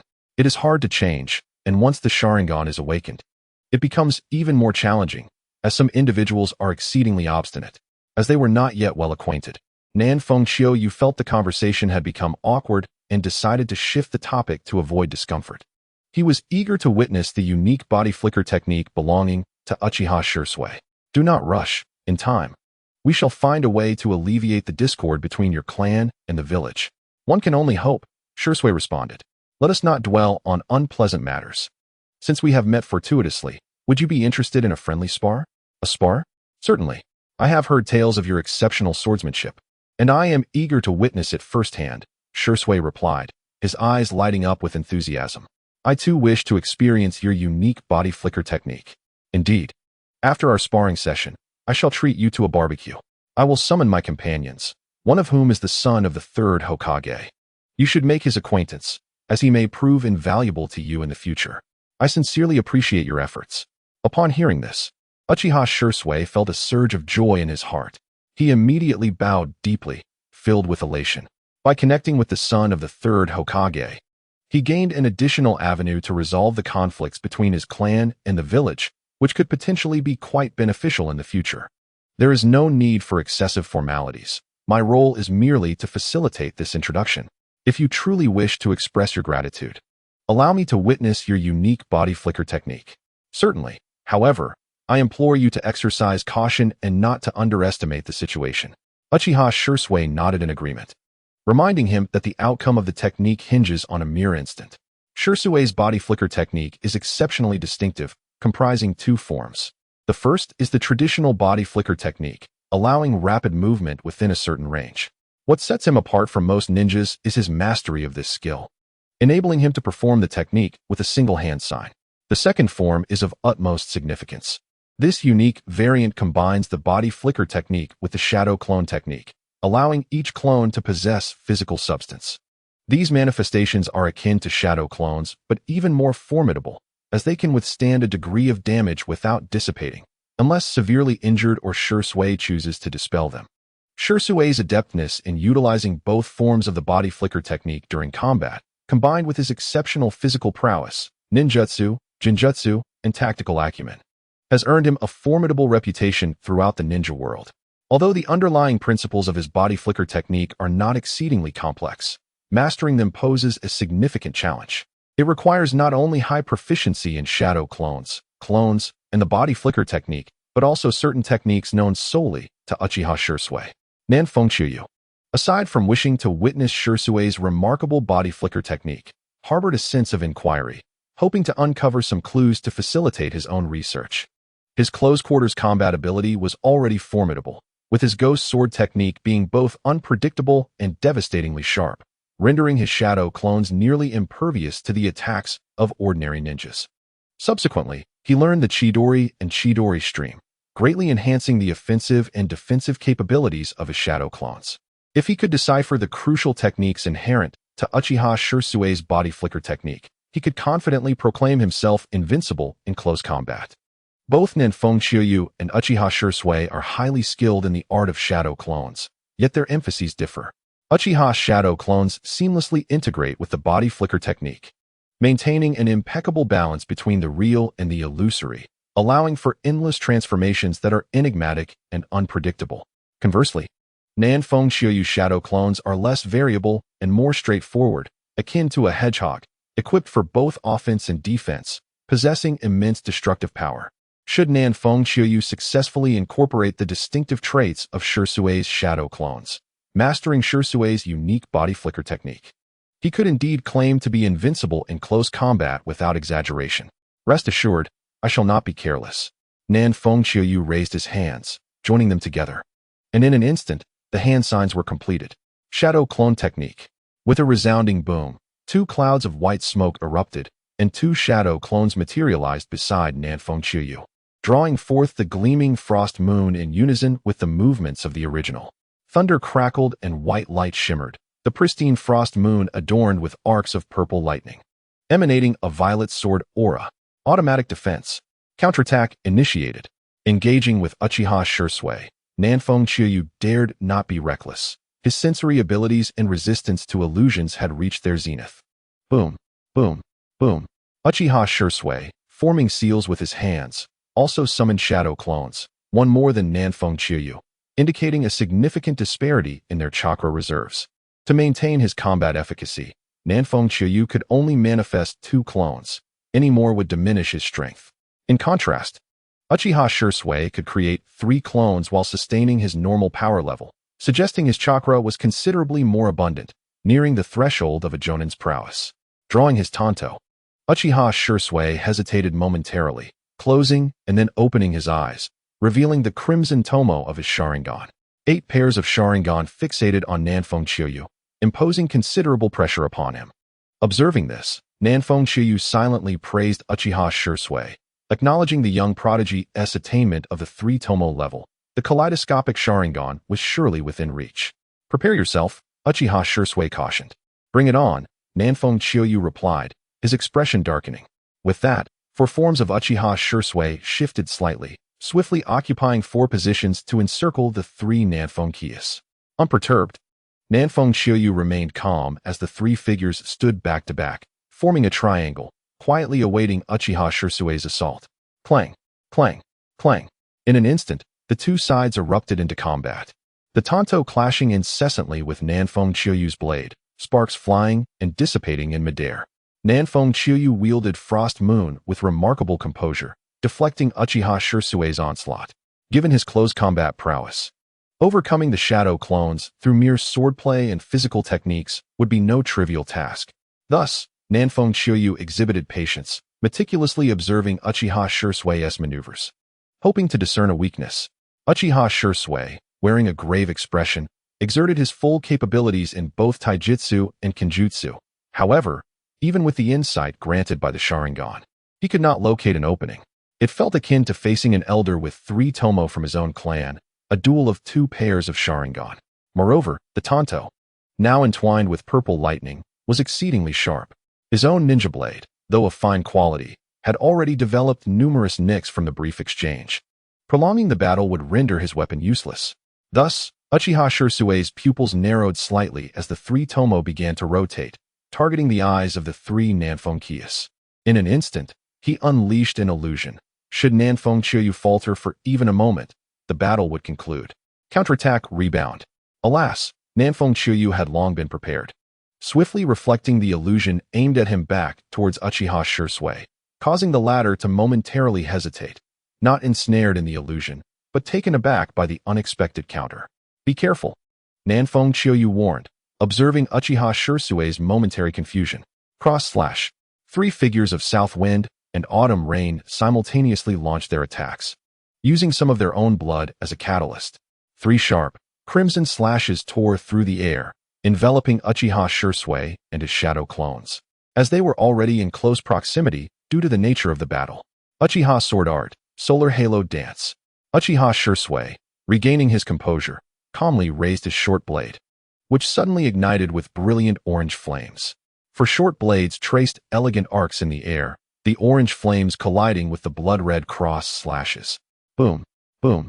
The sound of thunder erupted, waves of energy surged and scattered, as Uchiha Shirsue swiftly evaded the oncoming gusts by retreating. South Wind and Autumn Rain, however, had no choice but to endure the force, being the surrounded party.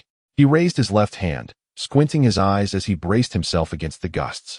Fortunately, the force of the winds was not overwhelmingly strong, failing to shatter the shadow clones, but leaving South Wind and Autumn Rain feeling as though he were caught in a tempest, his hair wildly disheveled.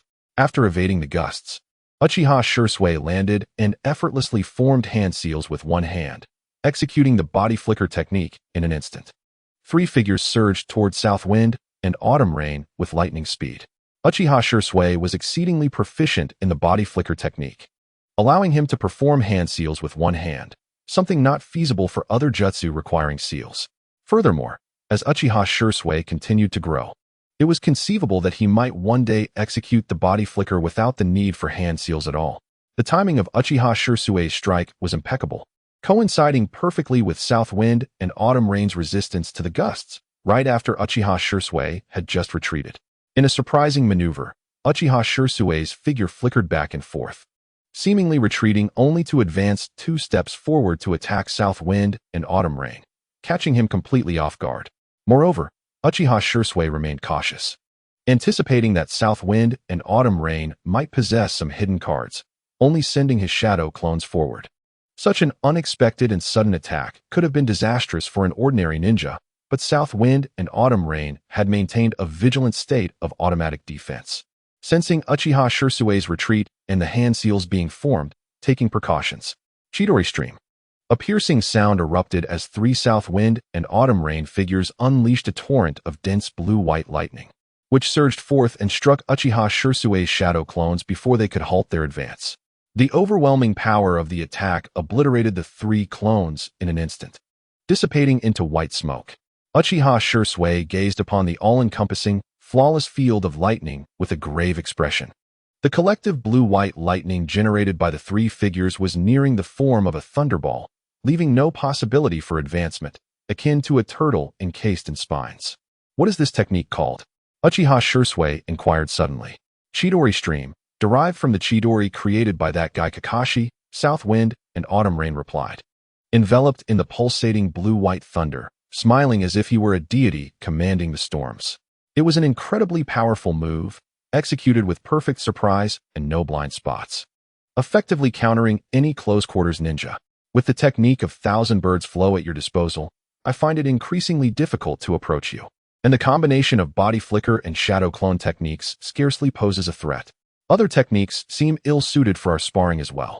Nevertheless, I believe I have discerned your intentions. You wish to integrate my body flicker technique into your versatile shadow clone technique. Indeed, while your shadow clones are remarkably powerful, they lack a certain fluidity, an element of unpredictability, an air of enigma. It is a pleasure to make your acquaintance today. We may consider ourselves friends.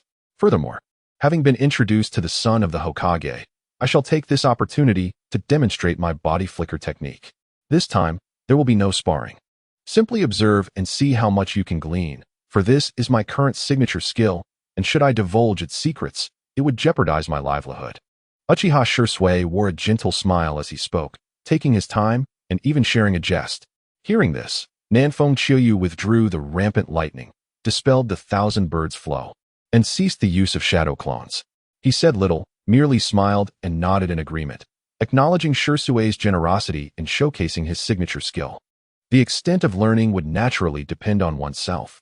One cannot expect others to elucidate their techniques in detail.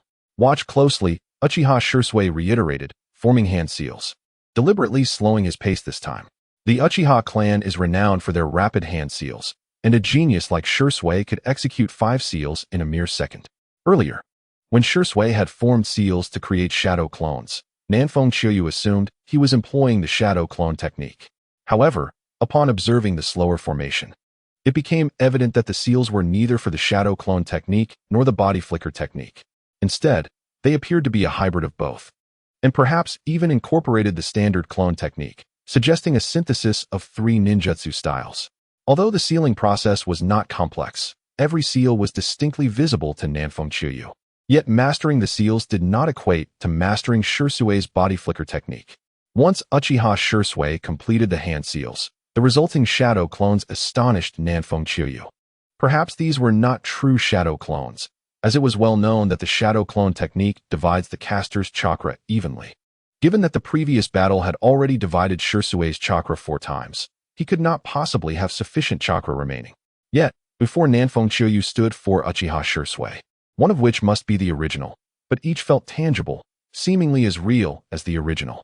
Even with Uchiha Shursui's chakra, which might reach the level of a jonin, it would be impossible to divide his chakra 4 times consecutively without risking depletion, a perilous consequence. Thus, the only explanation was that neither the previous nor the current manifestation utilized true shadow clones. Rather, they were a unique ninjutsu developed by Shursui that resembled the shadow clone technique. Based on the hand seals, this unique ninjutsu appeared to be centered around the body flicker technique, merging the advantages of both the standard clone technique and the shadow clone technique, allowing Uchiha Shursui's original body to seamlessly shift among numerous corporeal clones that bore a striking resemblance to shadow clones. Earlier, during a spar with Nanfeng Chiyu, it was evident that Uchiha Shursui did not exert his full strength. Otherwise, he would not have summoned merely 3 shadow clones. He could easily have doubled that number, or perhaps even more. In the face of such a bizarre and unique technique of body flicker, let us refer to it as a body flicker technique. Though it deviates from the traditional interpretation, only a wide-ranging and unexpected assault, such as the Chidori stream, could obliterate all clones and strike at the original. Otherwise, with random movements and transitions, executing an effective attack becomes quite challenging. Nanfeng Chiyu observed Uchiha Shursui's display with a myriad of thoughts. Although he had touched upon certain thresholds, delving deeper into the study was far from simple. Mastery of body flicker, shadow clone, and clone techniques was fundamental, but there were likely many more concealed skills.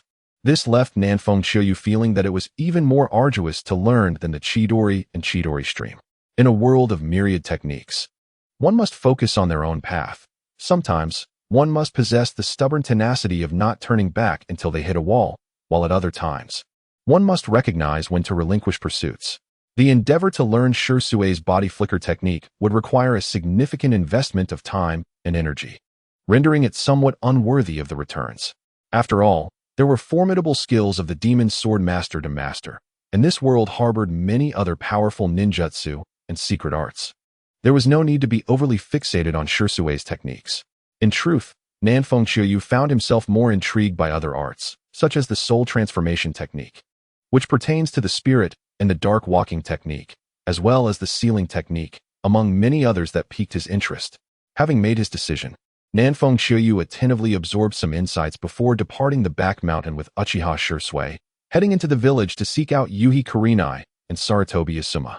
Nanfeng Chiyu's spirits were quite high. Although he had not acquired Shursui's signature skill or awakened the Mangekyo Sharingan, his comprehension of body flicker, shadow clone, and clone techniques had deepened. Moreover, he had made the acquaintance of Shursui, which could hardly be deemed fruitless or a mere social obligation. Nanfeng Chiyu's initiative to visit surprised both Kurenai and Asuma, who were taken aback as though the sun had risen from the west or that a false Nanfeng Chiyu had appeared. Previously, It had always been them seeking out Nanfeng Qiuyu for relaxation, often to his reluctance, which had irked them on numerous occasions. Now, with Nanfeng Qiuyu actively extending an invitation, it was only natural for them to be bewildered. After some effort and a bit of persuasion, they finally managed to coax Asuma and Kurenai out to enjoy a barbecue together. On the way, Nanfeng Qiuyu introduced Uchiha Shisui to Asuma and Kurenai. Initially, they felt a twinge of apprehension, as interacting with members of the Uchiha clan could often be challenging, particularly with someone as renowned as Uchiha Shisui within the ninja world. However, to their astonishment, Shisui was entirely different from the Uchiha they had encountered before. He was courteous, often adorned with a gentle smile, possessed a remarkably amiable temperament, and even displayed a degree of empathy. Asuma and Hong, while feeling a sense of novelty, gradually accepted Uchiha Shisui, undoubtedly due to the mediation of Nanfeng Qiuyu. In any case, the four of them interacted harmoniously, establishing a budding friendship. Among them, Yuhi Kurenai displayed the most enthusiasm towards Uchiha Shisui, not merely because they had just met, but due to her profound admiration for his exceptional prowess in illusion techniques. The two engaged in an exchange of ninjutsu, specifically, Uchiha Shisui guiding Yuhi Kurenai, gradually leading them to disregard Nanfeng Qiuyu and Asuma. However, the latter two were unperturbed, understanding that the fundamentals of ninjutsu, taijutsu, and jinjutsu are essential for a ninja. Seizing the rare opportunity to enhance her skills in illusion techniques, they attentively listened. Uchiha Shisui, besides being known for his body flicker technique, also held the title of the strongest jinjutsu user. Although his understanding of illusion techniques had not yet reached its zenith, he possessed remarkable skill, unrivaled by few in Konoha. One spoke while the others listened, occasionally posing questions, and time slipped away unnoticed. It wasn't until the meat was charred that they awoke from their engrossed discussions to enjoy grilled meat and juice, continuing their casual conversation about jinjutsu. As their discussion progressed, it expanded beyond mere illusions. All four eagerly shared their insights on ninjutsu, kenjutsu, taijutsu, shuriken, and kunai throwing techniques, experiences from missions, encounters with the extraordinary, and renowned warriors from various villages. The conversation was extensive, and each person gleaned invaluable knowledge. They continued their feast and discussion until nightfall, spending around 4 hours at the barbecue restaurant before parting ways, each bidding farewell as they prepared to return home. Although Uchiha Shisui had only just met the trio that day, a strong camaraderie had already formed. They made plans to gather again when everyone's schedules allowed. As Nanfeng Qiuyu strolled home, he was filled with delight, reflecting on the various gains from the day, particularly in the realm of jinjutsu. Uchiha Shisui's mastery of illusion techniques was indeed formidable. Even without activating the Sharingan, he had imparted significant insights that would undoubtedly ease his future encounters with jinjutsu.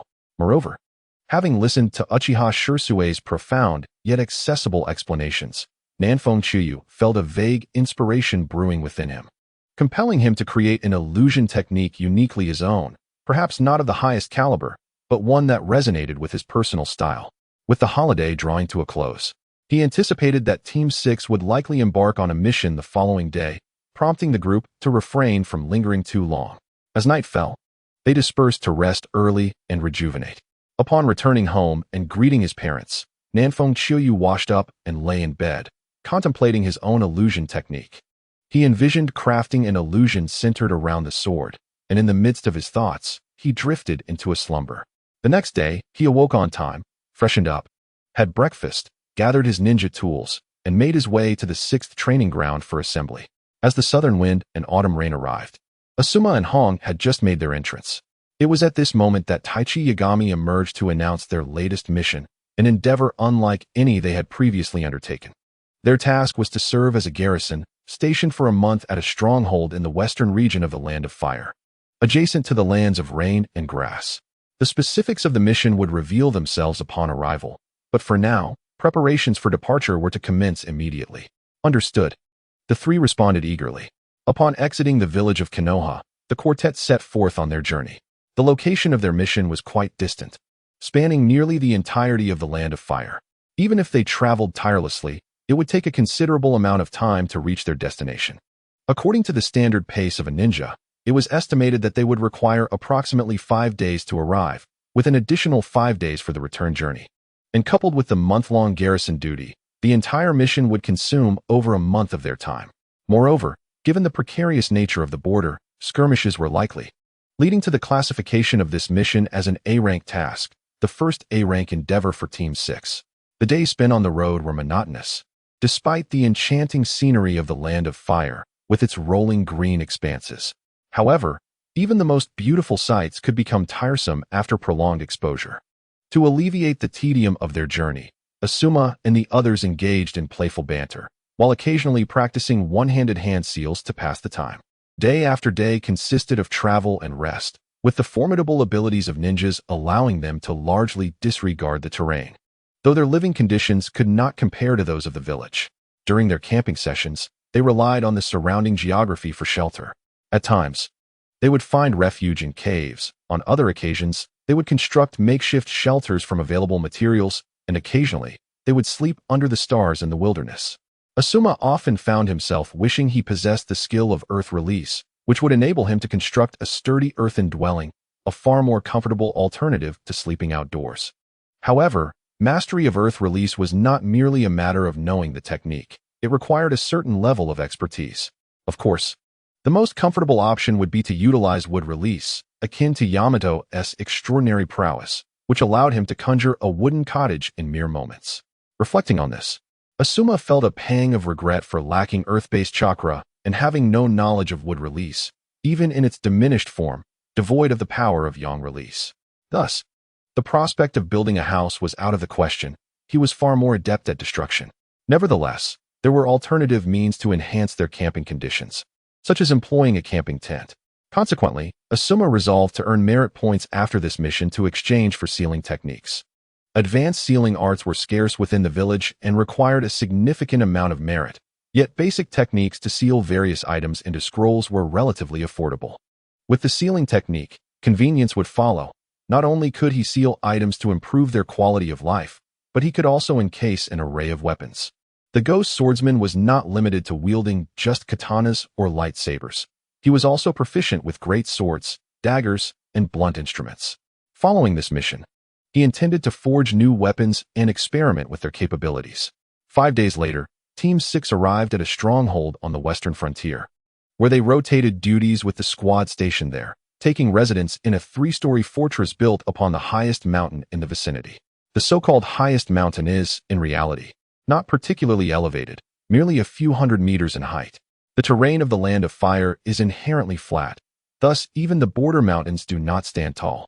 Compared to the lofty peaks of the Land of Lightning, they appear as insignificant foothills. Here lies the border of Konoha, at the forefront of its outposts. Should war erupt and an enemy seek to invade Konoha, these outposts become the final bastion of defense. Why are these outposts regarded as the last line of defense rather than the first? At this juncture, the number of times the great nations have allowed the flames of war to engulf their own lands is exceedingly few. Once the specter of conflict threatens their homeland, they will fight with fervor. This line of defense will muster the strongest forces from the ninja villages to thwart the enemy's incursion, should it be breached. It would signify the failure of the war. Throughout the history of the ninja world, only a handful of battles have transpired within the great nations. The great powers have traditionally waged war on the battlegrounds of smaller countries, with the Land of Rain serving as a particularly tragic example, even with the legendary Hanzo being no exception. Thus, it is no wonder that the denizens of these smaller nations harbor a deep-seated resentment towards the great powers and their ninjas. Nagato's desire to make the great nations suffer is entirely understandable. The geopolitical machinations of the larger nations have reduced the smaller ones to mere battlegrounds, resulting in chaos, devastation, and loss of life. How can one not harbor animosity? Of course, the great nations find themselves in a dilemma. They cannot allow their own territories to be ravaged, for the smaller nations lack the strength to defend themselves. To put it plainly, the ninja world reveres strength above all else. The powerful can act with impunity, whether they be individuals, villages, or nations alike. The existence of these smaller nations is not solely due to a lack of resistance or the balancing of various powers, but also because of their role as buffers in the wars of the great nations. Otherwise, they would have long been divided and extinguished by the combined might of the 5 great nations. When war erupts on foreign soil, there is little concern for losses. for they do not pertain to one's own nation. The aftermath is not their burden to bear. The truth is starkly cruel. Nanfeng Xiuyu has pondered that had he been born in a smaller nation, witnessing the ravages of war, the destruction of his family, and a life fraught with uncertainty, upon gaining power, would he not seek vengeance against the great nations to make them experience suffering? Thus, for Nanfeng Xiuyu, the actions of Nagato and his associates are comprehensible. However, understanding does not negate allegiance. Born in Konoha, as long as Konoha has not wronged him, he shall steadfastly protect it. In the current ninja world, while large-scale conflicts are absent, minor skirmishes persist. The sixth squad is stationed at the juncture of the Land of Fire, the Land of Rain, and the Land of Grass, a region fraught with unrest. Rain ninjas, grass ninjas, and rock ninjas frequently engage in covert operations, infiltrating the Land of Fire to execute various missions and illicit activities. It must be noted that while the sixth squad may not be blameless, with many ninjas from Konoha also infiltrating other nations to stir trouble, there exists an unspoken understanding amongst them. On a map, this stretch of border appears quite short. However, in reality, it spans hundreds of kilometers. Such an extensive border cannot possibly be managed by merely 4 members of the sixth squad. Along the stretch of the 100-kilometer border, there exist 4 forward outposts of the Hidden Leaf, each tasked with managing affairs within its designated jurisdiction, occasionally collaborating when circumstances necessitate. The outpost where the sixth squad is stationed is further subdivided, with Yagami Taichi commanding from a fortified structure, orchestrating operations. Typically, 2 personnel are dispatched for segmented patrols, while a third remains behind to prepare for the next shift and manage logistical support. Yagami Taichi generally refrains from participating in the patrols unless he finds himself restless. He only intervenes when his subordinates are unable to cope.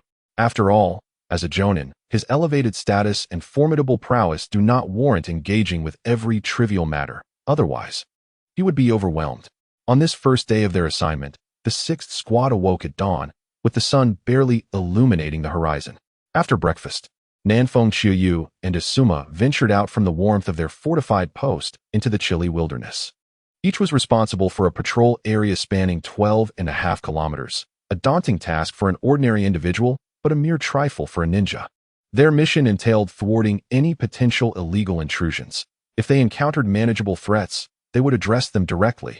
If not, they would signal Yagami Taichi for assistance. According to their arrangement, the two would patrol continuously for a day before alternating shifts, meaning they would not return to the outpost for lunch and had brought their own bento.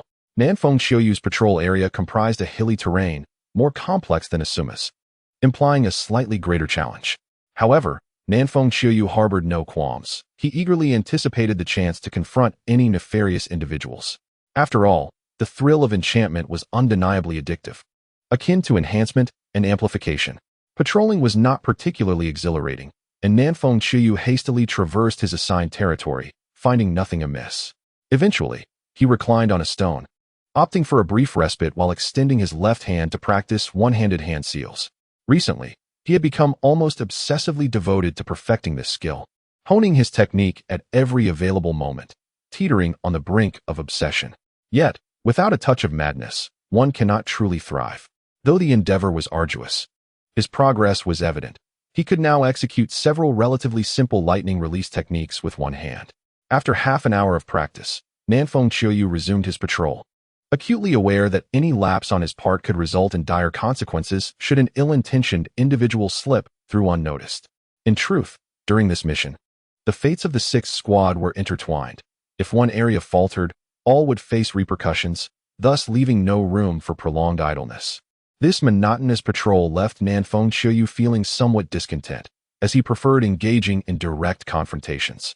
In that moment, he found himself reminiscing about his encounters with Sai, the Hyuga clan, and the remarkable prowess of Zhongwu, a creature capable of soaring through the skies, swiftly patrolling a modest area in the span of a half-tea's worth of time, and even summoning little mice for reconnaissance. Another with the extraordinary ability to perceive everything with a mere glance. Yet another, even more remarkable, possessing the gift of communication with animals who serve as its eyes, rendering the need for patrol utterly obsolete. As it frolicked and pondered, a sudden chill caressed its face. South wind autumn rain stood atop a tree, gazing upward, unaware of when dark clouds had gathered ominously overhead. Raindrops, akin to yellow soybeans, incessantly plummeted from the sky. Upon witnessing the rainfall, South Wind Autumn Rain felt a surge of joy. He adored the rain, yet this affection did not extend to being drenched. Hastily, he returned to the fortress to fetch a raincoat before emerging anew. He selected a moon-white raincoat adorned with a hood, concealing his head, while his hands nestled within the ample folds of the garment. With Frost Moon slung upon his back, South Wind Autumn Rain could hardly contain his excitement as he dashed into the torrential downpour, leaping joyfully like a small duck. Meanwhile, within the fortress, Taichi Yagami and Hong Xiairi exchanged bewildered glances. What was there to be so jubilant about in mere rain? It was akin to having consumed honeybee droppings. Being so close to the rain country, rain was utterly commonplace. It would be far more astonishing if they were to encounter a dry spell in the rain country. That would surely be a cause for celebration. Unbeknownst to South Wind Autumn Rain, he would have scoffed at their thoughts. His love for the rain was as irresistible as a man's infatuation with a beautiful maiden, leaving him unable to restrain his jubilance. As he immersed himself in the rain, his exuberance stood in stark contrast to Asuma, who donned his raincoat, emerging for patrol with a dejected demeanor, clearly disheartened by the downpour. There is a saying that children who laugh are destined for good fortune. South Wind Autumn Rain believed that when he felt elated and exuberant, luck would favor him as well. Not long after entering the patrol area, he stumbled upon some amusement. From his elevated vantage point, he spotted 3 stealthy ninjas cautiously approaching from the direction of the rain country, attempting to cross the border clandestinely. As a border defender, nay, a border ninja, he would not allow them to succeed. Indeed, for the ninjas of the rain country, infiltrating on a rainy day was most fitting, as they excelled in combat during such conditions. The border of the fire country stretches extensively, with numerous ninjas stationed year-round. The section where South Wind Autumn Rain was stationed was relatively remote, allowing many without proper documentation to slip through unnoticed. Every nation possesses such borderlines, albeit with varying numbers of stationed personnel and levels of strength. The ninjas of Konoha often infiltrate other countries through similar means. For ninjas cannot enter foreign lands like official government agents without exposing their whereabouts, which could jeopardize many missions. Observing the direction of the 3 intruders, South Wind Autumn Rain swiftly shifted his position and, employing a transformation technique, morphed into a common tree of the area, patiently awaiting the 3 smugglers to walk into his trap. 3 clandestine individuals, clad in black raincoats, approached with a brisk yet cautious demeanor towards the general vicinity of Nanfeng Chiyu.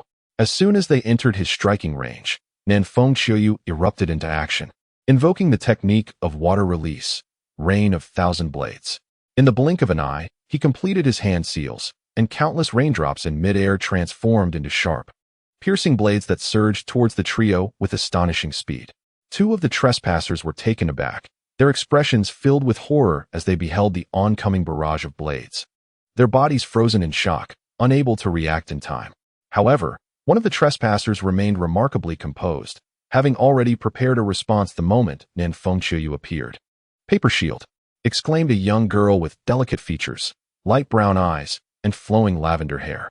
With a swift gesture, she conjured sheets of specially treated paper that rapidly coalesced into a white shield. This seemingly fragile barrier stood resilient as the rain of blades collided against it, creating sparks as they fell harmlessly to the ground.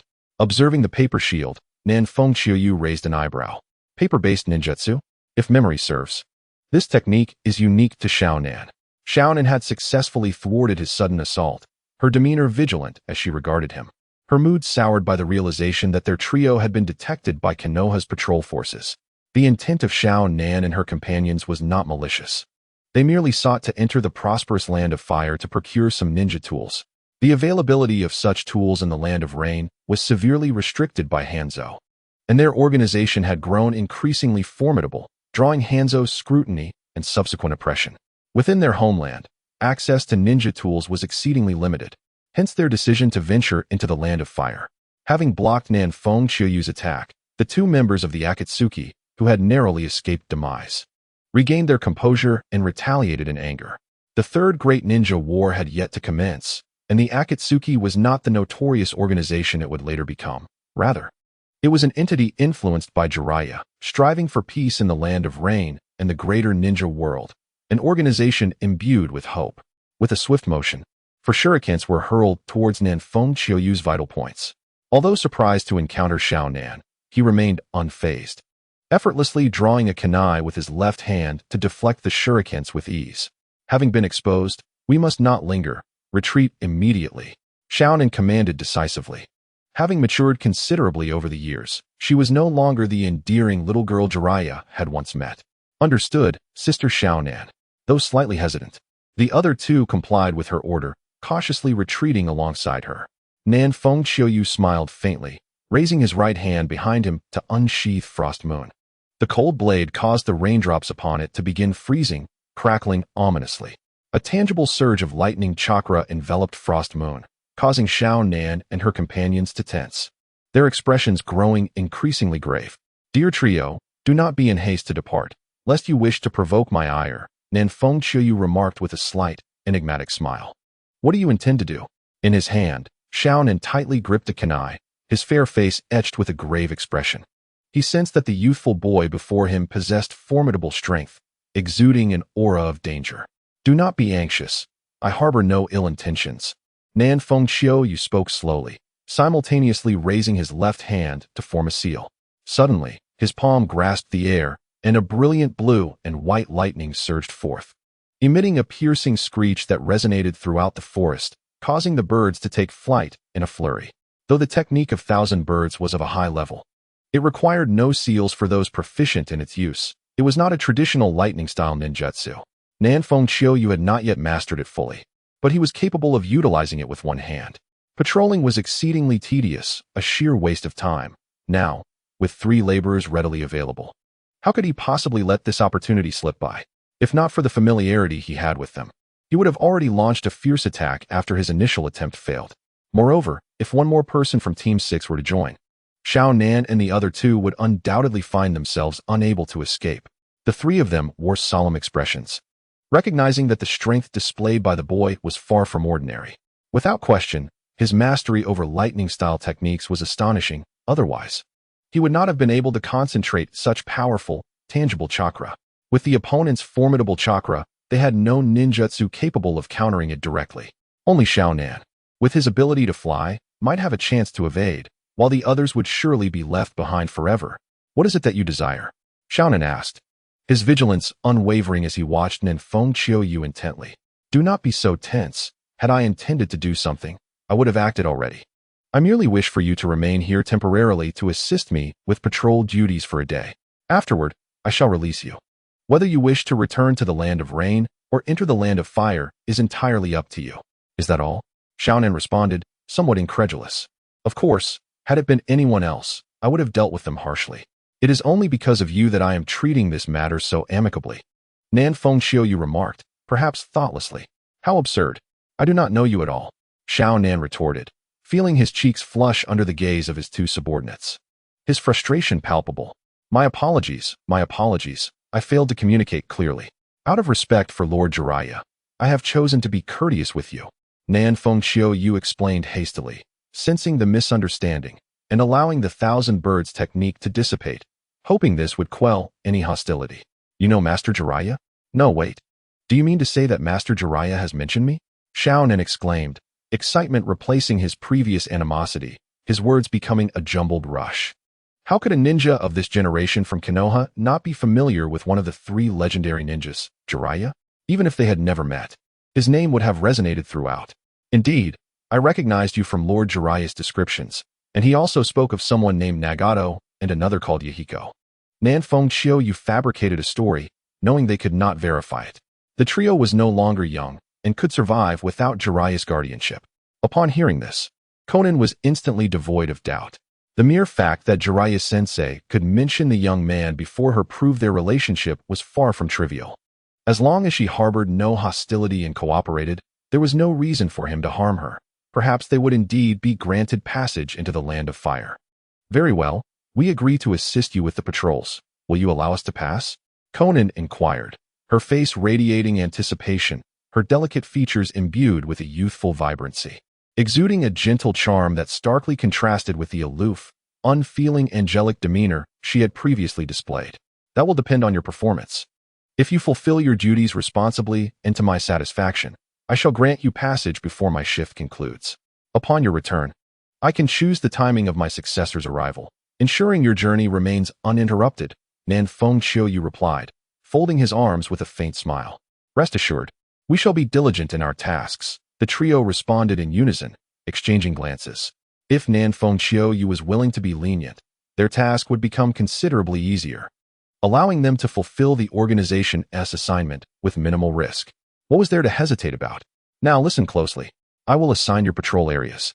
You need only be responsible for your designated zones, Nan Fengqiu stated, pleased that he could delegate tasks rather than being commanded by others, effectively promoting himself in the process. He divided the patrol area into 4 sections, retaining for himself the part that was easily observable, while assigning the remaining 3 to Conan and her companions. You may take a short break every half hour of patrol. Do you understand my instructions? The 3 nodded in agreement, indicating their comprehension of Nan Fengqiu's directives. Excellent. Let us set off now. I will remain here for a month. If you cooperate well, I may grant you leniency during my watch, he added, painting a promising picture for them. The trio felt a surge of joy at this prospect and, with a light-hearted demeanor, set off to patrol amidst the drizzle. Watching them depart, Nan Fengqiu smiled, reflecting on the notion of mutual benefit, a true win-win situation. Patrolling in the rain? What nonsense! This weather was meant for revelry, for savoring wine, indulging in meat, and enjoying the rain. Draped in a raincoat, he swiftly circled his patrol area before returning to the fortress to fetch a bottle of sake, then darted to the kitchen for a piece of meat and some basic seasonings before finally departing. Taichi Yagami and Yuhi Kurenai, oblivious to his preparations, assumed Nan Fengqiu simply needed more provisions, as patrolling could indeed be quite physically demanding. Upon leaving the fortress, he sought the most vantage point within his designated area, drawing frost moon and swiftly felling trees. One by one, the trees succumbed to his blade, and after pruning them, he embedded them into the damp earth to construct a shelter capable of accommodating 4 or 5 individuals, covering it with leaves for protection. Despite the dampness making firewood scarce, Nan Fengqiu was undeterred. Having undergone outdoor survival training at the Ninja Academy, he spent some time and eventually located ample firewood in a sheltered nook, safely away from the rain. Had it not been for his insufficient mastery of lightning release, which might have resulted in overcooking the meat, Nan Fengqiu would have been tempted to roast the meat directly with his lightning technique. The kindling on the ground and the grill were already set, and with a pointed finger, Nan Fengqiu unleashed a bolt of azure-white lightning that struck the firewood, instantly igniting a fervent flame that dispelled the damp chill of the rainy day. With a kunai in one hand and a mixture of salt and spices in the other, he meticulously carved incisions into the meat, sprinkling the seasoning with care, occasionally turning the grill with utmost seriousness, which was indeed more earnest than his usual patrol duties. Before long, the enticing aroma of grilled meat wafted through the air, reaching the noses of the 3 patrolling individuals, causing them to halt momentarily, pondering ways to quell their hunger with their rations. After a while, believing the meat was nearly ready, Nan Fengqiu elevated his makeshift grill and began indulging. He sliced a golden, fragrant piece of meat with his kunai and savored it slowly, relishing the delightful blend of flavors, savory, spicy, and salty, a veritable feast for the palate. Savoring a piece of grilled meat paired with a sip of clear sake while lounging in the shelter, gazing at the fog-draped world outside where the gentle rain fell like a curtain, was truly a moment of bliss. Although Nan Fengqiu was aware that his actions were somewhat inappropriate and a sign of laziness, he could not resist the opportunity. As long as he did not neglect his duties, he reassured himself and continued to enjoy the moment, swaying to the rhythm of a tune, singing, "The azure smoke and rain, while I wait for you," completely immersed in his joy. On the other hand, Asuma was far more diligent, dutifully patrolling with unwavering seriousness. When hunger struck, he sought shelter from the rain to hastily consume his bento, only to quickly return to his rounds, anxious to avoid any mishaps. The stark contrast was evident. Half an hour later, Xiao Nin was the first to find Nan Fengqiu, who had already consumed half of the grilled meat and half of the sake, reveling in his own world, singing, "Who turned the new moon into a full one? I trade my future for our bond. The fleeting moments of romance are ever-changing, yet I smile, unable to forget, facing the sun and gazing into the distance. All I seek is your promise." Nan Fengqiu was thoroughly enjoying himself, lost in the moment. When Xiaonan entered the shelter, she was taken aback by his demeanor. What was he doing? Why was he singing such peculiar songs? However, they were quite melodious. Xiaonan felt she had arrived at an inopportune time. Clearly Nanfeng Qiuyu was enraptured in his own world, making her presence seem somewhat unnecessary. Despite being a considerable figure, Nanfeng Qiuyu could not possibly overlook her. Yet, he did not cease his singing. Tossing the kunai he had used to cut the grilled meat to Xiaonan and carelessly offering her the half-empty sake, gesturing for her to join in, without any pretense. Instinctively, Xiaonan accepted the kunai and the sake, feeling somewhat bewildered, as if nothing she did would be quite right. Nanfeng Qiuyu fixed his gaze on Xiaonan, raising his hand in a gesture of invitation, his enthusiasm almost overwhelming. Xiaonan recalled Nanfeng Qiuyu's words. If it pleased him, she would let them be, and for the sake of their organization, she decided to set aside her reservations. Holding the wine previously sipped under the autumn rain, she cautiously took a delicate sip, her fair cheeks blossoming with a rosy hue. With grace, she lifted a kunai and sliced off a piece of roasted meat, indulging in it elegantly. Nanfeng Qiuyu nodded in satisfaction, not contemplating the notion of an indirect kiss, but rather appreciating Xiaonan's consideration, which pleased him greatly. After a couple of minutes, the other two individuals arrived, and Nanfeng Qiuyu felt no inclination to offer them any wine. The roasted meat was sufficient, as he had only brought a single bottle privately. The trio rested for a while, enjoying some of the grilled delicacies, before venturing out to patrol again. Once Nanfeng Qiuyu finished his drink and devoured the last morsel of meat, he remained in the shelter to cultivate, honing his skills in single-handed hand seals.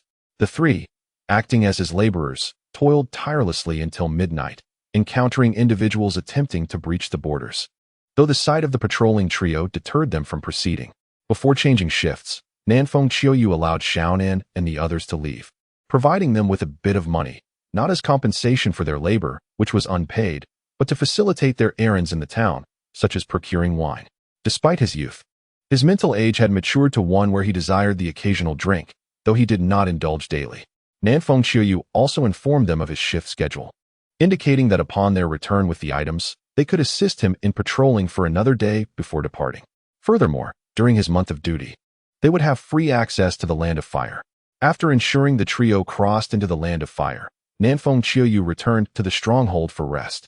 Given that Yagami Taichi typically refrained from patrol duties, the trio rotated, and with Hinata Yuhi being a female, they tended to look after her, resulting in brief rest periods to maintain their vigor. On the afternoon of the following day and a half, Nanfeng Qiuyu arose from his chamber, invigorated, and stepped out to prepare for lunch. Suddenly, Yagami Taichi approached, announcing an urgent support mission, compelling Nanfeng Qiuyu to hastily grab some rice balls as he set out on the journey, consuming them as he went. This so-called urgent support mission arose from their nearby outpost, encountering formidable foes, necessitating reinforcements for a swift resolution. Having just finished resting, Nanfeng Qiuyu, filled with energy, found Asuma and Yuhi patrolling, leaving the task to fall upon him. However, judging by the circumstances, the allies' situation did not appear dire. Otherwise, Yagami Taichi would have joined the support instead of remaining stationed. Hence, Nanfeng Qiuyu surmised that the enemy was likely only slightly stronger than a mere squad, not constituting a grave crisis. As he sped along his route, Nanfeng Qiuyu finished his rice balls, feeling satisfied and finally spotting the enemy. Observing their relentless earth-style ninjutsu, he discerned that these individuals were likely ninjas from the Rock Village. The positioning of the battle suggested that the Rock ninjas had been detected while crossing the border from the Land of Fire. Without a moment's hesitation, it is clear that the Rock shinobi infiltrating the Land of Fire harbor ill intentions. Their withdrawal may very well signify the completion of their objectives. Thus, it is imperative to capture one of them and ascertain their true motives. A former captain once remarked that regardless of the enemy's intentions, if they seek to celebrate their longevity, one must not allow them to succeed. In this context, the Rock shinobi are akin to the adversaries faced by Konoha. As the autumn breeze brings the rain closer, it has been observed that the disparity in strength between the two sides is minimal. The reason for Konoha's predicament lies primarily in the fact that the Rock shinobi possess a superior jonin, who wields the explosive release Kekiai Genkai, evidently hailing from the most formidable and enigmatic demolition unit of the Rock Village, whose very corpses hold significant research value. For Konoha's Jonin to withstand the pressure imposed by a Kekii Jinkai user and manage to entangle the enemy signifies considerable prowess. Upon grasping the situation, a decisive plan formed in the mind of Nanfeng Chiyu. In this scenario, the most effective approach is not to engage the Rock Jonin in a joint assault, but rather to assist those below in eliminating the Rock Shinobi. This strategy would not only inflict irrevocable damage upon the Rock forces, but also leave their Jonin, even with their Kekii Jinkai, unable to escape unscathed. Having made this resolution, Nanfeng Chiyu unsheathed Xuangyue and charged towards the nearest Rock Shinobi with remarkable speed, his figure flickering unpredictably, exuding a formidable aura of lethal intent. The moment he made his appearance, all engaged Rock Shinobi grew vigilant. Although merely a child had arrived, the current situation demanded utmost caution. Earth Release, Rock Pillar Spear. As Nanfeng Chiyu surged towards him, a young yet unusually mature Rock Shinobi formed hand seals, pressing his palms onto the ground. The earth trembled, and hardened earth spikes erupted, targeting both the Konoha ninja facing him and Nanfeng Chiyu. This maneuver forced the Konoha ninja to retreat, yet Nanfeng Chiyu showed no sign of halting. He aimed to swiftly eliminate one adversary and establish his side's dominance. Automatic Defense. Breakthrough Blade. Activating his automatic defense, Nanfeng Chiyu significantly heightened his sensory perception. The blade Xuangyue in his right hand was instantly enveloped in a tempest of purple lightning and sword aura. Utilizing his unparalleled speed, acute awareness, and the razor-sharp Xuangyue, he danced through the barrage of earth spears, evading the walls of earth that he could, and striking down those he could not with horizontal and vertical slashes, effortlessly severing the sharp earth spikes. The Rock Ninja, taken aback, hurriedly retreated while forming seals. However, the ninjas of the Rock Village were not renowned for their speed and could not evade Nanfeng Chiyu's five-fold slashes, swiftly finding themselves before him. Be it threefold or five-fold slashes, the reality of the Ghost Swordsman's skills bears no cooldown. As long as one's body can withstand the strain of rapid movement, one can continue to execute them. Of course, such endurance is not realistically feasible. Nanfeng Chiyu's physique is not yet that resilient. However, given his current capabilities, he could likely perform three three-fold slashes and three five-fold slashes, having already covered a significant distance. Earth Release, Hardening Technique. The body of the rock-hidden ninja was enveloped in a layer of brownish armor that appeared unremarkable, yet it was akin to donning a suit of iron. However, Nanfeng Chiyu relentlessly thrust towards the heart of the rock ninja. The lightning release countered the earth release, and combined with the inherent sharpness of Xuangyue and the enhancement of the piercing weapon, the protective layer that rivaled iron armor crumbled under the brilliance of Xuangyue. With a sharp sound, Xuangyue's edge tore through the hardened defense, penetrating the heart of the rock ninja amidst his incredulous gaze, emerging from his back. The thunderous power of the blade still coursed through his body, paralyzing him. Even if the strike did not land on a vital point, the rock ninja was doomed. With a swift motion, Nanfeng Chiyu withdrew Xuangyue, blood gushing forth as the rock ninja fell to the ground in disbelief and unwillingness, his lifeblood quickly staining the earth. The light in his eyes faded rapidly, engulfed in darkness, life extinguished. The rock ninja departed without closing his eyes, having hoped that despite the lightning's dominance over earth, his hardened technique would buy him some time. He had anticipated that a slight defense would afford him an opportunity to retaliate, never foreseeing that the hardened layer was as fragile as tofu, utterly incapable of withstanding a single blow. To be felled in merely one exchange left him unable to rest in peace.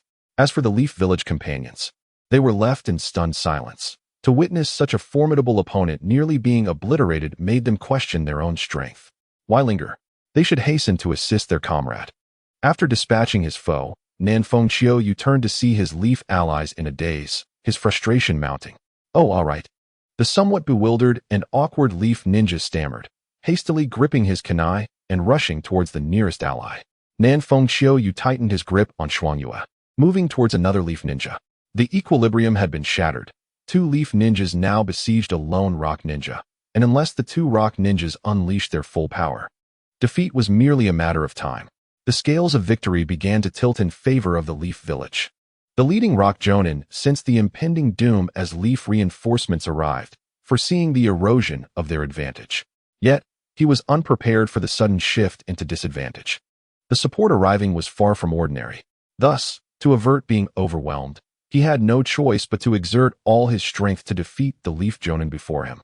For escaping alone posed its own peril, and returning safely to the rock village was uncertain. Explosive release, chain impact. The rock Jonin's hands moved in a flurry of seals, crouching low, then striking the ground with tremendous force. A violent wave surged outward, akin to triggering buried landmines, as the earth erupted chaotically. Each explosion rivaled the power of multiple explosive tags detonating simultaneously. The Leaf Jonin, witnessing the advancing explosions, wore a grave expression, not daring to underestimate the threat. With hands forming seals, he deployed his signature technique. Water release, great waterfall technique. Being near the land of rain, with ample moisture and residual water from previous battles, the power of this technique surpassed the threshold of effectiveness. A torrent of water erupted from the mouth of the Leaf Village Jonin, transforming into surging waves that cascaded from the air, sweeping away everything in their path, even the very rocks themselves.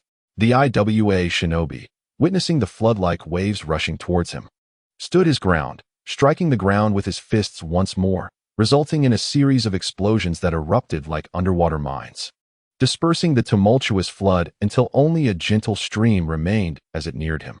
The IWA shinobi's expression darkened, although his overall strength slightly surpassed that of his opponent. The disparity was not significant. Overcoming the adversary with ninjutsu would prove difficult and time-consuming, and time was of the essence, the longer the battle dragged on. The slimmer their chances of escape became. It appeared he would have to feign a weakness, testing whether his opponent would fall for the ruse, or resort to a strategy that involved trading injury for victory. If he could land even a single blow, the tide of battle would surely turn in his favor. With his thoughts racing, the IWA shinobi made a decisive move, charging towards the Leaf Jonin. The latter, however, remained composed, opting to circle around the IWA shinobi, playing a game of hide-and-seek, avoiding close combat at all costs. In the early moments of the confrontation, he had nearly fallen victim to the explosive release, almost suffering a devastating blow from the bloodline limit technique. A mere mortal body could be obliterated into mere fragments by such an attack. Frustrated and enraged by the elusive Leaf Jonin, the IWA shinobi realized that he was not particularly skilled in speed. The two were evenly matched in pace, with neither side holding an advantage. The Leaf shinobi was wholly focused on evasion, leaving the IWA shinobi in a difficult position. As a seasoned jonin, particularly one hailing from the borders, his combat prowess might not exceed that of the village's elite, but his experiences rendered him incredibly cautious and astute, never rushing into danger even amidst a shifting tide of battle. Observing another of his subordinates fall, the IWA shinobi felt a surge of urgency. His last remaining ally could not endure much longer. If he failed to eliminate his opponent soon, retreat would be his only option, and even that was uncertain. Time was running short. It was now or never, and he would wager 2/3 of his chakra. With a steely resolve, the IWA shinobi's expression hardened, his eyes gleaming with ferocity as he pressed his hands to the ground, forming a seal. Earth release, yellow spring swamp. As he pressed down, the ground beneath transformed into a soft, foul-smelling mire, bubbling with mud. The Leaf Jonin felt the ground give way beneath his feet, sinking slowly into the swamp. Faced with the overwhelming force, his brow furrowed. He formed seals with his hands, disregarding the strain on his chakra as he unleashed his signature technique, the Great Waterfall technique. Releasing a massive torrent of water. This time, the volume was 1/3 greater than before. The deluge of fresh water flowed into the mire, thoroughly diluting the foul swamp into a murky pond. While it was indeed filthy, the swamp's grip had loosened, allowing him to swim through the muddy waters. At that moment, the IWA shinobi leapt high into the air, throwing a powerful punch aimed at the head of the Konoha Jonin. Should it connect, the Konoha shinobi would surely be obliterated by the explosive force. The situation had reached a critical juncture. Just then, 3 kunai embedded with explosive tags flew forth. The tags already ignited, poised to detonate upon colliding with the IWA shinobi. The IWA shinobi found himself faced with a dilemma. Either sacrifice the Konoha shinobi alongside himself, or ensure a temporary reprieve for both. With a grim expression, the IWA shinobi made a swift decision without hesitation. His survival took precedence. Although he possessed explosive techniques, it did not imply that his flesh and blood could withstand the detonation of 3 explosive tags. His fist redirected, unleashing the explosive power that sent the incoming kunai hurtling away, resulting in a detonation in midair that ultimately failed to harm him. Water release, water arrow. In the world of ninjas, a momentary lapse could lead to death. The Konoha Jonin, nearly eliminated, seized the opportunity presented by the murky mire, swiftly employing a simple yet effective water technique. Portions of the mire surged like boiling water, and yellow-brown arrows erupted from the muck, aimed directly at the IWA shinobi, who was still reeling from the deflected kunai. The IWA shinobi's expression shifted. At this moment, he could not employ any jutsu. Forced instead to muster the limited chakra, he had to counter the overwhelming explosive force. A thunderous explosion ensued, sending a cloud of dust billowing forth, as the powerful shockwave obliterated the incoming water arrows. It was at this moment that Nanfeng Chiyu finally arrived after hurling the kunai. Clutching a tangible bolt of silver-white lightning in his right hand, an aura of blue and white electricity enveloped him, instilling a profound sense of dread. He lunged forward, thrusting his hand toward the IWA shinobi's back, accompanied by the ominous sound of countless birds heralding death. Chidori. Indeed, Jonin possessed formidable skills. Ordinary ninjas would be unable to react in time. However, the IWA shinobi managed to perceive the explosive power contained within the punch and retaliated with a blow aimed at Nanfeng Chiyo's Chidori. The sharp, violent Chidori clashed with the intense explosive force, unleashing a terrifying shockwave that radiated outward. With a resounding boom, the mire erupted, sending a massive spray of mud into the air, and the Konoha Jonin found himself unavoidably splattered with filth. Ultimately, the hastily gathered explosive force of the IWA shinobi proved no match for the Chidori. The fierce and relentless edge of the lightning sliced through the IWA shinobi's palm, and the remaining silver lightning, now diminished, plunged unimpeded into his heart. This was the first Jonin to fall to Nanfeng Chiyu, a wielder of bloodline limits. While his contribution may only account for half the glory, given that it was a combined effort, none could deny his prowess in seizing the moment and delivering a fatal blow. Others, even if given the chance, might struggle to execute such a decisive maneuver, potentially placing themselves in peril instead. With the Chidori having pierced the heart of the IWA shinobi, Nanfeng Chiyu's right hand emerged from his body, the lightning dissipating, leaving only a few slender threads of blue-white electricity shimmering on his blood-stained hand. Pu Yen, the rock-hidden Jonin, spat out a mouthful of blood, his pupils dilating. Attempting to utter words, but ultimately lacking the strength to do so, his body becoming limp. Nanfeng Chiyu extended his left hand to lift the Jonin's lifeless form, while his right hand slowly withdrew a golden-edged card from the gaping wound in the chest. As he pulled it out, he discreetly placed it into his ninja tool pouch with a fleeting glance. Subsequently, he carried the Jonin's corpse through the murky water back to solid ground, carelessly discarding the body onto the ground and wiping the crimson blood from his hands onto the corpse's clothing. At that moment, a Leaf Village Jonin emerged, caked in mud, from the filthy water.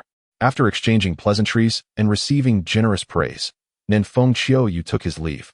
Naturally, the body was to remain there. He had played a part in this endeavor, but it was essential to leave the corpse behind, as it lay within the territory of this frontline outpost. And they had significant contributions as well.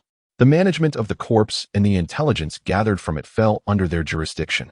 Nanfeng Chiyu was indifferent to this arrangement, relishing the sense of leisure.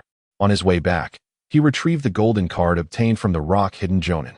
The enchantment could only harness the power that Nanfeng Chiyu possessed. The fact that he could extract the golden card from the Jonin indicated that the fallen warrior had powers resonant with his own. A corpse devoid of such resonant energy would yield no card. Having transitioned to the role of an enchanter for some time, Nanfeng Chiyu had discerned a few patterns.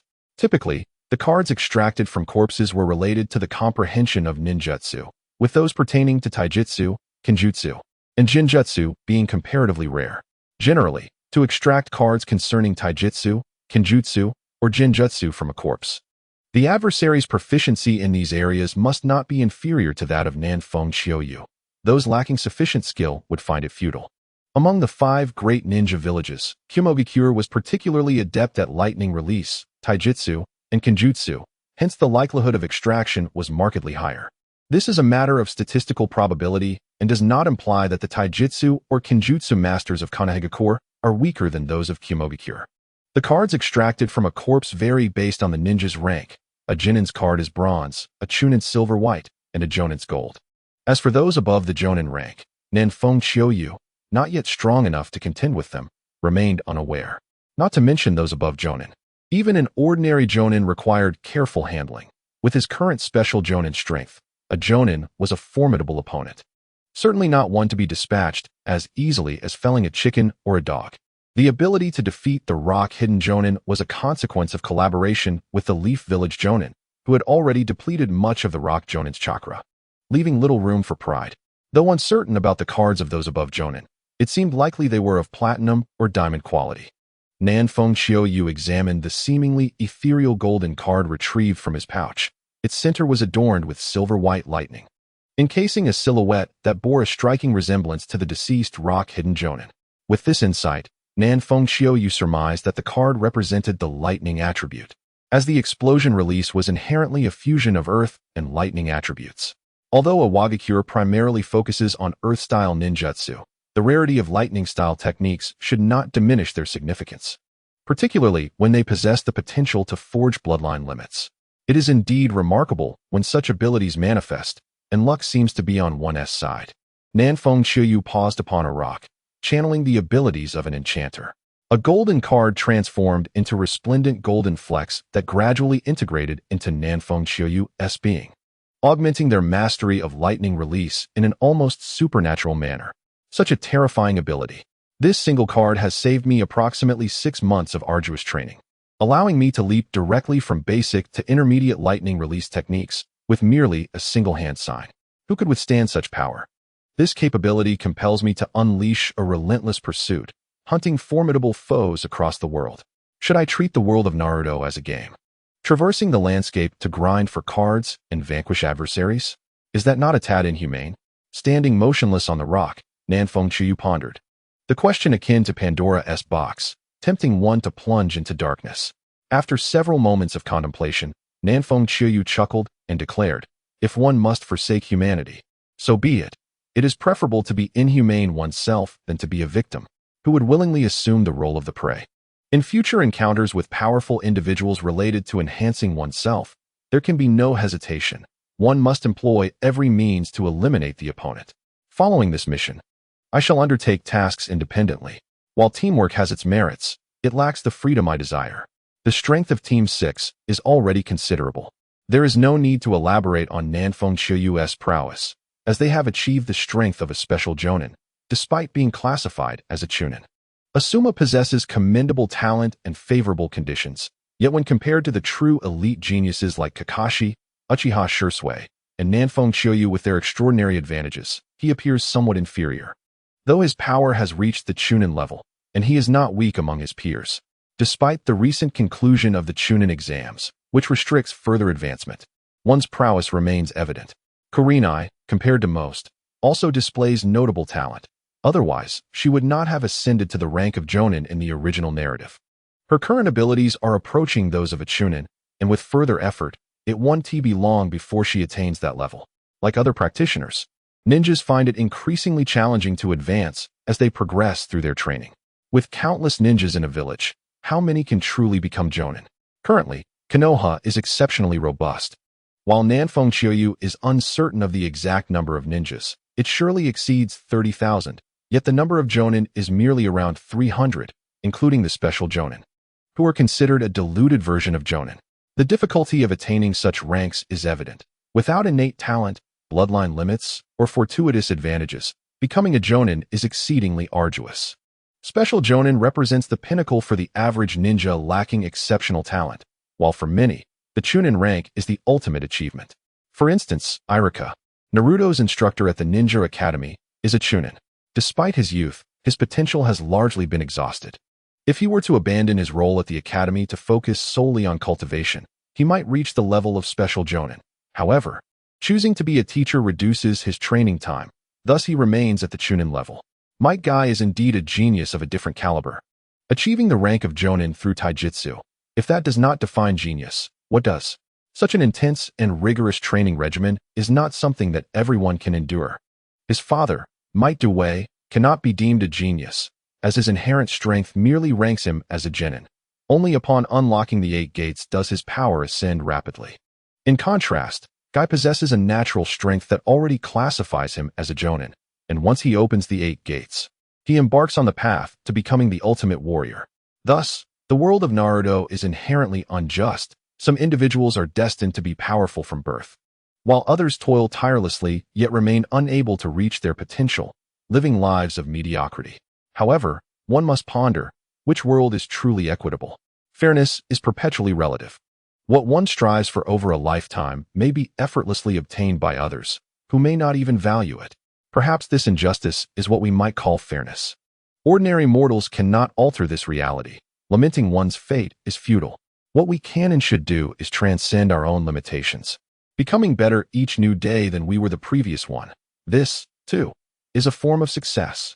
After some contemplation, Nanfeng Xiaoyu returned to the outpost to rest, dine, and prepare for his shift, resolutely deciding to discuss his desire for solo missions with Yagami Taichi after this task.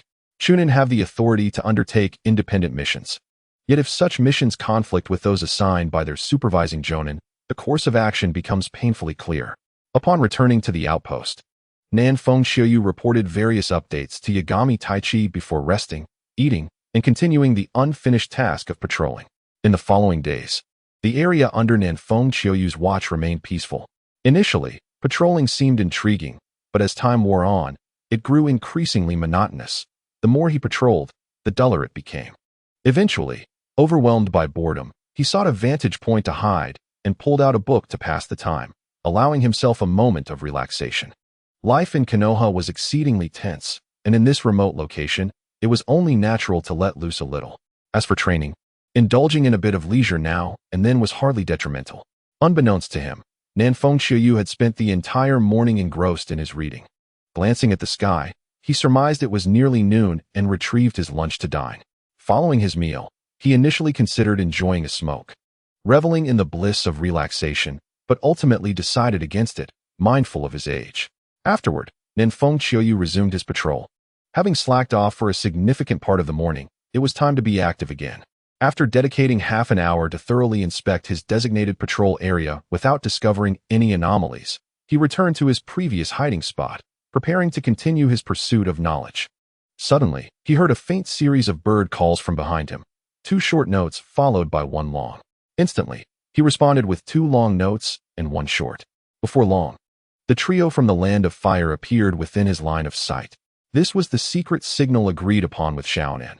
Only upon hearing Xiaoyu's reply would they emerge, crossing the borders of Konoha without hindrance. Is everything proceeding smoothly? Nanfeng Xiaoyu inquired, regarding the trio with a calm demeanor. Xiaonan remained silent, nodding as she handed him a scroll containing wine and other items that Nanfeng Xiaoyu had requested, sealed using a jutsu for transport. This sealing technique is widely known throughout the ninja world. The simplest application of this technique, known as the autumn rain, is mastered by many. However, Nanfeng Xiaoyu has yet to learn it. Upon returning to Konoha, this sealing technique is one of the items Nanfeng Xiaoyu intends to exchange for, as it proves to be quite practical. Although he does not possess the ability to perform this sealing technique, he is adept at unraveling it. The method of unsealing is rather straightforward. One merely needs to infuse chakra along the lines inscribed on the scroll. While this sealing technique is undoubtedly convenient, it does have its drawbacks. The items it can seal are limited, making it unsuitable for large-scale operations, and the costs are relatively high, with the scrolls themselves being quite expensive. From this, it can be inferred that although the Akatsuki organization has made considerable progress, its scale is likely still not extensive. Otherwise, this method of procuring ninja tools would be akin to a drop in the ocean.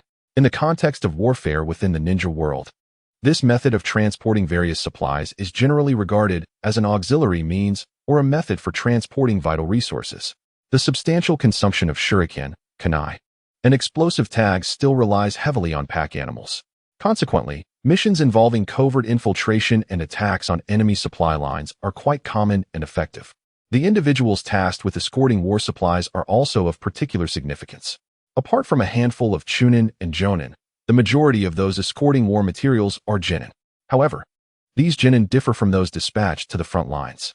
The genin on the front lines typically possess limited potential, likely achieving only chunin status at best, with most never advancing beyond that. thus serving as expendable forces. In contrast, the genin involved in escorting war supplies, while not all exceptionally talented, include a significant portion capable of attaining chunin status, and a select few possess the potential of jonin. Notable figures such as Might Guy, Narashikaku, and Ebizo belong to this more promising cohort. Such talents are not casually sent to the front lines to meet their demise, as their growth ultimately benefits Konoha more significantly, thereby positioning them in a secondary line of defense. Though the secondary line also faces threats from enemies, such as the unfortunate encounter of Might Guy and his companions with the 7 ninja swordsmen of the mist, which could have ended disastrously had Might Guy not unleashed his full potential. The likelihood of facing such formidable adversaries is relatively low. In reality, the secondary line is considerably safer than the front line. While this may seem unfair, it is a justified approach to safeguard valuable talent. Nanfeng Chiouyu received the scroll and inquired, "Are you all preparing to leave? If there is anything else you need, do send someone over quickly. I shall only remain here for a month, as per our usual arrangement." "Thank you," replied Xiaonan, a faint smile gracing her fair, delicate features. At this moment, Xiaonan had yet to experience the tragedies of Yahiko's death or Nagato's incapacitation. Her character remained gentle and kind. Nanfeng Chiouyu waved dismissively. Suddenly struck by a thought, he retrieved a stack of money from his clothing and handed it to Xiaonan, recognizing that as someone of considerable means, he should not shamelessly take advantage of a young girl. Xiaonan hesitated, her gaze fixed on the money in Nanfeng Chioyu's hand. "Take it. For I am a scion of wealth, my family engaged in the business of ninja tools, and I have earned considerable sums from completing various tasks. Thus money is of no concern to me. The items I procure are the finest, and while I do not wish to squander, every organization requires financial resources, so saving where possible is prudent." Nanfeng Chiouyu smiled slightly, exuding a certain sunny disposition. Although Xiaonan was slightly older than Nanfeng Chiouyu, their ages were relatively close, making them essentially contemporaries. "Thank you." Xiaonan, no longer hesitating, accepted the money from Nanfeng Chioyu's hand. "You mentioned your family is in the ninja tools business? How extensive is your operation?" "Moderately so. We possess certain channels within the Land of Fire." Nanfeng Chiouyu, entirely focused on self-improvement, lacked a precise understanding of his family's business scale, possessing only a vague awareness. Despite their establishment in Konoha, their business could not solely thrive there. Otherwise, they would not rank among the affluent in the Land of Fire. Their family maintains a significant presence across the entire nation, not the largest supplier of ninja tools, but certainly among the more prominent ones. In the Land of Fire, and indeed throughout the ninja world, the largest suppliers of ninja tools predominantly belong to the vast underworld. A coalition that, while perhaps not the mightiest in terms of force, boasts immense wealth. "Can your family collaborate with our Akatsuki organization? We are in dire need of a stable source of ninja tools. As for pricing, rest assured it will align with market rates." Xiaonan gazed at Nanfeng Chiouyu with expectation, expressing sincerity. As the Akatsuki organization has grown, with an ever-increasing membership, the consumption of ninja tools has surged, necessitating a reliable supplier to facilitate the organization's expansion. How could one overlook such a lucrative opportunity? Here is the plan. Please provide me with your contact details. I shall return to Konoha and instruct my father to send someone to liaise with you, and then we can discuss further. Nanfeng Chiouyu agreed without hesitation. Collaborating with the Akatsuki at this juncture posed no detriment. As for future developments, it was likely that their family would not need to sever ties, for the opposing party would likely do so of their own accord. By that time, should any unforeseen troubles arise, he would possess sufficient strength to address them. "Excellent. Thank you, Chiouyu-kun." Upon hearing Nanfeng Chioyu's acquiescence, Xiaonan's face lit up with a radiant smile, akin to a winter sweet blossom blooming amidst the frost, utterly enchanting, leaving Nanfeng Chioyu momentarily entranced.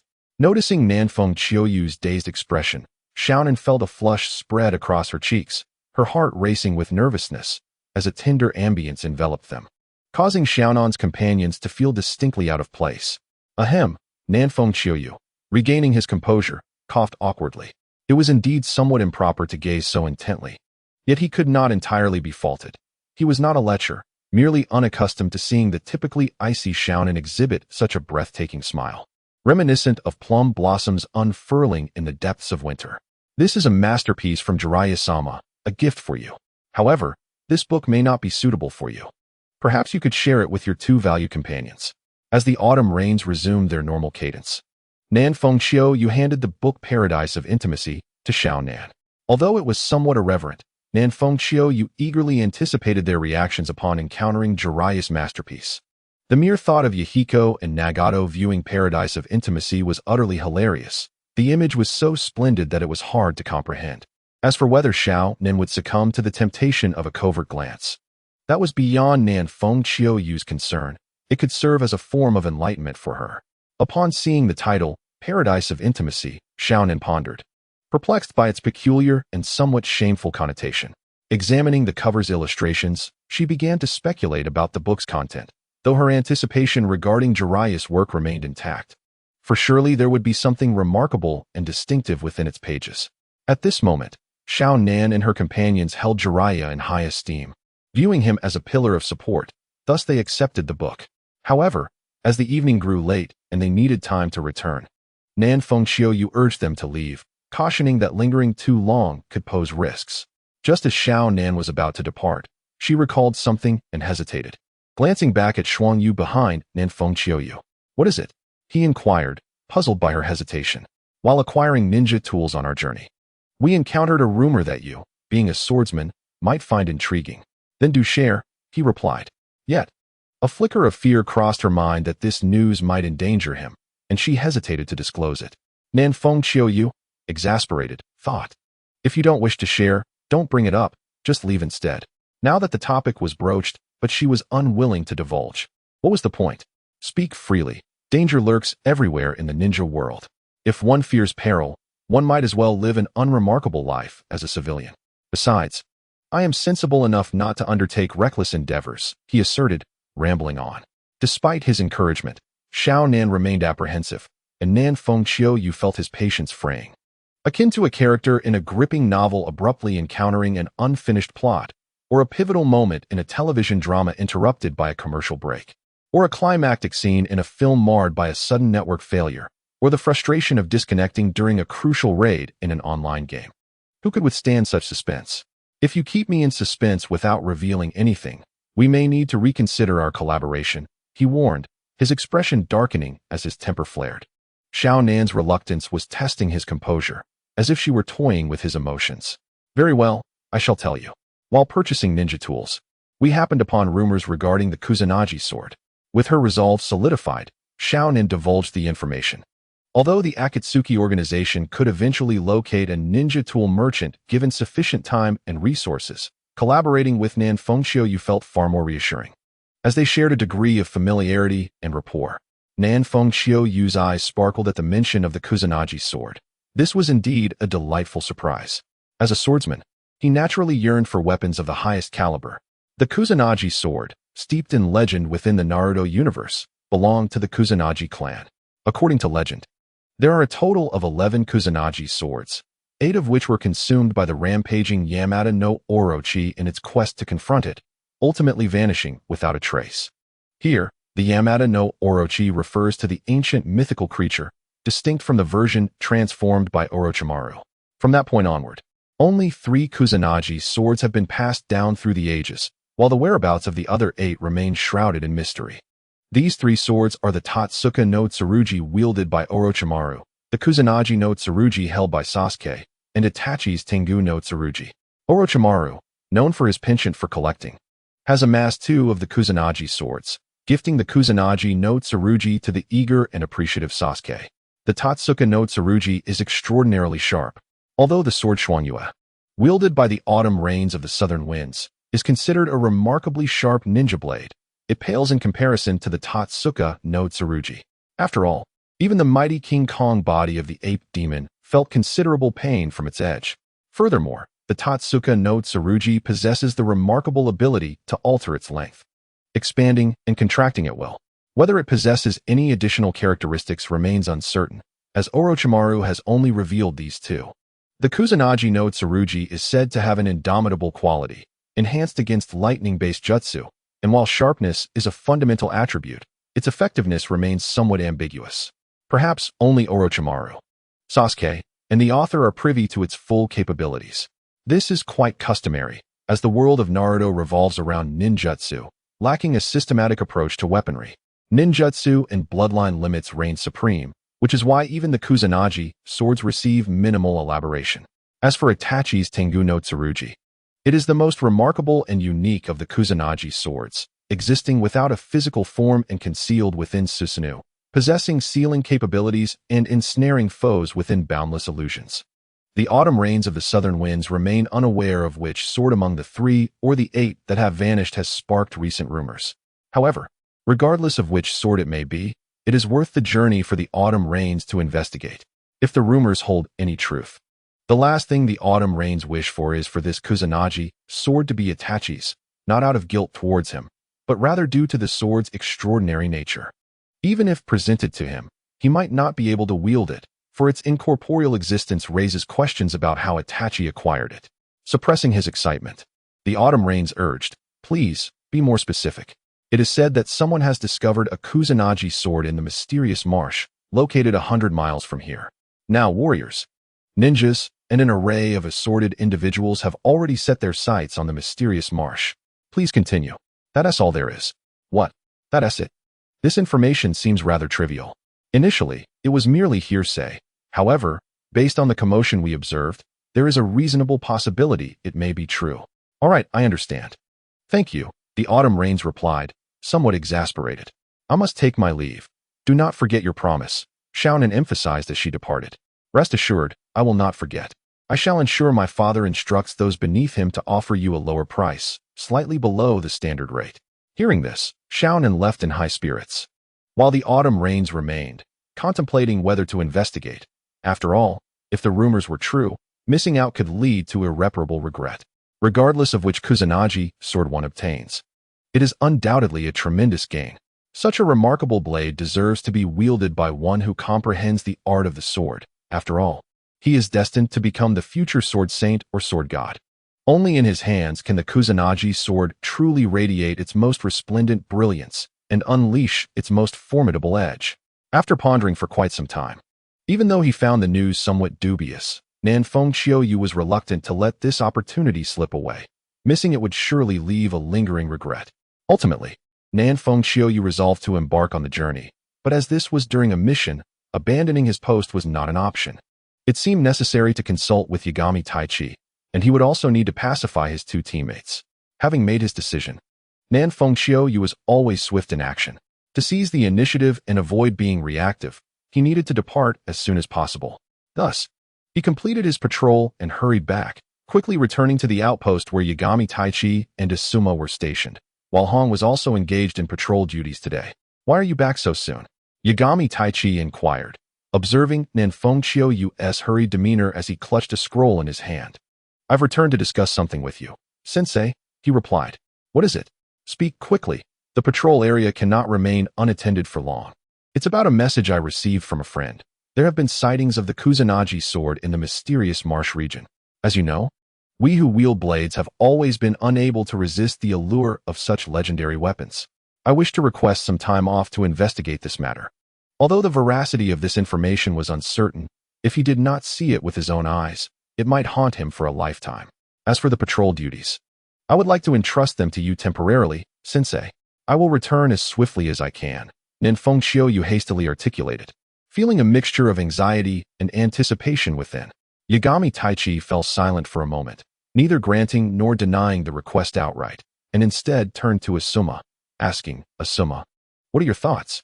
Asuma smiled slightly, stating, "I believe we should support Qiuyu. The mysterious marsh is not too far from here, and it wouldn't take much time. The allure of the Kusanagi sword is indeed captivating. To miss the opportunity to witness it would be a regret. If it turns out to be false, Qiuyu will return quickly. If true and he can seize it, it would add to the prestige of Konoha. I am in favor of this." Upon hearing this, Nanfeng Qiuyu expressed his gratitude towards Asuma. It was no wonder that this man garnered the support of his students and won the heart of a beautiful woman. He truly possessed the qualities of a warm-hearted individual. Yagami Taichi nodded, saying, "Very well, you may go. I will cover your patrol duties. It will serve as a good opportunity to stretch a bit." "Thank you, Sensei. And thank you, Asuma, for your support. I will return as swiftly as I can. Upon my return to Konoha, I will treat everyone. Order whatever you desire. And don't hold back." Nan Fengxiu Yu exclaimed with enthusiasm upon receiving Yagami Taichi's approval. Haha, since you insist, we shall not hold back. Prepare for a generous expenditure upon your return. Asuma chuckled in delight. Absolutely. Asma, on my behalf, please convey my apologies to Hong. Teacher, I shall set off immediately to return as swiftly as possible. Very well. Do take care. Nan Fengxiu Yu nodded and promptly exited the stronghold, his figure darting toward the northeast. In a few leaps, he vanished from sight. The flora and fauna, mountains and rivers receded rapidly behind him. His dark hair billowed and his robes fluttered. Though his expression remained serene, his heart was not entirely at peace. The atmosphere in their class was quite pleasant. The guiding teacher, Yagami Taichi, while often stern, generously offered guidance to his students, accommodating their needs based on the circumstances. Asma and Hong were relatively innocent individuals, not one to stir up trouble, and they were genuinely sincere toward their teammates. Nan Fengxiu Yu felt gratitude for such commendable companions. He vowed to extend his aid should they encounter difficulties in the future, particularly to Asma.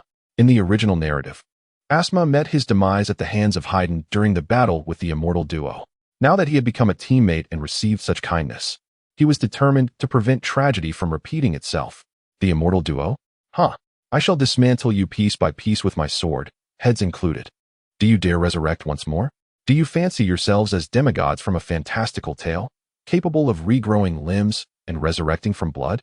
The mysterious marsh is a vast swamp situated at the border of the land of fire, teeming with serpents, insects, and vermin, shrouded in miasma and peril. Without preparation, survival here is nearly impossible, and death is inevitable. However, for exceptional ninjas and chakra-wielding warriors, survival is not overly challenging, requiring merely some caution. Following the news of the Kusanagi sword, many have flocked to the mysterious marsh, disrupting its former tranquility. Today, yet another uninvited guest has arrived at the edge of the swamp. A 100-mile journey is trivial for a ninja. They can easily traverse it within an hour, as they disregard terrain and simply adhere to their chosen direction. Nan Fengxiu Yu arrived at the outskirts of the mysterious marsh in 40 minutes. His breath slightly hurried as he gazed upon the seemingly tranquil waters, though the numerous signs of human activity indicated otherwise. After a brief respite to normalize his breathing, he placed his right hand on his left arm, removing his Konoha ninja headband, and then unsheathed the Xuangyue from his back. The cold blade gleamed with a chilling light as the grass swayed, and in an instant, Nan Fengxiu Yu's figure disappeared from sight. In the marsh, trees were sparse, predominantly consisting of smaller plants submerged in murky brown water, varying in depth and concealing the swamp's inhabitants, most of whom were venomous, lurking in the shadows, watching for prey. Nan Fengxiu Yu preferred not to wear the traditional sandals favored by ninjas. Instead, he donned a pair of black leather boots. As one foot stepped into the murky waters, he swiftly moved several meters in the next instant. Such speed left the dark predators of the swamp utterly unresponsive. The southern wind and autumn rain harbored no interest in squandering time with the beasts of the swamp. He was determined to swiftly investigate the veracity of the information he had received. Time was of the essence, for lingering in the enigmatic marsh would serve no purpose. Moments later, he beheld a relatively dry patch within the swamp where a group of individuals engaged in a fierce struggle, not against one another, but against a massive yellow-brown python. This serpent, measuring over 10 meters in length and as thick as a water barrel, boasted tightly packed, formidable scales. Its head was round, with cold, indifferent dark brown eyes, sharp fangs, and a mouth laden with venom, possessing immense strength. The group of individuals stood no chance against the python, as they were merely ordinary people with considerable physical prowess, blinded by their insatiable greed, having ventured into this perilous mire. The python's lethality was nothing short of terrifying. It resembled a relentless killing machine. A mere flick of its tail could shatter bones, while its robust body could effortlessly crush human skeletons. Its venomous fangs, akin to small daggers, would render a victim lifeless with the slightest scratch, their bodies succumbing to darkness. As the number of survivors dwindled, those remaining were engulfed in panic, their blinded greed now replaced with clarity of terror, despair, and regret. Observing this, the southern wind and autumn rain sighed inwardly and charged towards the python. As a human, he could not stand idly by while his kin were ruthlessly slaughtered by a foreign beast. Furthermore, he might glean valuable information from the distressed group. Thus, His intervention was warranted for both personal and collective reasons. The instincts of beasts are remarkably acute, particularly when faced with the specter of death. The arrival of the southern wind and autumn rain prompted the python to abandon its initial prey, coiling its massive body in preparation to confront him. Undeterred, he pressed forward. Though larger, he was still far from the creature's might, lacking the capacity to harness chakra. Above, the frost moon was cloaked in blue and white lightning.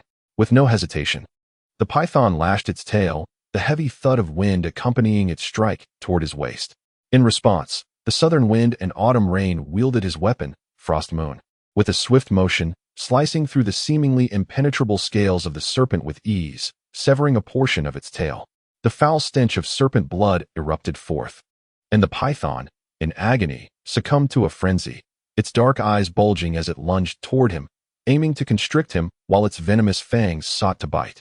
With a thought, he unleashed the thousand birds' flow, emanating blue and white lightning that surged outward in all directions. The violent bolts struck the python, momentarily paralyzing its movements. He then raised Frost Moon and delivered an elegant thrust, piercing the serpent's skull. The immobilized creature could not even muster a final struggle, its pupils dulled. And it met a swift demise, a death that, at least, was devoid of prolonged suffering. Having effortlessly dispatched the python, the southern wind and autumn rain intentionally showcased his extraordinary prowess, affirming his identity to avoid wasting time with the group of ordinary individuals. The stature of a ninja is indeed elevated. Under the watchful gaze of Nan Feng Qiuyu, the surviving individuals hastily knelt, their voices a cacophony of gratitude. Thank you, esteemed ninja, for saving our lives. Do not mention it, he replied, his demeanor calm yet authoritative despite his youth. I am a ninja of Konoha, and as citizens of the Land of Fire, it is my duty to assist you. Now, I must pose some inquiries, and I expect nothing but honesty, otherwise I shall not hesitate to take action. As he reined in his outward chakra, he continued, Please, tell me all you know about the rumors surrounding the Kusanagi sword. Upon hearing his words, the individuals, sensing the gravity of the situation, swiftly divulged everything they had heard, their accounts varying yet overlapping, leaving it to Nan Feng Qiuyu to discern the truth. After listening intently, he nodded and declared, Very well, I must take my leave. You should vacate this swamp immediately. It harbors numerous dangers. Regardless of the Kusanagi sword's existence, it is beyond your reach. Should you venture further, you tread a path to certain death, and I cannot be your guardian at all times. Those who understand should return quickly. This is merely the periphery. The deeper you go, the greater the peril, and the easier it is to lose your way. The consequences of becoming lost in this swamp are dire. With that, Nan Feng Qiuyu departed, having fulfilled his duty as a ninja of Konoha, perhaps even exceeding it. The fate of those individuals now lay in their own hands. As he ventured deeper into the swamp, he pondered the information he had gathered. Based on the fragmented accounts he had received, there was a 60% probability that the rumors of the Kusanagi sword were indeed true. From the disjointed tales, he learned that two competent rogue ninjas had inadvertently come into possession of the Kusanagi sword. Initially, they had failed to recognize its significance, only discovering its extraordinary capabilities during combat. However, conflict soon erupted between them, and what had once been a friendship devolved into a bitter struggle for ownership of the sword. Despite their comparable strengths, the defeated ninja managed to escape with their life, adopting the mindset that if they could not possess the sword, neither could the other. Thus, they leaked the information, drawing attention and inciting rogue warriors and ninjas to pursue the one who acquired the Kusanagi sword. If this were indeed the case, he needed to seize the sword with utmost urgency. The longer he delayed, the more attention it would attract, and increasingly formidable adversaries would join the fray.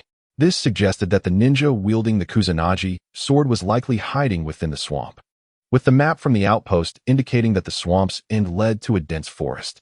Once within the forest, the intricate environment could provide effective cover, making it difficult for pursuers lacking exceptional tracking skills or techniques to locate him. Should the situation unfold as anticipated, he would need to hasten his pace, perhaps even outpace the fleeing ninja to set a trap and wait for his quarry. However, while it may seem simple in theory, the execution proves to be quite challenging. Unbeknownst to me, the identity and current location of my adversary remain a mystery. This vast swamp complicates the pursuit significantly. I sincerely hope that those trailing behind are competent enough not to lose the scent. Nevertheless, all of my conjectures are predicated on the assumption that the circulating rumors are accurate. Should the truth deviate from this, the situation could become exceedingly unpredictable. With that thought, I hastened my pace, exerting 9/10 of my strength to traverse the terrain, appearing to ordinary onlookers as nothing more than a fleeting shadow. After half an hour, I had crossed over half of the swamp without engaging with any of the creatures dwelling within it. Even those I could have easily dispatched were left untouched. My mind singularly focused on my journey. Moments later, I beheld a chaotic scene ahead. Approximately 20 individuals were engaged in a fierce battle amidst the varying heights of the reeds surrounding them. I promptly slowed my advance, standing atop the water's surface. The flora in the swamp was not particularly tall, although the reed beds were initially dense. They had become considerably sparse due to the ongoing conflict, leaving little in the way of concealment. As I made my entrance, I was quickly spotted by the combatants, causing a brief lull in the fighting. Upon recognizing me as a youthful ninja standing on the swamp, they resumed their ferocity, dismissing my apparent lack of age and presumed prowess. The air was thick with the stench of blood, and the tumult of battle had attracted numerous creatures from the swamp. Some lurking in the murky depths, others floating atop the surface, and many engaging in their own violent clashes, both with humans and amongst themselves. In summary, this region had devolved into utter chaos, devoid of allies. Humans and beasts alike were foes. Trust lay solely in oneself, and a dangerous fervor filled the atmosphere. At least I had arrived in time, my urgency not in vain. Observing the tumultuous scene before me, I felt an unexpected sense of calm wash over me, accompanied by a gentle smile. The pursuers had proven useful, and the manner of contention was refreshingly straightforward and fair. Strength reigned supreme, devoid of unnecessary complexities, which I found quite appealing. Given the considerable number of combatants remaining, among them were not a few wandering ninjas and formidable rogue warriors, with the two strongest possessing an aura rivaling that of elite ninjas. Although the strength of these rogue ninjas and warriors did not quite match that of the elite ninjas within the villages, nor the 5 great ninja villages, they were still formidable in their own right, perhaps even surpassing the special elite ninjas of the major villages. Crucially, most of these wandering ninjas and warriors, driven by the instinct for survival and the desire to enhance their strength, often resorted to any means necessary. Engaging with them required utmost caution, as one could easily fall victim to their treachery. The autumn rain of the southern winds does not deliberately flaunt its prowess. Merely observing the fierce skirmishes among the ninjas while 2 crocodiles, resembling withered trees, glide towards it, seemingly prepared to unleash their full might, yet only exhibiting the typical strength of a lower-ranking ninja. The cacophony of screams, roars, wind-splitting sounds, and howls intertwines, turning the marsh into a chaotic maelstrom. Ninjas clash with ninjas, ninjas combat samurais, and humans engage with the creatures of the swamp. Injuries and fatalities occur incessantly. In this mire, any being, be it human or animal, that falls meets a gruesome fate, their bodies devoured by the myriad creatures lurking within the swamp. Crimson blood mingles with the murky waters, the yellow-brown liquid gradually darkening to a shade of red, while severed heads, limbs, bones, and organs occasionally float by, though the scene may not be vast. It is undeniably brutal and sanguinary. South Wind Autumn Rain activated its automatic blocking perception, wielding Frost Moon as it battled the 2 crocodiles, primarily focusing on evasion while occasionally inflicting shallow cuts upon them. Its gaze, however, remained fixed on the distant combat, observing the dwindling numbers with an increasingly elated heart. After half an hour, South Wind Autumn Rain had dispatched 1 crocodile, leaving numerous wounds on the other, though it feigned exhaustion, appearing nearly at its limit. Scattered throughout the nearby battlefield were the cold remains of numerous bodies, each in different postures, submerged in the swamp. Many of the corpses were already crawling with serpents and insects, while large, cold-blooded predators circled nearby, barely containing their desire to indulge in this rare feast. Presently, only 3 individuals remained alive, 1 samurai and 2 ninjas, all possessing commendable skills, rivaling the elite jonin of major ninja villages and capable of engaging the jonin of lesser villages.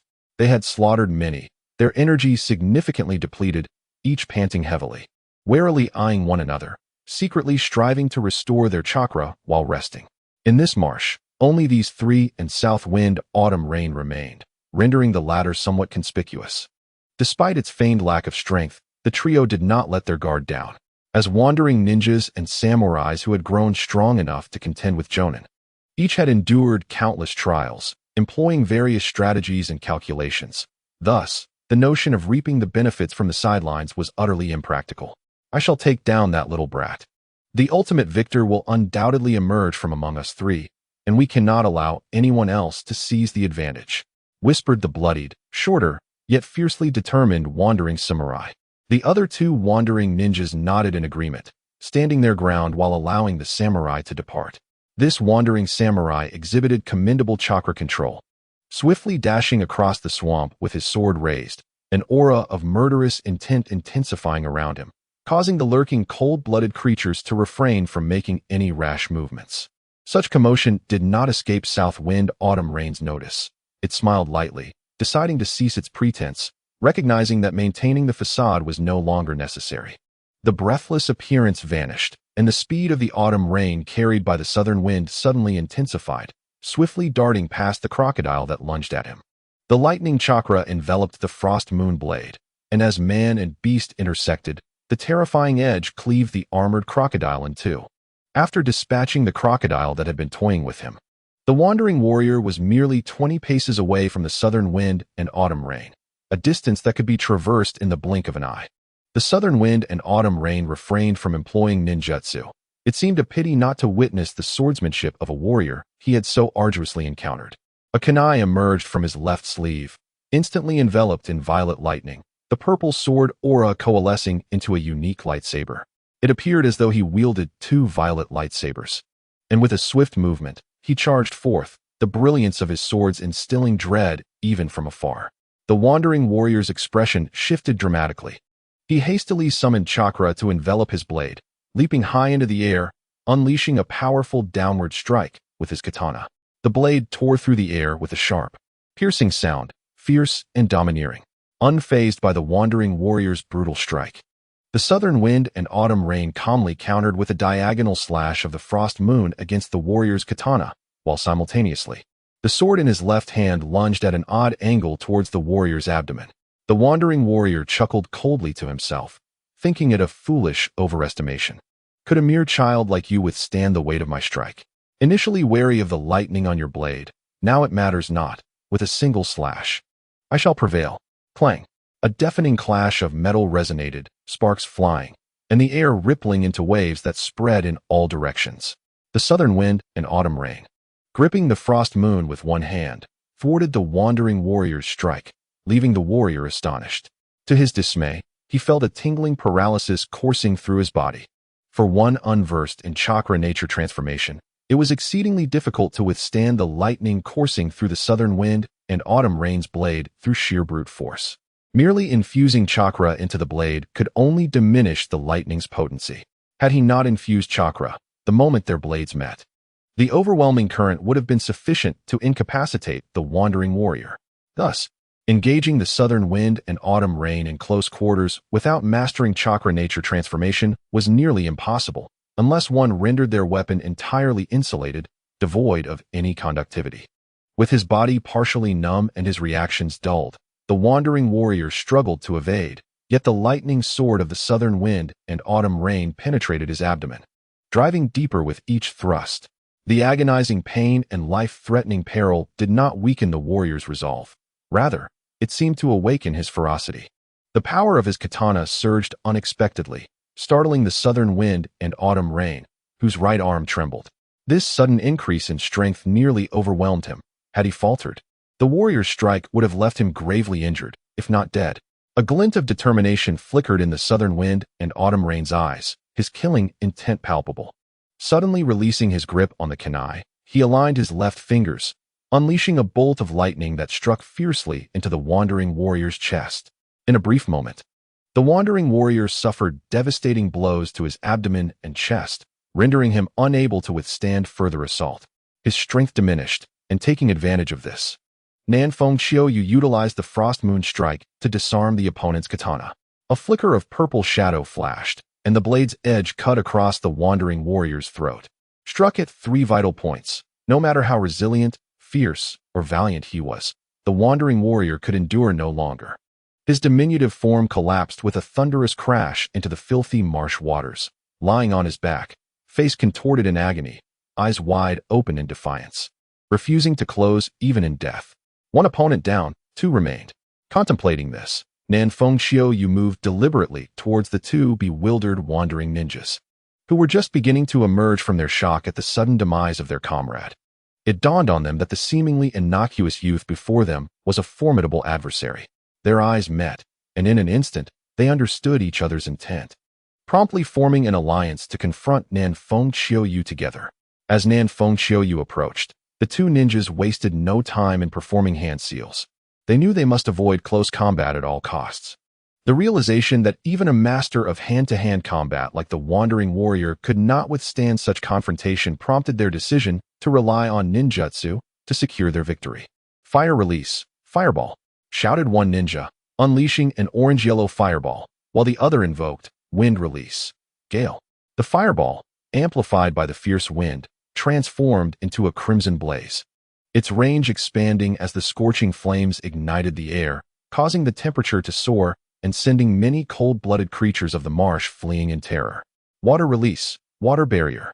Nanfeng Xiaoyu had already sheathed the frost moon, his hands weaving a flurry of phantom seals.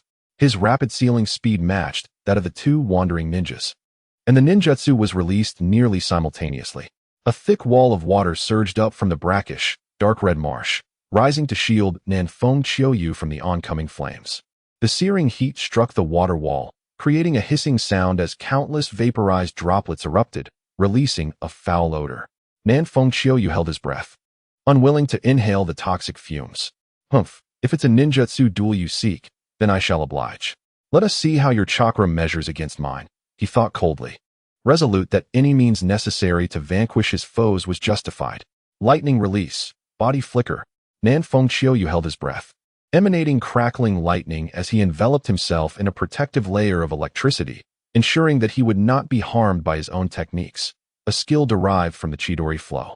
Crouching low, he pressed his hands into the foul, odorous marsh water, unleashing a torrent of lightning that surged into the depths. Targeting the area where the two wandering ninjas stood, the fierce electric currents coursed through the water, manifesting as a dense surge of lightning that raced towards the two adversaries. With a change of expression, the two wandering ninjas reacted swiftly, leaping into the air to evade the oncoming electrical assault, yet they showed no sign of respite. The gentle autumn breeze and rain held their hands firmly above the marshy waters, releasing chakra with unreserved abandon. Bolts of lightning erupted from their palms, continuously spreading across the swamp. The terrifying electricity wreaked havoc upon the marsh, electrocuting an untold number of its creatures, snakes, insects, crocodiles, and various other animals, some dead, others stunned, floating on their backs in the swamp, creating a rather spectacular scene. Two wandering ninjas wore grim expressions. The earlier chaotic battle had obliterated any small patches of land where they could find footing, leaving them with no choice but to land upon the marsh's surface. With so few ninjas capable of flight, these two were certainly not among them. No matter how high they jumped, they would ultimately descend. With no alternative, they had to channel all their chakra to shield themselves as they landed on the water's surface. A surge of powerful electricity coursed through their feet, first causing a tingling sensation, followed swiftly by sharp pain, as the lightning enveloped them, eliciting cries of anguish. With an expression devoid of emotion, the autumn breeze and rain swiftly moved out of the toxic gas's reach, weaving hand signs as they went. Lightning release, 1,000 bolts. Taking a deep breath, the autumn breeze and rain opened their mouth, unleashing a torrent of densely packed blue and white bolts that tore through the air towards the two wandering ninjas. If struck, they would likely be reduced to mere sieves. At this moment, the two wandering ninjas found themselves in a life-or-death struggle, their bodies paralyzed and stinging, their movements severely hindered, seemingly at the brink of despair. In this critical moment, the ninja skilled in wind release bore a fierce expression. As they fell from the air, the fire release ninja led the way, followed closely by the wind release ninja. Without hesitation, the wind release ninja unleashed their chakra, their body regaining some semblance of strength. Though still only comparable to an ordinary person, far from the speed of a true ninja. Suddenly, the wind release ninja dashed from behind and seized the fire release ninja, using them as a human shield. Countless bolts of lightning rained down upon the fire-release ninja, perforating them mercilessly. With a face twisted in agony, the fire-release ninja glared with resentment, their eyes filled with hatred, turning their heads slightly to hiss. Cough, cough. You won't escape either. I'll be waiting for you. The autumn breeze and rain coldly remarked, quite clever and ruthless, but you are right. Today, you will not escape. The wind-release ninja remained impassive, showing no sign of emotion, seemingly accustomed to such dire circumstances. They released the lifeless fire-release ninja and turned to flee, acting decisively without a moment's hesitation. However, the autumn breeze and rain would not allow them to escape. In the instant the adversary turned to flee, a ninjutsu was unleashed. Wind release, vacuum sphere. Currently, the autumn breeze and rain possessed little knowledge of advanced wind and water release techniques. This was the only high-level wind release technique they had mastered. The southern wind and autumn rain inhaled deeply, filling the chest with a surge of energy. As the mouth opened, a series of highly condensed air columns were released, each possessing a terrifying potency surpassing that of ordinary bullets. Comparable to the might of a sniper's shot, these invisible air columns merged seamlessly into the atmosphere, making it exceedingly difficult for even the most perceptive ninja to discern their numbers or the targeted areas of assault. This was crucial for the ninja's evasion. In reality, the air columns had woven into an almost inescapable net of strikes, and a moment's inattention could result in a grievous wound. The wind-release wandering ninja, being of the same elemental affinity, could sense some of the impending danger and evaded a few of the blows. Alas, he could not escape them all, and several air columns pierced his body, causing him to collapse into the murky, foul-smelling swamp. Gasping for breath, he soon succumbed to his injuries, standing amidst the desolation. South wind, autumn rain was the sole figure remaining upright. A smile crept across his face as he searched through the pile of corpses for the Kusanagi sword. After a brief search, he finally uncovered a familiar blade, a sword he recognized, embedded in the body at the center of the battlefield. First, he cleansed his hands with a measure of sake to sanitize them before extracting the famed Kusanagi sword known as the Tsumagari. In the original narrative, this sword belonged to Orochimaru, though its appearances were scarce, with its most notable moment occurring during the duel between master and apprentice. The Tsumagari was extraordinarily sharp, capable of inflicting pain even on the formidable diamond-bodied elder monkey demon, and it could alter its length at will. Truly a rare treasure. With the Tsumagari in his possession, South Wind Autumn Rain contemplated bestowing the Xuanyue upon his father, allowing it to continue serving as the cherished heirloom of their family.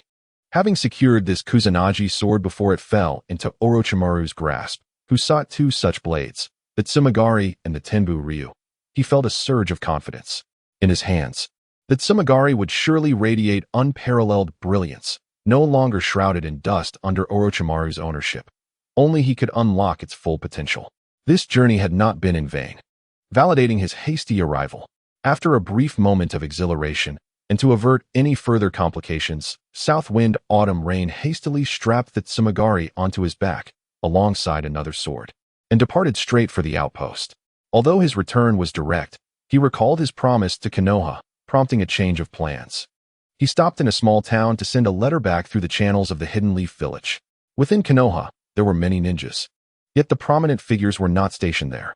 The entirety of the Land of Fire was dotted with Konoha ninjas, with the borders being the most populated. Longing for home was inevitable for those stationed far away. Thus, Konoha had established dedicated channels for border ninjas to send letters home. Once this task was accomplished, South Wind Autumn Rain returned to the outpost, and with the round trip and the time spent contending for the Tsumagari, he arrived just as darkness enveloped the land. The return of the autumn rain from the south indeed stirred the sixth squad. Asuma, Red, and Taichi Yagami gathered around Nan Fengqiuyu to admire the legendary Kusanagi sword and the Amatsumi Kaboshi. These are fabled weapons, and such a rare opportunity to behold them should naturally be cherished. At first glance, the Amatsumi Kaboshi appears rather unremarkable, merely a tad longer and sharper than an ordinary ninja blade. Its ability to change length is of little enhancement for the average ninja in a world rife with ninjutsu. However, in the hands of those skilled in swordplay and blade techniques, its value is significantly amplified. The group eagerly examined the Amatsumi Kaboshi, but as the novelty wore off, they returned to their respective tasks. Days passed in quietude as Nan Fengxiu diligently executed his duties at the border outpost, patrolling, indulging in leisure, reading, playing in the water, and honing his skills, none of which were particularly disheartening. Over the course of a month, he engaged in 3 skirmishes. Fortunately, the adversaries were not exceedingly formidable, and the 6th squad managed to navigate through with minimal peril, completing their station mission successfully. Nan Fengxiu's level ascended to 34. Just 1 level shy of acquiring the formidable skill of the draw and slash. Undoubtedly, this would be a powerful ability, though its specifics would only reveal themselves through diligent study. A month later, the relief team from Konoha arrived, and after Taichi Yagami facilitated the handover with the newcomers, he led the 6th squad away. As they departed, the 3 felt a tinge of reluctance. After a month of bonding with the surroundings, they had developed a fondness for the place. Nevertheless, the allure of returning to Konoha proved stronger. The journey back saw their spirits lift as they chatted and laughed. Their pace swift, driven by an urgency to return home. They arrived in Konoha 4 days later, a bit faster than their outbound journey. The 4 disbanded at the 6th training ground, and as Nan Fengxiu was about to leave, he called out to Taichi Yagami. "What are your thoughts?" Taichi inquired, hands behind his back, his tone nonchalant. "Sensei, I wish to undertake some tasks independently to further my experience," Nan Fengxiu stated directly, aware of Taichi's preference for straightforwardness. "Indeed, you possess the capability and experience to handle tasks on your own now. I consent to your request. Additionally, proficient chunin are entrusted with leading small teams, so I want to summon you for tasks that are not crucial or particularly demanding of your skills. Exercise caution when undertaking tasks alone or leading others. Carelessness can lead to dire consequences. Do you understand?" Taichi's expression turned serious. "I comprehend your message, Sensei. I will remain vigilant and not underestimate anyone," Nan Fengxiu responded earnestly, nodding solemnly. "That is reassuring. A month away from home surely has made your family long for your return. You should hurry back." "Understood, Sensei. After I complete the task procedures, you should also return home to rest early." A smile broke through Taichi's stern visage, and he nodded appreciatively. The gentle autumn rains of Nan Fengxiu have long pondered the tragic tales of master-disciple betrayals within the realm of Naruto. It is perplexing how a mentor, who has bestowed care and nurturance upon their pupil, can turn against them with lethal intent. Perhaps the sole explanation lies in the insidious influence of hatred that corrupts the soul. Upon returning to Konoha after a month's absence, Nan Fengxiu was enveloped by a profound sense of nostalgia, as if traversing through the corridors of time. Strolling through the bustling streets, a sense of relaxation washed over him. His gaze was drawn to a quaint establishment offering hot springs. A delightful respite before heading home seemed in order. With a slight turn of his heel, he entered the hot spring shop, greeted by the melodious voices of 2 young maidens. The allure of soaking in the springs is universal, transcending age barriers. Changing into a pristine white attire, he cradled 2 swords and made his way to the springs. However, a twinge of anxiety gripped him as he placed his weapons in the shop's storage. A fear of losing them loomed large, a loss that would incite his wrath, endangering both himself and others. Since his transition to a sword master, the once grotesque hand of the demon had transformed. His left arm, though pallid, bore a tattoo of iron chains encircling it, with the number 34 inscribed at the center. Aside from this peculiar marking, his arm resembled that of an ordinary individual, albeit with a hint of eeriness. The demon swordsman system is indeed a curious phenomenon. The chains binding the demonic hand have vanished, yet a tattoo remains to signify his level, an utterly lowly display devoid of sophistication. Despite its peculiarity, Nan Fengxiu found a certain fondness for this unusual attribute. In truth, he too is a unique character, wielding 2 swords in a hot spring, a rarity indeed. As he entered the bathing area, he undoubtedly drew attention. The swords in hand and the peculiarities of his left shoulder captivating the gaze of onlookers. Oblivious to his own eccentricity, he found a secluded corner and immersed himself in the steaming waters, surrendering to the comforting embrace of relaxation. The fatigue from his long journey dissipated rapidly, his form unwinding in bliss. Observing Nan Fengxiu's serene demeanor, the other patrons gradually diverted their attention, each indulging in their own tranquility, engaging in hushed conversations, enveloped in an atmosphere of ease. Yet, this delightful ambience was soon shattered. Suddenly, a cacophony of alarm erupted from the adjacent women's bath, as if they had encountered a frightful occurrence. "Jiraiya, you scoundrel! May you perish!" A furious voice rang out, followed by a resounding crash as a figure shattered the partition between the male and female baths, plunging into the men's spring and sending waves of water cascading about. Fortuitously, no one was harmed, though the incident could have easily led to injury. Before the crowd could discern what had plunged into the hot spring, a figure clad in a bathrobe crashed into the male bathing area. The impact sent the hot spring water surging outward in chaotic waves, reminiscent of miniature ocean swells. This figure forcefully pinned Jiraiya beneath the water, unleashing a barrage of blows with fists as soft and pale as dumplings upon him. Oh, and also upon his face. Jiraiya was met with an utterly dismal fate. However, the other men in the bathing area were not inclined to sympathize. They were all fixated on the striking figure mercilessly pummeling Jiraiya, a vision of snowy elegance with an aura of tempestuous ferocity. Who could withstand such a spectacle? The act of beating someone seemed to possess a peculiar allure. Nanfeng Qiuyu emerged from the hot spring, settling upon a stone at the water's edge, observing the last of the legendary three ninjas, Tsunade. Her physique was undeniably commendable, yet her temperament could send shivers down one's spine. Jiraiya had likely fallen into his old habits, seeking inspiration at the hot springs, only to find himself on the receiving end of Tsunade's wrath. Such a beating was not uncommon, but today seemed particularly severe. Nanfeng Qiuyu feared that if this continued, Jiraiya might be rendered incapacitated, or worse, meet his demise. Tsunade's punches, even without the application of her formidable strength, were remarkably powerful. A single blow could fell a robust adult man. Although Jiraiya was strong, he was not invincible, and it was unrealistic to expect him to endure indefinitely. Nanfeng Qiuyu recalled a mention of Jiraiya once facing a life-threatening crisis during his youth, likely the incident when he and his companions were besieged by rock ninjas in a cave. Yet, this instance seemed to qualify as a life-or-death situation as well. Alas, it was a tragic sight. Jiraiya was battered and bruised, bloodied and unrecognizable. Had he truly glimpsed something he shouldn't have? Was it another woman? Or perhaps Tsunade's distressing mood today? Regardless, Nanfeng Qiuyu felt compelled to intervene. Should his presence incite Tsunade's wrath to the point of Jiraiya's demise, it would certainly be a calamity. Clearing his throat, Nanfeng Qiuyu called out, "Lady Tsunade, it is imperative that you cease. If this continues, Lord Jiraiya may not withstand much longer." However, his entreaties fell on deaf ears, for Tsunade persisted in her assault on Jiraiya.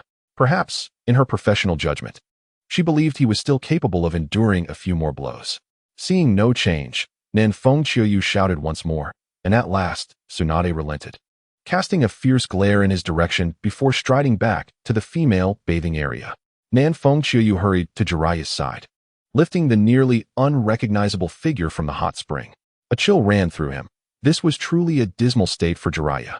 Thankfully, in this world, the miraculous healing arts of medical ninjutsu existed. Otherwise, even if Jiraiya survived, he might have been destined for a life of vegetative existence. Nanfeng Qiuyu holds a deep admiration for Jiraiya, the master of self-destruction, whose prowess rivals that of Tsunade, perhaps even surpassing it. Yet, in a display of remarkable restraint, he refrains from retaliating, perhaps due to a sense of guilt, but his infatuation is undeniable. Hastily, Nanfeng Qiuyu summoned the staff of the hot spring inn to urgently transport Jiraiya to the Konoha hospital.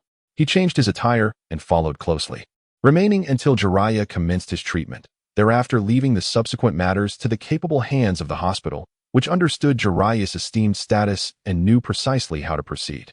With the exceptional medical techniques of Konoha Hospital, combined with Jiraiya's formidable strength, it is likely that he will be back on his feet in a matter of days.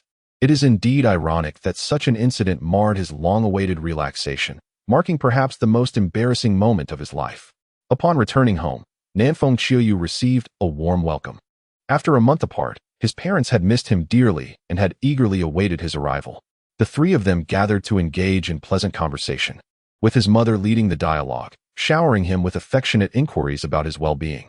Nanfeng Qiuyu patiently responded to each question, and after indulging his mother in conversation, he presented the frost moon to his father, saying, "Father, please take back this treasured heirloom. I have since acquired a superior weapon." He revealed the sword, the legendary Kusanagi, known as the Tenzo Koyan. "Surely you have heard of this sword, father?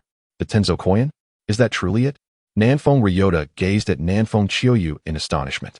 his voice trembling with excitement. Indeed, it is. I came across it fortuitously and seized the opportunity to obtain it.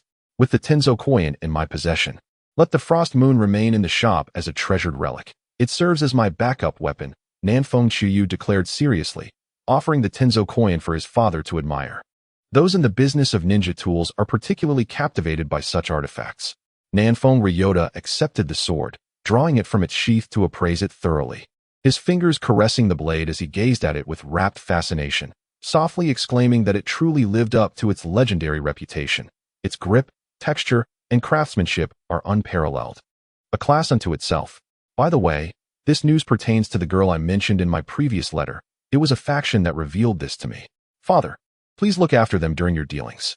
Of course, considering that you have acquired such a legendary weapon as the Tenzo coin, I shall not profit from them. I will sell it to them at cost. Nanfeng Ryota responded jovially, his generosity evident. Today is a day of triple joy. You have returned. You have obtained this remarkable weapon, and soon our family will be welcoming a new addition. We must celebrate this evening. Nanfeng Chiuyu's father was brimming with exuberance. Appearing a decade younger. A new addition? Nanfeng Chiuyu turned to his mother, Yayue Main, who beamed with delight. Indeed, your mother is pregnant. We discovered this just a few days after your letter arrived. We refrained from responding to you to surprise you upon your return. You are to become an older brother. The mother of Nanfeng Chiuyu, Yayue Main, is just in her early 30s, still quite youthful and embodies traditional values. She speaks sparingly and has always managed the household with great diligence, truly a paragon of virtue. Son, do you prefer a younger brother or a younger sister? Yayue Main inquired, her cheeks slightly flushed as she looked at her accomplished son, her heart brimming with happiness. Either is fine. Brothers have their advantages, and sisters have their merits. If I must choose, I suppose I lean slightly towards having a sister, as they tend to be more affectionate towards their older brothers, which brings a stronger sense of achievement. At this, both of Nanfeng Chiuyu's parents chuckled joyfully, and he too smiled, enveloped in an overwhelming sense of bliss that left him quite entranced. To preserve this happiness, he realized he must continually strive to grow stronger, as only through relentless self-improvement could he shield himself from both overt and covert dangers. Thus, after indulging in a night of relaxation, Nanfeng Chiuyu did not linger in leisure, but instead set out the following day to acquire certain ninjutsu techniques, including some relatively simple sealing arts. When it comes to sealing techniques, one must learn from the Uzumaki clan, renowned worldwide for their sealing jutsu. However, his rapport with Minato is not yet substantial, and he has not even met Naruto's mother, Kushina Uzumaki, making their relationship rather unfamiliar. From what Nanfeng Chiuyu knows, Minato and Kushina are not yet married, but have already confirmed their romantic relationship. Although he appears approachable, Nanfeng Chiuyu possesses an inherent pride. Despite his yearning for the Uzumaki sealing arts, he cannot bring himself to deliberately seek closeness with Minato or Kushina for ulterior motives. He adopts a natural attitude towards relationships. If an opportunity arises to deepen connections, that is splendid. If not, he does not force it. The sealing techniques are not something indispensable for him to master. After working diligently for over a month, although he can now select tasks independently, greatly enhancing his freedom, Nanfeng Chiuyu decides to rest for a week before venturing out again. During his time at home, he studies the sealing arts, specifically the simpler techniques of sealing various items into scrolls. This form of sealing is relatively easy, requiring minimal foundational knowledge of the art, and within a day, he becomes proficient. Once this task is accomplished, Nanfeng Chiuyu visits his shop to retrieve a finely crafted great sword, a short sword, and a blunt weapon. He finds an empty room and seals them into the scroll. The white scroll is adorned with intricate black lines and patterns, with the words great, short, and blunt inscribed prominently in the center, surrounded by enigmatic designs that evoke a sense of intrigue. After placing the scroll into his ninja tool pouch, Nanfeng Chiuyu departs the shop and returns home to study the newly acquired water and wind jutsu techniques. As for lightning techniques, he finds he no longer needs to exchange for them, as the scrolls gifted to him by Kakashi contain an ample supply of Konoha's lightning jutsu. In the present moment, Nanfeng Chiuyu possesses 3 swords and 1 blunt weapon, adeptly utilizing the sword spirit's mastery over these instruments to execute an array of diverse and intricate sword techniques. In close combat, it has become exceedingly challenging for any school of thought to counter him, unless an absolute surge of power is unleashed. A slight regret lingers, however, as he lacks a lightsaber. Within the village of the leaves, there exists a blade worthy of the title authentic lightsaber, known as the Sword of Raijin. Unlike the chakra blade, which evokes a sense of peculiarity, this sword is not easily attainable. It requires recognition and agreement from the higher-ups, as well as significant merit. Despite his reputation as a prodigy in Konoha and the esteem of its upper echelon, Ninfeng Qiuyu finds himself unable to secure it due to insufficient accomplishments, thus settling for the chakra blade instead. After dedicating 2 days to the rigorous practice of swordsmanship and the study of lightning release, water release, and wind release, he received a summons from Jiraiya on the 3rd day, prompting him to venture outside his home. Upon arriving at the hospital room, he found Jiraiya reclined on the hospital bed, adorned with bandages and still in the throes of recovery. Beside him stood 2 figures, his esteemed disciple, Minato Namikaze, and a striking woman with crimson hair, delicately peeling an apple, exuding an air of grace and gentleness. "Greetings, Lord Jiraiya, Senior Watergate, and this lovely sister." Ninfeng Qiuyu addressed them. Though still quite young, appearing merely 10 years of age by his stature and visage, he greeted them with earnestness that was rather endearing, embodying a hint of youthful charm. Minato regarded him with a warm, sunny smile and nodded, while Kushina's previously neutral expression softened into a delighted smile as she too acknowledged him with a nod. She found his choice of words quite appealing, developing an immediate fondness for the boy. Jiraiya, grinning from his hospital bed, said, "There's no need for Lord Jiraiya. Just call me Elder Jiraiya. I owe you a debt of gratitude for escorting me to the hospital that day. Otherwise, I might have truly met my end at Tsunade's hands." Lord Tsunade exercises restraint. "She certainly would have relented at a critical moment to ensure your recovery. So my contribution is trivial and should not weigh on your mind," Ninfeng Qiuyu replied, maintaining a composed demeanor, neither overly humble nor arrogant. His act of taking Jiraiya to the hospital was not a significant effort on his part. "You are excessively modest for one so young," Jiraiya remarked, a hint of admiration in his tone. "Now, let us dispense with pleasantries. As someone who has received kindness, I must reciprocate. Otherwise, what kind of person would I be? Therefore, if you have any uncertainties in your training, feel free to inquire. I shall impart my knowledge without reservation." Ninfeng Qiuyu felt a surge of joy at his words, but a sudden realization struck him. Jiraiya's expertise lay predominantly in fire release and earth release, both of which he had never mastered. Conversely, wind release was Minato's forte, being the technique he excelled in most. "Senior, I graciously accept your offer, yet I am more inclined to witness Senior Watergate's prowess. How about a friendly spar between us?" The gentle autumn rain whispered cautiously, acknowledging that the current strength of Minato was at least akin to that of a quasi-shadow. Engaging in a spar with him would yield minimal chances of victory, yet the experience gained would undoubtedly be substantial. Now at level 34, he found himself a whole level away from reaching 35. Ninfeng Qiuyu believed that given the disparity in their strengths, a single bout would suffice to elevate him to the next tier, allowing him to learn the art of the blade draw. As for mastering techniques such as the spiral sphere or delving deeper into wind and water release chakra transformations, Ninfeng Qiuyu held little interest, confident that, with the prowess of an enchanter, he would inevitably acquire such skills in due time. Attaining level 35 was of greater significance to him. It was not merely about a single level increase or the acquisition of a new skill. He had discerned that every 5th level marked a pivotal juncture, where his overall power would see significant enhancement. Since his transition to an enchanter, he had meticulously devised a training regimen, particularly concerning the 3 elemental techniques. He had resolved that his primary objective would be missions within the Land of Lightning, where the ninjas of Yunin Village excelled in lightning release, swordsmanship, and taijutsu. He intended to venture into the Land of Lightning to hone his skills, bolstered by the scroll bestowed upon him by Kakashi, swiftly augmenting his mastery of lightning release. While he did not aspire to be the preeminent master of lightning release in Konoha, he aimed to rank among the top 3. Subsequently, he planned to pursue wind release in the Land of Wind, followed by water release in the Land of Water and the Land of Rain. The existence of an enchanter's abilities and experience inherently suggested that the best method of cultivation was through combat. Previously, his limited strength rendered him vulnerable while undertaking missions deep within enemy territory. However, he had now reached the level of a special jonin, granting him a foundational advantage. Before becoming an enchanter, Nan Fengqiuyu had aimed to reach the status of a special jonin by the onset of the Third Great Ninja War. Yet, with the enhancement of his abilities, his ambitions had significantly expanded. He now aspired to achieve the rank of jonin or even elite jonin. When the Third Great Ninja War erupted, it would be his time to shine. He could not allow Minato to rise alone. Thus, for him, ascending to level 35 and enhancing his overall strength would provide greater assurance in undertaking missions. With his current capabilities, defeating a genin would yield insufficient experience. His thoughts were abundant. Upon hearing his words, Kushina, Minato, and Jiraiya were taken aback.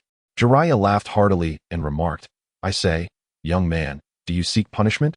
Though your strength is among the best of your peers, I must temper your expectations. You are still far from matching Minato. Do you realize he has already begun to master the Flying Thunder God technique? A moment's inattention, and you could be swiftly dispatched under its power. Oh, by the way, you may not know what the Flying Thunder God technique entails. Allow me to explain. The Flying Thunder God technique is indeed a legendary spatial ninjutsu, invented by the second Hokage." As Jiraiya rambled on, Nan Fengqiuyu felt a headache coming on and quickly interjected, "I am aware of the Flying Thunder God technique. If we were to spar, I would prefer that you refrain from using it, Senpai Minato, as it could easily lead to unintended injuries." Jiraiya, ever the chatterbox, paused and turned to Minato, suggesting, "How about we give it a try without the Flying Thunder God technique? What say you, Minato? Would you indulge this young lad and, in doing so, repay me a favor?"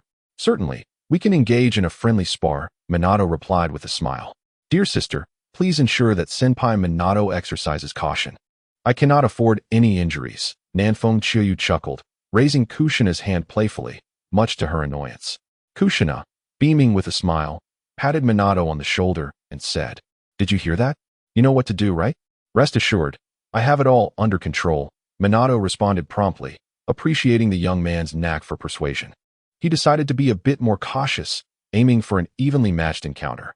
What Nan Fengqiuyu desired was precisely such a balance, as it would allow him to fight vigorously and gain invaluable experience. Otherwise, should Minato unleash his full power, Nan Fengqiuyu would surely struggle to withstand it. Even without the Flying Thunder God technique, he would likely find himself at a disadvantage, for Minato's combat intelligence was indisputable. Nan Fengqiuyu was confident in his abilities, feeling he was no weaker than any special jonin.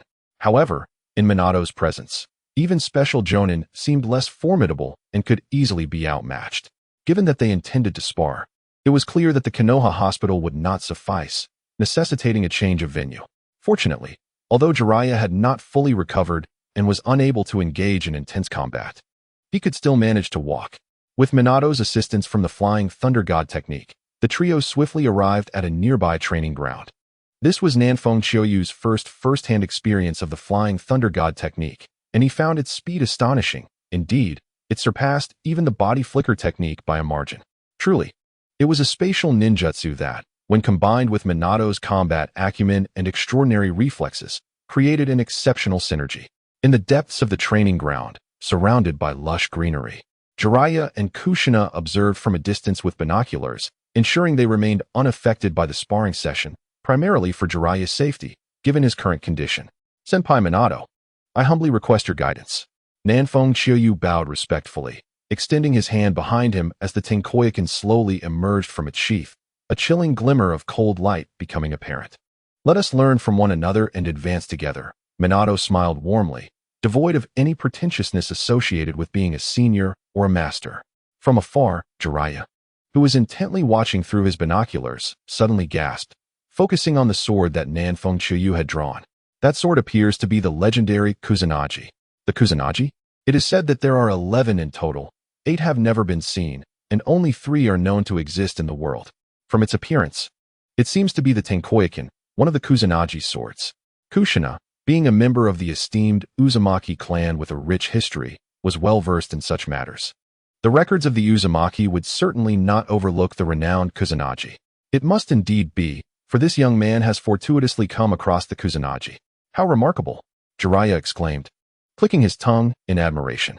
As the discussions between Jiraiya and Kushina unfolded, Nan Fengqiuyu, upon grasping the sword, experienced a profound transformation.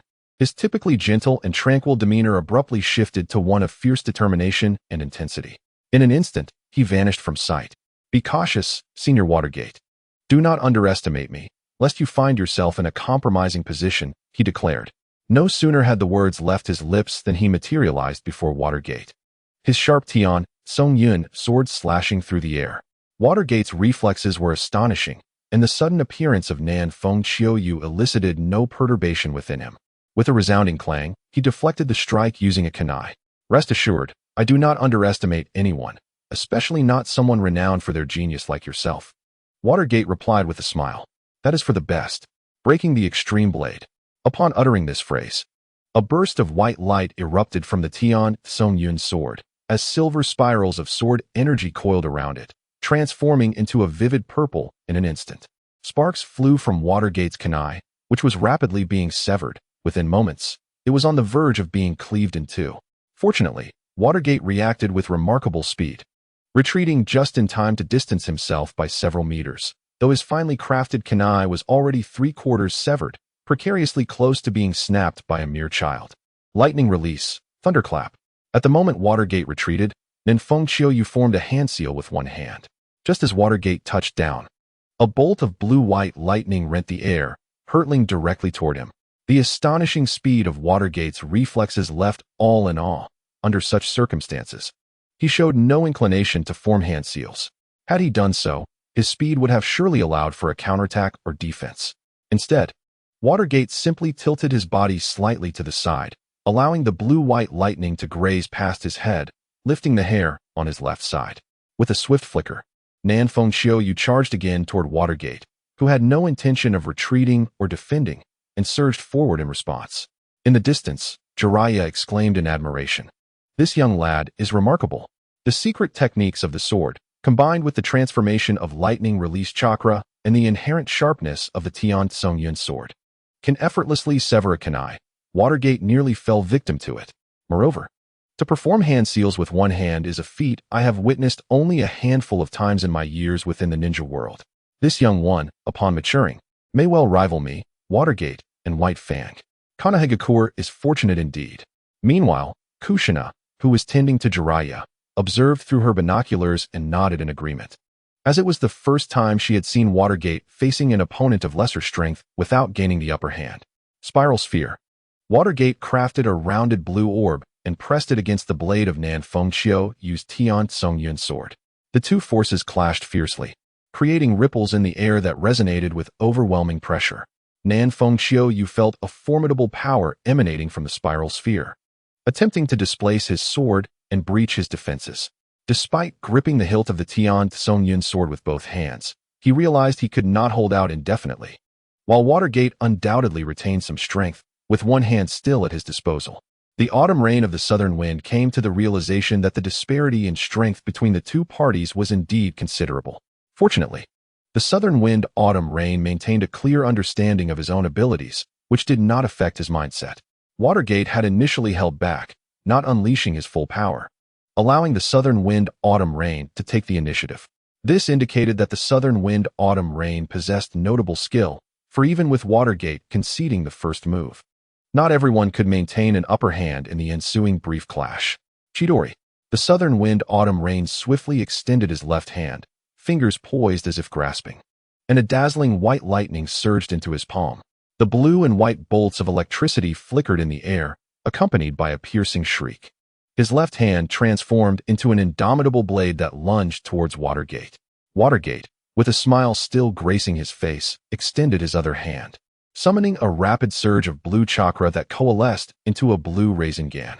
The fates of Chidori and Rasengan were destined to collide. With a thunderous roar, a visible shockwave erupted, uprooting patches of grass and soil, while nearby trees were violently snapped by the force. Amidst the swirling dust, both figures leapt forth almost simultaneously. Though it was Watergate who emerged first, neither sustained any injuries. The fierce clash between Rasengan and Chidori merely left their clothing somewhat disheveled. Upon landing, Watergate's expression grew more serious, yet he remained notably relaxed, while the southern wind autumn rain appeared grave and tense, feeling the pressure. Nonetheless, he initiated the assault once more. Grass cutter transformation. Chidori sharp spear. The southern wind autumn rain slashed from right to left, causing his Tenzo sword to elongate rapidly into a blade measuring 13 or 14 meters. No, a super sword. His left hand, pointing like a sword, unleashed a blue-white lightning bolt resembling a spear, striking from left to right for a pincer attack. Body flicker technique. Watergate raised both hands, swiftly forming seals. And in an instant, his figure blurred and vanished from the spot. Just as the Tenzo sword and Chidori sharp spear were mere inches from Watergate's body. It was indeed a moment of utmost tension. The skilled dare greatly. After utilizing the body flicker technique, Watergate reappeared at the flank of the southern wind autumn rain. His hands transforming into a flurry of illusions as he unleashed a wind-style jutsu of considerable caliber. Great breakthrough. Watergate appeared to exhale effortlessly. Yet that breath transformed into a tempest, sweeping across a radius of several dozen meters. The ferocious wind howled, uprooting grass, soil, and branches, even bending a tree thick as an adult's thigh, which ultimately snapped with a resounding crack. In truth, the southern wind autumn rain was also capable of this wind-style jutsu.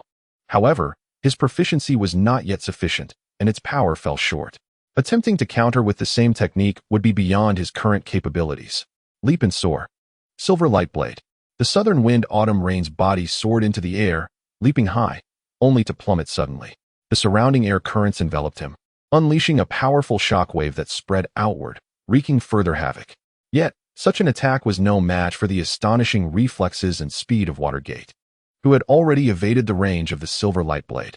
On the other side, Jiraiya and Kushina observed with great interest, especially when Nanfeng Chiyu executed the Chidori and its variant, Chidori sharp spear. Wow, this kid is truly remarkable. Not only has he mastered Chidori, but he has also learned its variations. Indeed, his future is boundless. Fire release, fireball. Wind release, violent tornado. Combination ninjutsu, crimson hell. Minato's chakra nature encompasses wind, fire, lightning, yang, and yin, with a particular proficiency in wind release, followed by fire release, and lastly, lightning release. Even without employing the flying thunder god technique, Minato remains a formidable force. He first unleashed a fireball, immediately followed by an A-rank wind release technique, which enveloped the fireball within a tornado, the flames swirling vibrantly within it, creating a vast crimson vortex that surged towards Nanfeng Chiyu. Suddenly, Nanfeng Chiyu's expression turned grave. Such a level of ninjutsu was beyond his current swordsmanship capabilities to counter. Even if he utilized his most powerful technique, the Breaking Army Rising Dragon Strike, it might still fall short. Fortunately, he had not placed all his eggs in one basket. He was also proficient in ninjutsu. With no alternative, he resorted to his strongest lightning release technique, an A-rank ninjutsu. Although its rank matched that of Chidori, its destructive range was considerably inferior. After all, the rank of ninjutsu signifies the difficulty of learning, not necessarily the superiority of higher-rank techniques over lower ones. Even techniques of the same rank possess varying degrees of power. Lightning release, Angry Thunder Tiger.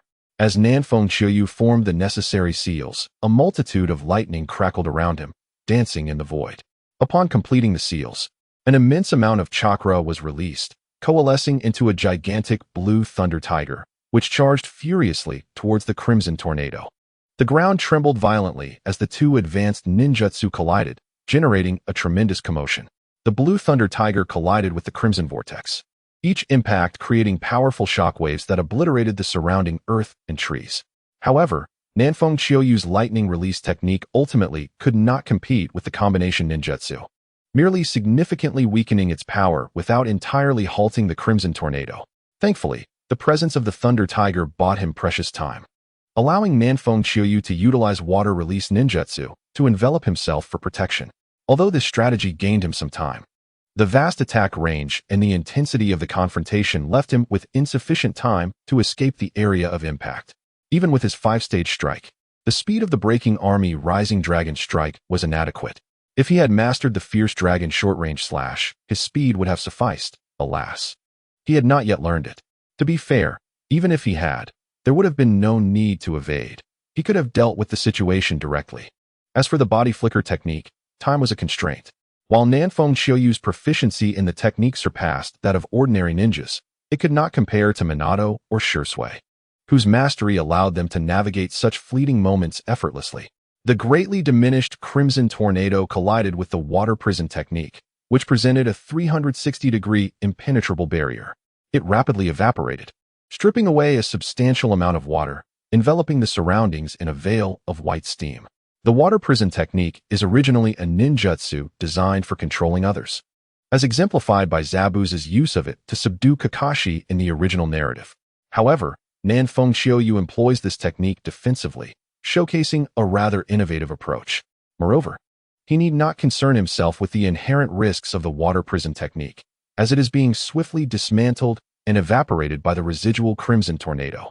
Once the water prison shatters, the combined ninjutsu will no longer pose a threat to him. Nanfeng Xiaoyu has discerned a weakness in his opponent. His defenses are not particularly formidable. The Chidori flow serves as an unconventional form of absolute defense, yet it pales in comparison to the might of the lightning armor. While lightning release can be harnessed to invigorate cells and enhance speed, Nanfeng Xiaoyu struggles to comprehend how one might elevate their defensive capabilities to rival the speed of the rakeage from the hidden Cloud Village. It is not only he who grapples with this mystery. Even the legendary Konoha White Fang finds it perplexing. The path of Kakashi Hatake diverges from that of the rakeage, who embodies both offensive and defensive prowess with formidable physical strength. In contrast, Kakashi harmoniously melds his swordsmanship with lightning release, maximizing its destructive potential while his physical durability remains average. This represents a vulnerability that must be addressed when the opportunity arises. In the fleeting moment when the combined ninjutsu and water prison dissipate, Minato suddenly appears behind Nanfeng Xiaoyu, his right hand clasping a blue sphere, aimed at his back. Chidori flow. Nanfeng Xiaoyu had anticipated this and was prepared. Minato's incredible speed made it inevitable that he would seize the opportunity to strike. A burst of blue and white lightning erupted from Nanfeng Xiaoyu, transforming the surrounding area into a realm of thunder.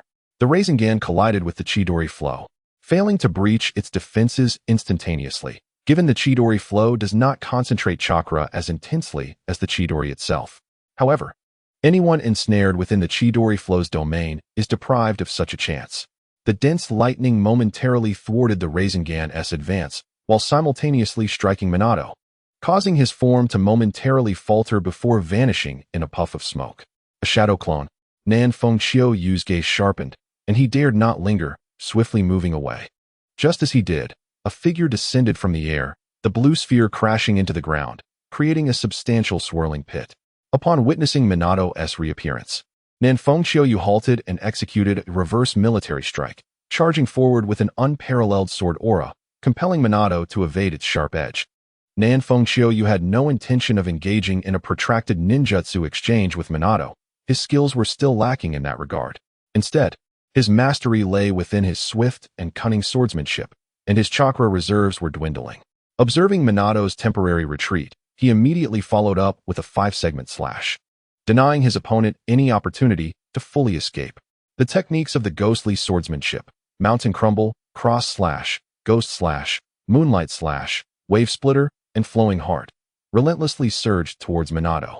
Unless one employs the unparalleled speed of the flying thunder god technique, it is quite challenging for Minato to completely shake off the advances of Nanfeng Xiaoyu. Nanfeng possesses a multitude of offensive skills, and for the first time, Minato found himself under considerable pressure, having lost numerous kunai in the encounter. Ultimately, he resorted to using a wind chakra blade, the very weapon wielded by Danzo and Sasuke during their climactic battle in the original narrative. This strategic shift significantly improved his situation, though it was also due to Nanfeng not enhancing his blade with the breaking extremes technique. A solemn expression graced the previously smiling face of Minato, as this close-quarters combat presented him with immense pressure. The rapid, enigmatic, and seemingly endless sword techniques of Nanfeng left him feeling overwhelmed. His energy levels surged to their peak, and his reflexes and evasion skills were pushed to their utmost limits, all in an effort to maintain his undefeated status. He had to concede that the individual before him, renowned alongside Kakashi from their class, possessed a terrifying proficiency in close combat. Nanfeng was an absolute prodigy in swordsmanship. While a few techniques bore the mark of Konoha's style, the majority showcased a distinctive flair, establishing his unique school of thought. After a tense stalemate lasting a quarter of an hour, Nanfeng Xiaoyu abruptly ceased his assault, his fierce aura dissipating as he sheathed the Kusanagi sword, and allowed the chakra blade to fade. He returned to a state of calm and composure. "Thank you, Senior Minato. For this sparring session, I have gained immensely," he remarked, pausing upon hearing the sound signifying his level had ascended to 35. Having achieved his goal, he deemed it unnecessary to witness the full extent of Minato's abilities, especially since he was not yet a match for him. Should Minato unleash the Flying Thunder God technique, Nanfeng would likely find himself only capable of defense, devoid of any counterattack, and a moment of inaction would inevitably lead to defeat. He relished the exhilarating battle but was unwilling to exert himself to the extent that would compel Minato to resort to his ultimate technique, lest it affect his own spirits. Upon hearing Nanfeng's words, the solemnity faded from Minato's face, replaced by a warm smile that restored his usual sunny disposition. In truth, both individuals shared a certain similarity in temperament. Absent combat, they were relatively calm and gentle. However, Nanfeng exhibited a more stoic demeanor, displaying indifference unless matters pertained to himself, embodying an attitude of observing the world's tumult with a wry smile. "You are formidable. Your strength may have already surpassed that of Kakashi to some extent. Your progress is truly remarkable," Minato praised generously, giving Nanfeng a thumbs up. "Haha, I feel the same way. Though I still Haven team managed to draw out the true strength of Senior Minato.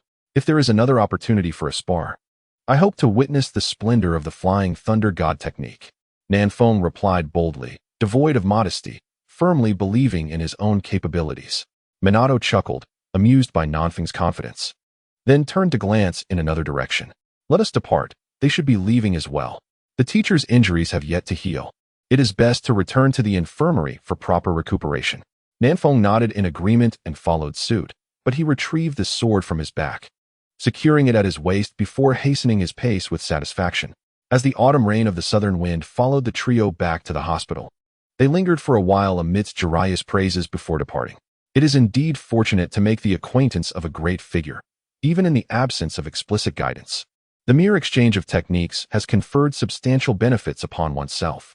The experience gained during the transition from 34 to 35 has undoubtedly spared 3 to 4 arduous battles and has likely saved over 15 lives. Such acts of taking lives are repugnant to those with a sound mind, and fortunately, Nanfeng Qiuyu is not afflicted by such thoughts. It is always preferable to shed less blood. Upon returning home, Nanfeng Qiuyu visited his mother, and candidly, he found himself yearning for a younger sibling. Ideally, a sister, for there is something endearing about a sister. In the days that followed, aside from resting and engaging in daily training, he busied himself with preparations for wilderness living.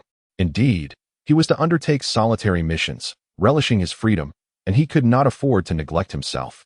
The shift from wilderness survival to wilderness living was due to the extensive and luxurious supplies he had prepared, which bore little resemblance to the simplicity of mere survival. Rather, it resembled a delightful outdoor feast, extravagant and pleasurable. Moreover, during this period, Nanfeng Qiuyu sought out a location to experiment with the power of his sword-drawing technique, and he was not disappointed. The method of this technique bears a resemblance to Iaido. However, it is far more versatile, allowing for strikes not only at horizontal levels as depicted in games, but also from various angles, crooked, diagonal, and not limited to circular motions. The range of attack is impressive, extending to 30 meters. Its power is formidable, making this sword-drawing technique the most explosive among all his skills, surpassing even the Chidori and A-ranked lightning release jutsu. This technique hinges on the principle of remaining still until the moment of explosive action, achieved through the perfect fusion of vitality, spirit, and willpower. For Nanfeng Qiuyu, it is a harmonious eruption of physical strength, chakra, and soulful energy. He practiced this technique amidst a pile of jagged stones, resembling granite. And as he gathered his strength, aligning his physical might, chakra, and spirit to an optimal state, he suddenly drew his sword. A terrifying silver-white sword light enveloped a 30-meter radius. And while the game mechanics typically allowed for 2 strikes, now it culminated in a singular, more potent explosion. Beneath this circle of light, all stones above the height of Nanfeng Qiuyu's waist were instantaneously cleaved, yielding smooth, polished surfaces akin to a mirror. Without scattering debris, they remained in place, merely marked by a fissure. Once the sword-drawing technique is unleashed, its speed is astonishing, and evasion becomes a daunting task. Only a select few could possibly evade such a strike. Individuals like Minato Namikaze, with his extraordinary reflexes tuned to the flying thunder god technique, or those endowed with the exceptional insight of the Sharingan, or perhaps even the formidable Reikage. While many may possess the capability to evade, they are predominantly figures of great renown. The majority of ninjas are unlikely to escape the fate of being cleaved in two. Reality is undeniably harsh, far removed from the simplistic portrayal found in anime and games, where enduring a skill attack merely results in a slight decrease in health. After several days of preparation, Nan Fengqiu bid farewell to his parents and stepped outside, heading towards the Konoha mission hall to accept a B-rank task within the Land of Lightning before making his way beyond the village. On this occasion, Nan Fengqiu opted for a white shirt and casual white trousers, presenting a clean and refreshing appearance. If one were to overlook the Leaf Village ninja headband on his arm and the long sword at his waist, he could easily be mistaken for a middle school student. The clothing styles in this world are quite diverse. At least he could wear a shirt and a coat, as traditional garments like kimonos would have felt rather unfamiliar to him. Having completed the necessary formalities, Nan Fengqiu stood at the gate of Konoha, gazing at the vast, lush green forest beyond, feeling exhilarated. At last, he could embrace independence, free from the constraints of rules and regulations, able to handle matters in his own way. What stories would unfold during his inaugural solo mission? The anticipation stirred within him.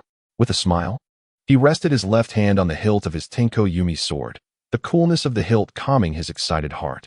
With a slight bend of his knees, Nan Fengqiu's figure blurred and vanished, leaving behind only a few green leaves swirling in the air, seemingly having flown in from an unknown direction.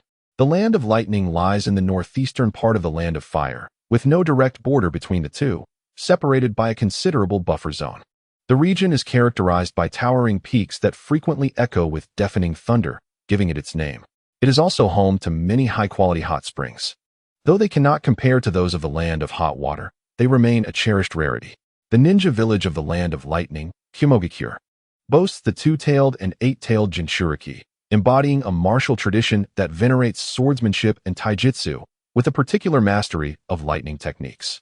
The atmosphere of expansion is palpable not only within the ninja village but throughout the entire nation, which is known for its fierce spirit.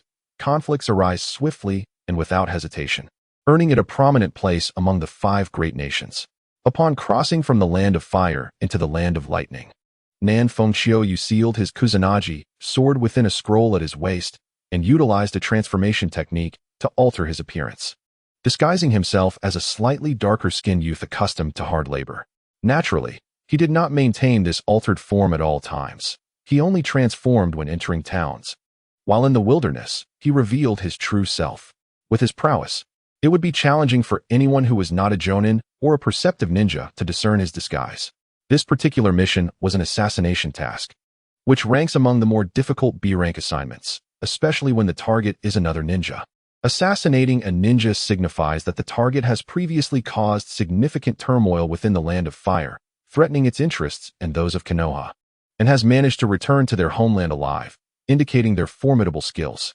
The southern wind and autumn rain herald a mission to assassinate a particularly esteemed jonin from the Hidden Cloud Village, known as Troy.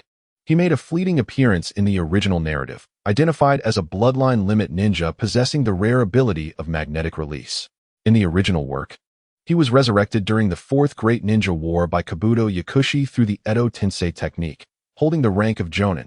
However, his performance was so minimal that he was swiftly defeated by Naruto with a single blow, rendering him one of the more ineffectual of the Edo Tensei revivals. At this juncture, he had not yet ascended to the rank of jonin, merely being a special jonin, nonetheless. His bloodline limit endowed him with prowess that nearly approached that of a jonin. Each of the major ninja villages maintains its own spies within enemy territories, and based on the intelligence acquired during the assignment, it was noted that Troy had a penchant for soaking in hot springs, frequently visiting an opulent onsen located outside the Hidden Cloud Village. This provided an ideal opportunity for ambush. After several days of travel, Nan Fengqiu finally arrived at the mountain peak where the onsen was situated. The establishment was lavish, replete with various entertainment amenities, and its high prices ensured that only ninjas or nobles could afford to indulge in its offerings. Ninjas, when sufficiently skilled, could earn substantial wealth, allowing them to live lavishly. Rather than laying in wait at the base of the mountain, Nan Fengqiu meticulously surveyed the surrounding terrain and set an array of explosive tags along the path that Troy would take upon his return to the hidden cloud village. Intending to spring a surprise, he chose a narrow mountain trail for concealment, where he discreetly prepared a meal using a pot, seasoning, and some game meat he had hunted, complemented by rice balls purchased in town. With time still on his side, and based on the intelligence indicating that Troy would likely be occupied until around 10 o'clock, he took comfort in the fact that the sun had yet to set. The hidden cloud village typically sealed its gates at midnight, necessitating a return before that time to avoid penalties for failure to complete a mission. After dining, Ninfeng Qiuyu concealed himself along the mountain path, closing his eyes to rest and patiently await the arrival of his quarry, disregarding all else and refraining from activating his traps. As time passed, the sun dipped towards the horizon, casting shadows as the sky darkened. A chilling wind swept through the trees and peaks, creating eerie sounds that echoed through the woods, akin to mournful wails, evoking a sense of dread not easily borne by the uninitiated. Yet, Ninfeng Qiuyu was no ordinary individual. He felt no fear, recognizing these sounds merely as the wind's passage through the mountains, devoid of any supernatural menace. Though, should any such threat arise, he was more than capable of dispatching it. After 3 or 4 hours of waiting, the target finally materialized. However, Ninfeng Qiuyu found himself in a quandary. Troy was not alone, accompanied by 2 companions who appeared to be at least Chunin level. What to do? Furrowing his brow in contemplation, he realized that should he fail in his initial assault, the likelihood of alerting his target would greatly complicate any subsequent attempts. Even if he refrained from engaging and allowed Troy to escape, the chance of encountering him again was uncertain, especially considering the demanding nature of special Jonin missions, which could arise at any moment. As the autumn rain fell, the southern wind, filled with swirling thoughts, finally resolved to take action just as the 3 individuals approached the trap zone. With determination ignited, the southern wind no longer hesitated. Grasping 2 shuriken, each affixed with an explosive tag, in a swift motion, 4 shuriken were dispatched, 3 aimed at the 3 ninjas of the cloud-hidden village, while the 4th veered off course, striking with precision. The trio of ninjas, led by Troy, had just enjoyed a leisurely soak in the hot springs, their senses dulled in relaxation. However, a mere shuriken posed little threat to them. Under the moonlight, they launched their own shuriken, successfully intercepting the southern wind's projectiles. Yet, before they could revel in their success, the explosive tags detonated, producing a series of blinding explosions. The errant shuriken ignited a preset trap, triggering a staggering 30 explosive tags, an extravagant display indeed. With a resounding roar, brilliant flames erupted, prompting the 3 ninjas from the cloud-hidden village to flee in haste. However, the intricately laid trap was no easy escape. One ninja, slower than the rest, was caught in the blast, meeting a swift demise, while another sustained injuries. Only Troy, the formidable Jonin, managed to evade unscathed, albeit in a state of disarray. Who dares to plot against us? Step forth and face your doom, Troy bellowed, his eyes reddening with fury as he witnessed the death of his companion. Clenching a handful of shuriken, he prepared to unleash his wrath upon the target. Another cloud ninja drew his blade, his expression impassive, yet beneath the calm surface simmered a tempest of rage as he scanned the surroundings with keen observation. At that moment, the southern wind finally made his move, leaping from the mountainside with an expression of indifference. The 10,000 clouds sword hung at his waist, framed by the radiant moon and a sky full of stars. The long brewing intent to kill surged forth, erupting in an instant. With a swift draw, the southern wind executed a cutting strike. His arm, taut yet fluid, gripped the hilt of the sword, tracing a rapid trajectory. In an instant, a brilliant silver blade of light cleaved through the air, descending upon the 2 ninjas of the cloud-hidden village with unmatched sharpness and unstoppable force. With a sound akin to slicing through silk, the shuriken were severed mere meters from their throw, and the ninja's blade was similarly rendered useless. Their bodies were cleaved at the clavicle, the silver light encountering little resistance, cutting through flesh and bone as if they were mere reeds. A deep scar marred the ground beneath, a testament to the deadly strike. With a soft thud, the southern wind landed gracefully on the earth. The 10,000 clouds soared, radiating a silver luminescence. Spiraling sword energy entwined around the blade, casting a terrifying glow in the night. The moment he appeared, he unleashed the newly learned blade draw technique, a culmination of pent-up energy that exploded with terrifying ferocity. The two ninjas, caught unawares, never had the chance to wield their skills before being vanquished beneath the blade. Their demise was gruesome. Their bodies cleaved entirely in twain, not at the waist, but from the clavicle, the scene drenched in blood. Their expressions remained unchanged, eyes wide, yet they were already claimed by death. As the radiant glow of the shattered blade dissipated, Nanfeng Qiuyu deftly sheathed the Tian Song Yun Jian into his belt. He meticulously searched Troy's body for proof of identity, confirming that his mission had reached its conclusion. With a swift hand sign, he unleashed the water release technique. Water surge wave, allowing crystalline streams to flow freely, erasing his traces from the scene. Subsequently, he employed his skills as an enchanter to examine the corpse, yielding modest results. Only a copper card symbolizing Troy's prowess in taijutsu, a testament to his skills that warranted some admiration from Nanfeng Qiuyu. After returning to his camp to erase any remaining evidence, he departed under the cover of night. The distance to Hidden Cloud Village was not insubstantial, and the demise of a special jonin along with two chunin nearby would surely provoke a reaction. The Hidden Cloud would likely dispatch their umbu to pursue him. Though he had managed to obscure his tracks, it was but a temporary measure. The depth of a great ninja village's resources was formidable.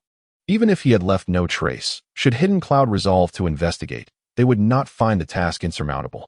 Thus, he understood the urgency of leaving the Land of Thunder, cautioning against arrogance in provoking Hidden Cloud's capabilities. Despite his commendable strength, he was acutely aware of the numerous formidable foes that could threaten or even extinguish his life. Shortly after his departure, the bodies of Troy and his companions were discovered. The path he had chosen to ambush was not particularly obscure, making the discovery unsurprising. Although Nanfeng Qiuyu had taken care to cover his own tracks, he had neglected to conceal the corpses, not out of forgetfulness but due to the gruesome nature of their deaths. The sight was too horrific for one to endure. Lacking earth release techniques, he deemed the effort to bury them too cumbersome and chose to leave them be, knowing that, as a ninja, even buried, they would not remain hidden for long. Swiftly, news reached Hidden Cloud Village, prompting the dispatch of umbu to address the situation.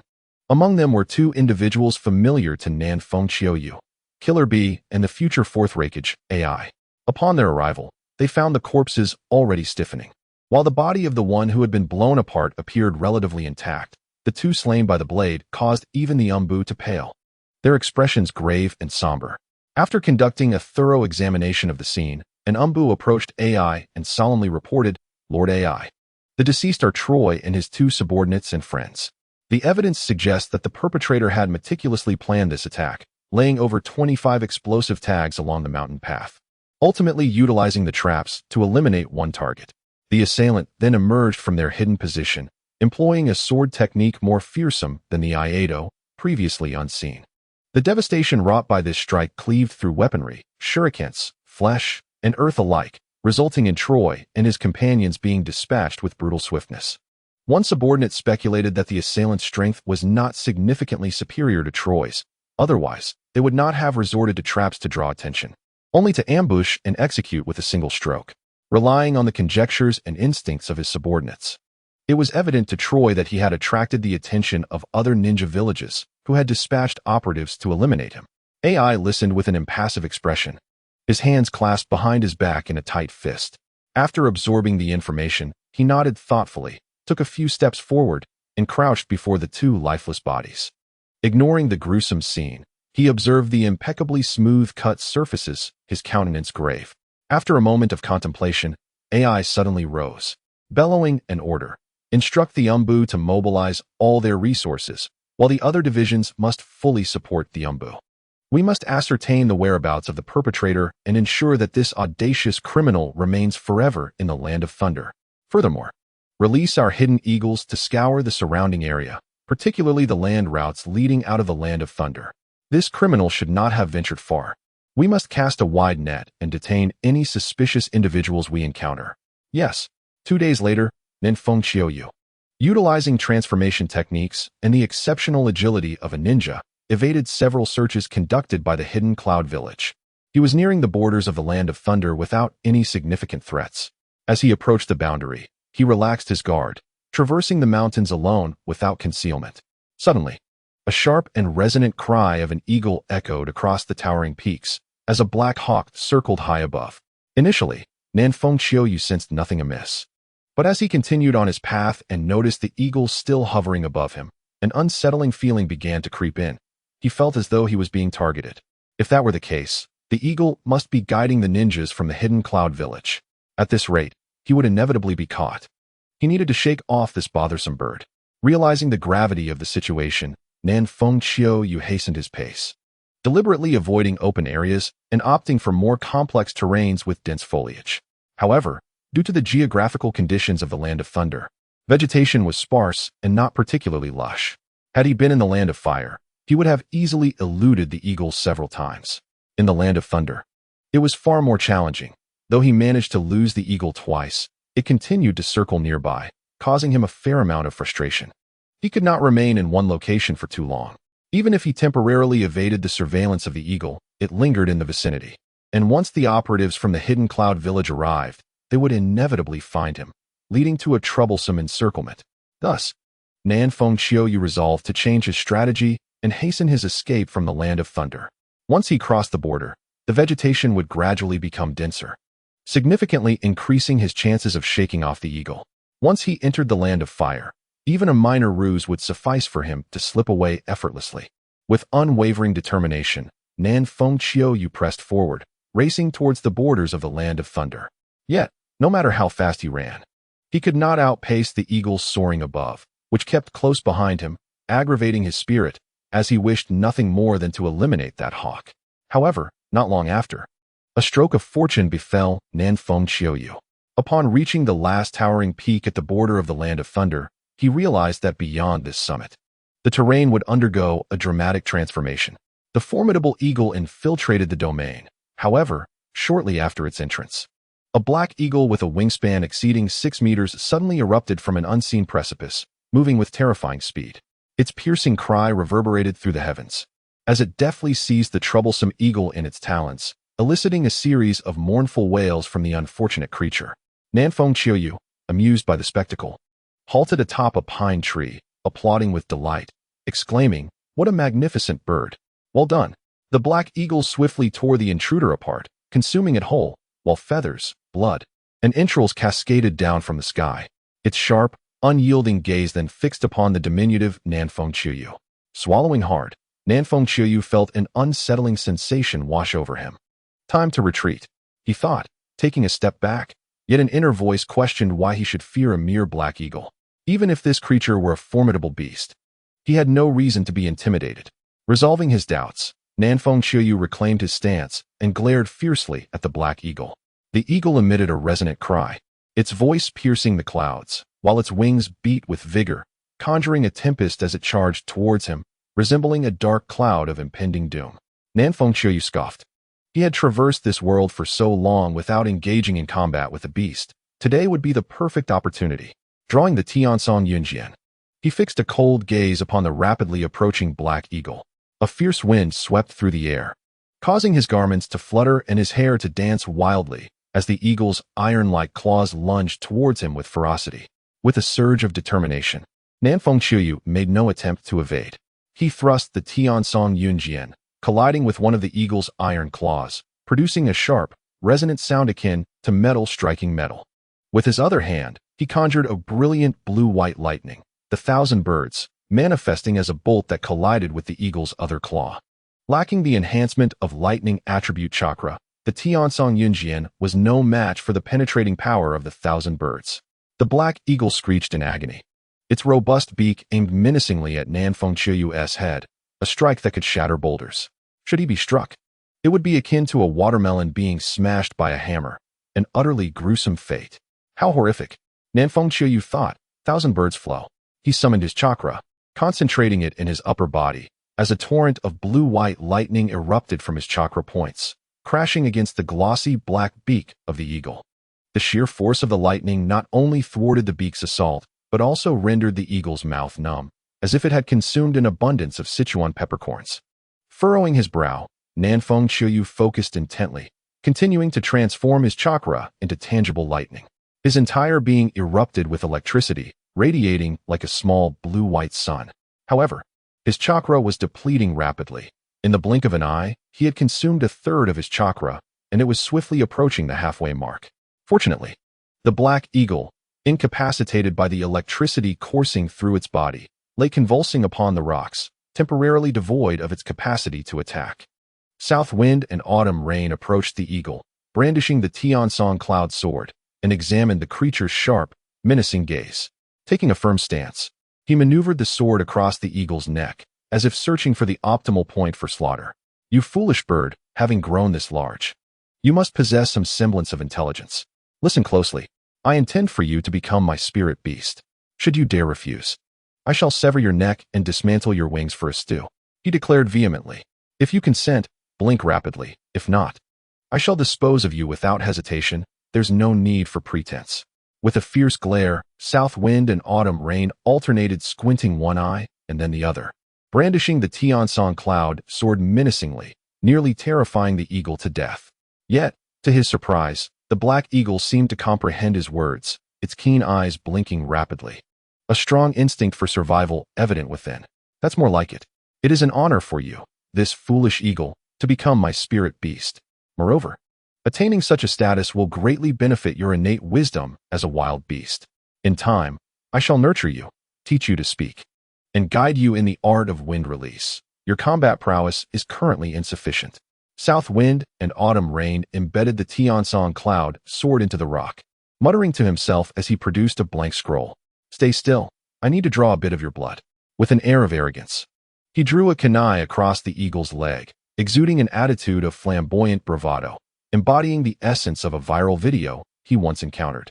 Asserting that pet ownership necessitates establishing who the true master is within the household, he surmised that raising pets and spirit beasts was fundamentally akin, as a spirit contract is inherently an equal agreement, necessitating the designation of a master and a subordinate. The audacious spirit beasts, like the 10,000 serpents, were to be avoided at all costs. After extracting the black eagle's blood, south wind and autumn rain also made a small incision on his own wrist to collect his blood, subsequently mixing both bloods into ink and inscribing various arcane symbols onto the blank scroll. Soon, the scroll was adorned with an array of peculiar symbols. After laying down the pen, he formed hand seals, his hands becoming a blur of motion.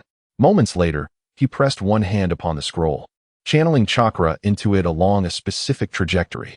The runes upon the scroll twisted and coalesced, ultimately solidifying into a spirit contract. In that instant, a profound sensation enveloped south wind and autumn rain, fostering a newfound closeness with the foolish eagle. Your feathers are as dark as ink. From henceforth, you shall be known as Night Feather, he remarked, patting the eagle's head. With a joyful cry, the black eagle responded, nuzzling against south wind and autumn rain's hand, a gesture that filled him with satisfaction. Indeed, as the video had suggested, it was imperative for the pet to understand who the true leader was. Night Feather, your chakra is alarmingly sparse. Fear not, I shall assist you. Now, stretch your wings. We are preparing to depart from this place. The southern wind and autumn rain carefully tucked away the used items into a scroll, while the sword of the heavenly thicket was sheathed neatly. The black eagle, Night Feather, rose from the rocks, shaking its body as if to dispel a lingering numbness. With a graceful leap, southern wind and autumn rain mounted the broad back of Night Feather, who flapped its wings and soared into the sky, the chakra firmly anchoring southern wind and autumn rain in place. At that moment, the cloud ninjas, who had been tracking them, finally arrived. Southern wind and autumn rain spotted several cloud ninjas in midair and felt a mischievous impulse rise within. He instructed Night Feather to circle around them, keeping a safe distance while remaining alert for any potential attacks.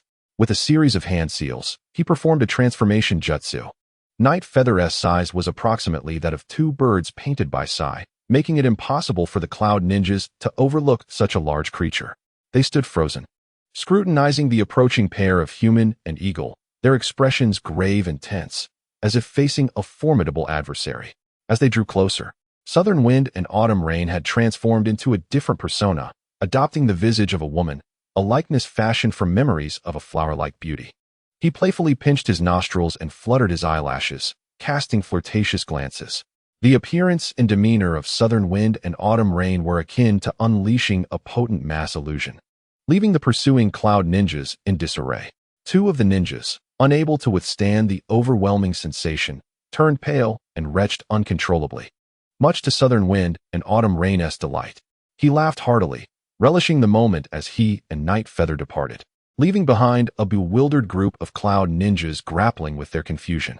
Firmly seated upon Night Feather's back, with eyes slightly squinted against the brisk wind, Southern Wind and Autumn Rain's hair billowed and his garments fluttered.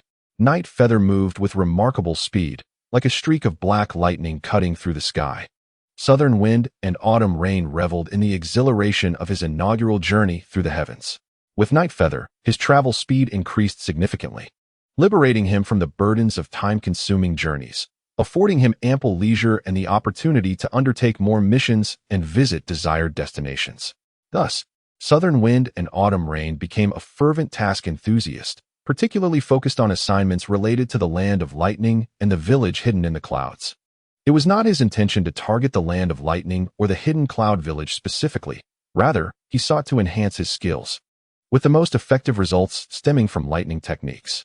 Consequently, it was inevitable that he gravitated towards the Land of Lightning, home to numerous lightning ninjas. Immersed in various tasks from the Land of Lightning, Southern Wind and Autumn Rain engaged in intelligence gathering, assassination, sabotage of merchant caravans, escorting convoys, protecting key figures, eliminating spies from the hidden cloud village, and assisting spies from the Leaf village. In essence, any task related to the hidden cloud village, provided it was within his ninja rank's capacity to accept, was met with an open invitation from Southern Wind and Autumn Rain. In the realm of the hidden Leaf village, the enigmatic figure known as South Wind Autumn Rain has executed numerous missions pertaining to the Land of Lightning and the Village of Cloud, his frequency of assignments being remarkably high and his efficiency unparalleled. Within the mission hall, South Wind Autumn Rain has garnered an impressive reputation, and his name resonates throughout the entire village. Conversely, in the Land of Lightning and the Village of Cloud, his notoriety has reached infamy. Countless cloud ninjas yearn for his demise, and the black market has clandestinely placed a substantial bounty on his head. The animosity that the Village of Cloud harbors towards South Wind Autumn Rain is well-founded, as his missions have inflicted considerable harm, resulting in significant losses for them. Nearly 20 cloud ninjas have already perished by his hand, and among the fallen, there are not only lower-ranking ninjas, but also a majority of chunin, with only 2 being jonin. South Wind Autumn Rain shows no discrimination. His sole pursuit is efficiency. In truth, he could traverse the Land of Lightning without any missions, merely addressing low-level tasks that happen to align with his path. Every major ninja village possesses spies within rival territories, albeit with varying degrees of influence. The Village of Cloud has its own operatives in the Hidden Leaf, who have dedicated time to uncovering South Wind Autumn Rain's background, discovering his predilection for tasks in the Land of Lightning, which has incited their wrath. They have exerted considerable effort to counter him. However, South Wind Autumn Rain is remarkably elusive, possessing acute perception. The moment he senses danger, regardless of whether he is still engaged in a mission, he swiftly retreats without hesitation. Thus, even formidable ninjas like Killer Bee and A find themselves at a loss when confronting South Wind Autumn Rain. His speed rivals that of A, and with a deft application of ninjutsu or swordplay, he deftly employs summoning techniques to make his escape, leaving no trace behind. South Wind Autumn Rain is exceedingly cautious. At the slightest indication of encirclement, especially by A and Killer Bee, he departs with astonishing speed, exhibiting none of the qualities one would expect from a ninja, devoid of any semblance of valor. Initially, South Wind Autumn Rain boasted a 100 mission completion rate, but once he became a thorn in the side of the Village of Cloud, his success rate began to plummet. The Village of Cloud is no stranger to underhanded tactics, often orchestrating various missions regarding the Land of Lightning and the Village of Cloud while setting numerous traps, poisoning, assassination, encirclement, forceful assaults, and seduction, among others. Were it not for South Wind Autumn Rain's considerable skills and meticulousness, indifferent to mission completion rates, he would have met his demise long ago. However, South Wind Autumn Rain is not without his burdens. The issue of mission completion rates has become a source of vexation. Failing to complete missions results in complaints that adversely affect evaluations and promotions. Given his achievements, he should have seamlessly ascended to the rank of Special Jonin, with the possibility of attaining Jonin status. But due to the increasingly challenging missions and the barrage of complaints from the Land of Lightning, he remains a chunin, much to his dismay. Fortunately, Nenfeng Qiuyu maintains a relatively optimistic disposition amidst the intrigues of Yuan village. He has not succumbed to despair. Rather, he perceives the situation with a broader perspective, recognizing both gains and losses. Although he has not ascended in rank or ninja levels, the advantages he has reaped are substantial. The various schemes within Yuan village have rendered Nenfeng Qiuyu more cunning and formidable than ever before, making him increasingly challenging to contend with. His frequent task executions have propelled his level swiftly from an initial 35 to an impressive 40. At level 40, he is afforded the opportunity to learn two powerful skills, the Fierce Dragon Slash and the Dragon Strike of the Breaking Army, both of which tantalize him greatly. Driven by this desire, Nenfeng Qiuyu has thrown himself into his tasks with fervor, seeking out high-stakes challenges that promise significant rewards. He has transformed into a veritable task enthusiast, as well as a combat aficionado. In addition to his rising levels, his mastery of lightning release has advanced rapidly. Although he has only vanquished 20 Yuan ninjas, including a mere 2 jonin, his accomplishments are nonetheless considerable.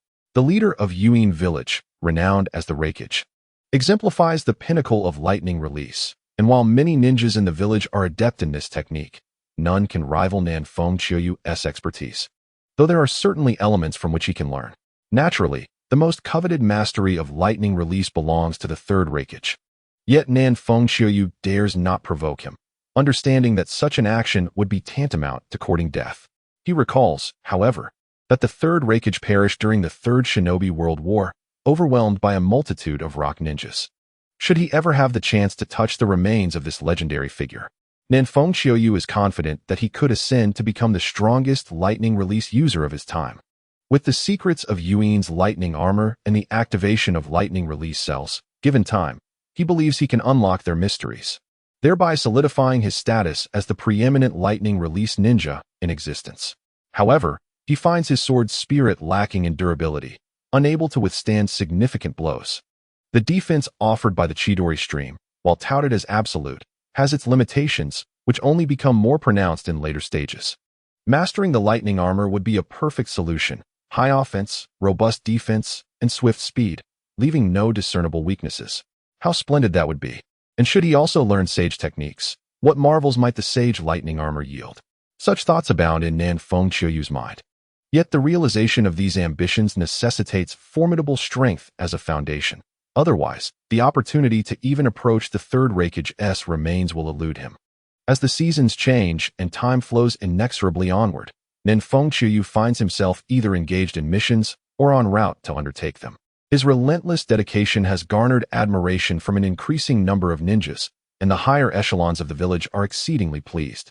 Observing Nenfeng Qiuyu's attitude, his genius, and diligence, one cannot help but recognize the considerable benefits he has generated for Konoha.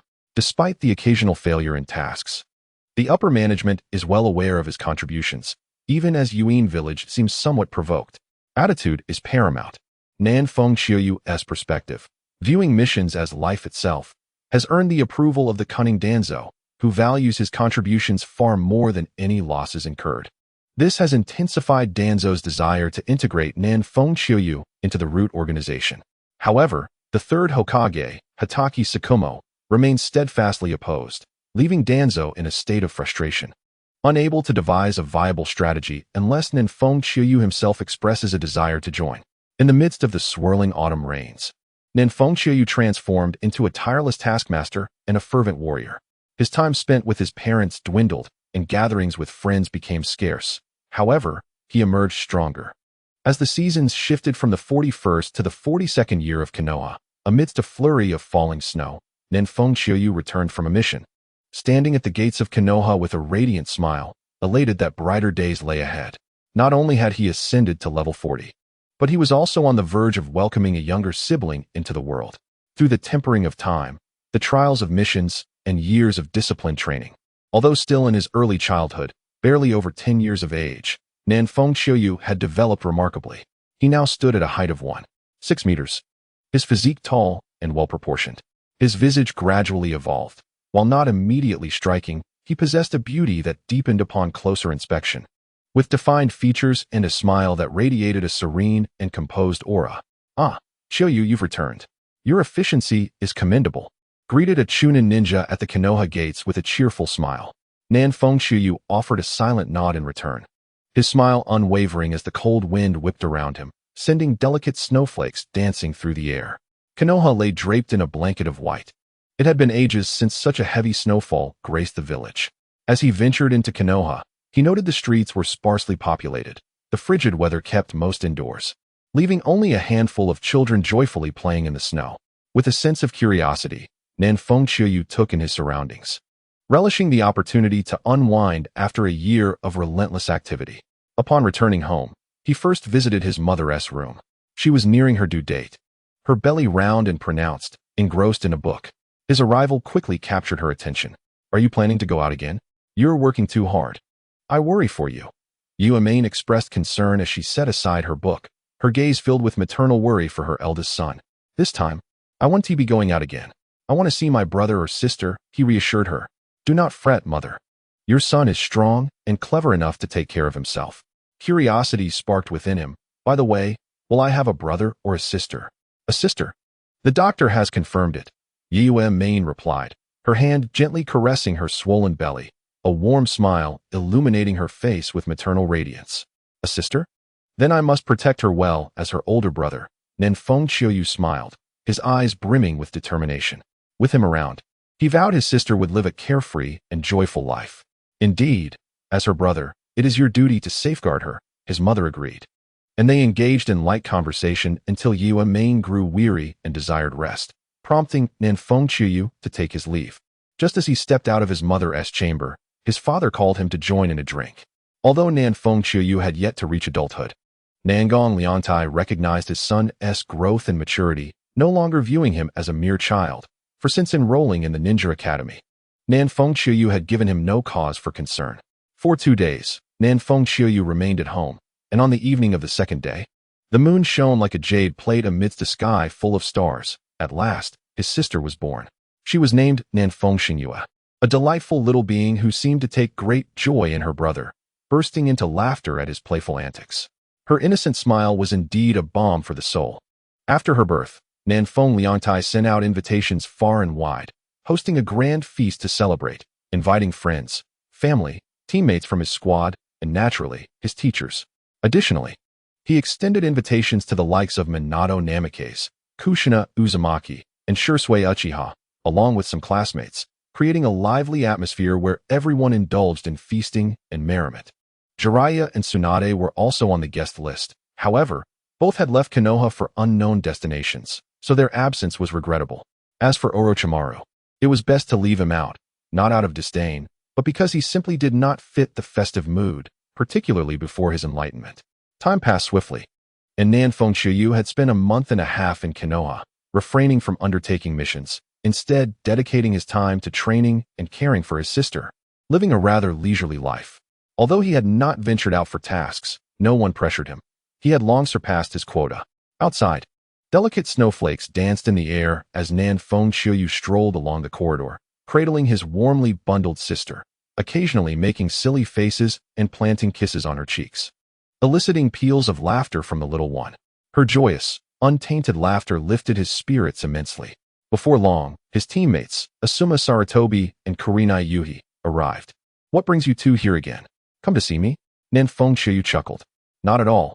We are here to see little Xingyue," Kurenai replied playfully, moving closer to gaze at the cherubic infant swathed in blankets. "May I hold her?" she added, her expression shifting to one of eager anticipation. "Certainly. Since you adore children so much, perhaps you should consider having a few of your own in the future," Nan Fengqiu suggested, carefully handing little Xingyue to Kurenai.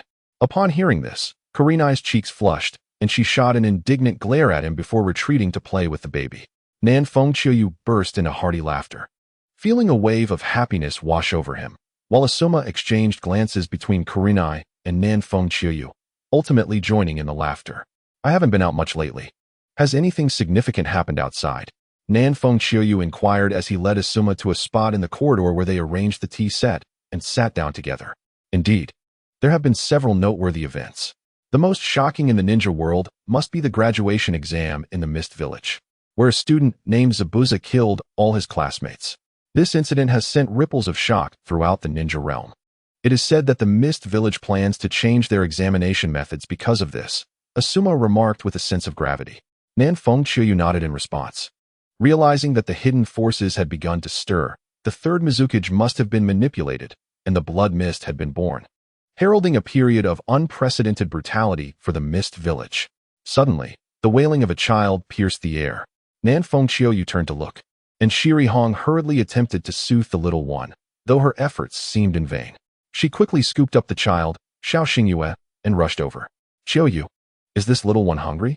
No matter how I try to comfort her, it just doesn't work, Shiri Hong said, somewhat exasperated, handing the child over to Nan Fengqiu. Strangely enough, once held in Nan Fengqiu's embrace, the child gradually ceased her cries. A smile, albeit faint, graced her tear-streaked face, and she babbled happily, as if greeting Nan Fengqiu. Truly, they are siblings, Shiri Hong mused, a hint of envy in her voice. Nan Fengqiu and Asuma erupted into laughter, and with even greater care and tenderness, he held the little one. She seemed to relish his presence, clinging to him with affection. After spending some time together, the child unexpectedly began to cry again. This time, Nan Fengqiu understood that she must be hungry. So he promptly took her to her mother, Yiyume-in. Meanwhile, he joined Asuma and Shiri Hong as they invited him out for some leisure, treating him to a day of fun. Gratefully accepting their invitation, Nan Fengqiu felt it was a welcome change from his prolonged stay at home, where he was on the verge of becoming a recluse. The trio ventured out into the village of Konoha, indulging in food and merriment, ultimately concluding their day with a relaxing visit to the hot springs. As another half-month passed, Nan Fengqiu remained at home, playing with his sister. Yet, he did not neglect his training and was deeply engrossed in contemplating a jutsu of S rank, the lightning release technique, Kirin, which had only appeared once in the original narrative. This technique was undeniably formidable.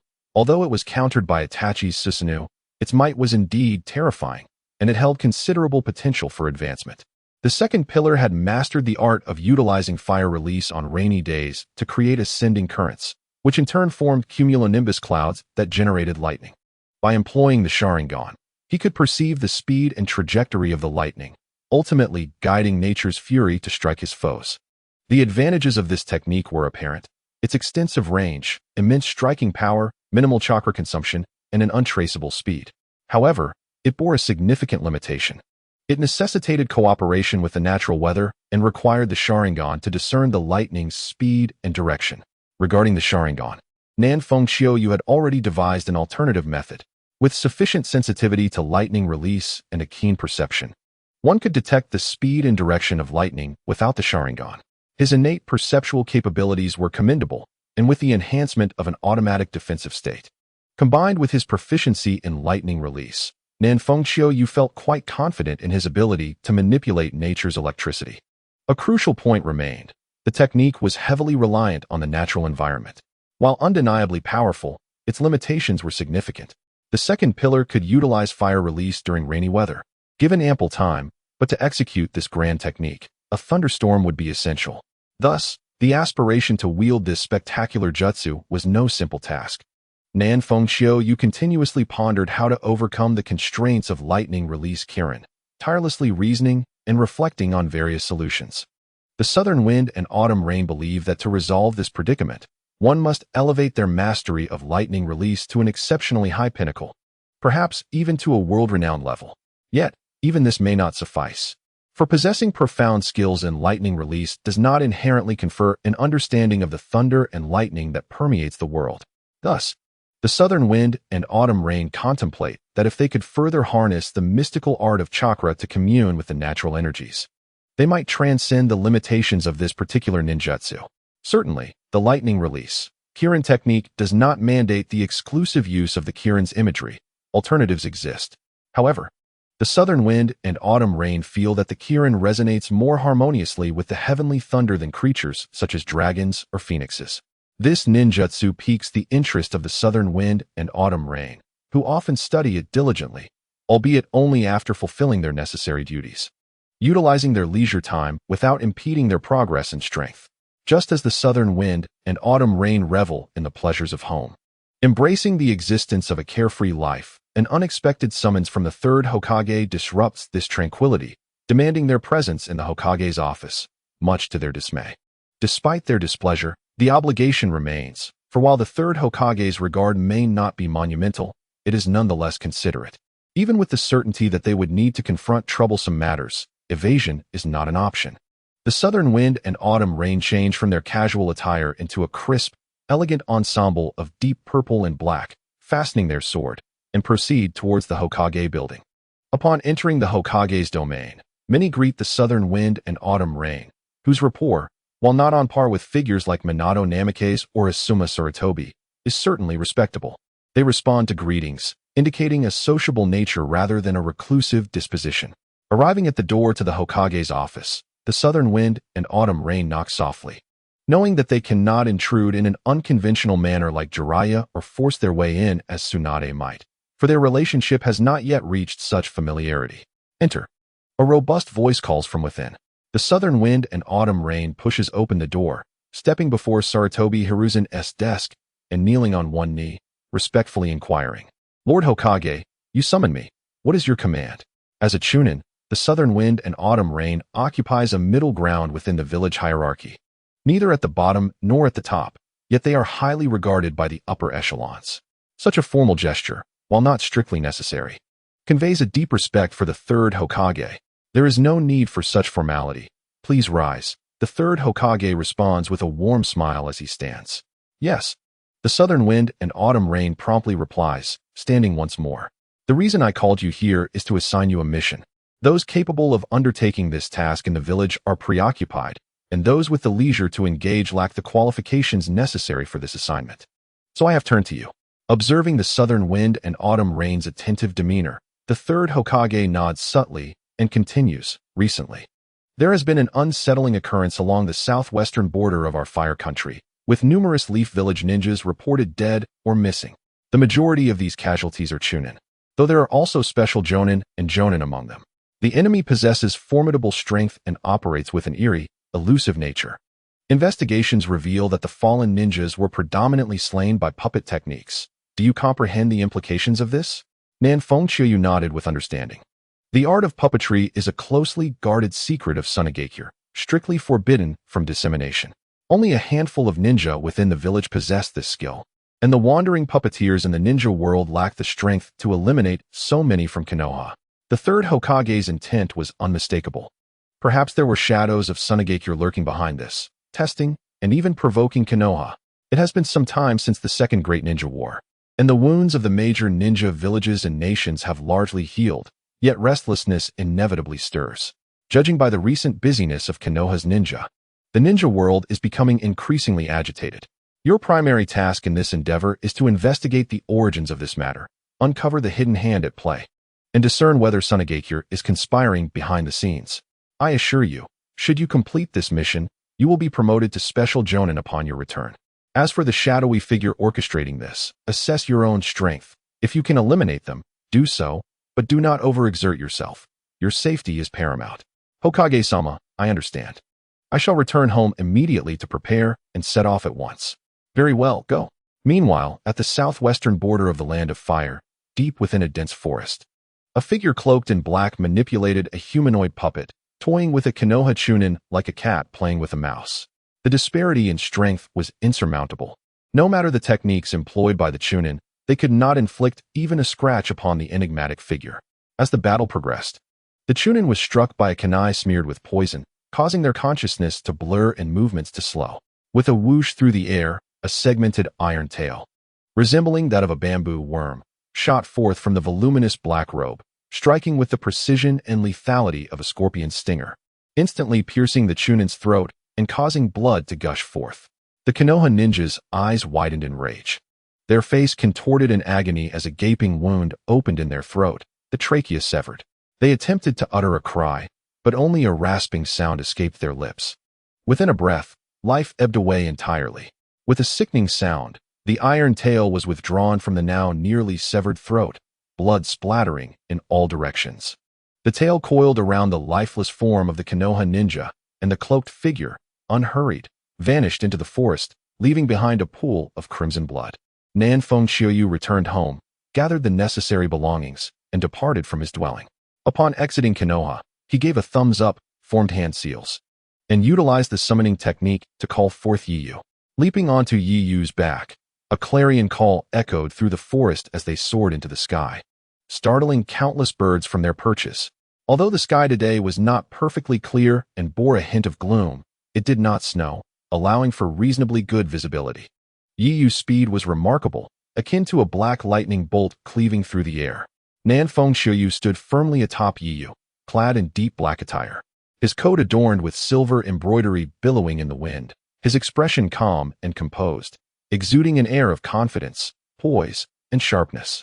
The ability to fly brings numerous advantages. With a flying summon, travel time is significantly reduced.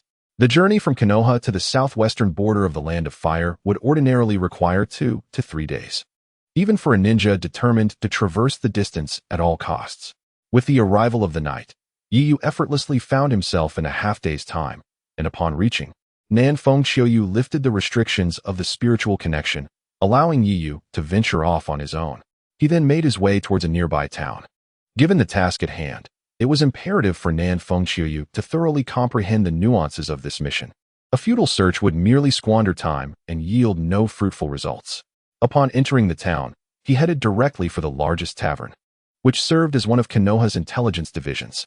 The details of this mission had been reported by this very division, and hence, the specifics would undoubtedly be well acquainted here. Upon arriving at the tavern, Nanfeng Xiuyu utilized the secret code provided in the mission scroll and was promptly ushered into the underground chamber to meet the head of the intelligence division, a middle-aged man, unremarkable in appearance and utterly inconspicuous amidst a crowd. In the subterranean chamber, the two sat opposite each other, and without any preamble, Nanfeng Xiuyu stated, "Please present the intelligence you have gathered." "Yes, sir," the middle-aged man replied, respectfully retrieving a scroll from his sleeve and handing it to Nanfeng Xiuyu. As he unrolled the scroll, Nanfeng Xiuyu examined it closely, and soon his expression grew grave. The document detailed the timeline and locations of the murders of Konoha ninjas, indicating that the death toll had reached 24, with one border outpost completely annihilated. The assailant targeted primarily the ninjas stationed near the border, and it was evident that these individuals were from Konoha. Initially, the murderer exhibited caution, selecting only those of lesser power who were isolated. However, emboldened by growing confidence in his own abilities, he became increasingly brazen, even launching a direct assault on an entire border outpost, exterminating all Konoha ninjas present. As Nanfeng Xiuyu continued to read, his expression darkened further.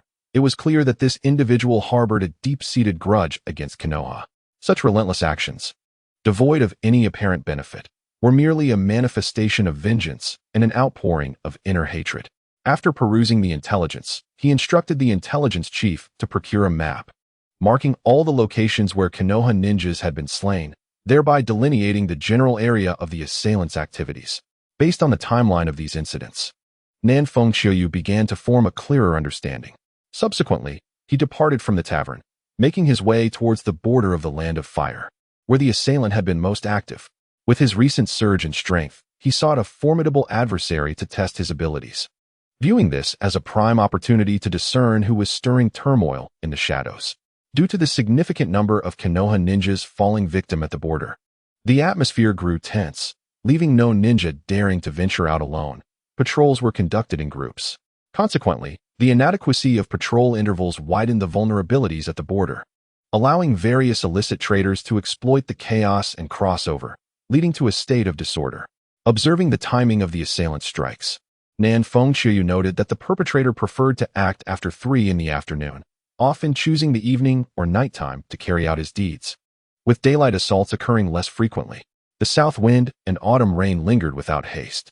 Upon reaching the borders of the Leaf Village, he sought a secluded spot to rest, replenishing his energy until dusk descended.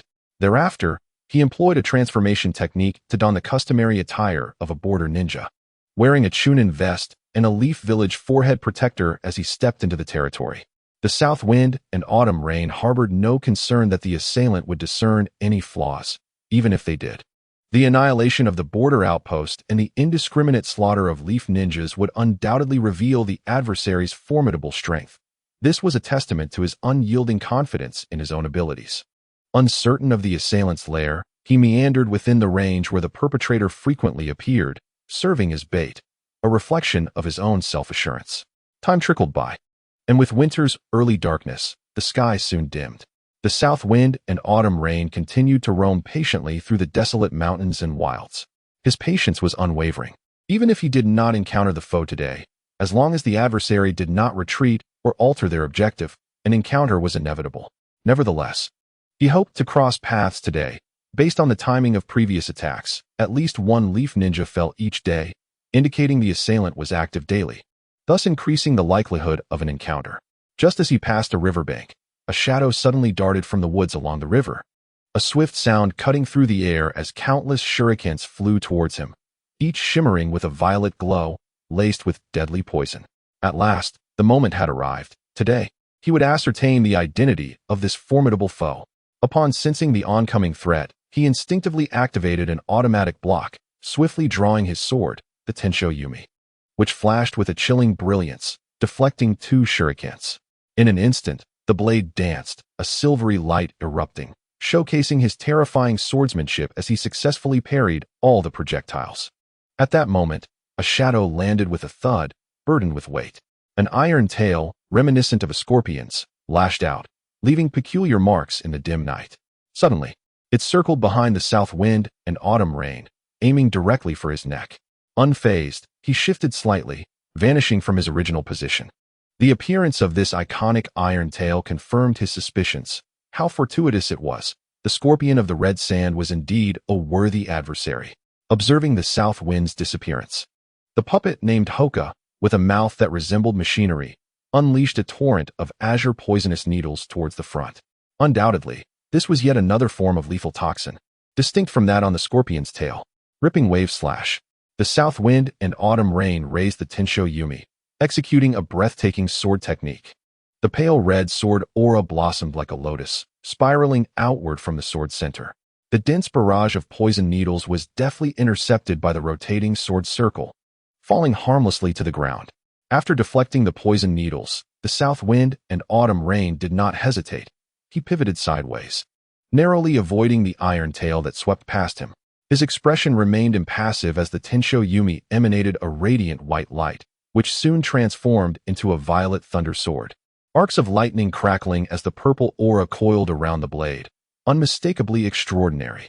Hidden within the crimson flow of the scorpion, the voice emerged, hoarse and deep, steeped in animosity. An intriguing swordsmanship. At long last, I have encountered a worthy adversary. However, today, your demise is inevitable.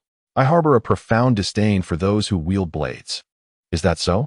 How fortuitous, for I too detest those who practice puppet techniques, particularly the wretches concealed within their puppets, akin to rodents lurking in the shadows. With my next strike, I shall shatter your tortoise shell. No, I misspoke. It is the mouse skin I shall cleave, retorted Nanfeng Chiyoyu defiantly. Regardless of whether your parents perished at the hands of Konoha's White Fang, should you dare to confront me, I shall retaliate. A sinister chuckle escaped the lips of the Crimson Scorpion, his voice resonating with a dark mirth. Then you may attempt to do so. Very well. As Nanfeng Chiyoyu spoke, he sheathed his sword, containing all his might within the blade. With the finality of his words, he launched his attack. The drawn blade slash. A dazzling, domineering, and unparalleled violet sword aura burst forth with his strike, racing toward the Crimson Scorpion at an unfathomable speed, akin to a laser. Sensing the peril the moment Nanfeng Chiyoyu initiated his assault, the Scorpion hastily employed a substitution technique. Just as the substitute took form, the violet sword aura swept past, an unstoppable force that extended across a 30-meter radius. As the blade was drawn from its sheath, time seemed to freeze. The razor-sharp aura severed all in its path. Whether it was the sturdy iron tail or the very essence of the crimson flow, they were cleaved in twain at the instant the aura passed. The trees along the riverbank bore the brunt of the onslaught, with several robust trunks crashing to the ground, their severed ends remarkably smooth. How do you find my strike? Are you satisfied? The mouse skin truly is as feeble as promised, hardly a challenge. Nanfeng Chiyoyu jeered at the youth with red hair and a striking visage, who appeared only slightly older than himself. A shadow of wrath clouded the Scorpion's handsome features, his eyes ablaze with murderous intent. This was his second target for assassination, the first being Konoha's White Fang, Hatake Tsukumo, who had slain his parents. Nan Fengqiu remained unfazed by the scorpion's glare, aware that their allegiances diverged fundamentally. There was no need for civility. He would wield his sharp tongue as a weapon. The more incensed his enemy became, the more it delighted him. What is the matter? Are you displeased? Did you not find joy in slaughtering our Konoha ninjas? I surmise your vengeance is your sole motivation. Alas, you are but a shadow of Hatake uncle, reduced to preying on lesser foes to satiate your twisted desires. In truth, your ire should not be directed at Hatake uncle, given our differing stances. It is only natural for sand ninjas to kill Konoha ninjas during times of war. The real target of your hatred should be the leader of your village. From what I understand, facing 3 opponents and still being slain by 2 is a testament to Hatake uncle's strength. Yet the 3rd Kazekage bears significant responsibility as well. Consider this. The 3rd Kazekage, hailed as the mightiest of all Kazekage, could not even protect 2 of his own. If one were to delve into darker thoughts, could it be that the 3rd Kazekage deliberately allowed this to transpire? Might he wish to utilize Uncle Konoha's hand to eradicate your parents, thereby striking a blow against your clan? Although I am not a resident of Sunagakure, I possess a certain understanding of your village.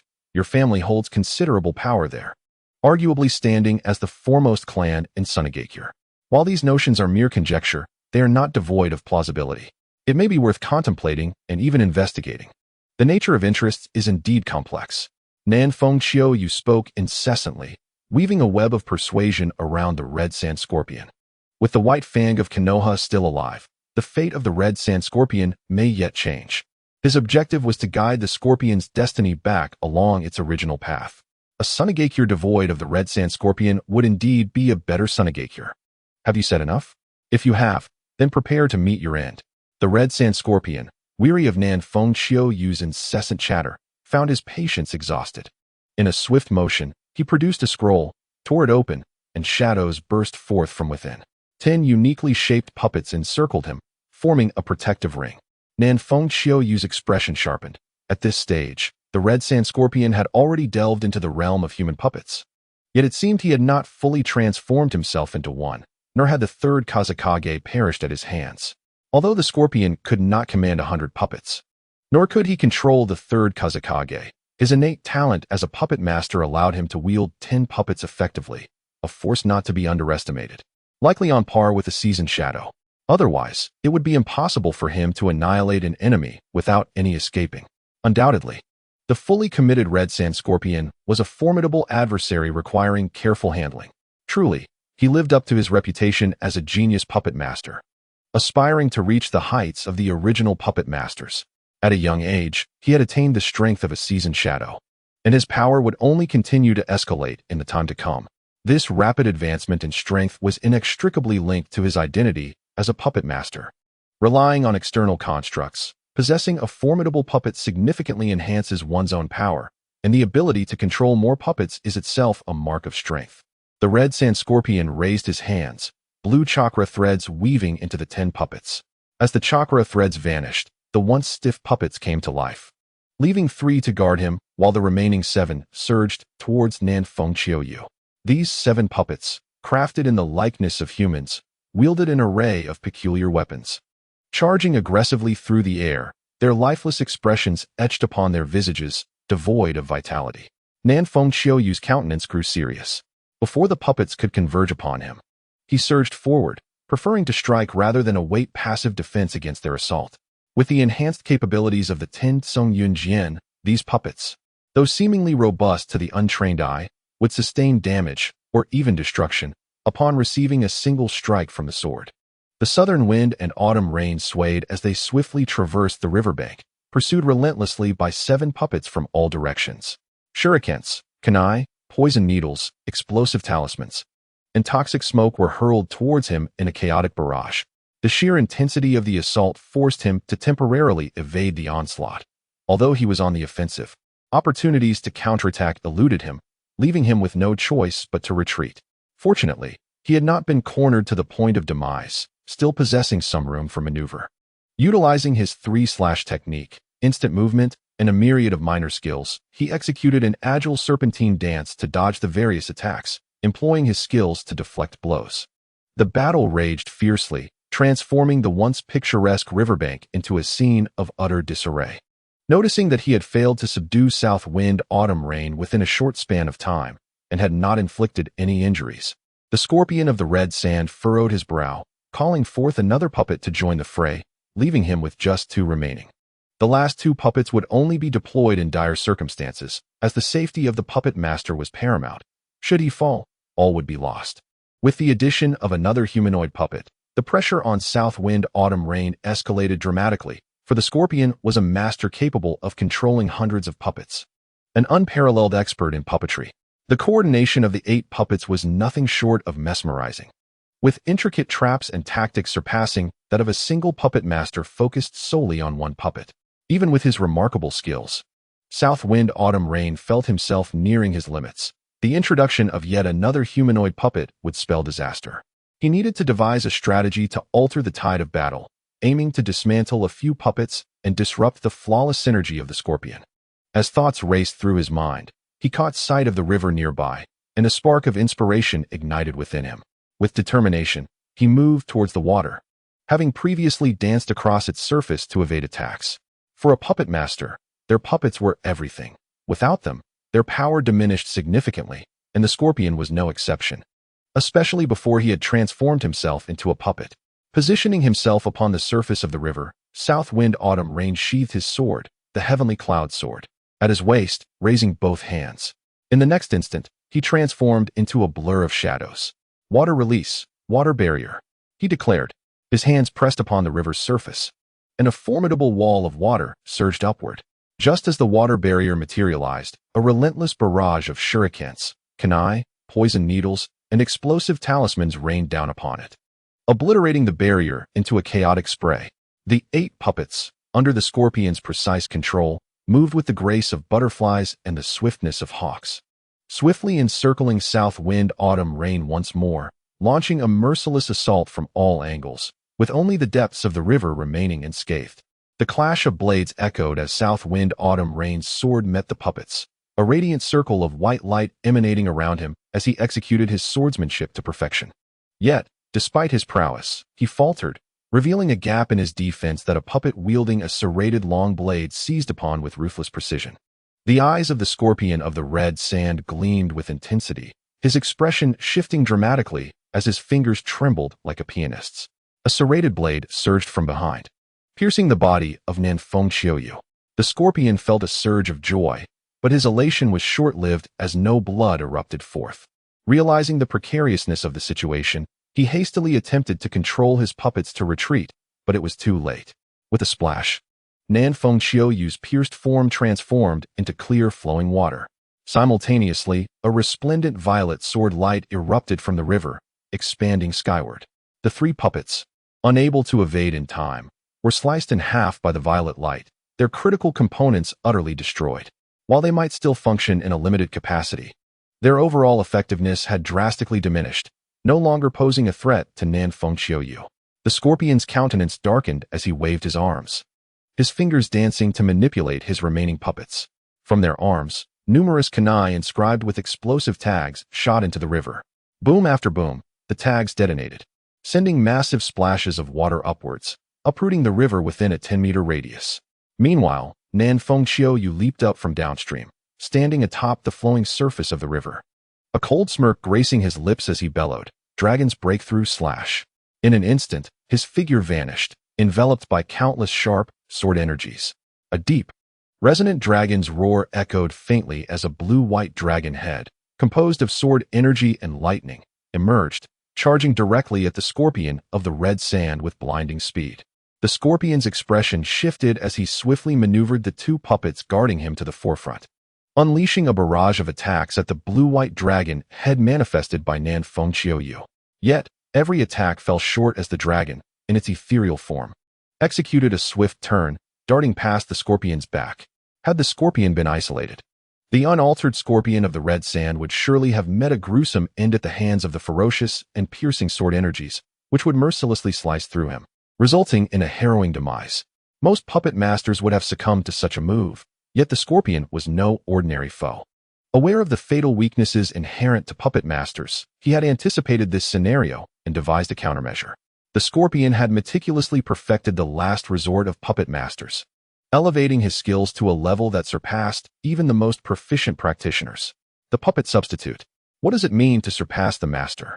The scorpion's puppet substitute was akin to instantaneous manifestation, boasting an extensive range. Above the river, a puppet vanished, instantly swapping places with the scorpion. The dragon's breakthrough slash collided with the newly appeared puppet, its unparalleled sword energy cascading down upon the durable construct like a torrential flood. In an instant, the puppet shattered, disintegrating into countless fragments, its components scattering around, rendered completely irreparable. Thousand birds.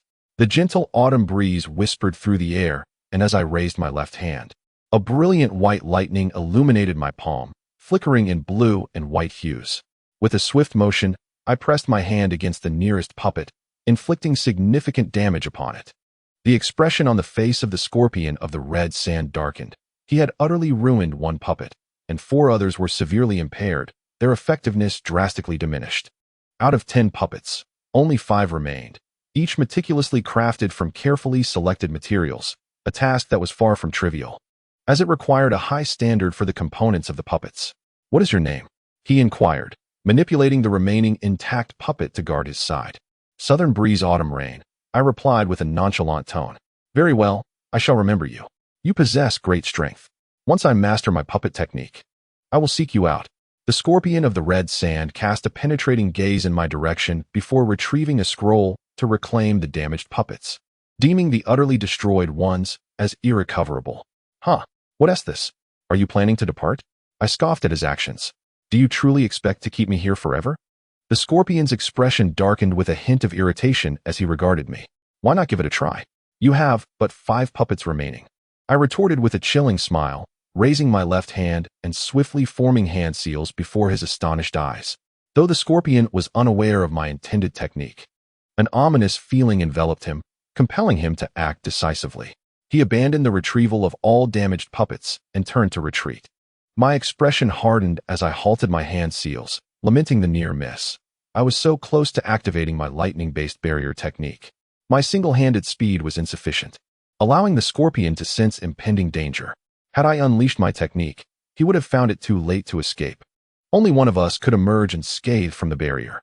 With 5 puppets lost, the scorpion's strength had diminished considerably, making his chance of escape much greater. Noticing his intent to flee, I immediately pursued him. The scorpion abruptly turned, commanding his puppet to release 10 purple projectiles. With a series of explosive sounds, the green projectiles detonated, releasing a dense cloud of corrosive green smoke that formed a barrier. The toxic mist rapidly consumed the surrounding grass, leaves, and even trees. I halted my pursuit, realizing that it would be futile to maneuver around the smoke in the dark. A sigh of regret escaped my lips. My physical form could not withstand the corrosive fumes. Had I mastered the lightning armor technique, the situation might have been different. While I could potentially leap over the smoke, the risk of being airborne was daunting, as my strength in midair was limited.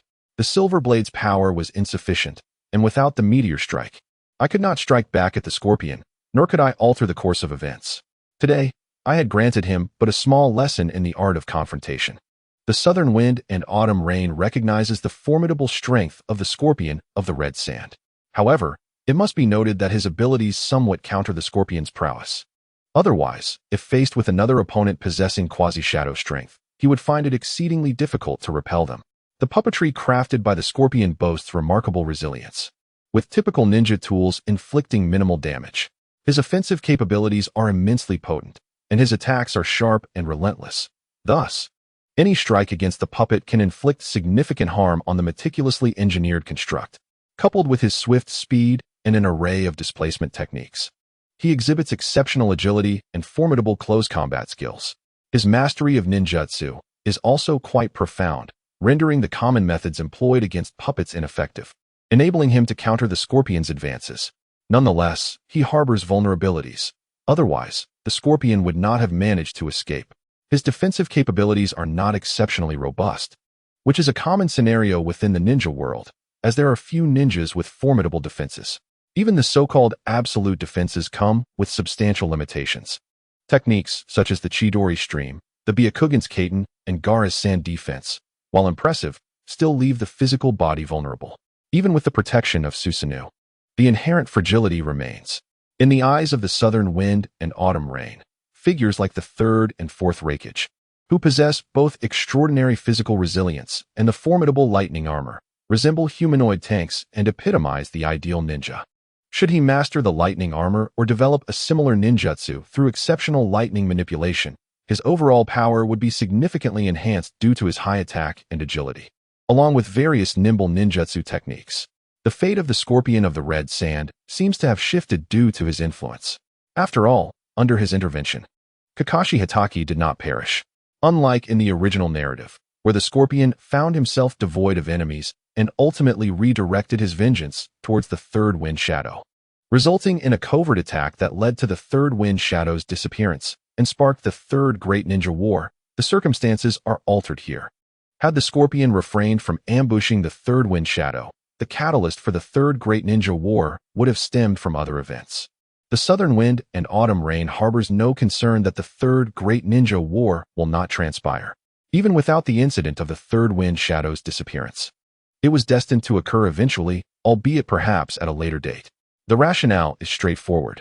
Following the Second Great Ninja War, the great nations suffered considerable losses, making it challenging to curb the rising power of smaller nations. This burgeoning strength often breeds ambition, and at least half of the turmoil within the ninja world can be attributed to the machinations of these smaller nations. Furthermore, with the passage of time since the Second Great Ninja War, the 5 great nations have nearly restored their strength. The Land of Fire is somewhat better off, occupying one of the most prosperous regions and under the leadership of the Third Hokage, who governs the violent institution of Konoha. They remain relatively inconspicuous, preferring preservation over aggressive expansion. In contrast, the other 4 nations are steadily regaining their strength, even surpassing their capabilities from the time of the Second Great Ninja War. And it is inevitable that their suppressed ambitions will surface. Which nation, wind, water, lightning, or earth, does not covet the fertile lands, abundant resources, and pleasant climate of the Land of Fire? Other small nations are equally envious, yet they lack the audacity to provoke the Fire Nation, their formidable patriarch. However, emboldened by the presence of the 4 great nations, they dare to incite disputes. Furthermore, with the clandestine machinations of figures like Kurizetsu and Uchiha Madara, who sow discord and orchestrate chaos from the shadows, the Third Great Ninja War is inevitable. It may not initially erupt between the Fire and Wind nations. Rather, it is likely that the Water Nation will take the lead in aggression. The Blood Mist Village has already witnessed betrayal, as Zabuza slaughtered his comrades. The beleaguered Uchiha Madara is covertly exerting immense ocular power to manipulate the Mist Village, and an upheaval is bound to occur. Ideally, the war should adhere to its original trajectory, otherwise, unforeseen complications could arise. Regardless of whether Sasori of the Red Sand kills the Third Kazekage, his defection from the village presents the greatest advantage to Konoha. In the original narrative, Sasori's assassination of the Third Kazekage and subsequent departure severely weakened the Sand Village. Had the Third Kazekage survived the conflict with Konoha and Sasori remained, the Sand Village, under capable leadership, would have posed a formidable challenge, particularly with Sasori having attained a level of strength comparable to that of a Kage. The outcome of the war could have been uncertain, and even in victory, the toll would have been devastating, affecting other ongoing conflicts. Thus, the influence of both the Third Kazekage and Sasori is significant. Nanfeng Chiuyu, in the interest of Konoha, must strive to eliminate the Third Kazekage and drive Sasori away. Previously, his schemes were imbued with such intent. Moreover, observing the 2 remaining puppets, Sasori, unwilling to abandon the Sand Village, must ultimately depart. Puppetry is considered taboo within the Sand Village, akin to forbidden techniques like Edo Tensei in Konoha. Discovery would yield dire consequences, akin to the fate of Orochimaru and Sasori himself. In his battle against Sasori, Nanfeng Chiuyu gained much. Not only did he ascend to Special Jonin, but his rank also elevated to the 41st level. However, he must remain shrewd in his calculations against adversaries, never allowing himself to show mercy. Returning to the riverside, he sealed the 2 damaged puppets within a scroll, using sealing techniques before departing. He sought a suitable place to rest for the night, and upon having breakfast the following day, he boarded the Nightwing flight back to Konoha. Upon his return to Konoha, Nanfeng Chiuyu proceeded directly to the Hokage's office, prepared to report on the mission status. Chiuyu, is there anything you have yet to prepare? Do you require assistance? The third Hokage, surprised to see Nanfeng Chiuyu, inquired. No, I have completed the mission, he replied. Have you clarified the situation? Wait, based on the distance. Even traveling at full speed, you should have just reached the mission site by now, correct? It is as follows, Hokage-sama. My summoning beast is a black eagle, renowned for its swift flight. The mission proceeded exceptionally well, allowing me to return sooner than anticipated, Nanfeng explained nonchalantly. I see, the third Hokage responded, appearing enlightened. While secretly contemplating how to encourage Nanfeng Chiuyu to embrace greater courage, as the ability to fly is indeed a remarkable advantage.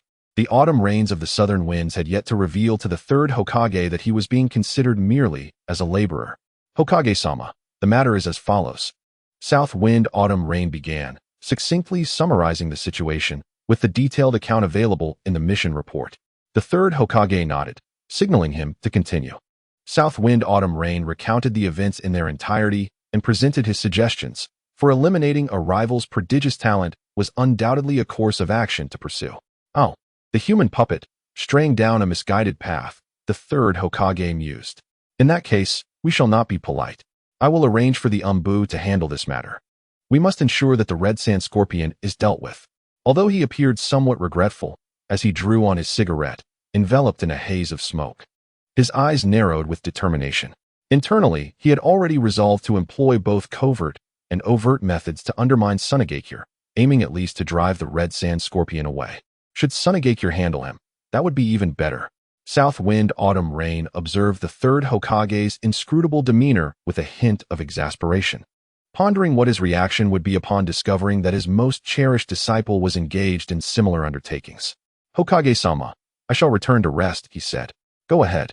You have performed exceptionally well on this task. All that is due will be granted, and your promotion to Special Jonin will arrive shortly, the Hokage replied. Thank you, Hokage-sama. South wind autumn rain expressed, departing with a buoyant spirit. Promotion to Special Jonin was a significant milestone, and with the impending outbreak of war, he anticipated further accolades, naturally leading to his ascendancy to Jonin. His preoccupation with his ninja rank was not driven by a lust for power, but rather an ambition not to be outdone, coupled with a desire for subordinates to manage certain affairs on his behalf. After leaving the Hokage building, he returned home, first visiting his sister to play with her before finally seeking rest. A few days later, the Leaf Village delegation, dispatched by the third Hokage, entered the Land of Wind. As the delegation set foot within its borders, rumors began to circulate within Sunagakure regarding the clandestine research into forbidden human puppet techniques. Although these rumors remained relatively localized and had not yet reached the level of widespread awareness within the village, their intent was decidedly malevolent, targeting the most outstanding young puppet masters, with the red sand scorpion being the primary focus of these whispers. Over several days, these rumors caught the attention of certain ninjas within Sunagakure, who began to investigate their origins while simultaneously striving to quell them. The higher-ups in the village finally caught wind of the situation. At this juncture, the Leaf delegation arrived, led by 3 Jonin, accompanied by 20 Chunin and 30 Genin, providing a glimpse into the formidable strength of the Leaf Village. As the foremost village in the ninja world, Konoha, situated in the prosperous Land of Fire, carried significant weight, prompting Sunagakure to arrange an elaborate reception. However, the higher echelons of Sunagakure were perplexed. They had not been apprised of any notable developments recently, particularly concerning the relations between Sunagakure and Konoha, leading to their confusion regarding the sudden visit of the Leaf delegation. The senior officials responsible for the reception welcomed the Konoha delegation into a specially designated residence for foreign guests. Once settled, the leader of the Konoha ninjas, Narashikaku, promptly requested an audience with the third Kazekage and the other high-ranking officials of Sunagakure to discuss a significant matter. Narashikaku, the father of Nara Shikamaru, who is yet to be born, was, at this time, the most distinguished member of the Nara clan, destined to become its head. The Nara clan has historically been a steadfast supporter of the Hokage, earning the trust of successive leaders and ranking among the top 10, if not the top 5. Ninja clans in Konoha, however, in terms of trustworthiness, they are second to none. The clan leader typically serves as the captain of the elite Jonin squad, a position of considerable authority, assisting the Hokage in administrative matters and wielding significant influence within the village, akin to the head of the Umbu. By assigning Nara Shikaku to lead this delegation, the third Hokage not only paved the way for him, but also underscored the importance of this mission, demonstrating Konoha's resolve. The adage "their hero, our foe" rings true here, as the likes of Sasori of the Red Sand, known for his mastery of human puppetry, must be dealt with swiftly, regardless of whether he is currently engaged in such research. Kakashi and Nanfeng Chiyu are likewise thorns in the side of other ninja villages, yet they have not yet found the opportunity to act against them. Given the Konoha delegation's insistence, the third Kazekage naturally agreed to the meeting, ushering Nara Shikaku and the other two Jonin into a specially prepared conference room within the Kazekage building. "Pray tell, what brings your esteemed delegation to our Sunagakure?" inquired the third Kazekage, adorned with his iconic straw hat, seated at the head of the table. His tone was warm and respectful, a gesture towards a major nation like Konoha, even though envy and jealousy brewed in their hearts towards Konoha and the Land of Fire's abundant resources. Nara Shikaku, sitting opposite the Kazekage at the long table, maintained a straight posture. With an impassive expression, he replied, "A fortnight ago, our Konoha ninjas stationed along the southwestern border of the Land of Fire were subjected to a series of attacks by unidentified assailants, resulting in 24 casualties, including Jonin, Chunin, and Jinin. The bodies of all Jonin and several Chunin have gone missing. Our investigations into the remains of the Chunin and Jinin have revealed that they were all slain using puppet techniques." Upon hearing this, the third Kazekage and the high-ranking officials of Sunagakure felt a chill of foreboding. It is well known that puppet techniques are the hallmark of their village, with most renowned puppet masters hailing from Sunagakure and a few others having ties to it. Unaware of the unease among the Sunagakure officials, Nara Shikaku continued, "Upon discovering the anomalies, we promptly dispatched elite ninjas to investigate. In our encounters, we found that our adversaries were employing human puppets. Please, take a look," Nara Shikaku gestured, and one of the Jonin behind him produced a scroll, unrolling it upon the table. After performing a series of swift hand seals, he pressed down on the scroll, and with a resounding pop, two damaged human puppets materialized on the table. The wind shadow of Sunagakure and the esteemed elders present turned their gazes towards the emerging puppet, their expressions shifting dramatically. Notably, an elderly figure with graying hair, seated to the right of the wind shadow, visibly trembled. This individual was none other than Chiyo, the village's esteemed advisor. As one of the foremost puppet masters, he could not possibly fail to recognize the human puppet before him. Moreover, he sensed an uncanny familiarity in the design of its surface and the intricate mechanisms within. Upon the revelation of the human puppet, the atmosphere was immediately rife with speculation. The forbidden techniques surrounding human puppetry had long been sealed away. How could such a puppet resurface? Had someone pilfered the forbidden arts, or were they conducting clandestine research independently? According to our elite ninja from Konoha, the adversary was a youth with striking red hair and a handsome visage. Upon further investigation, it was revealed that this individual was the so-called genius puppet ninja from your village, known as Sasori, correct? Your village's prodigious ninja has brazenly attacked our Konoha shinobi, jeopardizing the peace along the borders and violating treaties. We demand a satisfactory explanation from you. The Hokage has issued a warning, absent a sincere response. We will not hesitate to take action." With that, the stoic Nara Shikaku rose, flanked by two Konoha ninjas, and departed, as remaining any longer served no purpose. Sunagakure would be unable to provide an immediate reply. Despite the evidence of the human puppet, Sunagakure could not simply accept their one-sided narrative without a thorough investigation into the actions of their talented puppet ninja. Following the departure of Nara Shikaku and his companions, an eerie silence enveloped the conference room, the atmosphere thick with tension. After a prolonged pause, Chiyo stood, visibly agitated. "I refuse to believe my grandson could commit such an act. Although he may be somewhat reclusive, he would never stoop to such depths. We cannot take Konohagakure's assertions at face value. We must uncover the truth behind this matter." Lord Wind Shadow, the third Wind Shadow, felt a throbbing headache. He harbored ambitious aspirations for the Land of Fire, intent on elevating Sunagakure and the Land of Wind to new heights. Since the conclusion of the Second Shinobi World War, not only had Sunagakure regained its strength, but it had also grown even more formidable. Yet, despite this newfound strength, Sunagakure still fell short of matching Konohagakure's power, a reality dictated by the national circumstances. It was imperative to deny Konohagakure any pretext for aggression.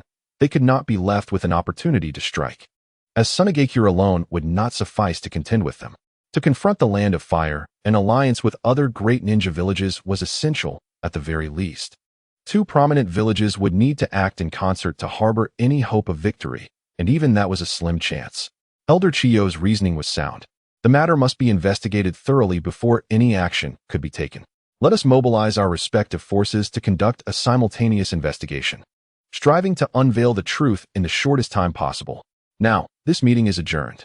With the decree of the third wind shadow, the various factions within Sunagakure sprang into action, unleashing a terrifying wave of energy as the entire village's strength mobilized, rapidly revealing a multitude of leads. As the Konoha envoy's scrutiny falls upon the scorpion of the red sand, he becomes the primary subject of investigation. The initial inquiry naturally revolves around his whereabouts. Should he possess a compelling alibi at the time of the incident, it would absolve him of any involvement.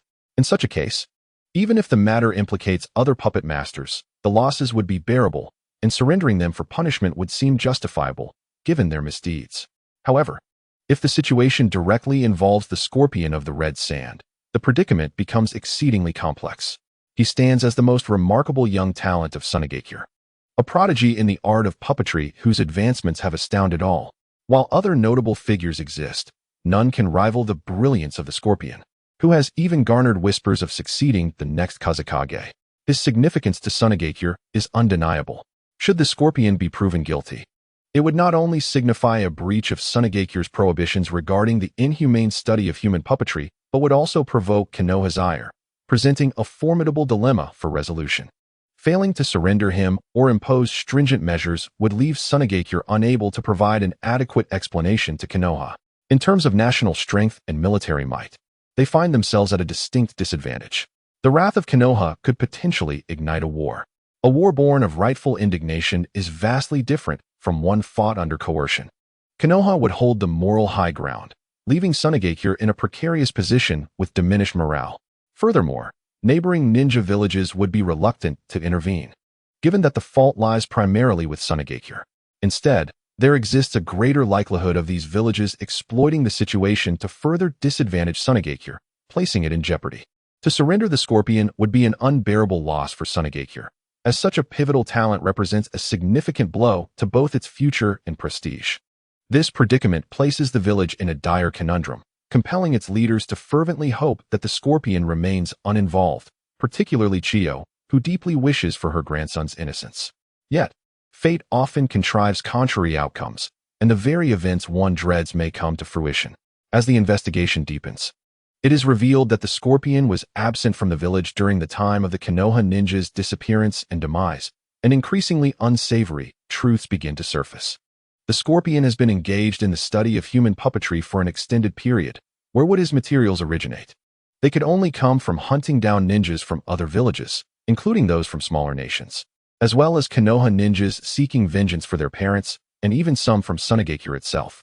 Indeed, Sunagakure has also experienced mysterious disappearances among its ninjas, though the numbers were few enough to escape notice. However, when diligence is applied, the various forces within Sunagakure quickly uncover the truth.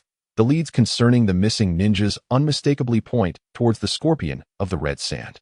Following these leads, investigators stumble upon a clandestine research facility within the village tied to the scorpion. The gravity of the situation has now escalated significantly. At the time when Sunagakure was shrouded in turmoil beneath a nearby sand dune, the red sand scorpion remained oblivious to the chaos outside.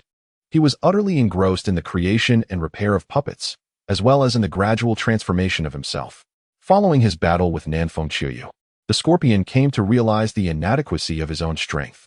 Upon returning to the Land of Wind, he dedicated himself to enhancing his puppets, accelerating his research into human puppetry, and augmenting his own abilities, not only to avenge his past disgrace, but also to exact vengeance for his parents by eliminating the formidable Tsukumo Hitaki. However, as he progressed in the restoration and creation of new puppets, the red sand scorpion began to sense a certain disquiet. What purpose did it serve to possess more puppets of such inferior quality? Despite his efforts to reinforce them, their caliber remained insufficient. The physical prowess of ordinary ninjas was inherently limited.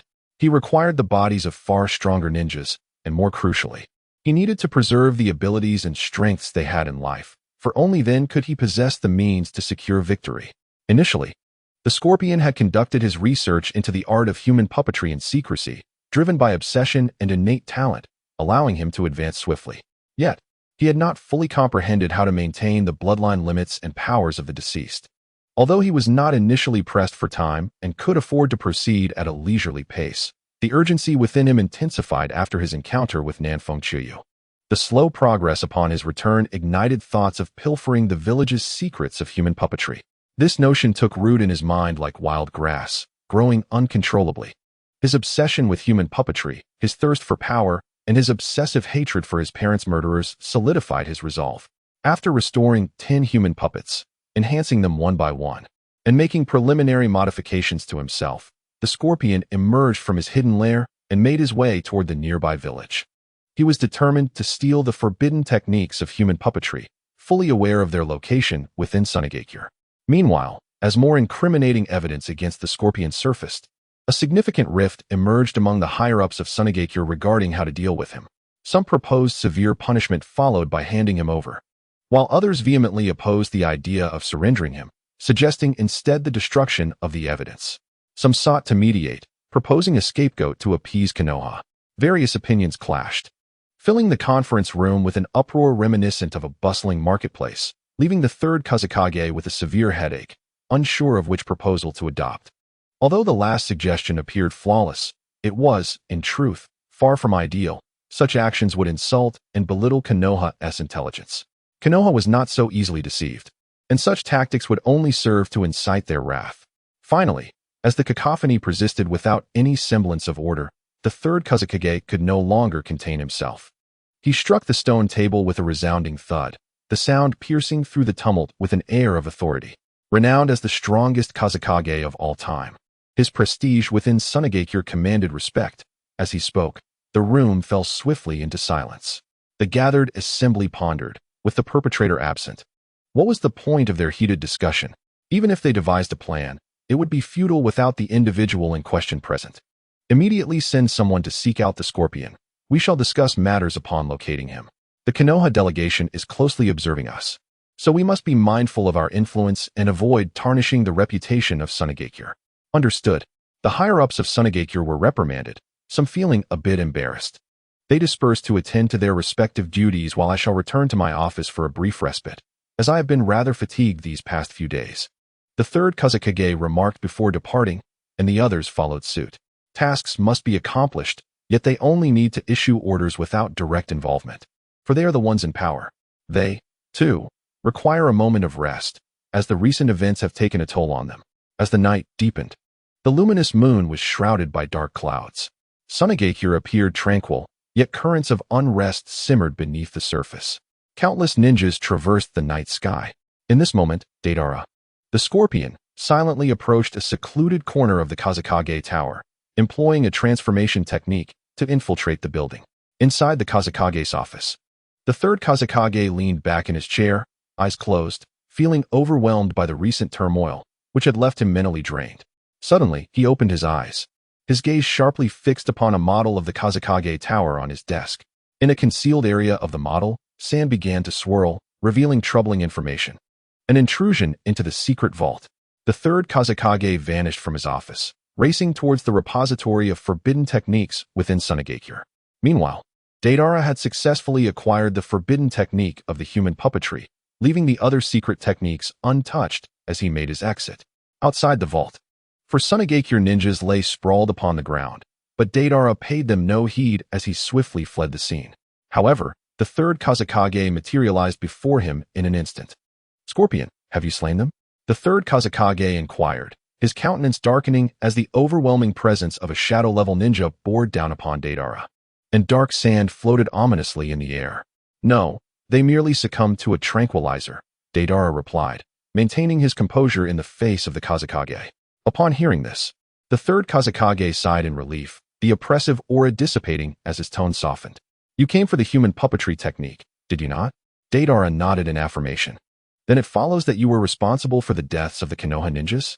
The Scorpion remained impassive, yet nodded once more. "Alas, it is indeed troubling." The third Kazekage lamented. "The white fang of Konoha must perish. The Konoha ninjas must also fall. I merely sought to reclaim a measure of interest. Deidara suddenly broke the silence, his fair visage distorting with rage, his eyes filled with hatred. You are correct, but the reality of our situation forbids recklessness. The strength of Konoha far surpasses our own. Without alliances with other great ninja villages, Sunagakure would stand no chance against Konoha. You have been recklessly bold. Now, the Hidden Leaf has sent emissaries to demand justice. Should we hand you over, it would be with heavy hearts. Yet, if we refuse, we risk inciting the ire of the Leaf, providing them with an excuse to pursue trouble. Truly, a predicament. A subtle smirk graced the face of the Scorpion of the Red Sand as he spoke coldly. There is no need for Lord Kazekage to worry. I have long prepared a plan for exposure, and the time to implement it has arrived. Oh, it seems you have devised a solution. What is it? The third Hokage's spirit lifted, his eyes sparkling with anticipation. Since I have placed Lord Kazekage, as well as the elders, in a difficult position, it would be prudent for Lord Kazekage to inform the Hidden Leaf that I have secretly absconded with the forbidden technique of human puppetry from Sunagakure. And I am now classified as a rogue ninja, currently being pursued with great fervor. My enmity towards the white fang of the Leaf runs as deep as the sands of the desert. I have also come to harbor disdain for the Leaf itself. I have indeed practiced the forbidden technique of human puppetry and have done so quite proficiently. Once I infiltrate the Land of Fire, I will have a continuous stream of Leaf Ninja as resources, thus accelerating my progress. I shall remain in the shadows, delivering relentless strikes against the Leaf, gradually reclaiming what is owed to me. When my strength is sufficient, I shall seek vengeance upon the White Fang. The Scorpion spoke with unhurried determination, his expression cold, yet his eyes burned with a profound, abiding hatred. Upon hearing this, the third Kazekage clasped his hands behind his back and sighed deeply. It is indeed natural for children to seek vengeance for their parents. However, Scorpion, do not become so consumed by your obsession that you lose yourself. Such a path will yield no benefit, and may even lead to your own destruction. Do you understand? The Scorpion of the Red Sand nodded, his expression devoid of emotion. Your proposed method is indeed a viable solution, providing the Leaf with a satisfactory explanation. We in Sunagakure can merely feign compliance. However, you must then confront the bounties placed upon you by the Leaf and the black market, leading to a life fraught with hardship. One misstep could result in your demise. Are you prepared for this? The third Kazekage gazed at the Scorpion with a touch of pity, acknowledging how hatred had irrevocably altered the essence of a person. I have long since steeled myself for this, and I shall live with heightened caution. Until I have avenged my parents' blood, I shall not perish. The Scorpion declared with resolute conviction, his youthful visage imbued with unwavering determination. Since you are mentally prepared, you may depart. I trust in your abilities to evade detection and safely exit Sunagakure. I shall not accompany you further. Thank you, Lord Kazekage. The third Kazekage smiled and nodded, watching as the Scorpion took deliberate steps away from him. However, as the Scorpion passed by and moved behind him, the Kazekage felt an abrupt stiffness seize his body, a searing pain coursing through him. With disbelief etched upon his face, he slowly lowered his gaze to find a long, purple-tinted steel needle piercing through his left chest, impaling his heart. Why? The third Kazekage gasped, incredulity etched across his features as he strained to turn his neck to glimpse the Scorpion. Humph. You bear undeniable responsibility for my parents' demise. When faced with the White Fang of the Leaf, why did they perish while you remained unscathed? You dare call yourself the strongest Kazekage in history. You are unworthy.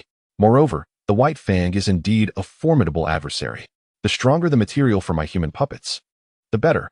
To atone for your sins, you shall henceforth become my trump card.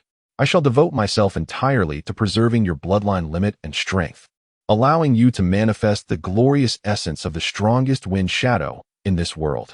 The face of the Red Sand Scorpion twisted in a haunting manner, shrouded in darkness, his eyes brimming with venomous hatred. With a forceful grip, his modified right hand extended the slender, poisoned steel needle further, once again piercing the heart of the third wind shadow, sealing his fate alongside the lethal toxin. There existed no possibility for the third fire wind shadow to survive. Oh, so this is the reality, Scorpion. You have become so deeply ensnared by your own hatred that it may ultimately lead to your own destruction. The third wind shadow gasped for breath, as if a broken bellows, teetering on the brink of death. Humph, if destruction is my fate, then so be it. I shall meet my parents in another world. You go ahead and offer my apologies to them." At this moment, the red sand scorpion appeared ensnared by a demonic obsession, resembling a fiend, as he withdrew the slender steel needle and plunged it in once more. This strike proved too much for the formidable third wind shadow, and in an instant, he met his demise. Confirming the death of the third wind shadow, the red sand scorpion temporarily treated the lifeless body with a special concoction, subsequently sealing it within a scroll. He meticulously erased any traces of his presence before disappearing swiftly into the night. On the ground lay 4 individuals, plunged into profound unconsciousness. If left undisturbed, they would awaken only when the sun had risen. The third wind shadow, a pillar of the sand-hidden village, had vanished entirely from the wind shadow tower, leaving the villagers oblivious to the tragedy that had unfolded. Despite the autumn rains from the southern winds, the third wind shadow could not escape his grim fate. The death of the third wind shadow was indeed unjust. With his unparalleled strength, he should have triumphed in a direct confrontation. The current red sand scorpion was hardly his match. Alas, the scorpion was exceedingly cunning, executing a calculated ambush with a strategy to overpower the strong with the weak. The primary reason the third wind shadow did not harbor significant suspicion towards the red sand scorpion lay in 3 factors. Firstly, the scorpion was recognized as a prodigy of the sand-hidden village, known for his aloofness but lacking any criminal record. Secondly, familial connections played a crucial role. Chio, the scorpion's grandmother, and Chio's brother, Izo, held 2 influential positions among the high-ranking advisors of the sand-hidden village, bestowing upon the scorpion immense clout and influence within the village. The ascent of the third wind shadow to his esteemed position was facilitated not only by his own capabilities, but also by the considerable support from Chio and Izo. Without their endorsement, it would have been uncertain whether he could have claimed the mantle of Wind Shadow. Likewise, the fourth Wind Shadow, Raza, the father of Gaara, achieved his position through the backing of Chio and Izo as well. Thus, the Scorpion-S family had bestowed considerable favors upon the third Wind Shadow, naturally lowering his guard against those he considered benefactors. The third Wind Shadow was also bound by the memory of the Scorpion-S deceased parents during a fateful battle. The Konoha White Fang had surged like a ferocious tiger into the ranks of the sand-hidden village, prompting the third Wind Shadow and the Scorpion-S parents, both skilled warriors, to confront him in an attempt to quell the threat. Regrettably, the formidable prowess of Konoha's White Fang exceeded their expectations, and their lack of coordination resulted in the tragic demise of Scorpion's parents, which left the third Kazekage with a profound sense of guilt. A convergence of various internal factors ultimately culminated in the unforeseen death of the third Kazekage. Had even a few of these elements been absent, he might have survived. As time trickled by, dawn broke, yet the sand shinobi, who had scoured the area, failed to uncover any trace of the Akasuna no Sasori. Each of them reported back to their superiors, and it was unsurprising, given that Sasori's strength surpassed theirs, and his familiarity with the terrain was equally formidable. Locating him proved to be an arduous task. The reactions among the higher-ups of Sunagakure varied. Some were enraged, others relieved, and some remained indifferent. However, when the emissaries dispatched by the third Kazekage returned to the Kazekage Tower, they found not a trace of him. Initially, no one paid much heed to this absence, assuming the Kazekage had merely gone home to rest. Yet, upon visiting his residence, they found no sign of him, which began to stir a sense of unease among the sand shinobi. Nevertheless, they did not yet consider the possibility of the Kazekage's disappearance or demise, for he was hailed as the strongest Kazekage in history, and they held unwavering confidence in him. Consequently, the leaders directly under the Kazekage sent out search parties to his usual haunts. As they continued their search with no success, the anxiety among the sand elite, including the captain of the Jonin and the head of the Umbu, began to mount. Realizing the gravity of the situation, they hastily dispatched messengers to inform the village's elder advisors. Soon, the advisors reconvened in the meeting room, though the seat of the third Kazekage remained conspicuously empty. A palpable sense of unease permeated the air. Under such sensitive circumstances, it was inconceivable for the Kazekage to vanish without a word. After searching for so long without results, if he were indeed within the village, he would have made an appearance by now. The advisors sensed something was amiss when they received reports from the ninjas guarding the secret vault that they had been attacked and rendered unconscious, and that an unknown assailant had stolen the forbidden puppet technique. The gravity of the situation deepened considerably. At that moment, Nara Shikaku arrived with his team, requesting to see the third Kazekage. The higher-ups of Sunagakure could only fabricate an excuse to dismiss the Konoha ninjas, while secretly dispatching their most trusted operatives, primarily from the Umbu, to search for the Kazekage both within and outside the village. However, as time dragged on with no sign of the third Kazekage, he seemed to vanish as mysteriously as Akasuna no Sasori, causing the hearts of the Sand Elite to sink further. As days slipped by, nearly a week had passed, and Nara Shikaku's patience, along with that of his Konoha companions, was nearing its limit, almost entirely depleted. Possessing keen observational skills and remarkable intelligence, Shikaku sensed something amiss in Sunagakure's unusual demeanor. It was impossible for the Kazekage to remain absent for an entire week. The atmosphere in Sunagakure rendered the Konoha ninjas uncomfortable and suspicious. Without hesitation, Nara Shikaku resolved to leave behind a sternly worded letter before promptly departing from Sunagakure.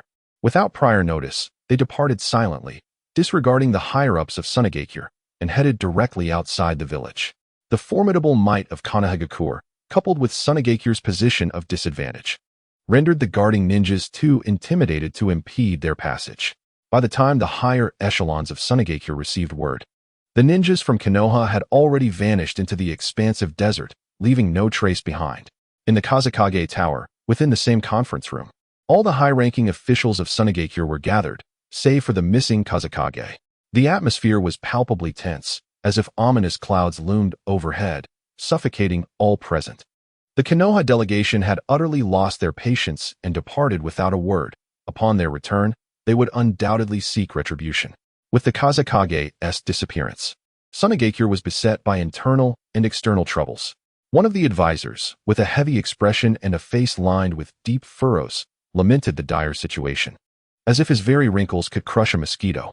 With one advisor's remark, the room erupted into discussion, with various opinions being voiced in a cacophony of ideas.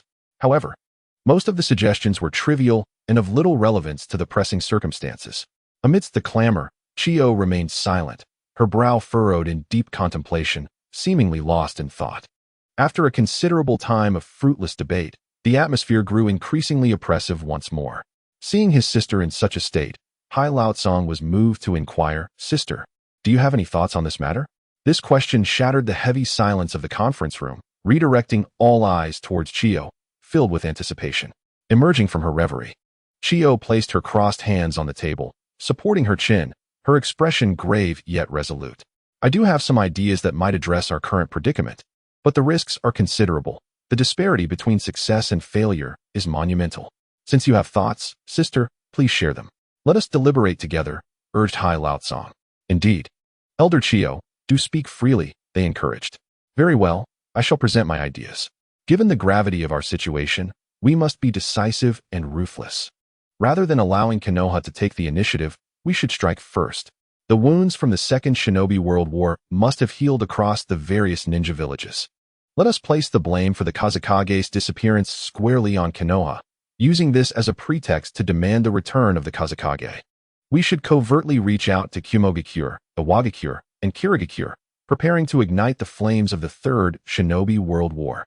By attributing the Kazekage's disappearance to Konoha, we can not only neutralize their intentions of seeking vengeance, but also mitigate the turmoil caused by his mysterious absence, thereby uniting the hearts of our villagers and fortifying the morale of our ninjas. If Sunagakure takes the lead, while Kirigakure may waver, Kumogakure and Iwagakure will certainly seize this rare opportunity to launch an offensive against Konoha.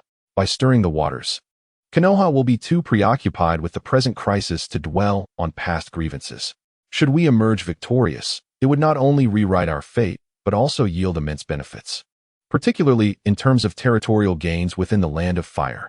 However, should we falter, the consequences could be dire. At best, Sunagakure would languish in despair, and at worst, we could face annihilation. Certainly, the latter possibility is exceedingly slim. After all, no matter how formidable Konoha is, it cannot muster a substantial force to confront us amidst the siege of various ninja villages. The odds are rather evenly matched. I have assessed our chances of victory to be quite favorable, albeit not without considerable risk. I urge you all to deliberate thoroughly before deciding whether to heed my counsel." Meanwhile, within the higher echelons of Sunagakure, discussions are underway. Outside the Kazekage Tower, a gentle, yet almost imperceptible breeze suddenly escalates into a tumultuous gust. A station ninja from Sunagakure glances skyward and softly murmurs, "The wind rises." In Konoha, Nanfeng Chiyoyu remains blissfully unaware of the happenings in Sunagakure. He is currently seated in a chair, playfully engaging with his younger sister. The little one has shed her initial unappealing appearance, transforming into a delicate beauty with fair, tender skin. She waves her chubby, fair hands and gazes at Nanfeng Chiyoyu with her adorable, wide eyes. Her tiny mouth moves, producing unintelligible yet endearing sounds, exuding cuteness in abundance. The little girl adores her brother immensely. Each time he teases her, she responds with delightful peals of laughter, and the siblings share joyous moments together. Since her birth, Nanfeng Chiyoyu has become increasingly reclusive, dedicating his time to playing with her, aside from his daily training, with occasional outings. As days pass in this serene manner, a shift occurs following the unrest instigated by Sunagakure. Ultimately, the village has unjustly attributed the disappearance of the third Kazekage to Konoha, demanding the return of their missing leader. They threaten that Sunagakure will not relent without a satisfactory resolution. In Konoha, within the Hokage Tower, the village's leadership has gathered. Although the heads of the prominent clans, particularly the Hyuga and Uchiha clans, have not yet been summoned. In the conference room, the third Hokage, Sarutobi Hiruzen, occupies the head seat, while the Hokage's advisor and leader of Root, Danzo Shimura, expresses his outrage vociferously. How audacious of Sunagakure to accuse us so brazenly. Attributing the disappearance of the third Kazekage to Konoha, they have forgotten the pain of their past wounds. Hiruzen, I propose we mobilize our ninja forces, with the southwestern border units leading the charge against Sunagakure to teach them a lesson.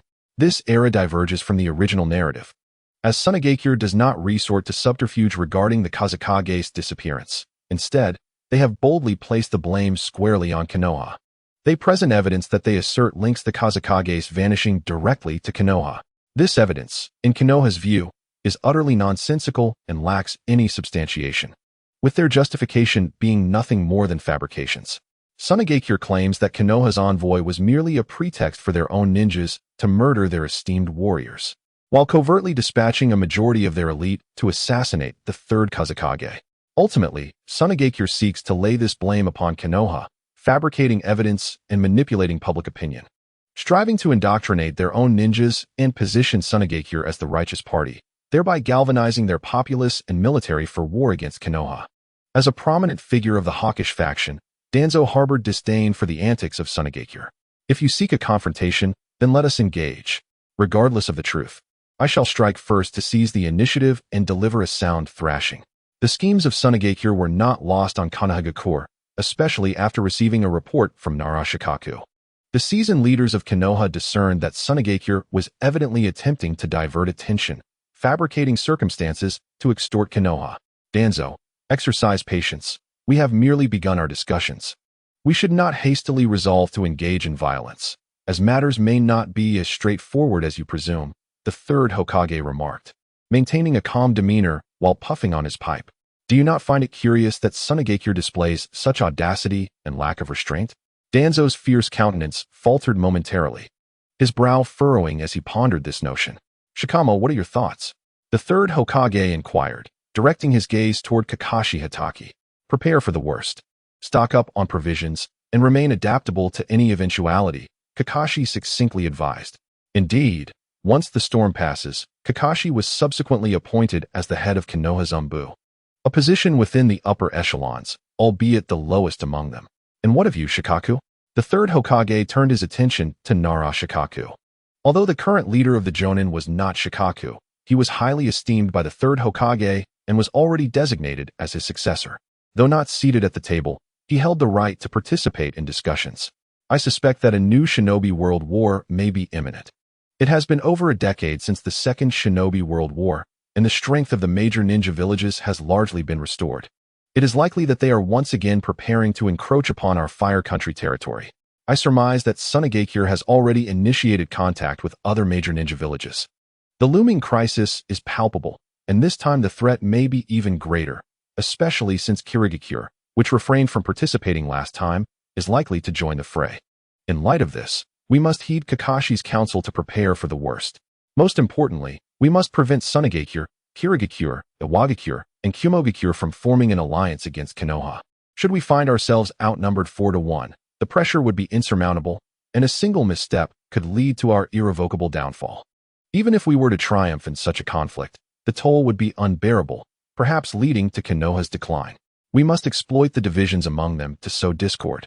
At the very least, we cannot allow them to launch a simultaneous assault on Konoha. Otherwise, even if all our forces were mobilized, we would find ourselves in dire straits. And the Fire Country may suffer devastating consequences, Nara Shikaku stated gravely. The third Hokage nodded in appreciation, exhaling a white smoke ring. After taking a sip of water, he declared, "In that case, let us proceed according to Shikaku and Kakashi's recommendations. First, we shall dispatch elite ninjas to closely monitor the movements of the four great nations, especially the activities of the Wind Country, for any preparations for war will invariably involve the mobilization of resources. Secondly, notify the daimyo, urging him to extend his utmost support as the Land of Fire enters a state of war readiness. Thirdly, summon all ninjas on leave, particularly Jiraiya and Tsunade, and ensure we trace their whereabouts to bring them back to the village. As for the retaliatory actions from Sunagakure, Kaku, you shall manage this. We cannot allow them to monopolize the narrative. Immediately organize a counter-narrative to launch an unrestrained assault on Sunagakure. Danzo, Shikaku, mobilize your roots and Umbu. You are well aware of the specifics, so I shall refrain from elaborating further. You both must adhere to one principle. Sunagakure shall not be allowed to thrive. If they choose to stand out, they must be prepared to bear the consequences. Everyone else, fulfill your respective duties and execute your tasks diligently. Is that understood? Understood.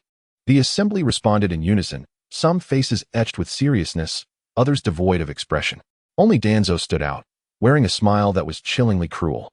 His demeanor, characterized by the cold-bloodedness of the root and a ruthless approach, indicated a mastery in destruction that was nothing short of professional. In reality, they were the very embodiment of Konoha's own brand of terrorism. Following this meeting, the atmosphere in the village of Konoha shifted dramatically. Countless ninjas departed, and a surge of information began to circulate, heralding an impending storm. Some perceptive individuals, such as Nanfeng Chiyu, sensed this change. Consequently, Nanfeng Chiyu deliberately reduced her training and dedicated more of her time to accompany her parents and younger sister, knowing that once war erupted, there would be little time left.